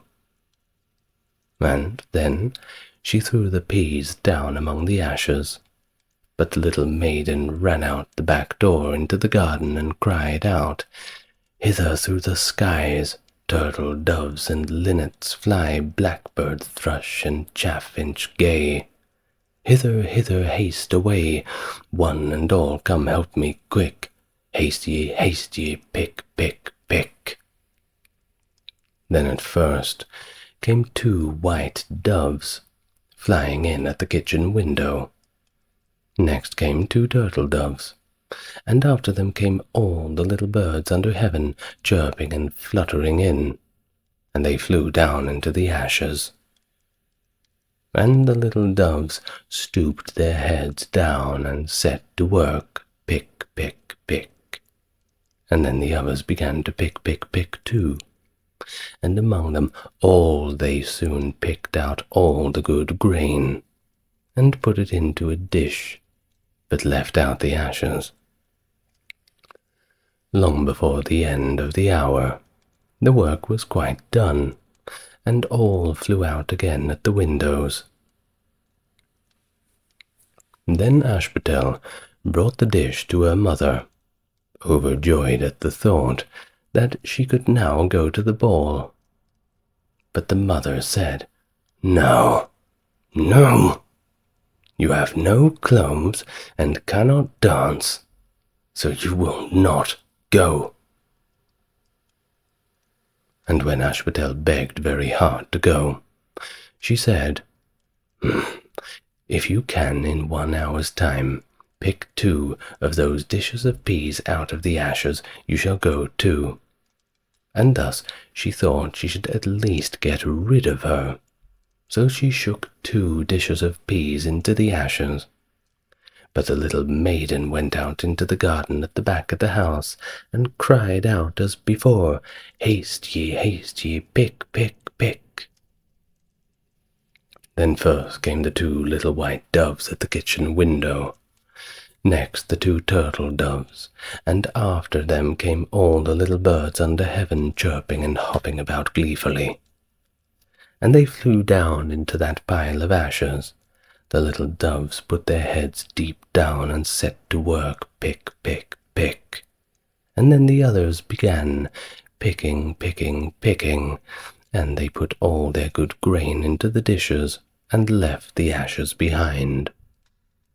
Before half an hour's time was all done, and they out flew again. And then Ashputtel took the dishes to her mother, rejoicing to think that she should now finally go to the ball. But it was of no use.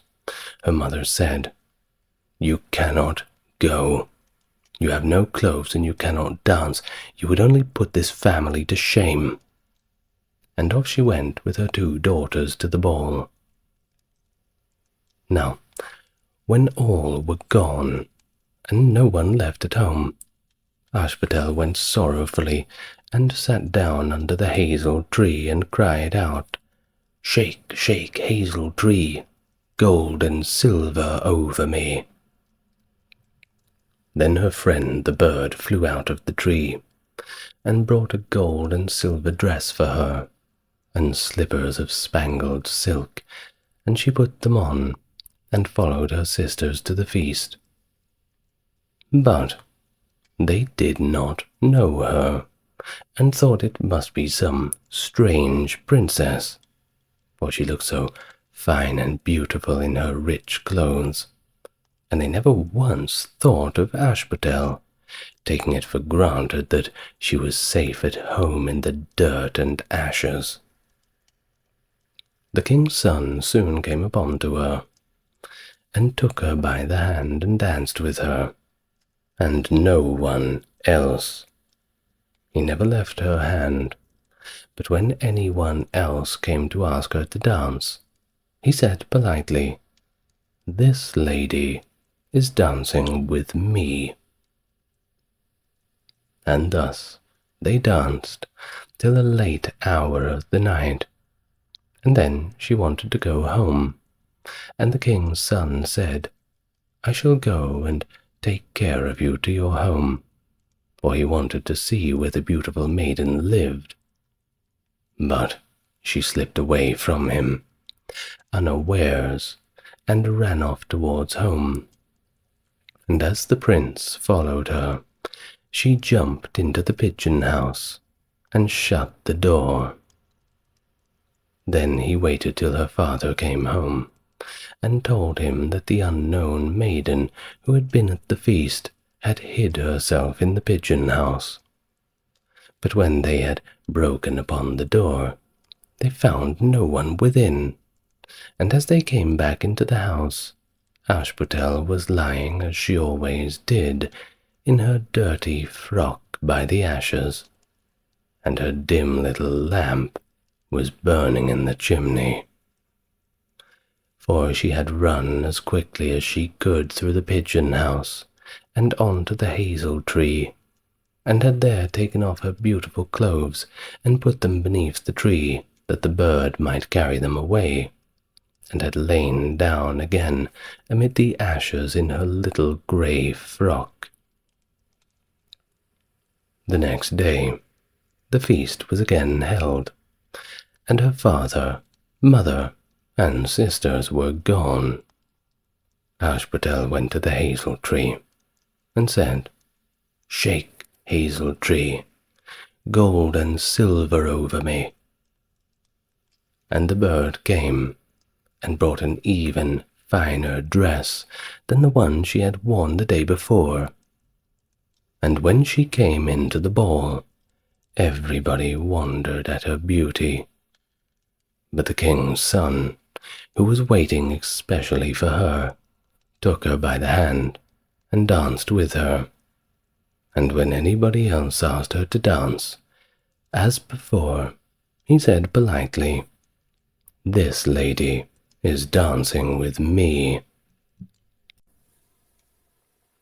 When night fell, she wanted to go home, and the king's son soon followed here as before, that he might see into what house she went. But she sprang away from him all at once into the garden behind her father's house. In this garden stood a fine large pear tree full of ripe fruit, and Ashputtel, not knowing where to hide herself, jumped up into it without being seen. Then the king's son lost sight of her, and could not find out where she was gone, but waited till her father came home and said to him, "The unknown lady who danced with me has slipped away, and I think She must have sprung into the pear tree. The father thought to himself, "Can it be Ashputtel?" So he had an axe brought, and they cut the tree down, but they found no one upon it, and when they came back into the kitchen, there she lay, Ashputtel, among that pile of ashes. For, you see, she had slipped down on the other side of the tree, and carried her beautiful clothes back to the bird at the hazel tree, and then changed into a little grey dirty frock. The third day came, when her father and mother and sisters were gone. Again she went to the garden. "Shake, hazel tree, gold and silver over me." Then her kind friend the bird brought a dress even more beautiful than the first and second ones, and slippers which were made of pure gold, so that when she came to the feast, no one knew what to say for wonder at her beauty. And the king's son danced with nobody but her, and when anybody else asked her to dance, he kindly responded, "This is my partner, sir." When night came, it was time to go home, and the king's son would go with her. He said to himself, "I will not lose her this time." But she slipped again away from him, though in such a hurry.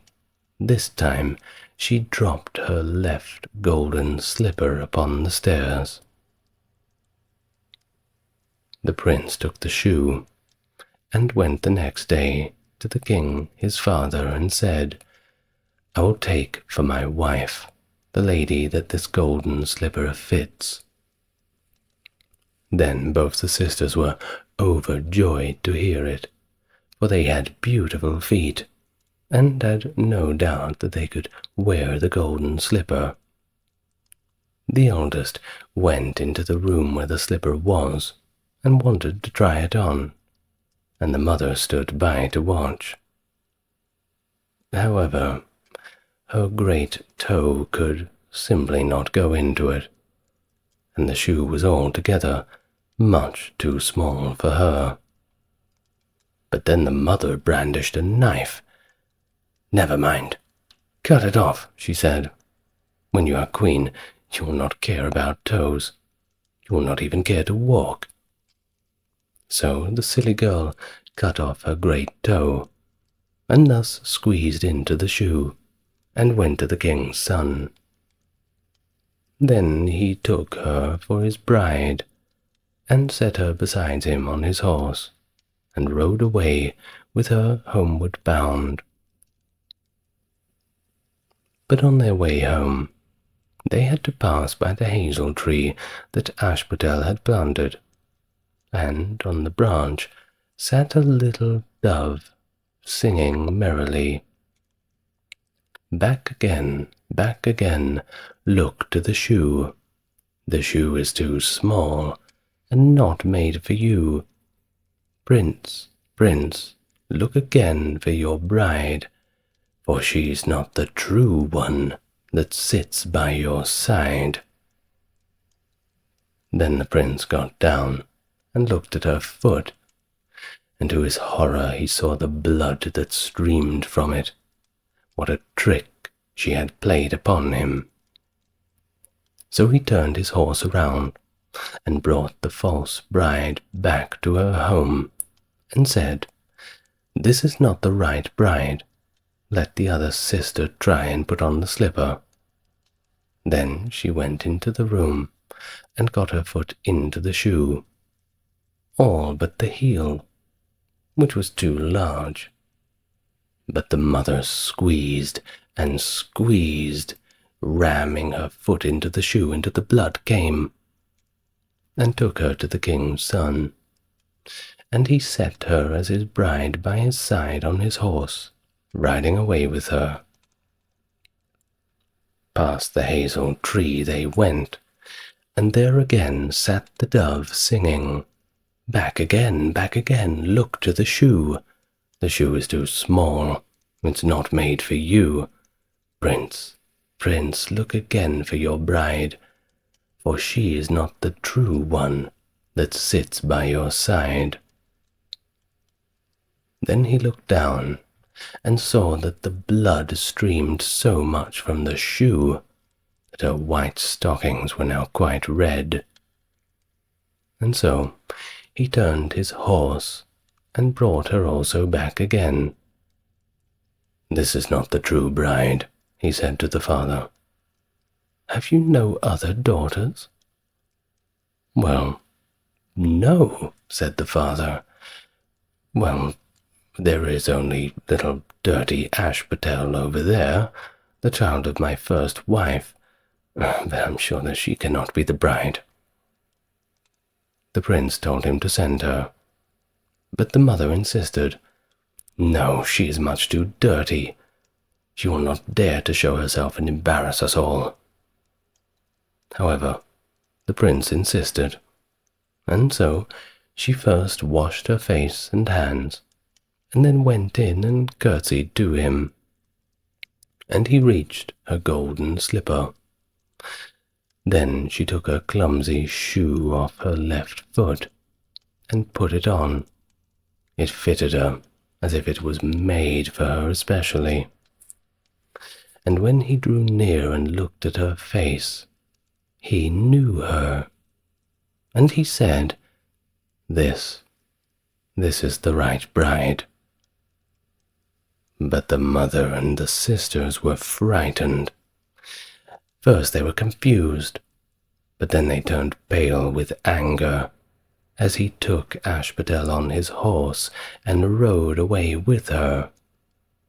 And when they came to the hazel tree, the white dove sang out, Home, home, look at the shoe.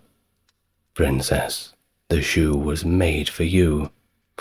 Prince, take home your bride, for she is the true one that sits at your side.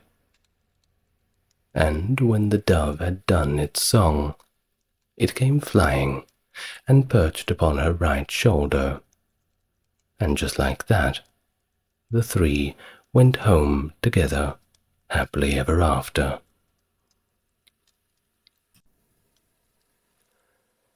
The Tale of the White Snake. A long time ago, there lived a king who was famed for his wisdom through all the land. Nothing was hidden from him, and it seemed as if the news of the most secretive things was always brought to him via some means. But he had a strange custom, you know. Every day after dinner, when the table was cleared and nobody else was present, a trusty servant had to bring him one more dish. It was covered, however, and even the servant didn't know what was in it. In fact, nobody knew, for the king never took off the cover to eat of it until he was quite alone. Well, this had gone on for quite a long time, when one day the servant who took away the dish was overcome with such curiosity that he could not help carrying the dish into his own room.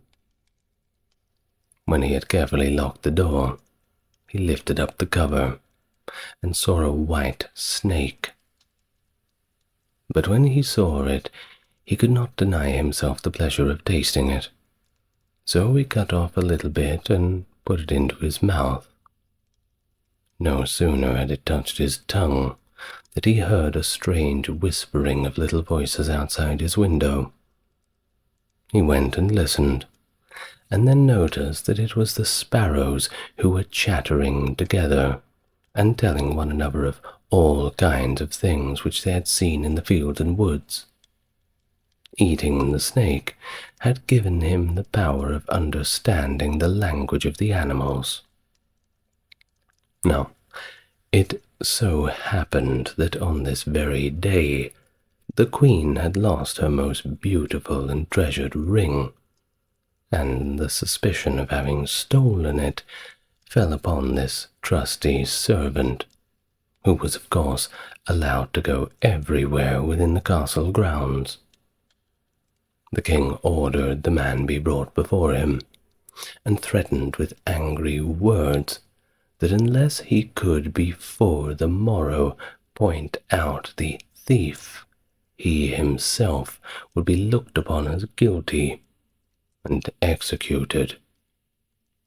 In vain he declared his innocence, but he was dismissed with no better answer. In his trouble and fear, he went down into the courtyard and took thought of how to help himself out of this dreadful trouble. Now, at this time, there were some ducks who were sitting together quietly by a brook and taking their rest, and whilst they were making their feathers smooth with their bills, they were having a confidential conversation together. The servant stood by and listened, and they were telling one another of all the places where they had been waddling about all the morning, and what good food they had found. And one said in a pitiful tone, "Something lies heavy on my stomach. I was eating in haste, and I swallowed a ring which lay under the queen's window." The servant at once seized her by the neck, carried her to the kitchen, and said to the cook, "Here is a fine duck. Pray, kill her." "Yes," said the cook, and weighed her in his hand. "She has spared no trouble to fatten herself, and she's been waiting to be roasted for long enough." And so he cut off the head, and as she was being dressed for the spit, the queen's ring was found inside her. The servant could now easily prove his innocence, and the king, to make amends for his rashness, allowed him to ask of a favour, and promised him the best place in the court that he could wish for. The servant refused everything, and only asked for a horse and some money for travelling, as he had a mind to see the world and go about a little while. When his request was granted, he set out on his way, and one day came to a pond, where he saw 3 fishes caught in the reeds and gasping for water. Now, though it is said that the fishes are dumb, he heard them lamenting that they should perish so miserably, and of course, as he had a kind heart, he got off his horse and put them back into the water.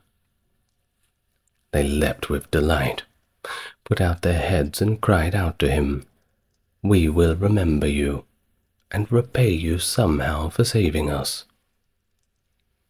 He rode on, and after a while it seemed to him that he had heard a voice in the sand at his feet. He listened, and heard an ant king complain, "Why cannot folks with their clumsy beasts keep off our bodies? That stupid horse with its heavy hoofs has been treading down my people without mercy." So he turned on a side path, and the ant king cried out to him, "We will remember you. One good turn deserves another." The path led him to a wood, and there he saw 2 old ravens standing by their nest, and throwing out their young ones. "Out with you, you idle good-for-nothing creatures," cried they. "We cannot find food for you any longer. You are big enough and can provide for yourselves." But the poor young ravens lay upon the ground, flapping their wings and crying, "Oh, what helpless chicks we are! We must shift for ourselves, yet we cannot fly. What can we do but lie here and starve?" So the good young fellow alighted and killed his horse with his sword, and gave it to them for food. Then they came hopping up to it, satisfied their hunger and cried, "We will remember you. One good turn deserves another." And now he had to use his own legs, and when he had walked a long way, he came to a large city. There was a great noise and crowd in the streets, and a man rode up on horseback crying aloud, "The king's daughter wants a husband, but whoever seeks her hand must perform a difficult task, and if he does not succeed, he will forfeit his life." Many had already made the attempt, but all in vain. Nevertheless, when the youth saw the king's daughter, he was so overcome by her great beauty that he forgot all danger, went before the king, and declared himself a suitor. So he was led out to the sea, and a gold ring was thrown out into it. And then the king ordered him to fetch up this ring from the very depths, and added, "If you come up again without it, you will be thrown in again and again until you perish amid the waves." All the people grieved for the handsome youth, and then they went away, leaving him alone by the sea. He stood on the shore and considered what he should do, when suddenly he saw 3 familiar fishes come swimming towards him, and they were the very fishes whose lives he had saved. The one in the middle held a mussel in its mouth, which it laid out on the shore at the youth's feet, and when he had taken it up and opened it, there lay the gold ring in the shell. Full of joy, he took it to the king, and expected that he would grant him the promised reward. But when the proud princess perceived that he was not her equal in birth, she scorned him, and required him first to perform another equally impossible task. She went down into the garden and strewed with her own hands 10 sacksfuls of millet seed on the grass. She said, "Tomorrow morning, before sunrise, these must be picked up, and not a single grain be wanting." The youth sat down in the garden and considered how it might be possible to perform this task, but he could think of nothing, and there he sat sorrowfully, awaiting the break of day, when he should be led to his death. But as soon as the sun's first rays shone into the garden, he saw that all 10 sacks standing side by side were quite full, and not a single grain was missing. The Ant King had come in the night with thousands and thousands of ants, and the grateful creatures had by great industry picked up all the millet seed and gathered them into the sacks. Presently the king's daughter herself came down into the garden, and was amazed to see that the young man had done the task that she had given to him. But she could not yet conquer her proud heart, and said, "Although he has performed both of the tasks, he shall not be my husband until he brought me an apple from the tree of life." The youth did not know where the tree of life stood, but he set out, and would have gone on forever as long as his legs would carry him, though he had no hope of finding it. After he wandered through the 3 kingdoms, he came one evening to a wood, and lay down under a tree to sleep. But he heard a strange rustling in the branches, and a golden apple fell into his hand. At the same time, 3 ravens flew down to him, perched themselves upon his knee, and said, "We are the 3 young ravens whom you saved from starving. When we had grown big and heard that you were seeking the golden apple, we flew over the sea to the end of the world, where the tree of life stands, and we have brought you the very thing you seek." The youth, full of joy, set out homewards, then took the golden apple to the king's beautiful daughter, who now had no more excuses left to make. They cut the apple of life in two and ate it together, and at that point her heart became full of love for him, and they lived undisturbed in happiness to a great old age. The Wolf and the 7 Little Kids. There was once upon a time an old goat who had 7 little kids, and loved them all with the love of a mother for her children. One day she wanted to go into the forest and fetch some food, so she called all 7 to her and said, "Dear children, I have to go into the forest. Please be on your guard against the wolf. If he comes in, he will devour you all, skin, hair, and everything. The wretch often disguises himself, but you will know him at once by his rough voice and black feet." The kids replied, "Dear mother, we will take good care of ourselves. You may go away without any anxiety." Then the old one bleated and went on her way with an easy mind. It was not long before someone knocked at the house door and called, "Open the door, dear children. Your mother is here and has brought something back with her for each of you." But the kids knew that it was the wolf by the rough voice. "We will not open the door," they cried.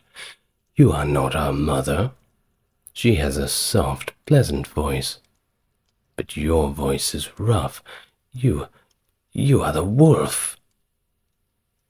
And then the wolf went away to a shopkeeper and brought himself a great lump of chalk, ate this, and made his voice soft with it.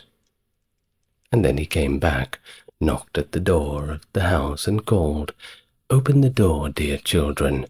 Your mother is here and has brought something back with her for each of you." But the wolf had laid his black paws against the window, and the children saw them and cried out, "We will not open the door. Our mother does not have black feet like you do. You are the wolf, and we know it." And then the wolf had an idea. He ran to the baker and said, "Baker, I've hurt my feet. Will you rub some dough over them for me?" And when the baker had rubbed his feet over, he ran to the miller and said, "Strew some white meal over my feet for me, miller." The miller thought to himself, This wolf, surely it wants to deceive somebody, some vile deed in mind." And, upon thinking better of it, the miller refused. But the wolf said, "If you do not do it, I will devour you right here, right now." The miller was afraid, and thus he made his paws white for him. Truly, this is the way of mankind. So now the wretch went for the 3rd time to the house door, knocked upon it, and said, "Open the door for me, children. Your dear little mother has come and has brought every one of you something back from the forest with her." The little kids cried out, "First, show us your paws, so that we may know if you are our dear little mother." And then he put his paws through the window, and when the kids saw that they were white, they believed that all he said was true, and they opened the door. But who should come in but the wolf? They were terrified and wanted to hide themselves. One sprang under the table, the second into the bed, the third into the stove, the fourth into the kitchen, the fifth the cupboard, the sixth beneath the washing bowl, and the seventh into the clock case. But the wolf found them all, and used no great ceremony. One after the other he swallowed down his throat. The youngest, who was in the clock case, was the only one that he did not find. When the wolf had satisfied his appetite, he took himself off, laid himself down under a tree in the green meadow outside, and began to sleep. Soon afterwards, the old goat came home again from the forest. And oh, what a dreadful sight she saw there!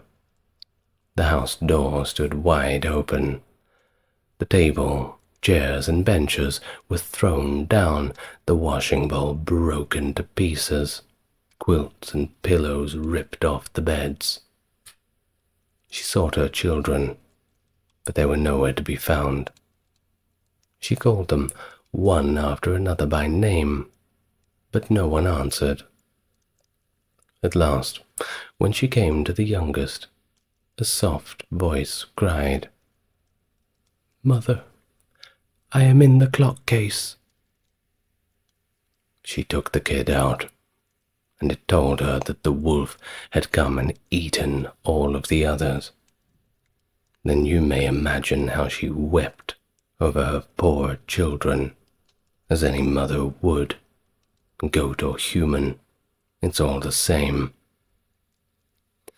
At length, in her grief, she went out, and the youngest kid ran with her. When they came to the meadow, there lay the wolf by the tree, and snored so loud that the branches shook. She looked at him on every side, and saw that something was moving and struggling in his gorged belly. "Ah, heavens," she said, Is it possible that my poor children whom he has swallowed down for his supper are still alive?" Then the kid had to run home and fetch scissors and a needle and thread, and the goat cut open the monster's stomach, and hardly had she made one cut that one little kid thrust its head out. And when she had cut farther, all 6 sprang out, one after another, all still alive, and had suffered no injury whatsoever, for in his greediness the monster had swallowed them down whole in one gulp. What rejoicing there was! They embraced their dear mother, and jumped like a tailor at his wedding. The mother, however, said, "Now, go and look for some big stones, and we will fill this wicked beast's stomach with some of them while he is still asleep." So the 7 of them dragged the stones with all speed, and put as many of them into his stomach as they could get in. And the mother sewed him up again in great haste, so that he was not aware of anything, and he never once even stirred. When the wolf at length had had his fill of sleep, he got on his legs, and as the stones in his stomach made him very thirsty, he wanted to go to a well to drink. But when he began to walk and to move about, the stones in his stomach knocked against each other and rattled. And then he cried, "What rumbles and tumbles against my poor bones! I thought 'twas 6 kids, but it feels like big stones." And when he got to the well and stooped over the water to drink, the heavy stones made him fall in, and he drowned miserably. When the 7 kids saw that, they came running to the spot and cried aloud, "The wolf is dead! the wolf is dead." And they danced for joy round about the well with their dear old mother.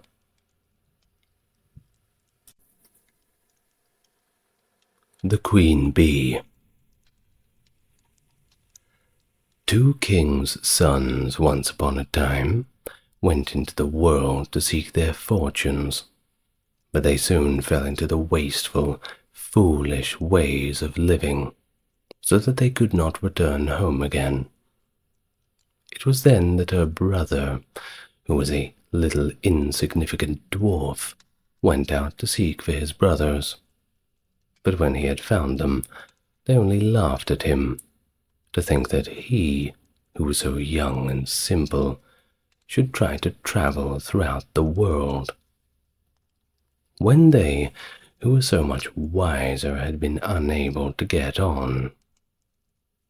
However, they all set out on their journey together nonetheless, and came at last to an ant-hill. The two elder brothers would have pulled it down in order to see how the poor ants in their fright would run about and carry off their eggs. But the little dwarf said, "Let the poor things enjoy themselves. I will not suffer you to trouble them." So on they went, and came to a lake where many ducks were swimming about. The two brothers wanted to catch two of them and roast them up. But the dwarf said, "Let the poor things enjoy themselves, won't you? You shall not kill them." Next they came to a nest of bees in a hollow tree, and there was so much honey that it ran down the trunk, and the two brothers wanted to light a fire under the tree and kill the bees so as to get their honey. But the dwarf held them back. "Let the pretty insects enjoy themselves. I cannot let you burn them," he said. At length, the three brothers came to a castle, and as they passed by the stables, they saw fine horses standing there. But all were of marble, and there was no man to be seen. Then they went through all the rooms till they came to a door on which were 3 locks, but in the middle of the door was a wicket, so that they could look into the next room. There they saw a little grey old man sitting at a table, and they called to him once or twice, but he did not hear. However, they called a 3rd time, and then he rose and came out to them. He said nothing, but took hold of them and led them to a beautiful table covered with all sorts of good things. And when they had eaten and drunk their fill, he showed each of them to a bedchamber.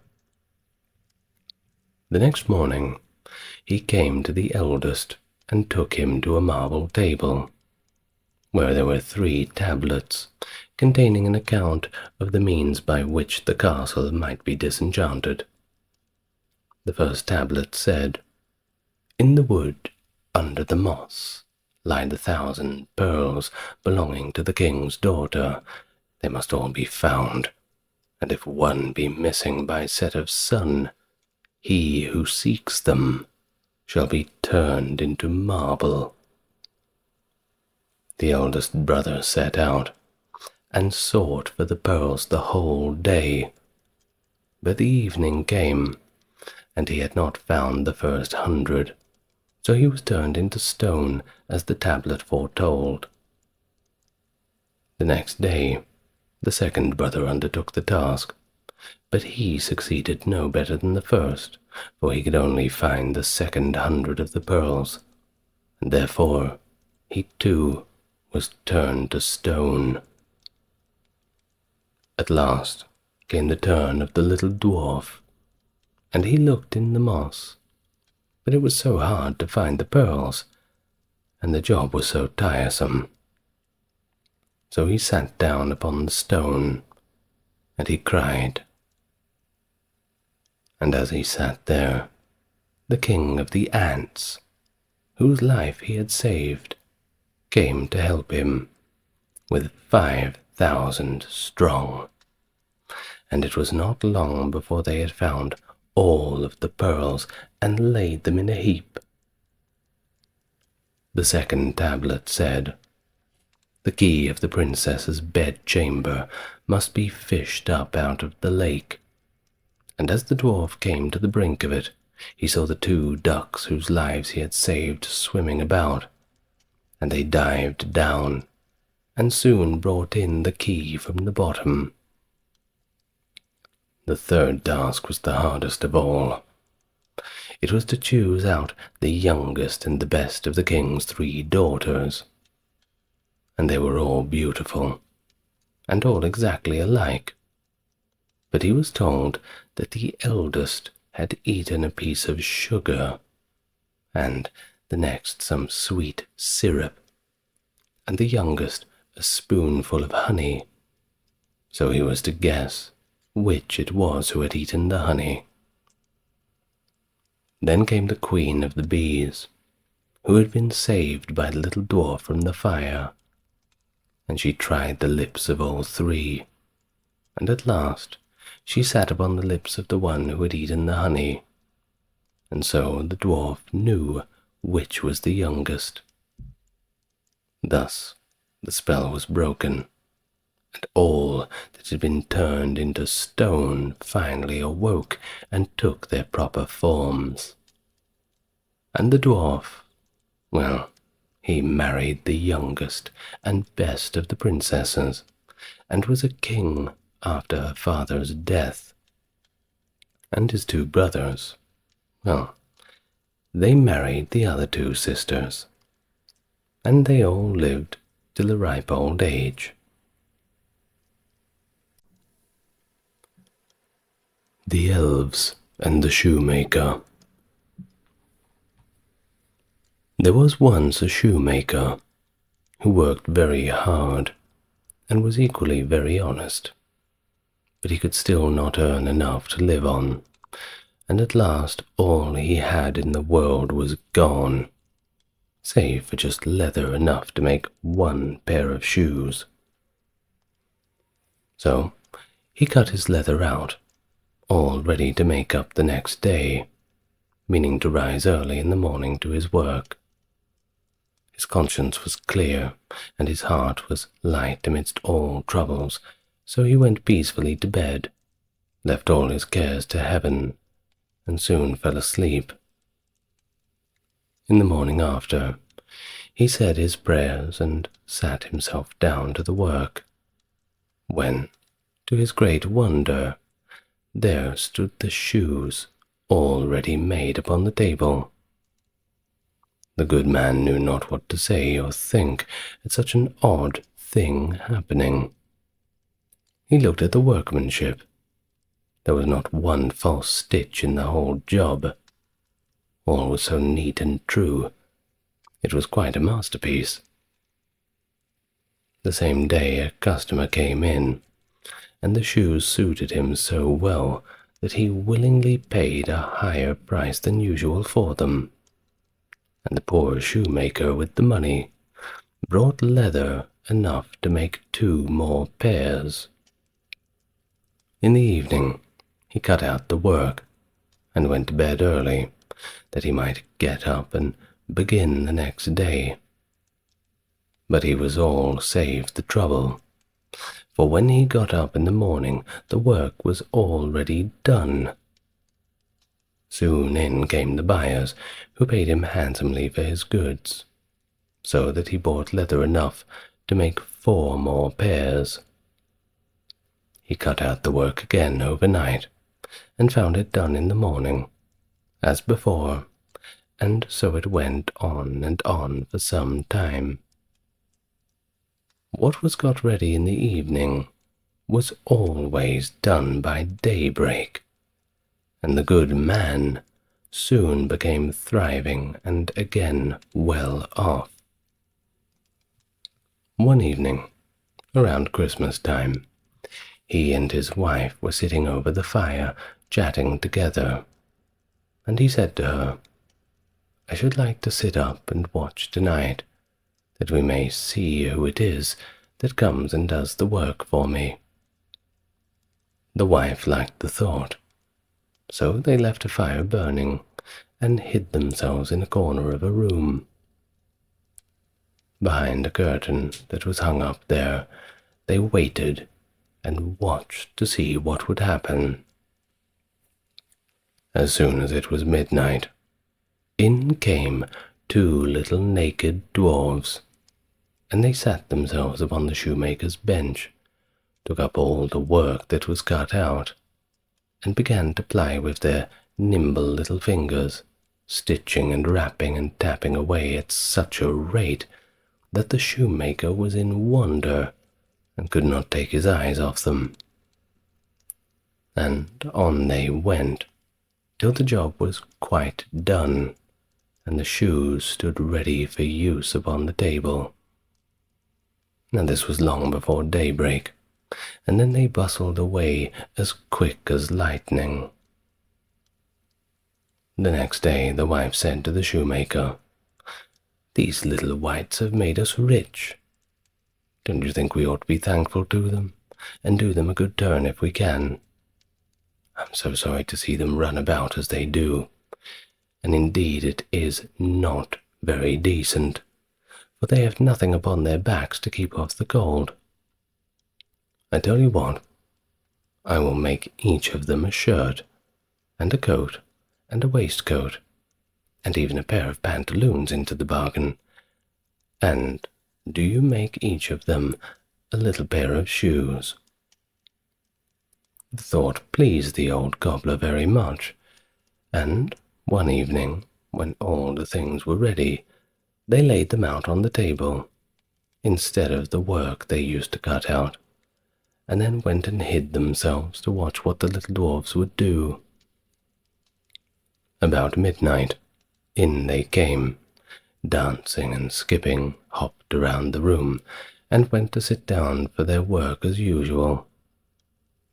But when they saw the clothes lying out for them, they laughed and chuckled, and they seemed mightily delighted.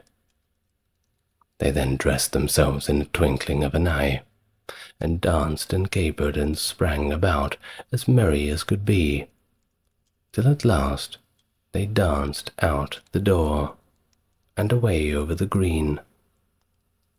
It was the last time the couple saw them, but everything went well with them from that time forward, and they had plenty of money to retire, without needing to make any more shoes, and so they lived merrily ever on from that time forward.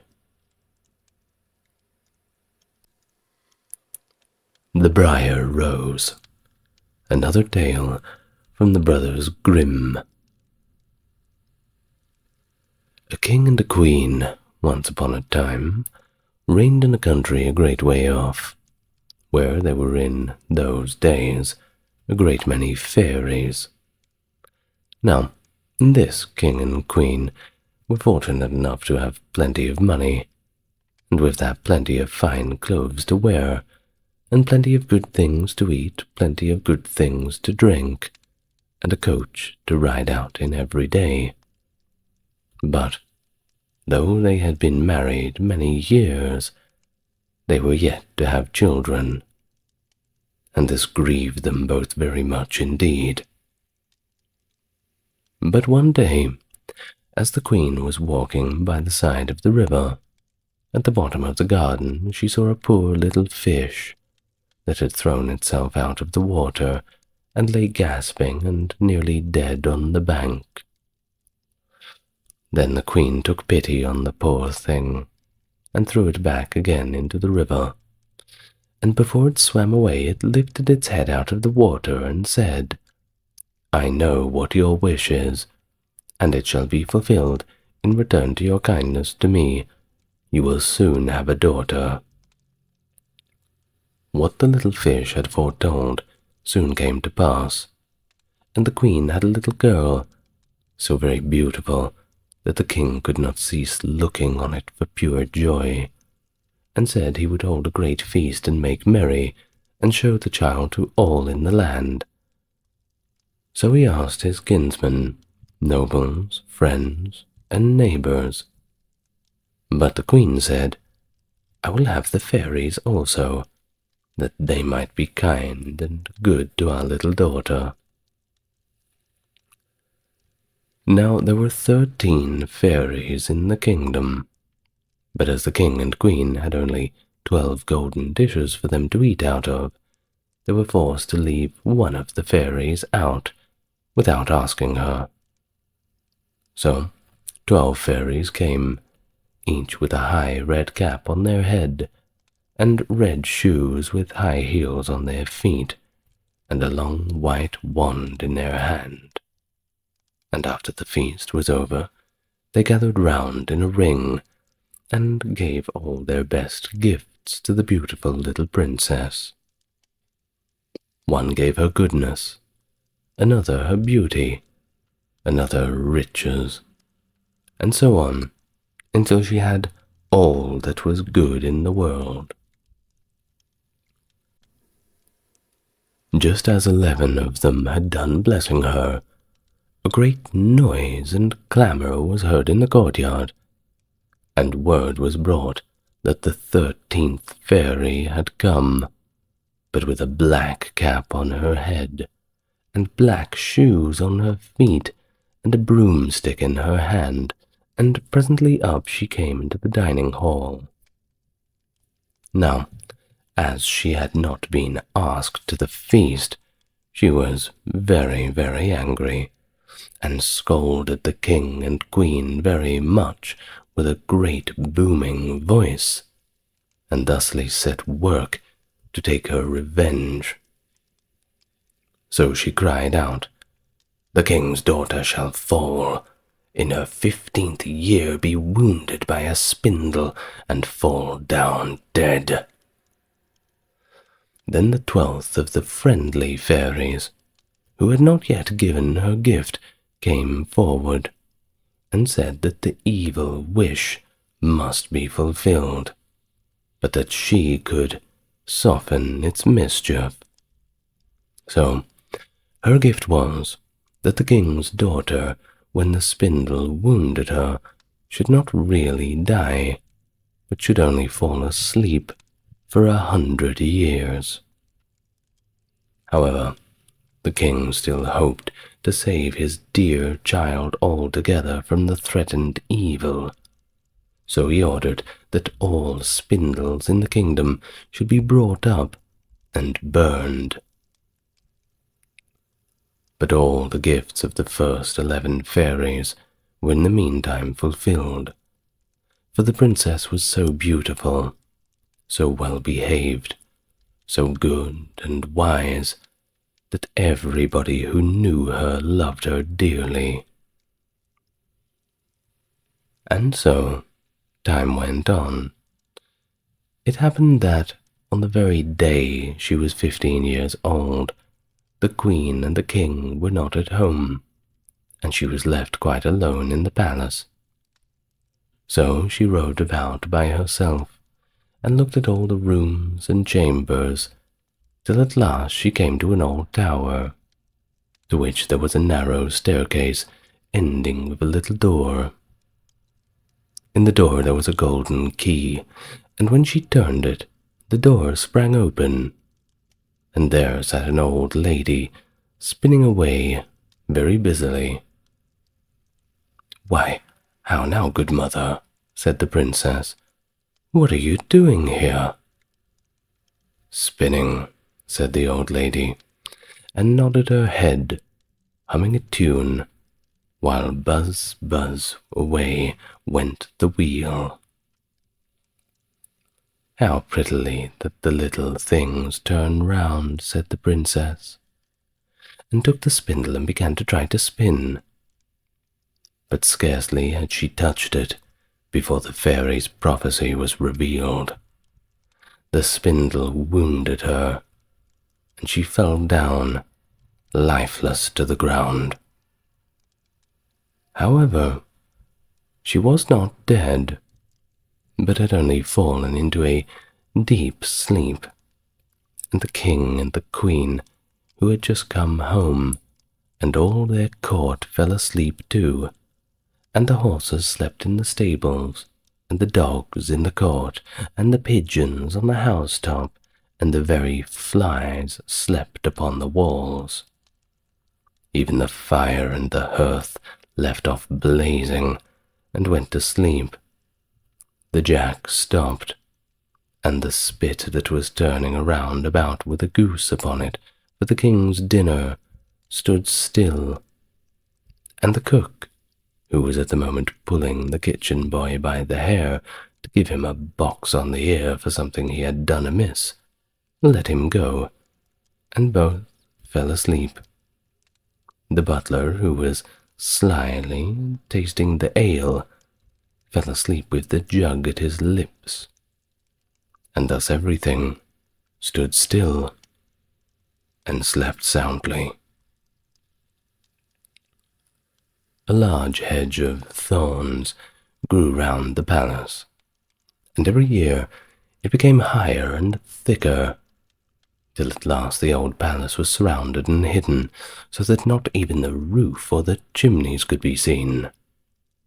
But there went a report through all the land of the beautiful, sleeping Briar Rose, for so the king's daughter was called, so that, from time to time, several kings' sons came and tried to break through the thicket into the palace. This, however, none of them could do, for the thorns and bushes laid hold of them, as it were the hands, and there they stuck fast and died wretchedly. After many, many years, there came a king's son into that land, and an old man told him the story of the thicket of thorns, and how a beautiful palace stood behind it, and how a wonderful princess called Briar Rose lay asleep with all her court. He told, too, how he had heard from his grandfather that many, many princes had come and had tried to break through the thicket, but that they had all stuck fast in it and died. Then the young prince said, "All this shall not frighten me. I will go and see this Briar Rose." The old man tried to hinder him, but he was bent on going. Now, that very day 100 years were ended, and as the prince came to the thicket, he saw nothing but beautiful, flowering shrubs, through which he went through with ease, and they shut in after him as thick as ever. Then he came at last to the palace, and there in the court lay the dogs asleep, and the horses were standing in the stables, and on the roof sat pigeons fast asleep, with their heads under their wings.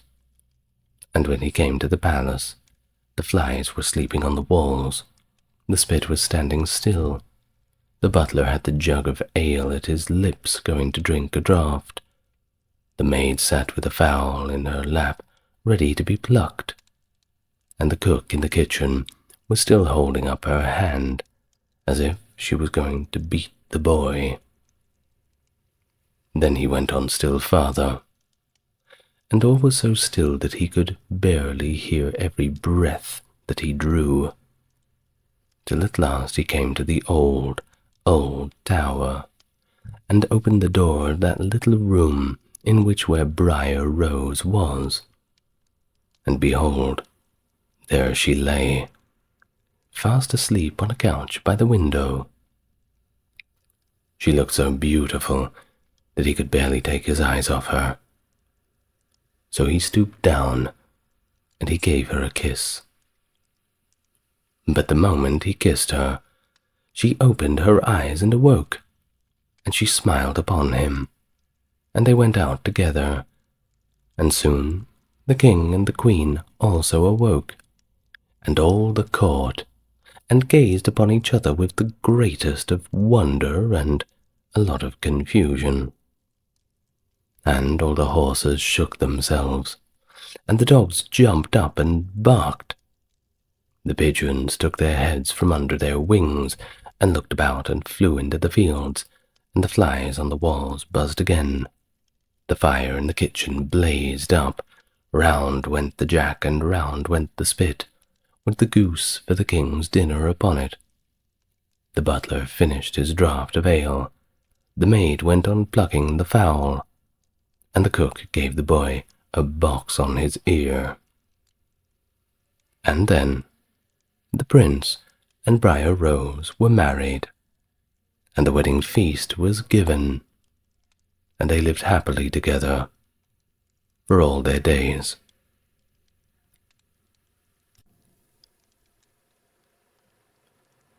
The Tale of the Dog and the Sparrow. A shepherd's dog had a master who took no care of him, but often let him suffer the greatest hunger. At last he could bear this no longer, so he took to his heels, and off he ran in a very sad and sorrowful mood. On the road he met a sparrow that said to him, "Why are you so sad, my friend?" "Because," said the dog, "I am very, very hungry, and I've nothing to eat." "If that be all," answered the sparrow, "how about you come with me to the next town, and I will soon find you plenty of food." So on they went together into the town, and as they passed by a butcher's shop, the sparrow said to the dog, "Stand there a little while I peck you down a piece of meat." So the sparrow perched upon the shelf, and having first looked carefully about her to see if anybody was watching, she pecked and scratched at a steak that lay upon the edge of the shelf, till at last down it fell. The dog snapped it up quickly, and scrambled away with it into a corner, where he soon ate it all up. "Well," said the sparrow, "you shall have some more if you will, so come with me to the next shop, and I will peck you down another steak." When the dog had eaten this too, the sparrow said to him, "Well, my good friend, have you had enough now?" "I have had plenty of meat," answered he, "but I should like to have a piece of bread to eat after it." "Come with me then," said the sparrow, "and you shall soon have that too." So she took him to a baker's shop, and pecked at 2 rolls that lay in the window, till they fell down. And as the dog still wished for more, she took him to another shop and pecked down some more for him. When that was eaten, the sparrow asked him whether he had had enough now. "Oh, yes," said he, "and now let us take a little walk away out of the town." So they both went out upon the high road. But as the weather was warm, they had not gone far before the dog said, "Oh, I am very much tired. I should perhaps like to take a nap now." "Very well," answered the sparrow. "Do so, and in the meantime I will perch upon that bush." So the dog stretched himself out on the road, and fell fast asleep. Whilst he slept, there came by a carter, with a cart drawn by 3 horses, and loaded with 2 casks of wine. The sparrow, seeing that the carter did not turn out of the way, but would go on in the track and which the dog laid, so as to drive over him, called out, "Stop, stop, Mr. Carter, or it shall be the worse for you." But the carter, grumbling to himself, "You make it worse for me indeed. What can you do?" cracked his whip, and drove his cart over the poor little dog, so that the heavy wheels had crushed him. "There," cried the Sparrow, "thou cruel villain! Thou hast killed my friend the dog. Now you mind what I say. This deed of thine shall cost thee all thou art worth." "Do your worst, and welcome," said the brute. "What harm can you do to me?" And he passed on. But the Sparrow crept beneath the tilt of the cart, and pecked at the bung of one of the casks, till she loosened it, and then all the wine ran out, without the carter seeing it behind him. At last he looked round, and saw that the cart was dripping, and the cask, well, it was quite empty. "Oh, what an unlucky wretch I am," cried he. "Not wretch enough yet," said the Sparrow, as she alighted upon the head of one of those horses, and pecked at him till he reared up and kicked. When the carter saw this, he drew out his hatchet and aimed a blow at the Sparrow, meaning to kill her. But she flew away, and the blow fell upon the poor horse's head with such force that he fell down dead. "Unlucky wretch that I am," cried he. "Not wretch enough yet," said the Sparrow. And as the carter went on with the other 2 horses, she again crept under the tilt of the cart, and pecked out the bung of the second cask, so that all of the wine ran out.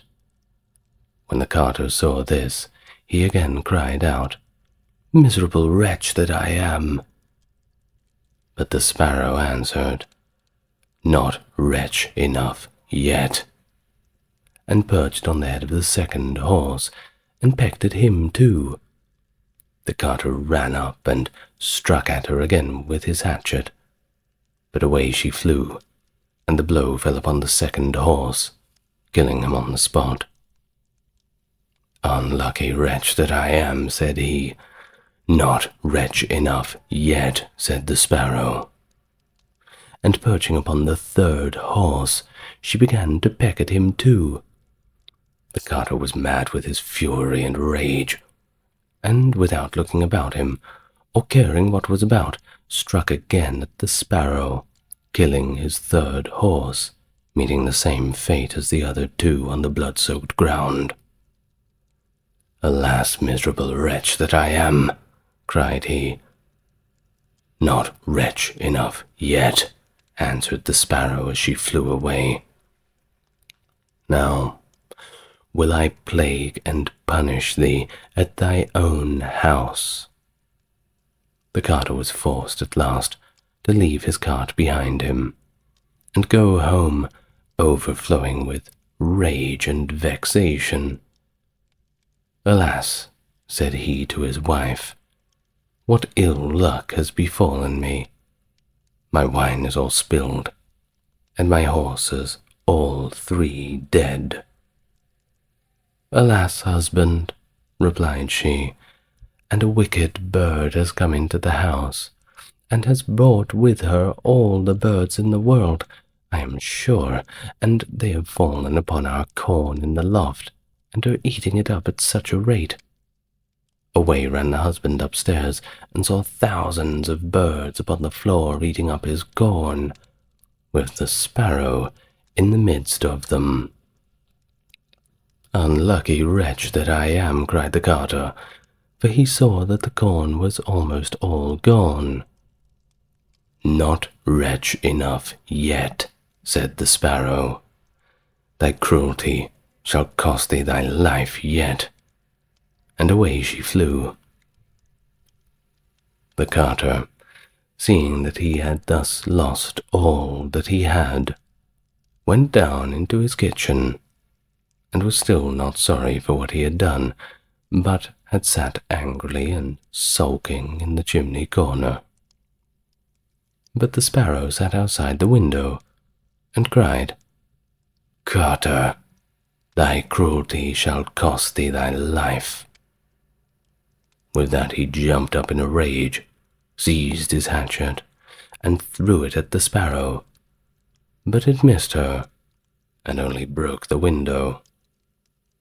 The sparrow now hopped in, perched upon the window seat, and cried, "Carter, it shall cost thee thy life." Then he became mad, blind with rage, and struck the window seat with such a force that he cleft it in two. And as the sparrow flew from place to place, the carter and his wife were oh so furious that they broke all their furniture, their glasses, chairs, benches, the table, and at last the walls, without touching the bird even once. In the end, however, they did catch her, and the wife said, "Shall I kill her at once?" "No," cried he, "that is letting her off too easily. She shall die a much more cruel death.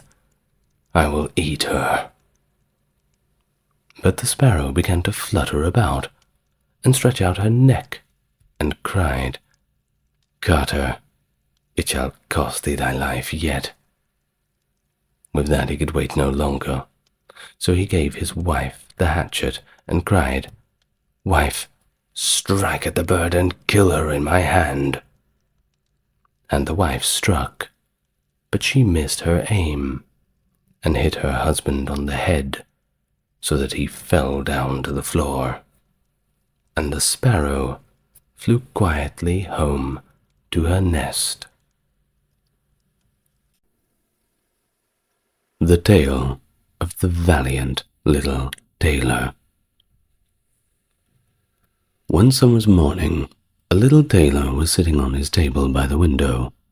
He was in good spirits as usual, and sewed with all his might.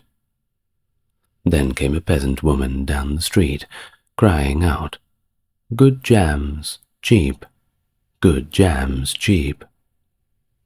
This rang pleasantly in the tailor's ears. He stretched his delicate head out the window and called, "Come up here, dear woman. Here you will get rid of your goods quite quickly." The woman came up the 3 steps to the tailor with her heavy basket, and he made her unpack all the pots for him. He inspected each one, lifted it up, put his nose to it, and at length said to her, "Well, the jam seems to me to be good enough. So weigh me out 4 ounces, dear woman, and if it is a 1/4 of a pound, that is of no consequence." The woman, who had hoped to find a good sale, gave him what he desired, but went away quite angry and grumbling. "Now this jam shall be blessed by God," cried the little tailor, "and give me health and strength." So he brought the bread out of the cupboard, cut himself a piece right across the loaf, and spread the jam over it. "This will not taste bitter," said he, "but I will just finish the jacket before I take a bite." He laid the bread near him, sewed on, and in his joy made bigger and bigger stitches. In the meantime, the smell of the sweet jam rose to where the flies were sitting in great numbers, and they were attracted and descended on it in hosts. "Hi, who invited you?" said the little tailor, and drove the unbidden guests away. But the flies, however, who understood no German, would not be turned away, but came back again in ever-increasing companies. The little tailor had lost all of his patience, and drew a piece of cloth from the hole under his work-table, saying, "Wait, and I will give it to you," struck it mercilessly on them.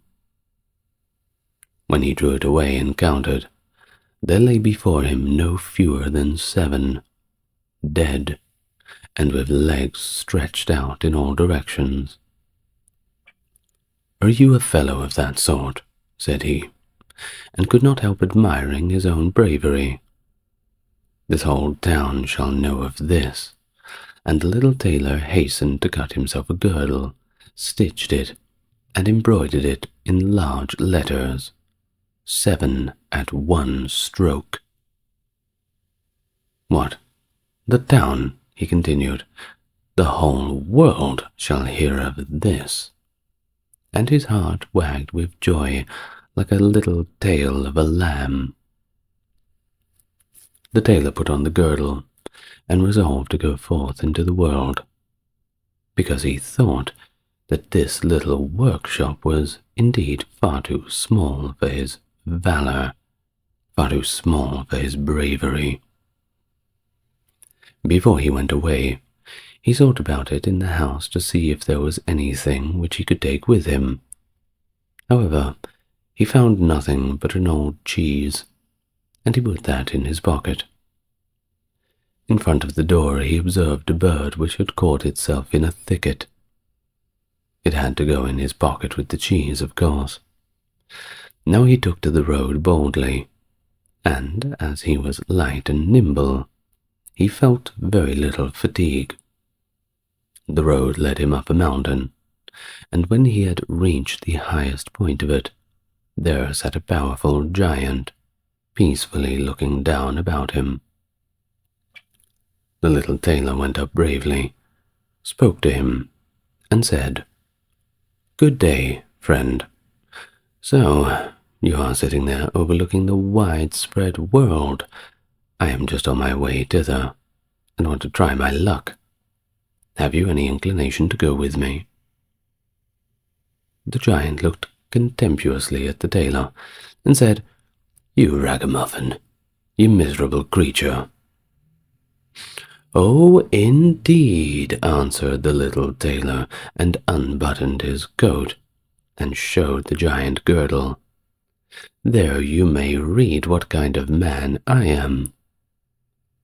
The giant looked a little closer and read, 7 at 1 stroke, and thought that they had been men whom the tailor had killed, and began to feel a little respect for the tiny fellow at this point.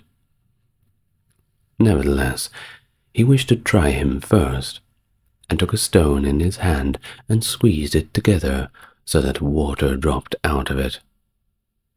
"Do that likewise," said the giant, "if you have the strength." "Is that all?" said the tailor. "That is child's play with us," and put his hand into his pocket, brought out the soft cheese, and pressed it till the liquid ran out of it. "Faith," said he, "that was a little better, wasn't it?" The giant was at a loss for words. He could not believe it of the little man. Then the giant picked up a stone and threw it so high that the eye could scarcely keep up with it. "Now, little mouse of a man, do that likewise." The tailor replied, "Well thrown, giant, but after all, the stone came down to earth again. I will throw you one which shall never come back at all." And he put his hand into his pocket, took out the bird, and threw it into the air. The bird was delighted with its newfound liberty, rose, flew away, and never came back. "How does that shot please you, friend?" asked the tailor. "Well, you can certainly throw," said the giant, "but now we will see if you are able to carry anything properly." He took the little tailor to a mighty oak tree, which lay there felled on the ground, and he said, "If you are strong enough, help me to carry the tree out of the forest." "Readily," answered the little man. "Take you the trunk on your shoulders, and I will raise up the branches and twigs. After all, they are the heaviest." The giant took the trunk on his shoulder, but the tailor seated himself on a branch, and the giant who could not look around, had to carry the whole tree, and the little tailor as well into the bargain.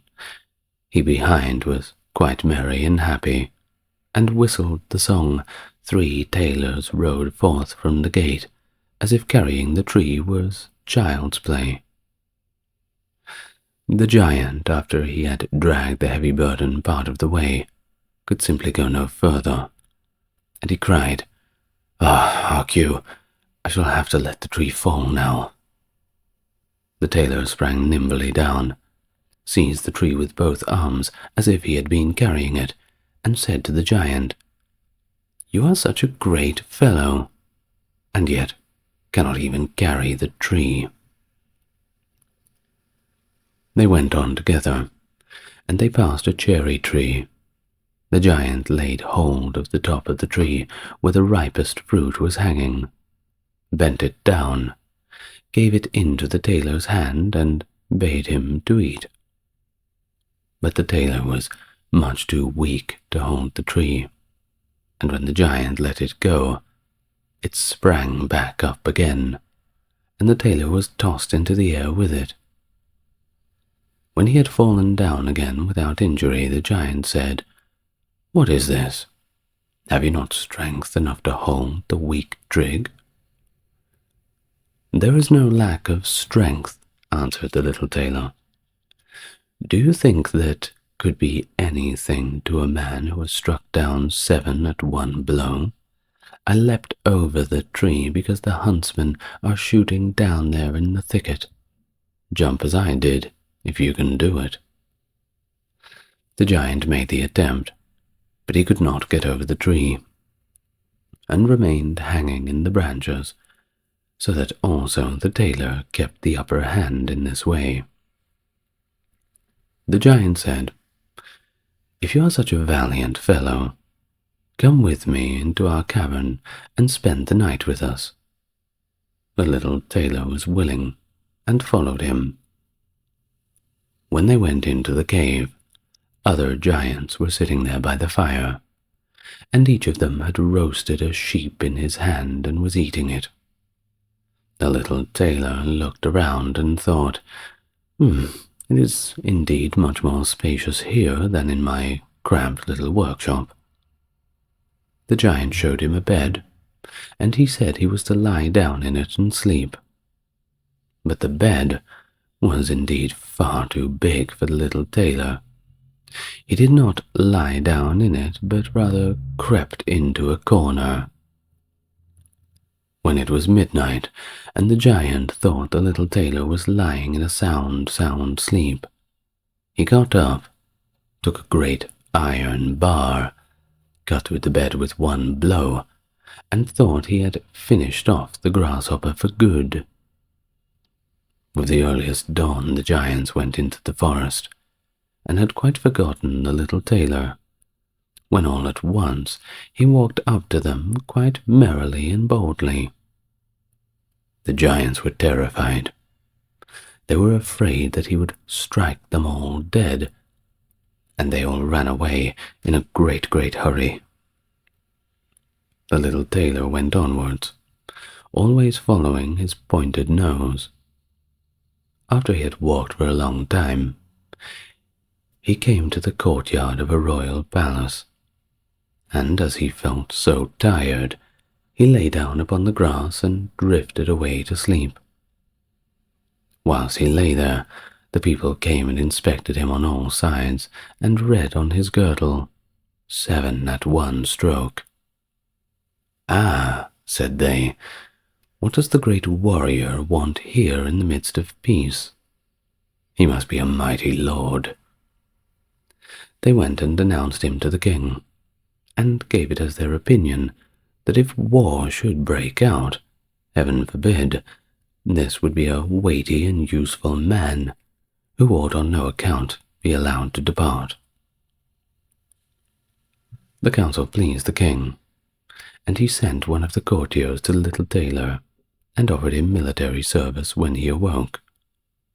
The ambassador remained standing by the sleeper, waited until he stretched his limbs, and opened his eyes, and then conveyed to him his proposal. "For this very reason I have come here," the tailor replied. "I am quite ready to enter the king's service." He was therefore honorably received, and a special dwelling was assigned to him. The soldiers, however, were set against the little tailor, and wished him 1,000 miles away. "What is to be the end of this?" they said among themselves. "If we quarrel with him, and if he strikes about him, 7 of us will fall at every blow. Not one of us can stand against him." They came therefore to a decision, betook themselves in a body to the king, and begged for their dismissal. "We are not prepared," they said, "to stay with a man who kills 7 at one stroke." The king was sorry that for the sake of one he should lose all of his faithful servants, and he wished he had never set eyes upon the tailor, and would willingly have been rid of him again. But he did not venture to give him his dismissal, for he dreaded lest he should strike him and all his people dead, and place himself as the new king on the throne. He thought about it for a good time, and at last he found good counsel. He sent to the little tailor, and caused him to be informed that he was a great warrior, and he had one request to make of him. In a forest of his country lived 2 giants, both of which caused great mischief with their robbing, murdering, ravaging, and burning, and no one could approach them without putting himself in danger of death. If the tailor conquered and killed these 2 giants, he would give him his only daughter to wed, and half of his kingdom as a dowry. Likewise, 100 horsemen should go with him to assist. "That would indeed be a fine thing for a man like me," thought the little tailor. "One is not offered a beautiful princess, and half a kingdom every day of one's life." "Oh yes," he replied, "I will soon subdue the giants, and do not require the help of 100 horsemen to do it. He who can hit 7 with one blow has no need to be afraid of 2. And thus the little tailor went forth, and the 100 horsemen followed him. But when he came to the outskirts of the forest, he said to his followers, "You just stay waiting here. I alone will finish off the giants." Then he bounded into the forest, and looked about right and left. After a while, he saw them both. They lay sleeping under a tree, and snored so that the branches waved up and the branches waved down and to and fro and left and right. The little tailor, not idle, gathered 2 pocketsfuls of stones, and with these he climbed up the tree. When he was halfway up, he slipped down by a branch, until he sat just above the sleeping giants, and then let one stone after another fall upon the breast of them. For a long time the giant felt nothing, but at last he awoke, pushed his friend, and said, "Why are you knocking me?" "You must be dreaming," said the other. "I am not knocking you at all." They laid themselves down to sleep again, and then the tailor threw a stone down at the second. "What is the meaning of this?" cried the other. "Why are you pelting me?" "I am not pelting you," answered the first, growling in anger. They argued about it for quite some time, but as they were weary, they finally let the matter rest, and their eyes closed once more. The little tailor began his game again, picked out the biggest of the stones, and threw it with all of his might upon the breast of the first giant. "That is too much," cried he, and sprung up like a madman, and pushed his companion against the tree until it shook. The other paid him back in the same coin, and they got into such a rage that they tore up trees and belaboured each other so long that at last they both fell down dead on the ground at the same time. Then the little tailor leapt down. "It is a lucky thing," said he, "that they did not tear up the tree on which I was sitting, or I shall have had to sprint on to another like a squirrel. But you know, we tailors are ever so nimble." He drew out his sword and gave each of them a couple of thrusts in the chest, and then he went out to the horsemen and said, "The work is done. I have finished both of them off. But I must say it was a bit of hard work." They tore up the trees in their sore need and defended themselves with them. But of course, all that is to no purpose when a man like myself comes along, who can kill 7 with 1 blow. "But, tailor, are you not wounded at all?" asked the horseman. "You needn't concern yourself about that," said the tailor. "They have not bent a single hair of mine." But the horseman would not believe him, and rode into the forest. There they found the giants swimming in their blood, and all around lay the torn and mangled branches of the trees. The little tailor demanded of the king the promised reward. He, however, repented of his promise, and again thought himself how he could get rid of this gallant hero. "Before you receive my daughter and half of the kingdom," said the king, "you must perform one last heroic deed. In the forest roams a unicorn, which does great harm. You must catch it first. I fear 1 unicorn, still less than 2 giants. 7 at 1 blow is my kind of affair." He took a rope and an axe with him, and went forth into the forest, and again bade those who were sent with him to wait outside. He had not long to seek. The unicorn soon came towards him, and rushed directly upon the tailor, as if it would gore him with its horn without more ado. "Softly, softly, it can't be done as quickly as that," said he, and stood still and waited until the animal was quite close, and then sprang nimbly behind a tree. The unicorn ran against the tree with all of its strength, and stuck its horn so fast in the trunk that it had not the strength enough to draw it out again, and thus it was caught. "Now, I have got the bird," said the tailor, and came out from behind the tree and put the rope around its neck, and then with his axe he hewed the horn out of the tree, and when all was ready he led the beast away and took it to the king. But the king would still not give him the promised reward, and made a 3rd demand. Before the wedding, the tailor was to catch him a wild boar that made a great havoc in the forest, and the huntsmen should give their help. "Willingly," said the tailor. "This is nothing. Child's play, in fact."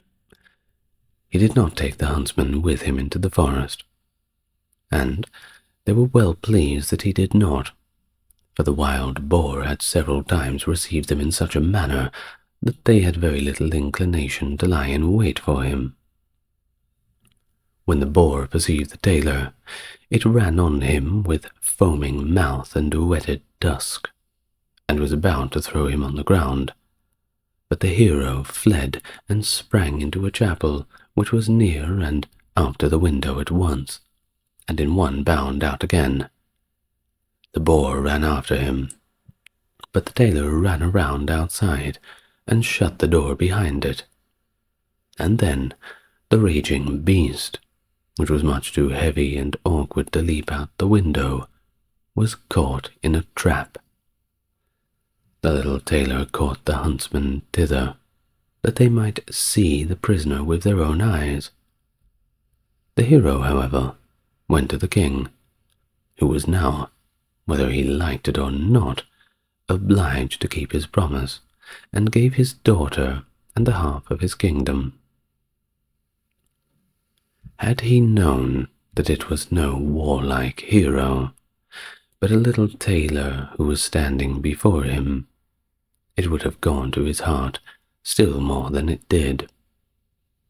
The wedding was held with great magnificence and small joy, and out of a tailor a king was made. After some time, the queen heard her husband say in his dreams at night, "Boy, make me the doublet, and patch the pantaloons, or else I will wrap the yard measure over your ears." And then she had discovered in what state of life the young lord had been born. The next morning she complained of the wrongs to her father, and begged him to help her get rid of her husband, who was nothing else but a tailor.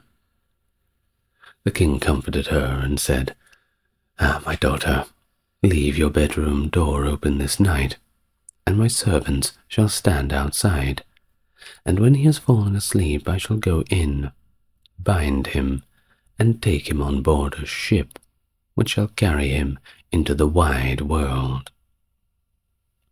The woman was satisfied with this, but the king's armor-bearer, who heard all, was friendly with the young lord, and informed him of the whole plot. The little tailor was not impressed, and he said, "I'll put a screw into that business." At night he went to bed with his wife at the usual time, and when she thought that he had fallen asleep, she got up, opened the door, and lay down again. The little tailor, who was only pretending to be asleep, began to cry out in a clear voice, "Boy, make me the doublet and patch me the pantaloons, or I will wrap the yard measure over your ears. I smote 7 at one blow. I killed 2 giants. I brought away 1 unicorn. I caught a wild boar. And am I to fear those who are standing outside my room?" And when these men heard the tailor speaking thus, they were overcome by a great dread, and ran as if the wild huntsmen were behind them, and none of them would venture anything further against him. So the little tailor was, and remained, a king to the very end of his days.